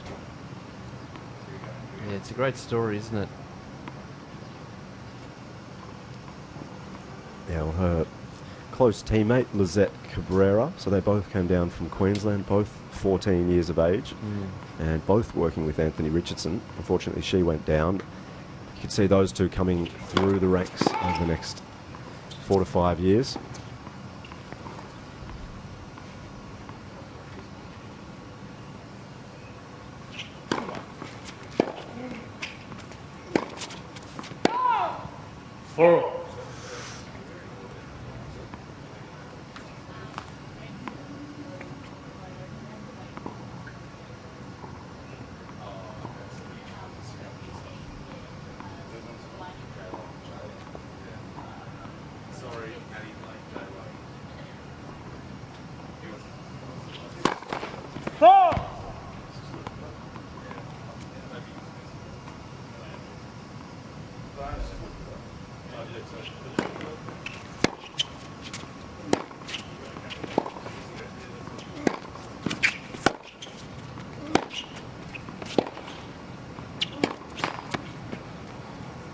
5-4. And he's let Reed back into this tiebreaker. Just in control of that point, running Reed side to side. He seemed to flatten this one out. Oh, he did a little bit too much. The high part of the net there. Yeah, it's a little bit of a turnaround now. A couple of serves to come here for Reed.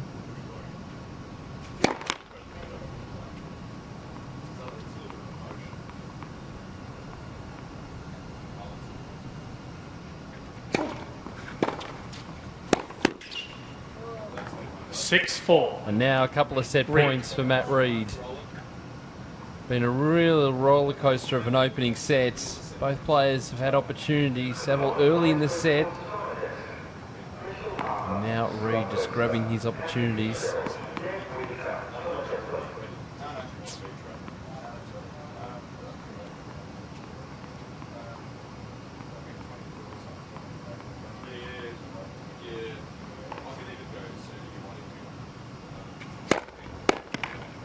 That's a good way to close it out. The opening set goes to Matt Reed. By 7-6. In the tiebreaker. So, good result for the man from New South Wales.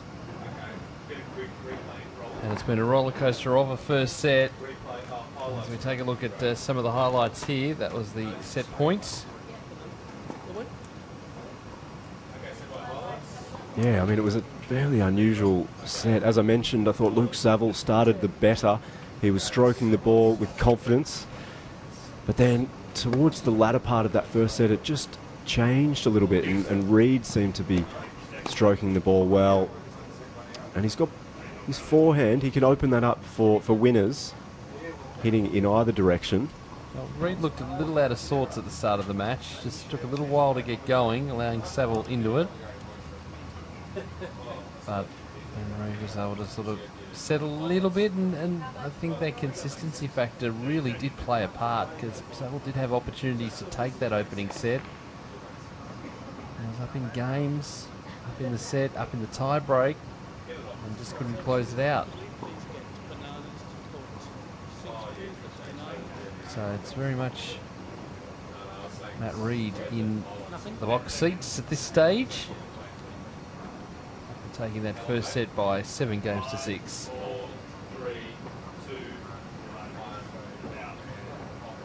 Yeah, there was no obvious difference throughout the early stages of that first set, but I felt that Luke Saville was a little bit loose with some of his strokes, particularly on the forehand side. He was hitting off the back foot.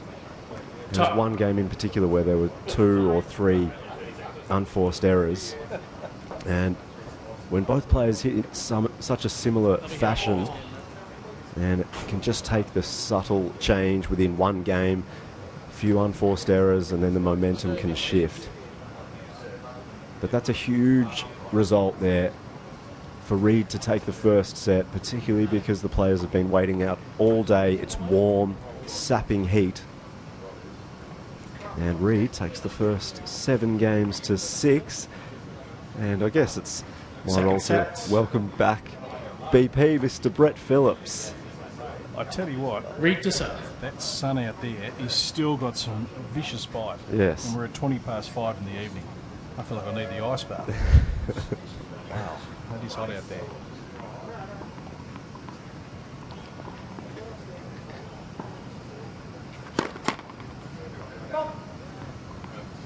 There's not much in it, is there, Adrian? When you not at all. Look at 2 players trying to find an edge.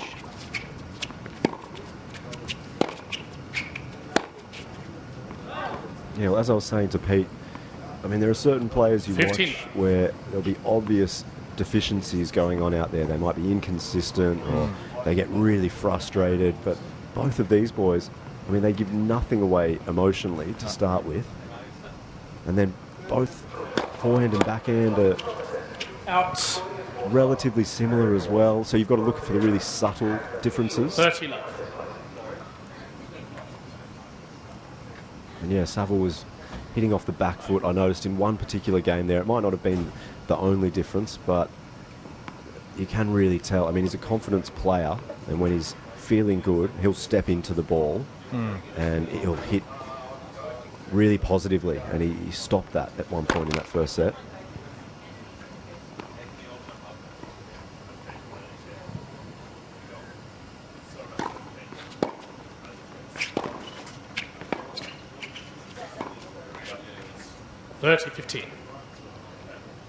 So the winner of this one, Brett, obviously to go on to play JP Smith. So again, that one you'll expect to be a battle as well. Yeah. They're really impressed with JP coming through that match. Mr. Greg Jones. Yeah, he's one of our favourites, isn't he? He's been in the playoff for the past few years. We love watching him play. Yeah, he's got a good game. It's good to watch. I mean, you love guys who can come in and volley and 40-50. Make things happen at the net, and he gets in every opportunity he can. He's got that lefty serve. The question is, where can it go? How far can it go? And we're probably going to find that in the next 12 months or so. 23. 240 odd in the world. But, this has been really his first year, full year, out playing the Futures and Challengers circuit. 40-30. Well, he's improved his ranking, JP Smith. So earlier on in 2012, he was around the 440 spot, and now, he's just outside the 200 now. So that's a great. I mean, you'd look at that year and you'd take that in a second. Yep. And doubles as well. I mean, we know that he plays a lot of doubles, but mid 500s, and he's just outside the 100 spot now. So not just singles, he's also putting the wins on the board and the doubles court. Yep. Now you can see why he's a good doubles player. He's a perfect partner.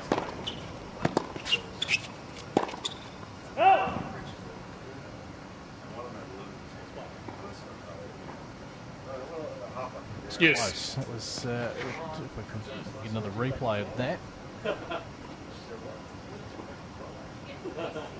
Hard to probably see it from that angle, but Reid for a moment was walking to the chair thinking he was okay.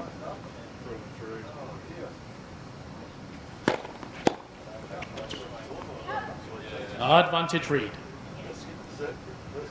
Well, the early stages, even though it's the first game of this second set, I mean, it's really important for both players. If Reid can win the first game, then he'll just continue with that momentum, and it just makes the task that much more difficult for Saville.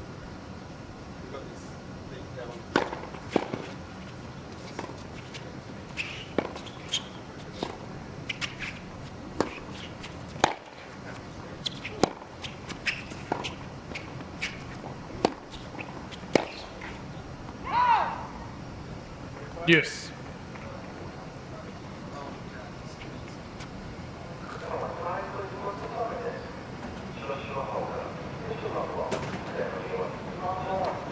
When that sun disappears, it's actually okay. Yeah. Now tomorrow is going to be pretty interesting with some of the girls. I guess particularly with someone like Priscilla Hon, depending on what stage of the day she plays, but 35-degree heat. Advantage Reid. Yeah, big moment for her yesterday, and you interviewed her, and just I was watching the look on her face during that interview, and it was just, wow, here I am. I've made it through to the next round, the quarterfinals. I know, and they're the good stories you see during the playoff. You see all of the new emerging players to come through, and then you get the chance to interview them and hear about their story and see the genuine excitement on their faces as well. Yep. It's a week, or 3 days in, and it's already shown anything can happen. You look at the draw and you think, well, top seed should go pretty deep. Both knocked out. It really has opened up both draws.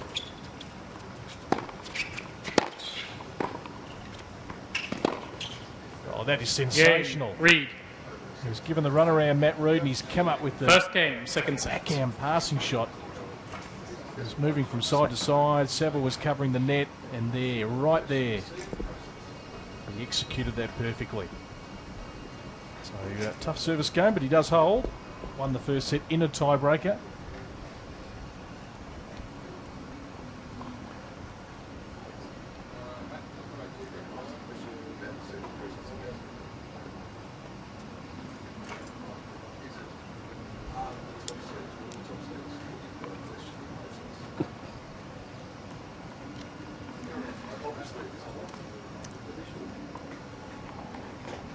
aren't our team just doing a phenomenal job out the back? Well, they're holding up extremely well. I did venture out there. I've been out the back for a little while, and a couple have passed out, but yes, they're still with us. Yes. So it's a big day all round.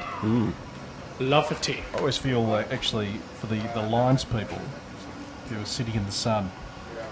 Has there been a Lions person that's ever nodded off?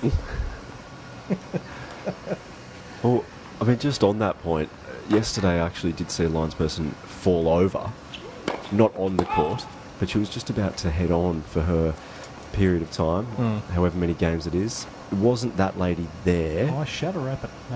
No, she moved, so she's still with us. But yeah, it was quite a heavy fall, and she was just about to head out on court, so... But they're troopers. We know that.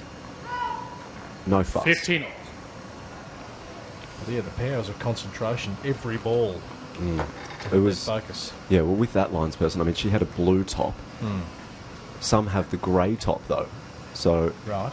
I'm not sure. See, you've got the blue and the blue, and then obviously the ball boy right there as well. What's the difference between the grey and the blue, though? Is that a hierarchy, perhaps? Is there some sort of hierarchy within the Lions? You've got the inside knowledge. Maybe it is. Maybe it's...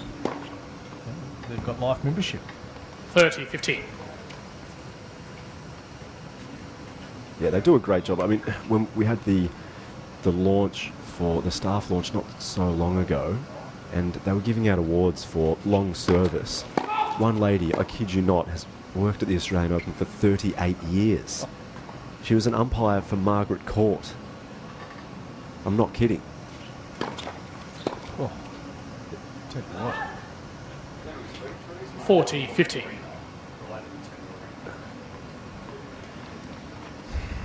"38 years. Deserve more than just a plaque. No, well, she actually... a certificate. She spoke.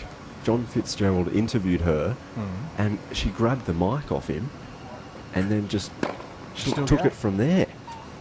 She took it from there. Okay, so... One game all, second set.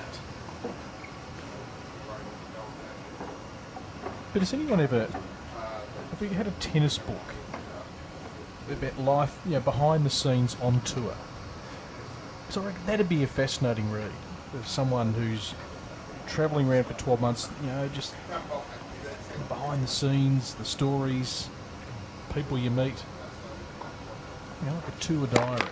Well, BP, I mean, someone's got to do it. You're passionate about tennis. What about yourself? Would you put pen to paper? 15. Well, I wouldn't mind following someone. I'm intrigued because I wouldn't mind. I agree. Spending a period of time to see what these tennis players go through on a week-to-week basis. I mean, we get little insights from different people we deal with here.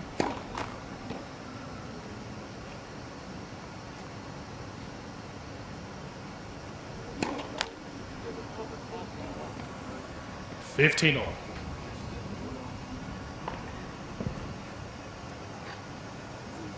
I think it'd be an interesting read. I mean, I'm just trying to think.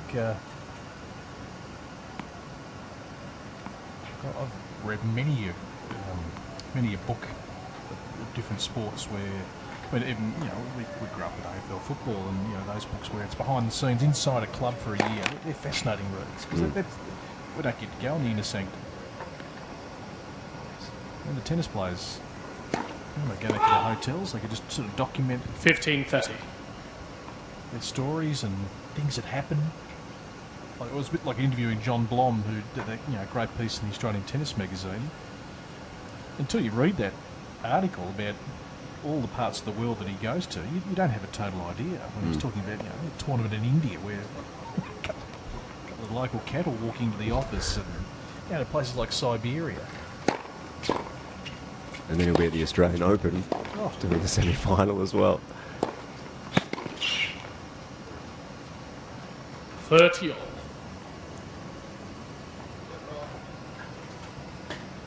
So it's a real struggle out there at the moment. absolutely no theme to the match right here. It's just a battle. A war of attrition. Words right out of my mouth. 30-40.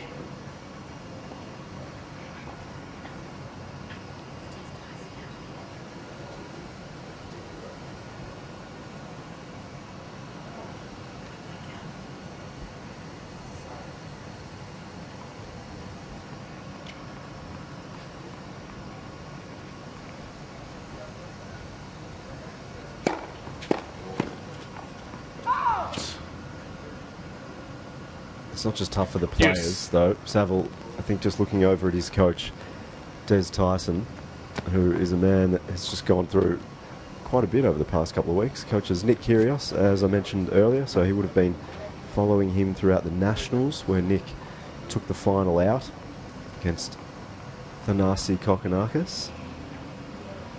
And then he's obviously been working with Nick this week and Luke as well. Advantage of Reed. With Nick being involved in the 5-7 before he cramped up. Such contrasting players to work with as well. Yeah. I couldn't believe it. I had a brief chat with him yesterday and he said, yeah, I'm working with Luke and I've got Nick. There he is, right there, in the white cap. So... I'll tell you what, a good night's sleep. Oh. Just to stay focused. I mean, Oracene Price has admitted that she gets the noddings. She does. Serena and Venus matches. That's why she But wears the extra sunglasses. Yes. Reed leads 2-1. Second set. So on serve here. You boys, balls in, guys. Balls in, guys. You get all the balls in before you leave? Yeah, he's still with us there, so he's fighting fit, Des.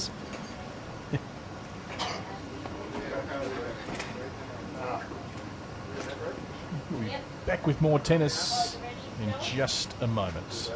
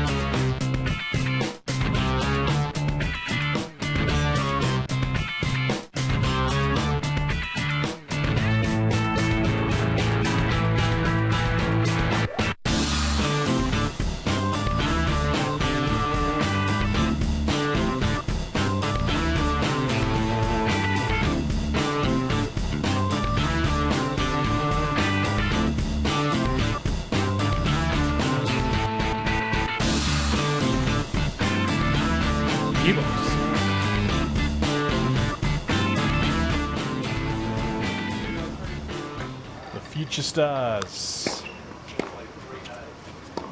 It's Luke Saville looks to hold serve in this second set. 15. Last of the men's quarterfinals to be played today. The winner to take on JP Smith in the semis. That'll come up on Friday. Well, they've certainly earned a nice day's rest tomorrow, the men.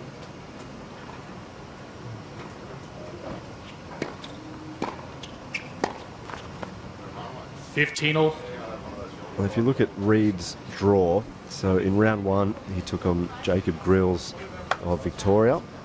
Lost the first two sets, but took it out in the fifth. So now he moves on to this match, which you would think is going to be another fairly long match. You could see it absolutely going to 4 or 5 sets. But regardless, it's going to sap him of energy. 30-15. And then if he took this one out and moved on to JP, that's another tough match. So for Reed, it's a tough draw. I mean, when he played Grills, he was certainly the overwhelming favourite, but it didn't play out that way. It did end up going to the fifth. So, you know, even mentally, when he gets to the really tricky moments of a fourth or a fifth set of a match, he may, you know, start to fatigue. Yep.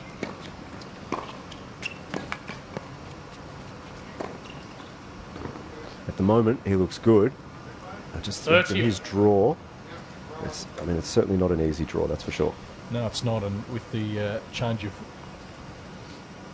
format to 5 sets, you really earn your spot.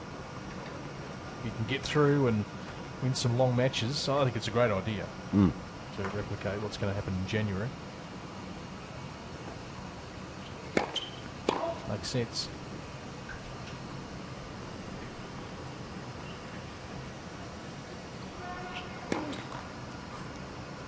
Well, 30-40. I'd like to see that one again. Man, this turns into a significant moment early stages of this second set now. I mean, this is where your mental strength really comes into play. Lost the first set, and now he's looking at a break point. And a second serve.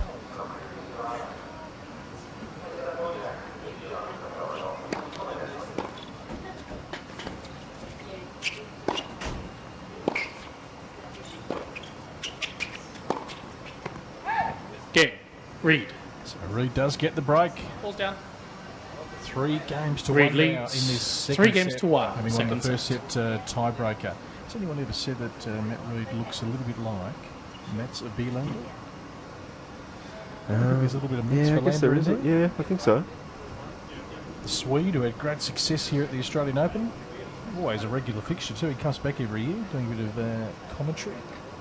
Well, I don't think I've heard that, but perhaps if he does win this match... The more I look at Matt Reed, I keep thinking of Wait, please. Mats Wilander. Okay. Well, maybe I'll ask him the question. If I'm doing the interview afterwards, or whoever does, let's make sure they ask the question. Well... Because it's hard hitting. Got to put it out there. Well, of course you do. Look-alike competition. 15 love. But in all seriousness, this is now getting a little bit concerning for Luke Saville. 1 set to love down, 3-1, and the advantage that Reed has is that he served first. So on the scoreboard, if he holds serve, he's always going to be 1 game in front. Nets. And then if you break the serve, you can inflate the scoreboard even a little bit more. If he wins this, he'll be 4-1. And if Luke Saville looks at the scoreboard, that's going to hurt. Yeah, psychological 2 sets to love down. Where he can get there would be a 30 love. Tough ask.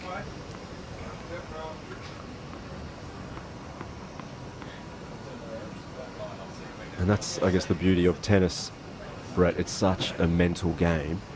I mean, within the rallies themselves, there's a lot going on. And then outside of the point, I mean, percentage-wise, if the match lasted for 5 hours, they're not actually playing 30, for that long 50. on court, but it would feel as though you are. Every second, you're still involved in the game. Good shot there, took it early. Nice play down the line there from Saville. Have you ever seen those sort of breakdowns, though? If a match, for example, went for 5 hours and then you had the breakdown of the actual hitting time, it's incredible. It's...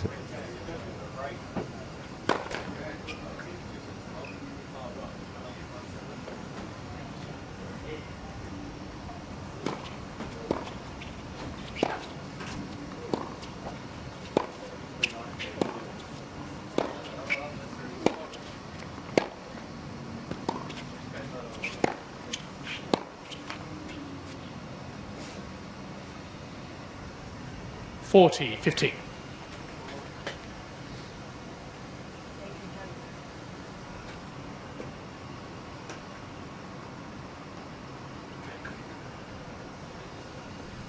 So there's a little bit of an age gap between the two players. Luke Saville's 18 and Matt Reed is 22. So there's a bit of an experience factor there for Reed.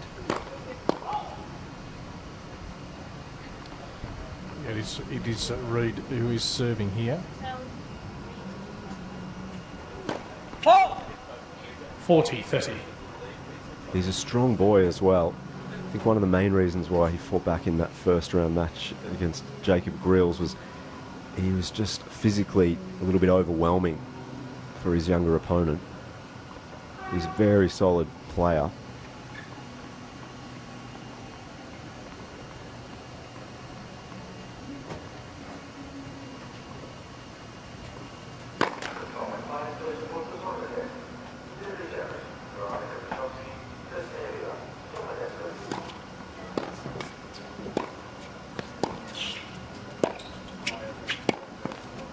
pulled that Game, wide. Reed. He's in a good position now, Matt Reed at 4-1, second set. Reed leads 4-1, second set. Can he continue the momentum?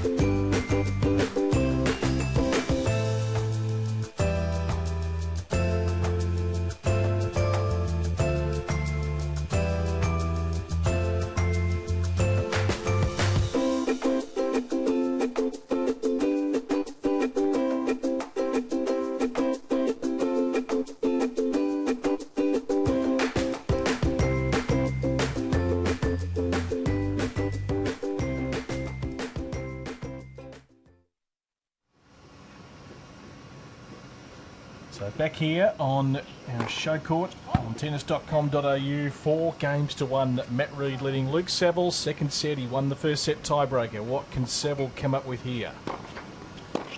Needs to find something.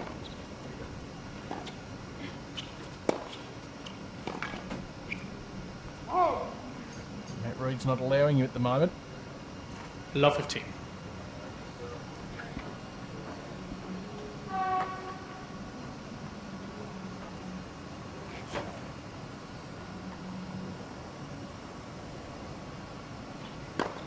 Alt.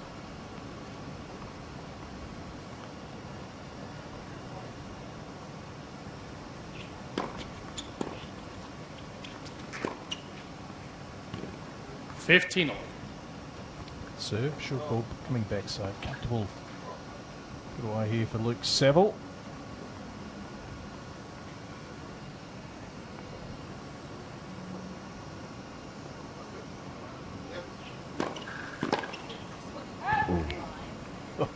$30-15. That was the shot of the day then at the stadium. Yeah, they're the best shots, aren't they? Just out wide. Good, don't they? Short backswing. That and the single-handed backhand down the line. Oh, yeah. What was it? I think Feeney. Adam Feeney must have hit a great winner earlier on. I heard you talking about that. Alt. He has a classic backhand, though. Yep. I've always loved that.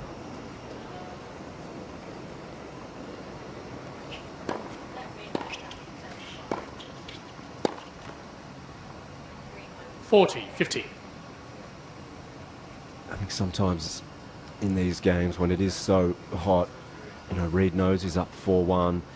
If he loses the first couple of points of Saville's serving game, he's okay to kind of crack a few without too much thought, because he's got that buffer of the service break, and sometimes you're happy to kind of move on to the next game, conserve a little bit of energy. 40-30.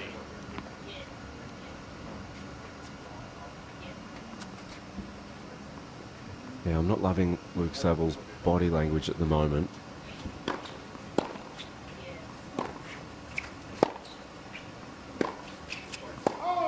He just seems to be lacking a little bit of energy, I think. Yep.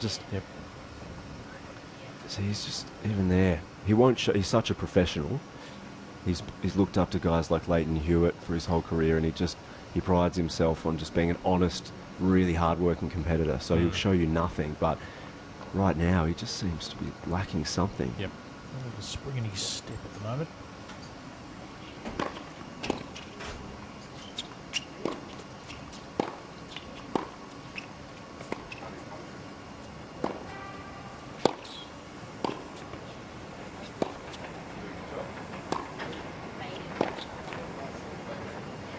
Advantage 7.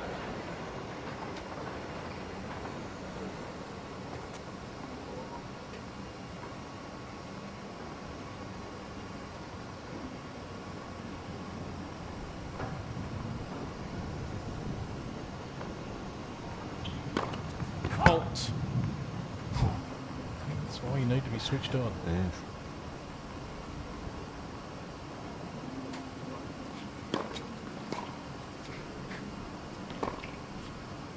Get so. It's easy put away there for Saville. Not the appropriate shot there from Reed, but he's still in a good position here. Reed leads 4 games to 2. Second set. Second set. As we head towards 6 o'clock in the evening here in Melbourne. Any more tweets coming through? Hashtag AO Playoff. Well, Mark McGowan, as we know, he's been pretty active. He's been here all day, Mark. He has, but he's just left.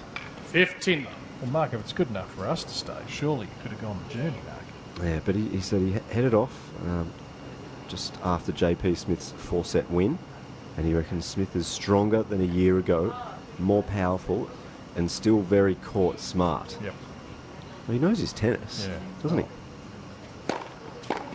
Wealth of information coming through. Yes. But no Yamila Gaidasova today. 30 love. We were having a good old chat yesterday, though. Yeah, and announced today that she's got a wild card into Brisbane.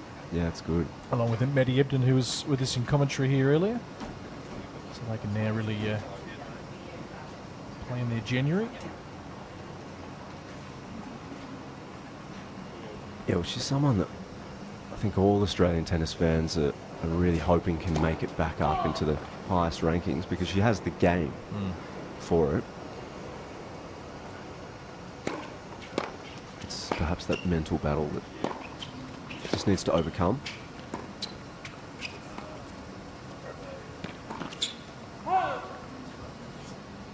Smart play, I think. 40 love. From Reed. I think sometimes the guys are caught at the back of the court just consistently playing those long rallies, but he should, throw in a few drop shots. I mean, both players should be thinking that way, slicing the ball, moving their opponent in all areas of the court, just trying to tire them out. I mean, there's no way Luke Saville wants to run for a drop shot right now. So Reed, he holds comfortably to love. 5-2. Reed leads good position. 5 games to 2. Second set. Well, the greatest risk is to take no risk at all. Wow.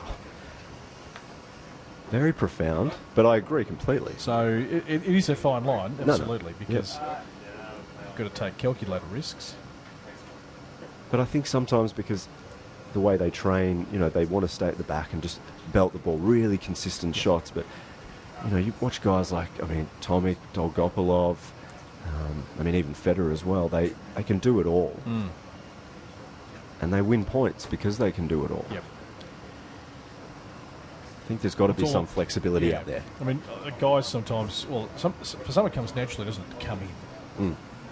And obviously your approach shot coming has got to be spot on so that you can't get past more often than not. But some guys don't really like taking that risk, and they'll back their sort of consistency from the back of the court and hope they draw the error. But yeah, it's a fine line. Obviously, the game's changed over a lot of years, hasn't it? I mean, going back a long time ago, it was serve volley everywhere. Yeah. Yeah, I just think, over the past 5 to 10 years particularly, we've seen a development in racket technology. And so the tennis, the way it's played has changed. But I think it's turning a little bit now. You're seeing some of these guys progress up the rankings who have creative games.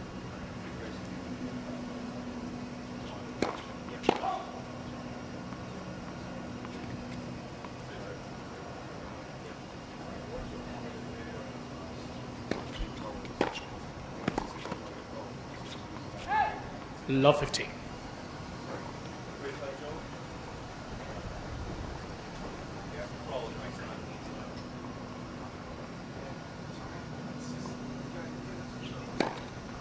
Alt. So it's all or nothing here, obviously, for Saville. Both. It's both. If he goes down 2 sets to love, which is where it's heading now, could you see him coming back?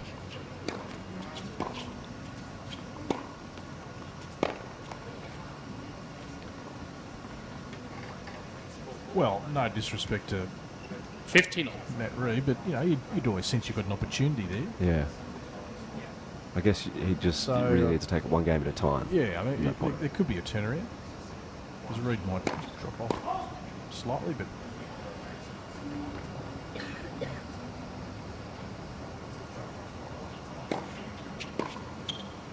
it's sensational. Great angle. Unplayable ball. 15-30. I think that's what Reed has to do as well right now. I mean, sometimes players can go into their shell, but he can hit winners off both sides. So this is a great moment for him to go for that.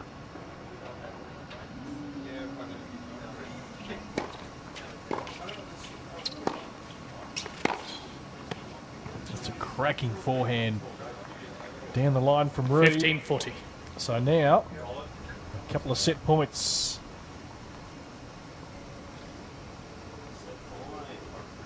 Yeah, that's got to go close to shot of the match so far.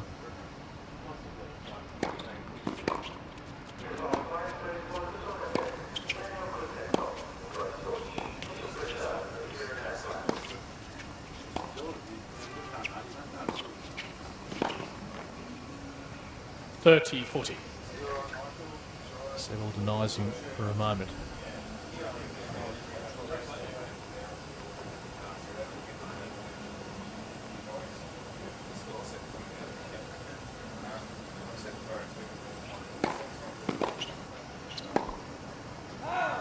Game and second set Reed. So Matt Reed takes a 2-sets-to-love lead here in the last 6 of the games to men's 2. quarterfinals. Reed Very leads by solid 2 sets set to after a real struggle in that first set tiebreaker. He leads at 7-6, 6-2. Can Luke Seville find a way back, or Matt Reed power his way through to the semi-finals? We're going to find out in the next little while here on tennis.com.au.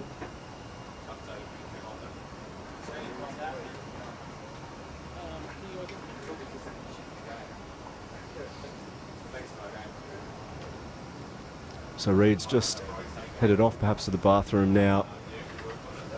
But he looks good out there at the moment. Well, just quickly recap the winners.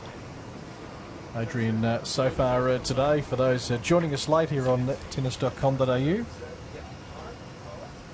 And you were following in particular that match out on court 5. Eventually Matthew Barton has come through, courtesy though of Nick Kyrgios having to retire. He was severely cramped. 4-1 he was leading in that final set and in the box seat. So that was a great result for Matthew Barton as we just take a look here at the second set highlights. Matt Reed really getting into a nice groove. That was a cracking forehand up the line. And his return to serve has been good. Just a good, solid all-round game from Reed. Yeah, well, I think from that first set, there was a point where Saville just started to play a little defensively. And from then onwards, Reed has been full of confidence. He can hit winners off both sides, and not all players can do that. So once he builds and he starts to win a few games, he won the first set, he's up and away, and right now it looks like it's all Matt Reed, perhaps heading through to the semi-finals. One of the shots of the day there, coupled on that forehand wing, he has hit superbly this afternoon. So Ben Mitchell got through. He will take on that Matthew Barton, and he was set down, Ben Mitchell, and Adam Feeney I thought played a sensational opening set, but really from the start of the second set he changed his game plan, Ben, and his mindset, and really from there was able to take over. And then of course we saw Adam Feeney get injured late in that game. Yeah, well, Ben Mitchell, I spoke to him after his first round win, and he said that anything less than winning this title and taking it out on Sunday would be a disappointment for him. So he comes in full of expectation, and he's been working with Ben Mathias and Brent Larkham, continues to work with them, and yeah, he was my favourite going into that match, but after Feeney won that first set, and they've played twice this year as well, and Adam Feeney won on both occasions in straight sets as well. So after losing the first set, you would have thought Mitchell might start to think, okay, that's 5 sets I've played and 5 I've lost. But he turned it around. And as we see, that's a Tennis Australia staff member right there, Kimberly Howlett. She works in the human resource team. So she's just had a big day at the office. Yeah, she's working hard out there at the moment.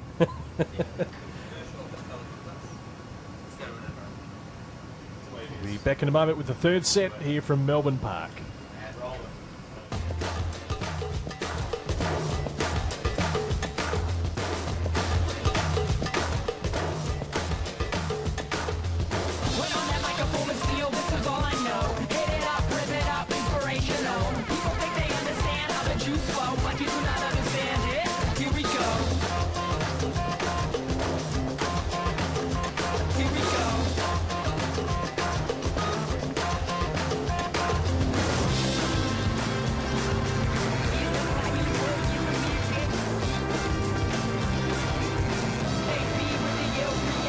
Ready?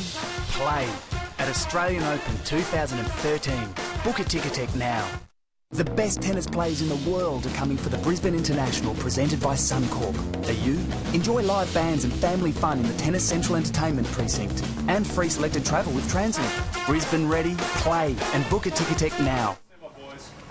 If you're a tennis fan, I'd suggest you get up to Brisbane, because that tournament is getting more status every year in terms of prize money, in terms of the field that is coming to Brisbane. It is a great setting, Pat Rafter Arena, and the outside courts, it really replicates what we're seeing here at Melbourne Park. It's a perfect leading for the players around the world. And they're really queuing up now to get into the field.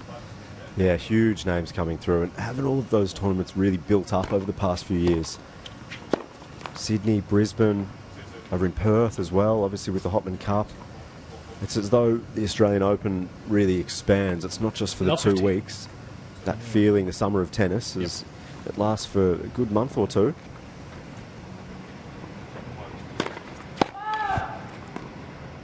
So again, Reed serving first in this set. So another slight advantage for him.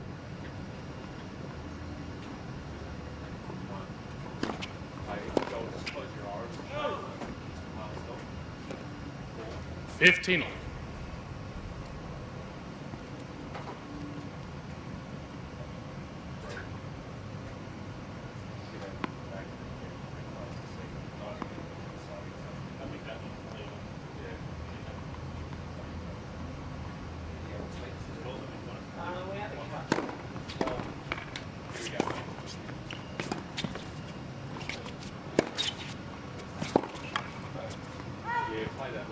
$30-15.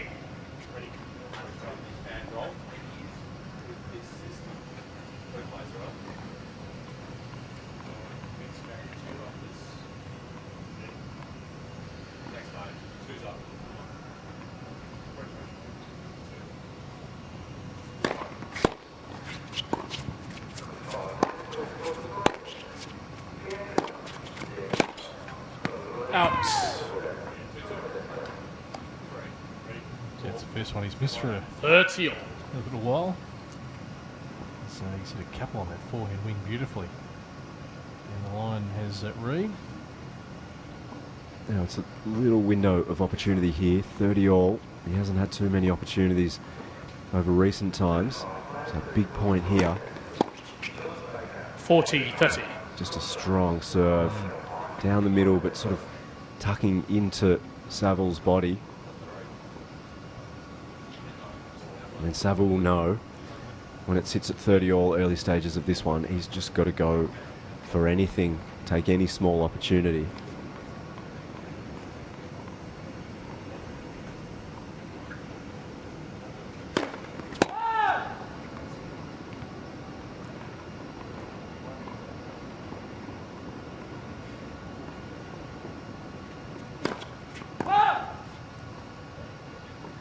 Yes. So at the time we want to be dropping a double fault, but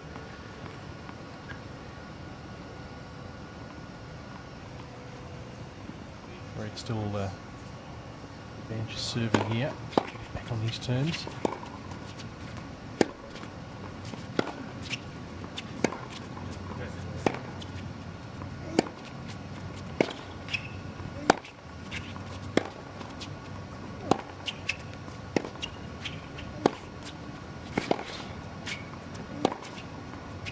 Great shot. That's one of the better rallies of the match, particularly for Saville. Advantage. He was in control of that one from start to finish. Some clean hitting from the back of the court. Reed might have thought he was going to open up with the off forehand. He decided to go back into that corner.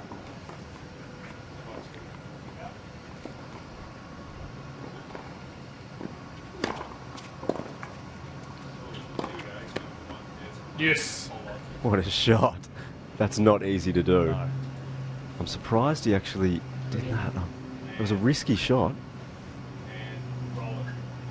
On break point as well. So from deep in the court, hitting that on the full, timing has to be absolutely perfect with that stroke. That was a big point. Back to Juice.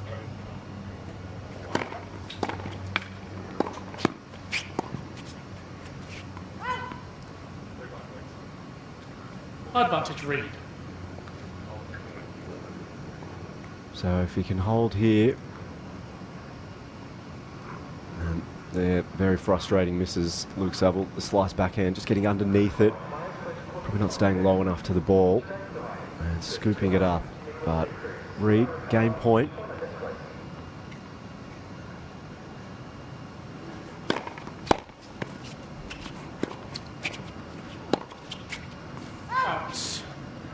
Yeah, There it is. Reed holds. Opening game of the third set.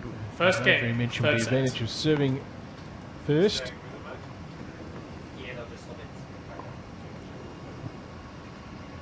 Wonder what he's thinking at the moment. BP, Saville. Yeah, it's tough to make a case how he's going to get back into this match. Yeah, well, Reed hasn't made many errors. No, that's the key. And yeah, it just doesn't quite look like it, does he, Luke? No. It's hard to tell because he's not overly demonstrative on court, so hard to read what he's thinking. But I reckon this game will tell a fair bit as to where he's at.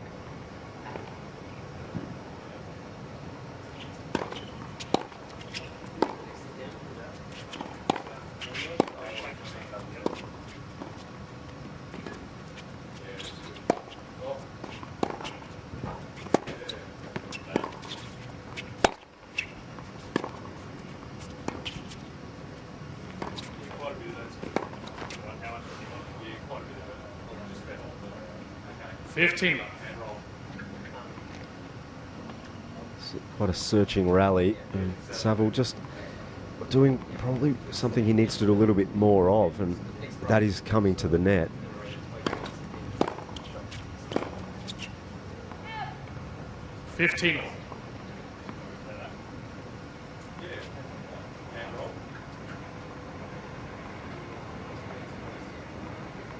So nice powerful return from Reed, brings it back to 15-all. Must-win game here for Luke Saville.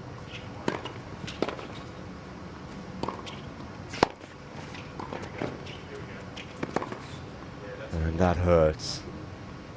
yeah, did all the hard work there, and 15-30. Molly just sitting up nicely for Reed to put away the winner. Good effort by Reed cross court there.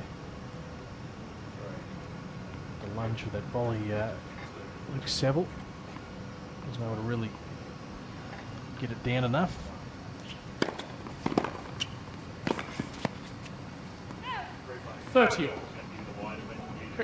And that's a stroke of a confident player stepping into the ball. We've seen it a few times throughout this match. Down the line stroke from Reed, really paying dividends. 15-40. And now 2 break points, so 15-40.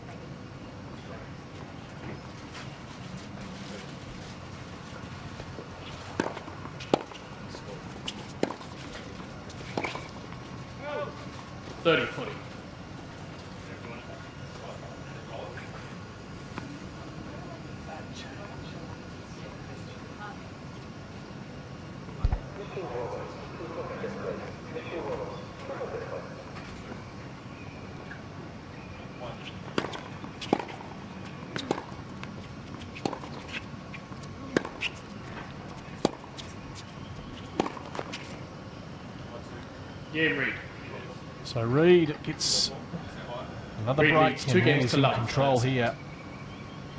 2 games to love now in this third set. There's the error for Luke Seville with the forehand into the net.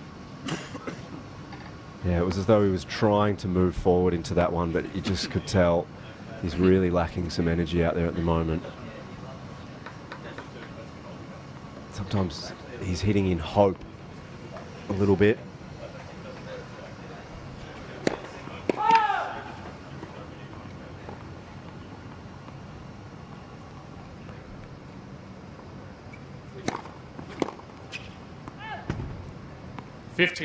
Deep serve. It's a big challenge, I think, BP, this one for Saville.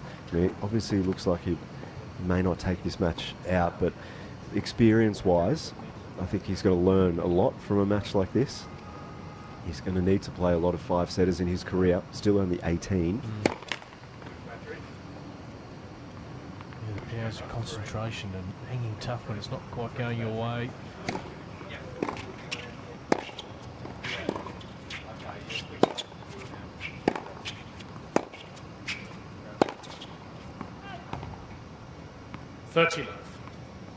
And even physically, I think, if you look at both of their physiques, as we see the replay here, Matt Reid is much bigger and stronger physically, so something that I'm sure Luke Saville will be working on with Des Tyson and the rest of his team over the next couple of years as his body fully develops.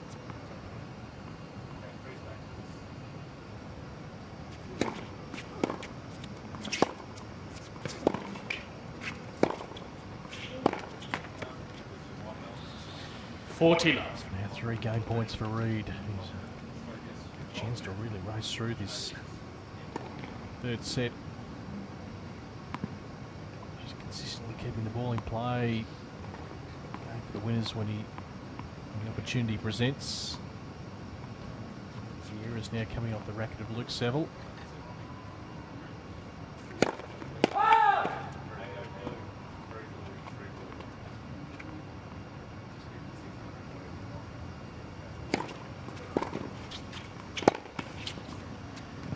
Reid. Saville there, so 3 love, 2 sets to love. Reid leads 3 games to love. Third set. Matt Reid very close. Can sniff a semi-final berth here at the wildcard playoff.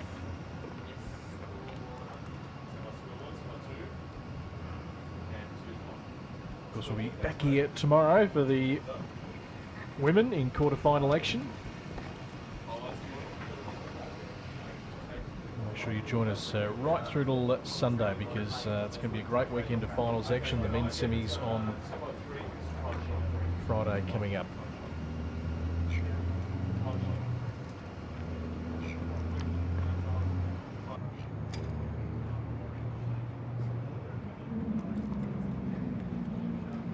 So certainly a tough first set. Matt Reid eventually won over Luke Saville, but since then he's been very dominant indeed. Won 9 of the last 11 games.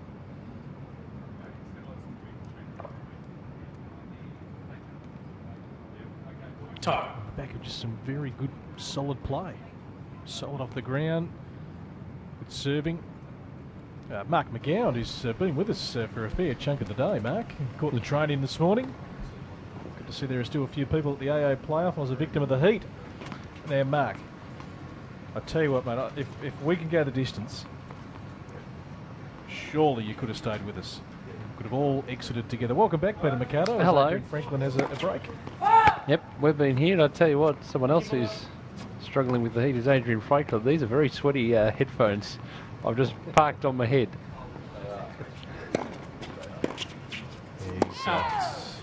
He's put in a 5-setter of his own today. 24-22 of the 5th. But it's been a good day, great day of action.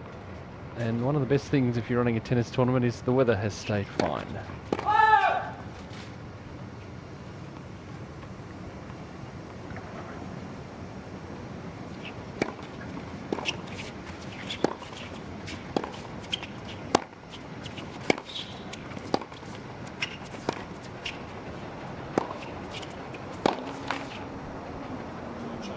13.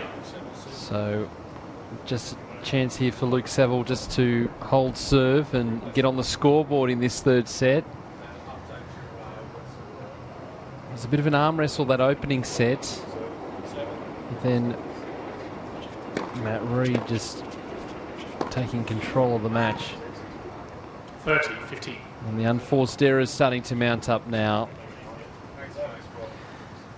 And again, I made the point, Brett, earlier in the broadcast today that the players have played so much in 2012.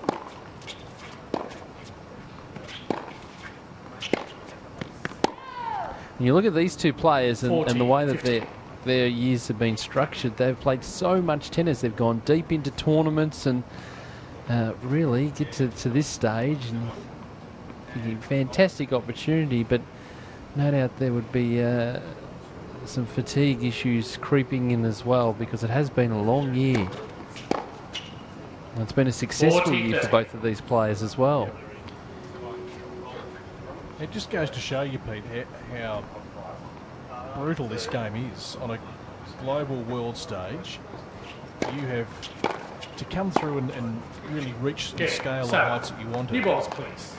You've got to play a lot of tennis, you've got to win big matches. I think the format here is great because most players have obviously sort of completed their year, going into sort of their little training blocks, having a few weeks off to recuperate the body, and then they'll build up for the start of January.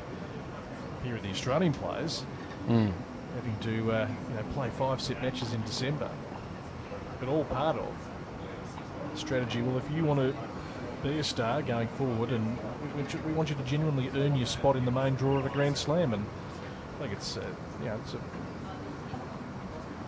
tough to get up, but what a prize. Also depends on where you're at in terms of your training regime and training block. So the opportunity to have a little bit of downtime for a while and then build it up from there.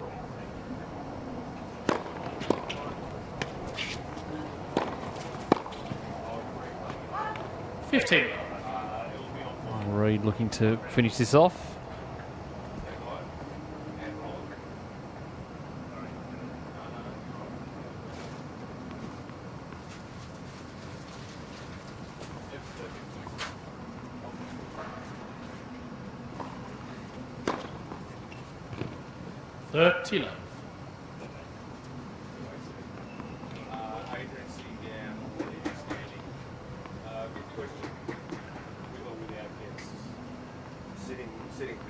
Sitting without guests.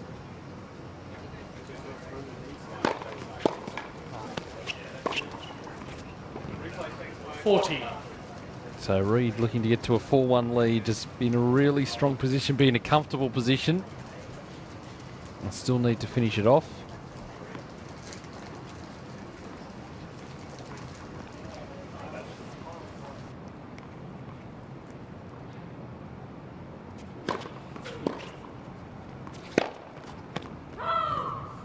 $40, 50.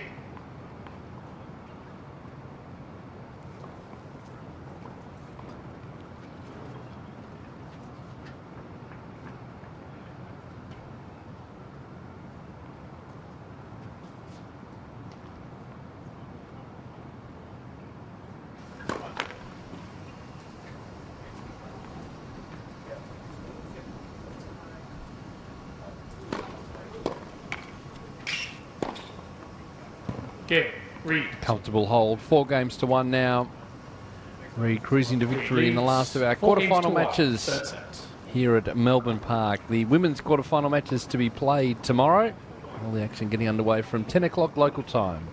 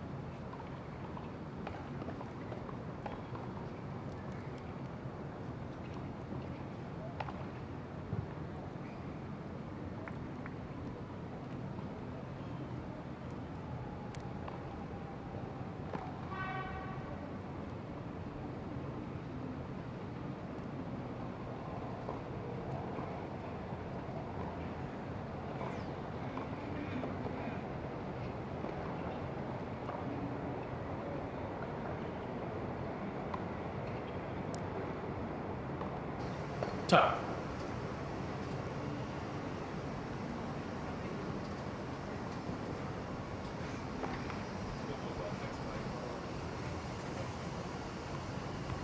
So Luke Seville steering it 4-1 deficit in this third set.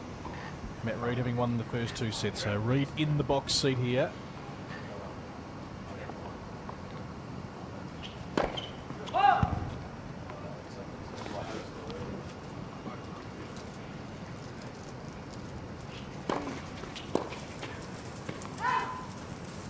$15.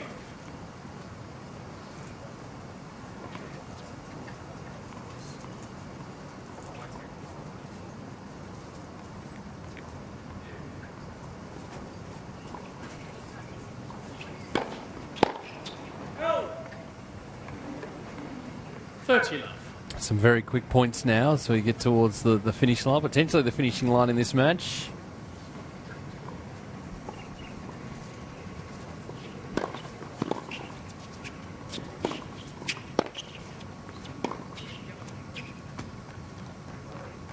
A bit more of that. 40 match, Luke Seville. Setting up perfectly for him to look down the line.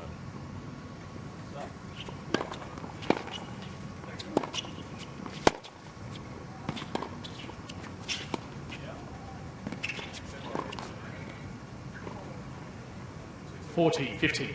Again, beautifully set up points by Saville there. Did well to pick that up on the half volley, and then that short opportunity came. But happy feeling a little in his legs now.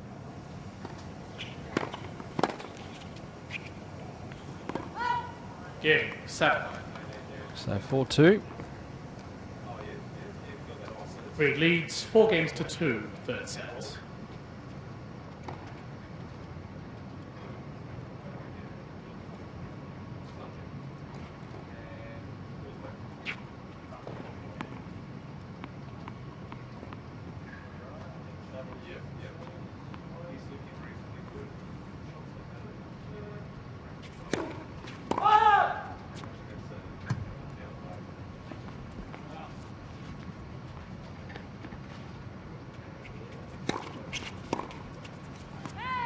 $15.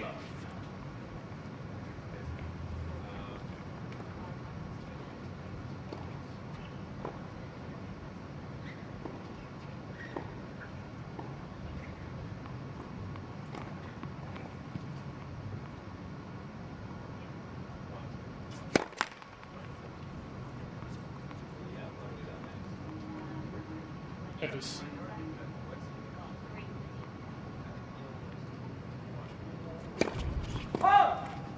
15.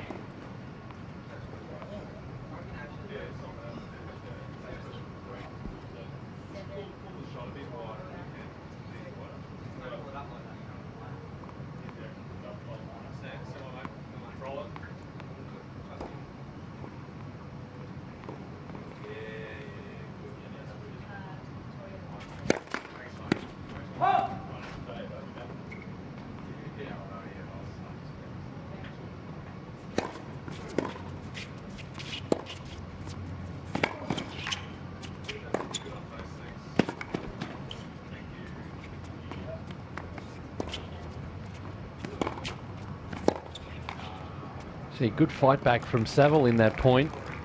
Had a couple of tough pickups along the way. 15-30. Eventually found his way into the net. That was a tough pickup there, right low to the ground.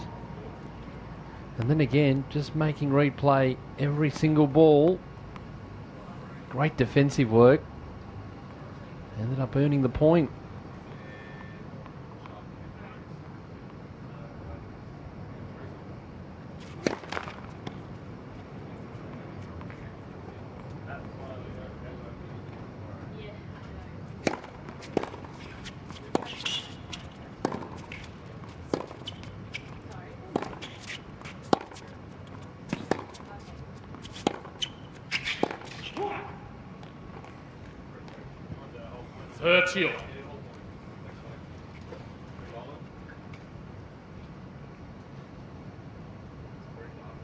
been a bit of a flurry from Saville in the last couple of points.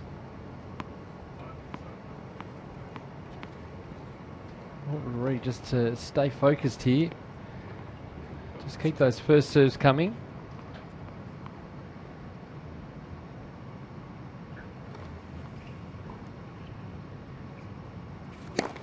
Nets. First service.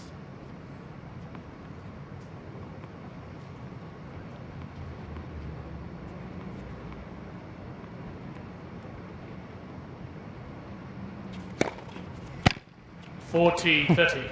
Not bad down the middle. That went like a rocket. Just so you can still serve with that power. 7-6, 6-2 and sitting at 4-2 in the third set.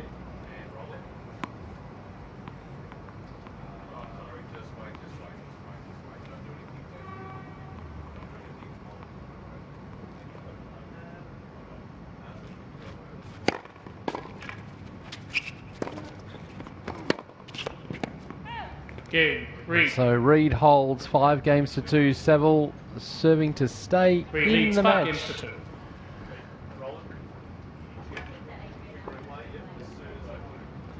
So there we go. Reed just able to hang on. 5-2 now. Getting the job done. Let's go to Adrian Franklin, who is, he's in his own studio again. I am. I feel very comfortable out here, guys, but a little bit of a recap of today's matches. So we started off with Adam Feeney. He took on Ben Mitchell. Now, Feeney, he won the first set and he'd won the previous 2 matches that they'd played. So he went in slight favourite, but in the end, Ben Mitchell, he won it in 4. And as we saw in the final set, Mitchell won that 6-0 and Adam Feeney really struggled with cramp. So we saw that match also out on court 5. Nick Kyrgios played Matthew Barton. Now Feeney was going to play the winner of this match, and it was topsy-turvy. It was set for set. So Barton won the first, and then we went through set for set until the 5th, when Nick Kyrgios was leading 4-1, and then he started to cramp, and he had to retire from the match. So Matthew Barton took that out in the 5th set after Kyrgios had to retire. The other match we saw, Greg Jones. Now he was taking on JP Smith. They've known each other since they were 10 years of age, but JP Smith, he took that one out. So he progresses through to the semi-finals, and he's going to play the winner of the match out on centre court right now. So you'd have to think JP Smith is probably going to play Matt Reed. So that's a wrap of all today's action. The boys will be back on court after we see the girls playing their quarterfinals tomorrow. Thanks, Adrian.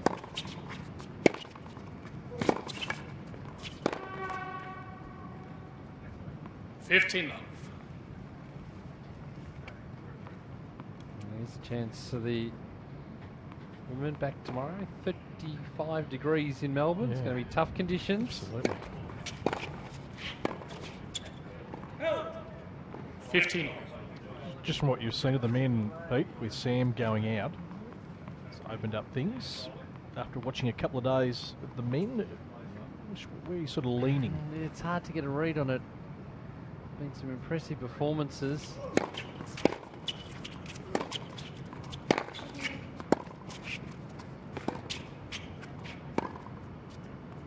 Barton v Mitchell is an intriguing battle, actually. Probably not what we were expecting at the start of the day.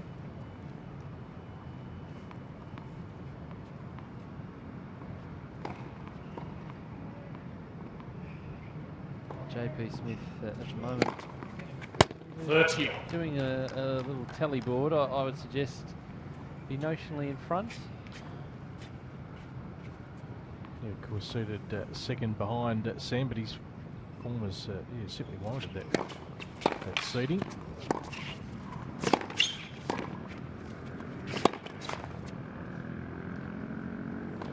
$40-30. Yeah, and it is a wide open field. When you start to lose seeds along the way, it does open up the field a little bit too.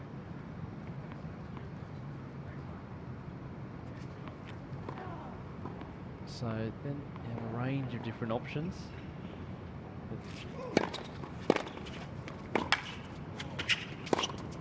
But some really good semi-finals coming up. So back to Juice here.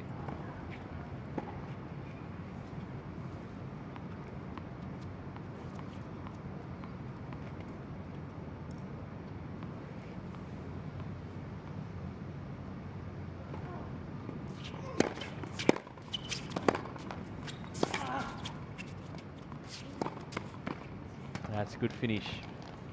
So Saville's still fighting here. Advantage Saville.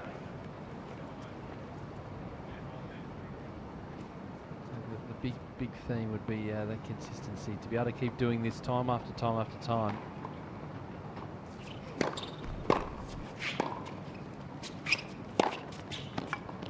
Yes. Wow. Great shot by Matt Reid. Produced this sort of power. Had plenty of time though.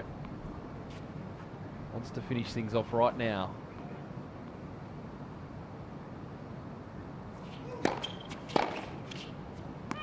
Advantage Saville.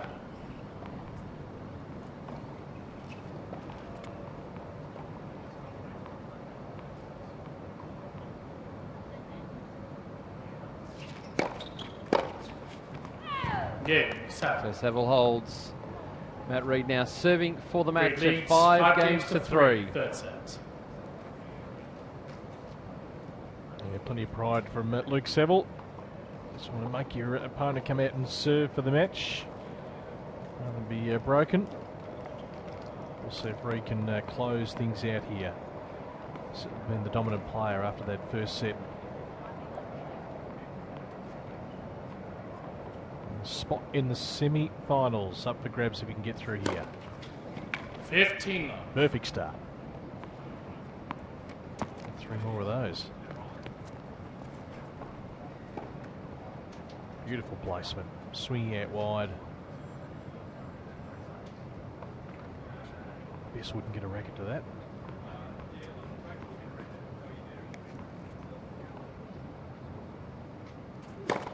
Oh.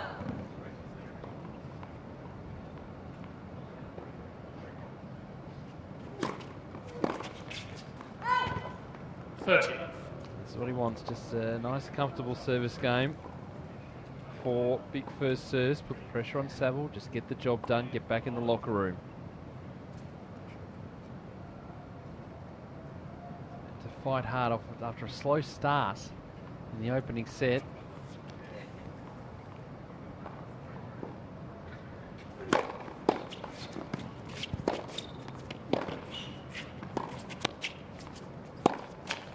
And now has 3 match points. 14.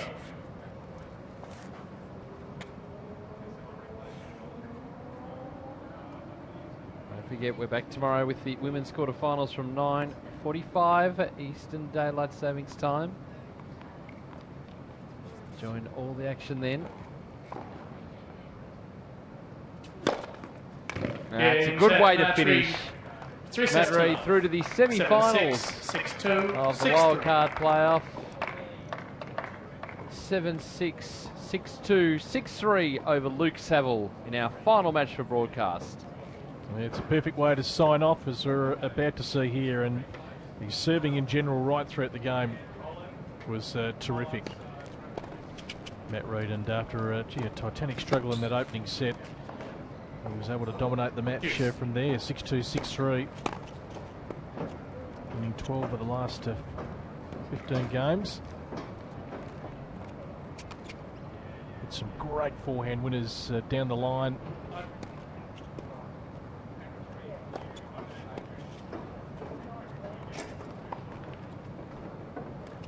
He did, and just really wore Luke Saville down in the end.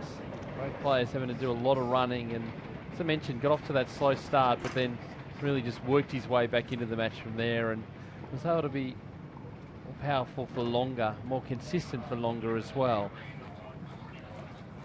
And Saville, see there, potential that he shows. A little bit of difference in age between the pair. But in the end, he just wore down Luke Saville. As you see, running side to side there. And this was a good scrambling point from Saville. Just work his way back into it and then draw the error. But in the end, it was pretty comfortable win for Matt Reid, who is through to the semi-finals, and he'd be pretty happy with that, Adrian Franklin. He certainly is. I think he's pretty relieved as well. Mate, you're into the semi-finals of the playoff, 1 win away from the final. That must feel pretty good. Yeah, it's a good feeling, especially after beating a good player like Sav, and he's a good friend, so it was good to get a win over him after he beat me last time. Yeah, well, just mentioning the loss last time to Saville, I mean, how did you feel coming into this one? It's late in the day. You know him pretty well. Did you feel confident? I know Luke's really fit, so when I saw the heat, I thought, gee, after my first round in 5 sets, I thought I was going to be struggling, but I know I managed to get the first set, and I think that played a huge factor in the match because I kind of got a bit of momentum and got on top of him after that. We were mentioning in commentary, both fairly similar players. You were working the ball from the back of the court. Was there a moment throughout the match, maybe in that first set, where you thought you gained the momentum? Yeah, I thought in the tiebreaker was even at 4-all, and I think he missed 2 forehands. And after that, I felt pretty confident. I just tried to build a momentum, get a bit more positive with myself, because at the start I was a little bit negative and started to complain a little bit. But then after that, I felt pretty good. So the draws opened up, particularly on the men's side. You've got JP Smith in the semi, but you must look at it and go, I've got a bit of a chance here. Yeah, coming into it, I felt pretty confident. Because I told you I've been training with Leighton, and he's probably the hardest player I've ever hit with because he's just so fit and the intensity. But yeah, it's opened up, but JP's a tough player. I've lost to him twice before, so it'll be tough. All right, well, we'll let you get out of the sun, mate. Enjoy the evening. Congratulations. Through to the semi-final. Thanks a lot. And enjoy your evening too, Adrian Franklin. Thank you for your work today. That just about takes us out. There's a confirmation of the score, 7-6, 6-2, 6-3. Matt Reid to face JP Smith. And Ben Mitchell to play Matt Barton in the other semi-finals. Yep. Well, that's the quarterfinals for the men done. Time now for the quarterfinals on the women's side of things. And there's Matt, no doubt, sharing the good news with some friends and family, perhaps just letting him know that they got over the line. Or maybe perhaps arranging a lift to get home or something like that. Maybe a tired man just wanting to get out of the sun and have a shower and cool down tonight and have a day off tomorrow. Let's have a look at tomorrow's schedule. It's going to be Jess Moore up against Arina Rodionova. Diana Babusic take on Ash Barty, who's certainly the favourite with Olivia Rogoska knocked out when she won it here last year. Monique Adamsek, the eldest female in the draw, taking on Victoria Rosic and Tammy Patterson, who I thought played outstanding tennis. But Priscilla Hon, also a great story, 14 years of age.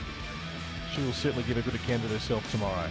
Oh, absolutely. Some exciting quarterfinals to come, and the interesting one, that unseeded one, a result that no one actually would have predicted at the start of the week. So that's what this wildcard playoff can really bring out. So some exciting action. Going to be hot tomorrow, Brett. Or 35 degrees. We'll have to wear the shorts tomorrow. We're going to sign off here from Melbourne Park. Make sure you join us from 9:45 a.m.